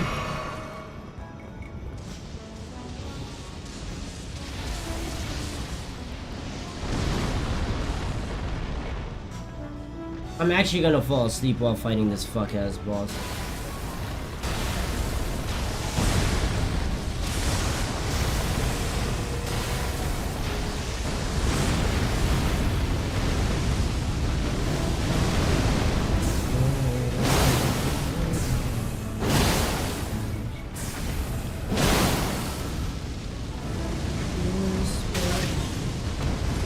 I couldn't sprint.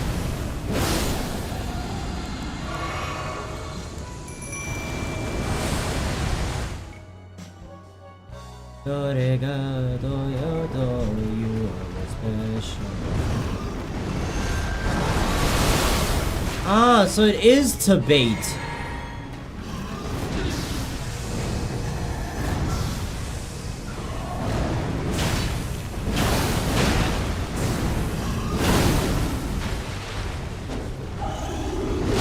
Oh, what?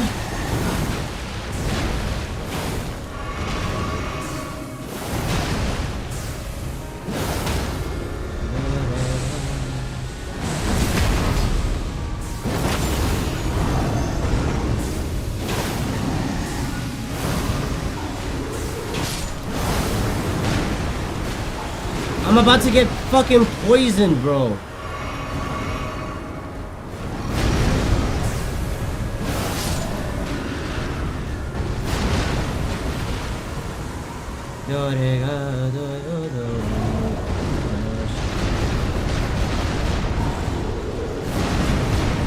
You're special.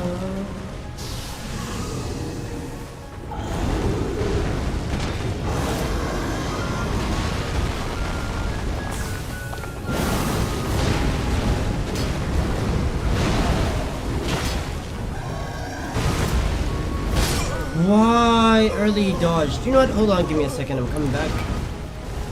Gonna take a quick piss break.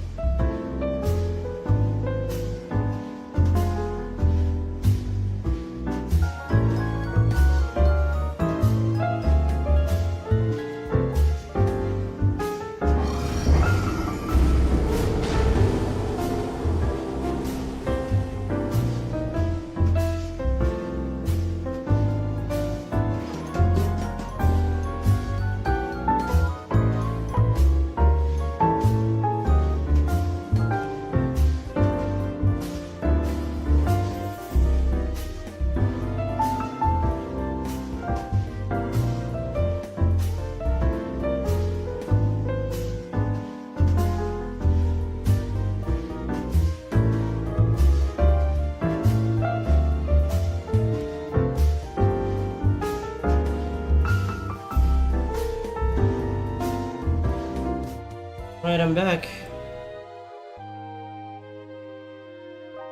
7 to 8 hour stream? Yep.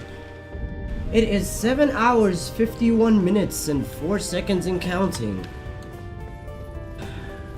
Now imagine, I have to edit all this. Actually, no, I don't. I don't.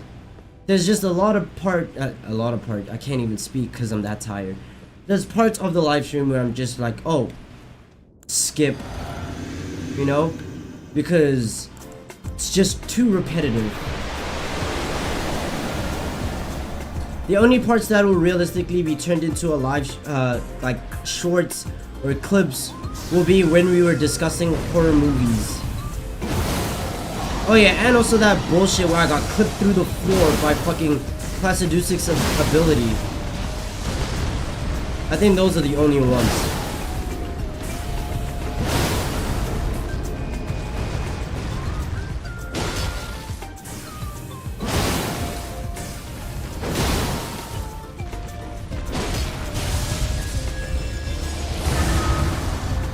I'm stuck in his leg and I'm dead.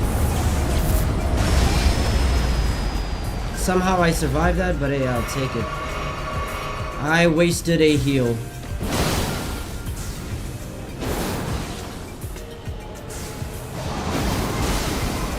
Frostbitten, nice. My dumbass wasted a heal.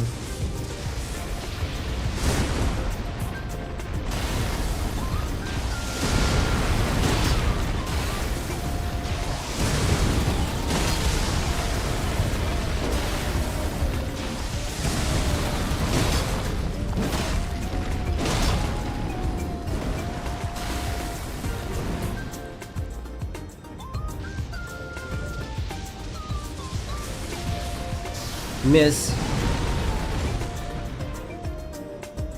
It's so easy to tell.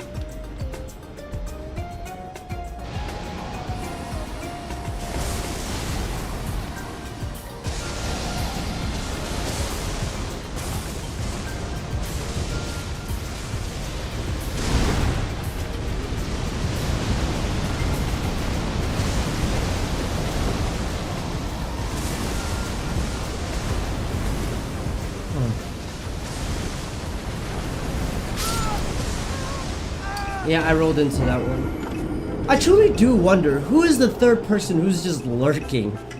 It's like they have my stream playing in the background while they're sleeping or some shit. I'm so curious. Because it constantly says 3 concurrent viewers, so I know it's like 10k Zay, and then the third person is just... I don't know. I don't know who you are, but I appreciate you for being here.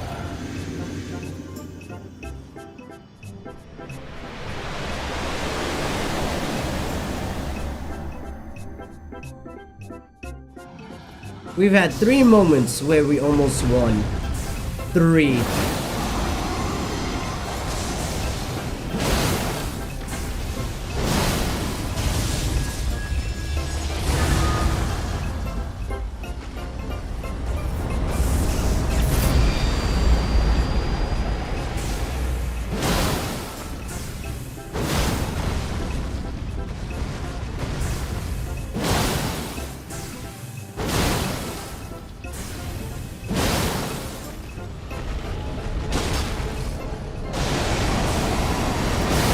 I'll take it, yeah.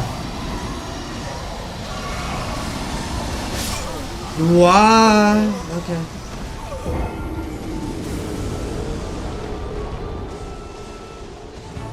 I could have really gotten him to his... Yeah, bro. This boss right now, as it stands, RNG. Complete RNG. There's no... Maybe there is skill, but with a map like this, completely RNG. I don't know what map would be suitable for this outside his actual map.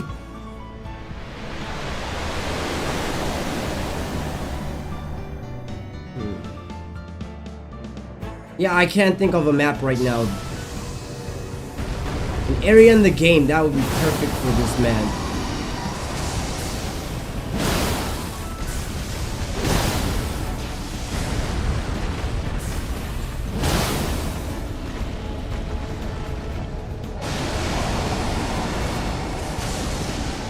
Longest stream? I don't think this is the longest stream. But yeah, let's see. My longest stream was 9 hours. That was after I lost all my saved progress in Sekiro.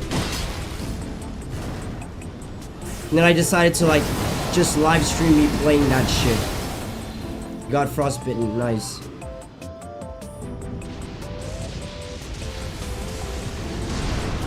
So it's close.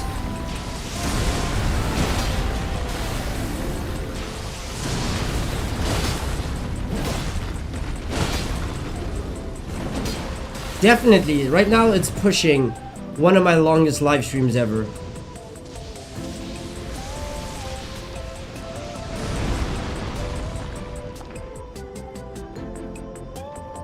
Oh, actually no, this right now, this live stream is the average. Ghost of Tsushima's live streams averaged like around 6 hours.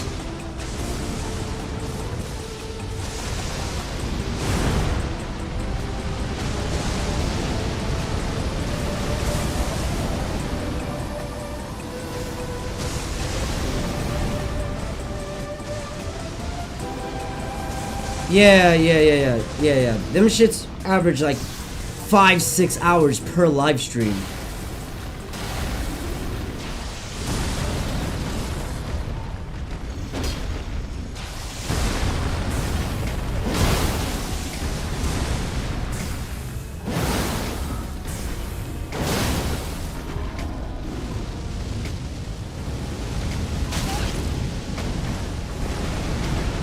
Yeah, my Ghost of Tsushima live streams lasted long as shit. Mainly for one big reason. Oh, thank goodness. One big reason. Open world game. Open world game, 1. And then 2, I wanted to do a lot. I covered a lot in that game.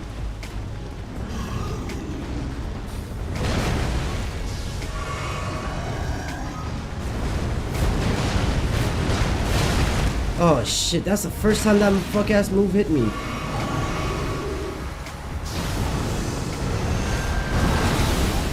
Oh yeah, he's cooked.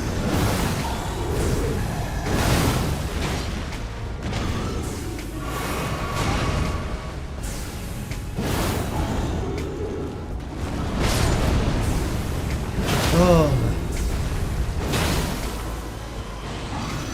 No, fuck.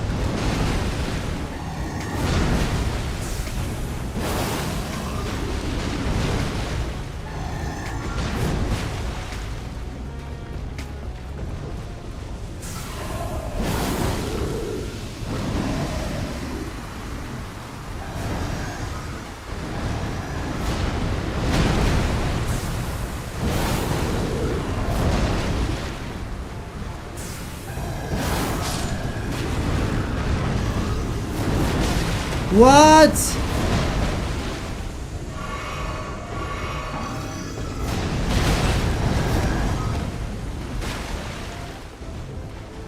Oh, this ain't good. Bro, the twin blade shit is annoying.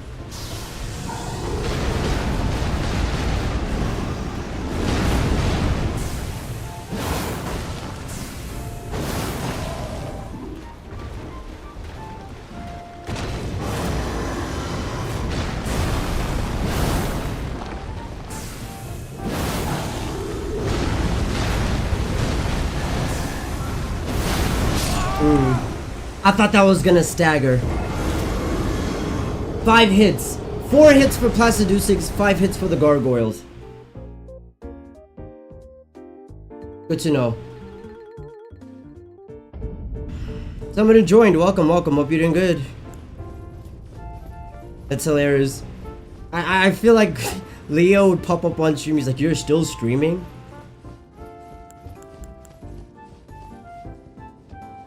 Bro, throwing all this into Adobe Premiere Pro?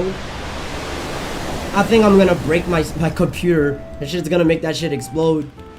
Cause I ain't got the RAM for that.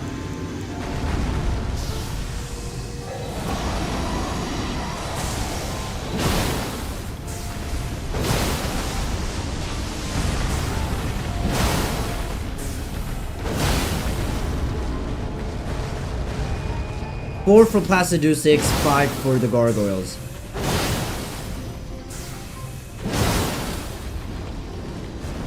Alrighty.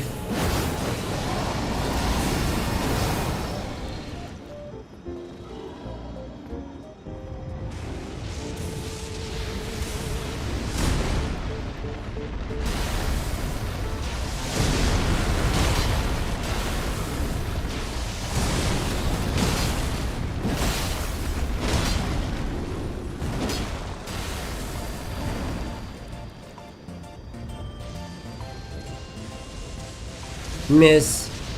Never mind. Yeah, never mind. Yeah.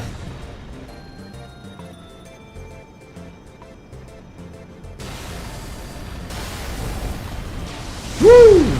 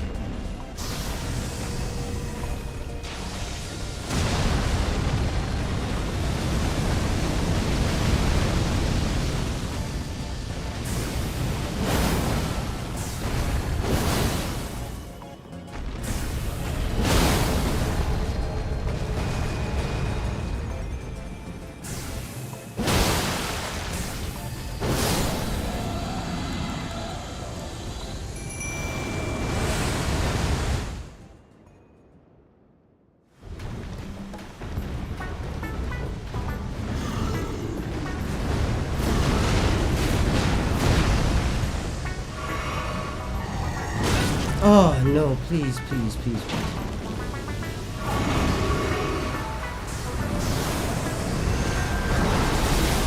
He actually rolled it. Just to get hit with some fuck shit.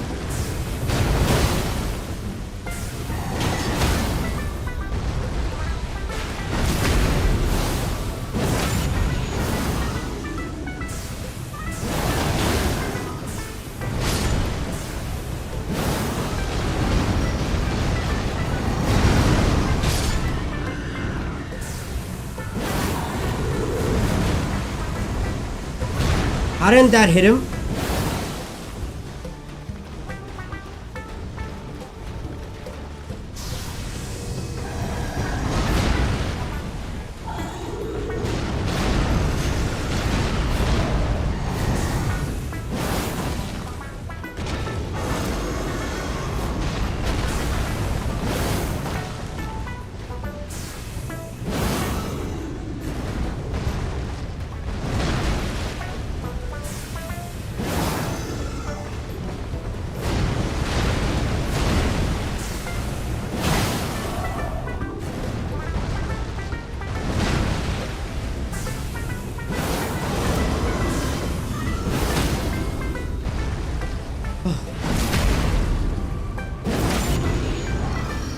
I got this.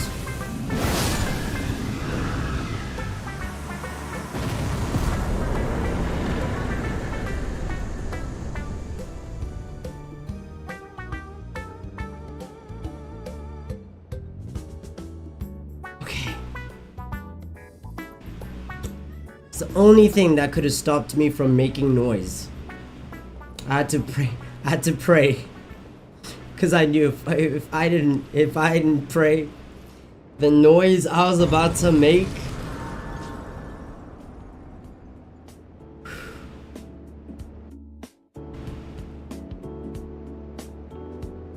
There it is. Hold on. Whoa. Before we fully celebrate, just give me a second. Can my controller work? Cooperate with me? Thank you.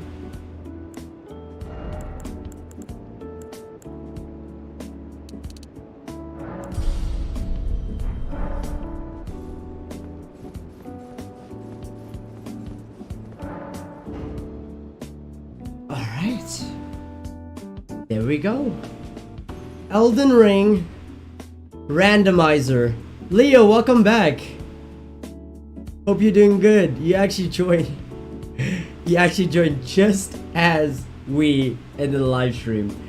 8 hours and 6 minutes of me streaming Elden Ring.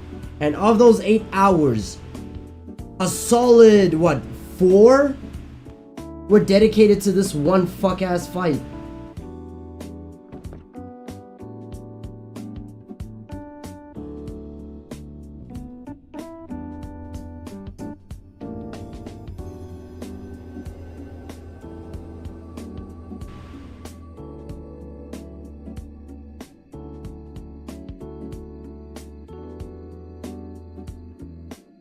We did it. Whew. Right there. Elden Ring randomized run. Holy shit. The fallen leaves. My brain's just processing how many hours I've wasted on this. And it's 6:49. I usually wake up at 9. I usually wake up at 9 so that I can start recording videos at 11. The lands between. I'm not doing that. I'm not gonna lie. I'm going to just wake up. I'm probably gonna wake up at like 2 in the afternoon. And then I'm going to record Resident Evil 3. Which is probably gonna take 3 hours. 3 to 4 hours to record. So 2 to 6, somewhere around there. Then I'm going to sleep again. Trust me, I'm going to be sleeping again. I will sleep again until it's time for me to start live streaming. Because honestly, 8 hours and 7 minutes on this one live stream. All because of this fuck ass boss, Dragon Lord Placidu 6. And yeah, I'm not gonna lie. I stand firm. From my very first opinion in the beginning of the game, when I first started this game, one of my first thoughts was, I hate Dragon Lord Placidu 6. He is the worst boss in this game. Personally, for me. That is my opinion, it's not an objective fact. But still, Dragon Lord Placidu 6 is the worst boss in this game. Because he is a bitch. Constantly resorting to hit and run tactics. An actual boost seal. Look! That's 10. That's 10 ancient dragon smithing stones that you can find in this game. Anyways, that's besides the point. He's a bitch. Okay, a boost. Which in South Africa is a pussy. A puss. Right? Yep. 6 in the morning. I don't know why my mom's banging on my door as if I'm interrupting her precious sleep. Anyways.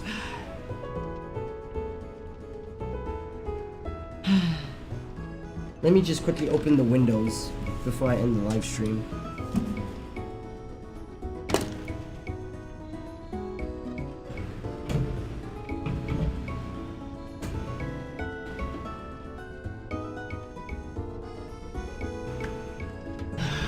That said,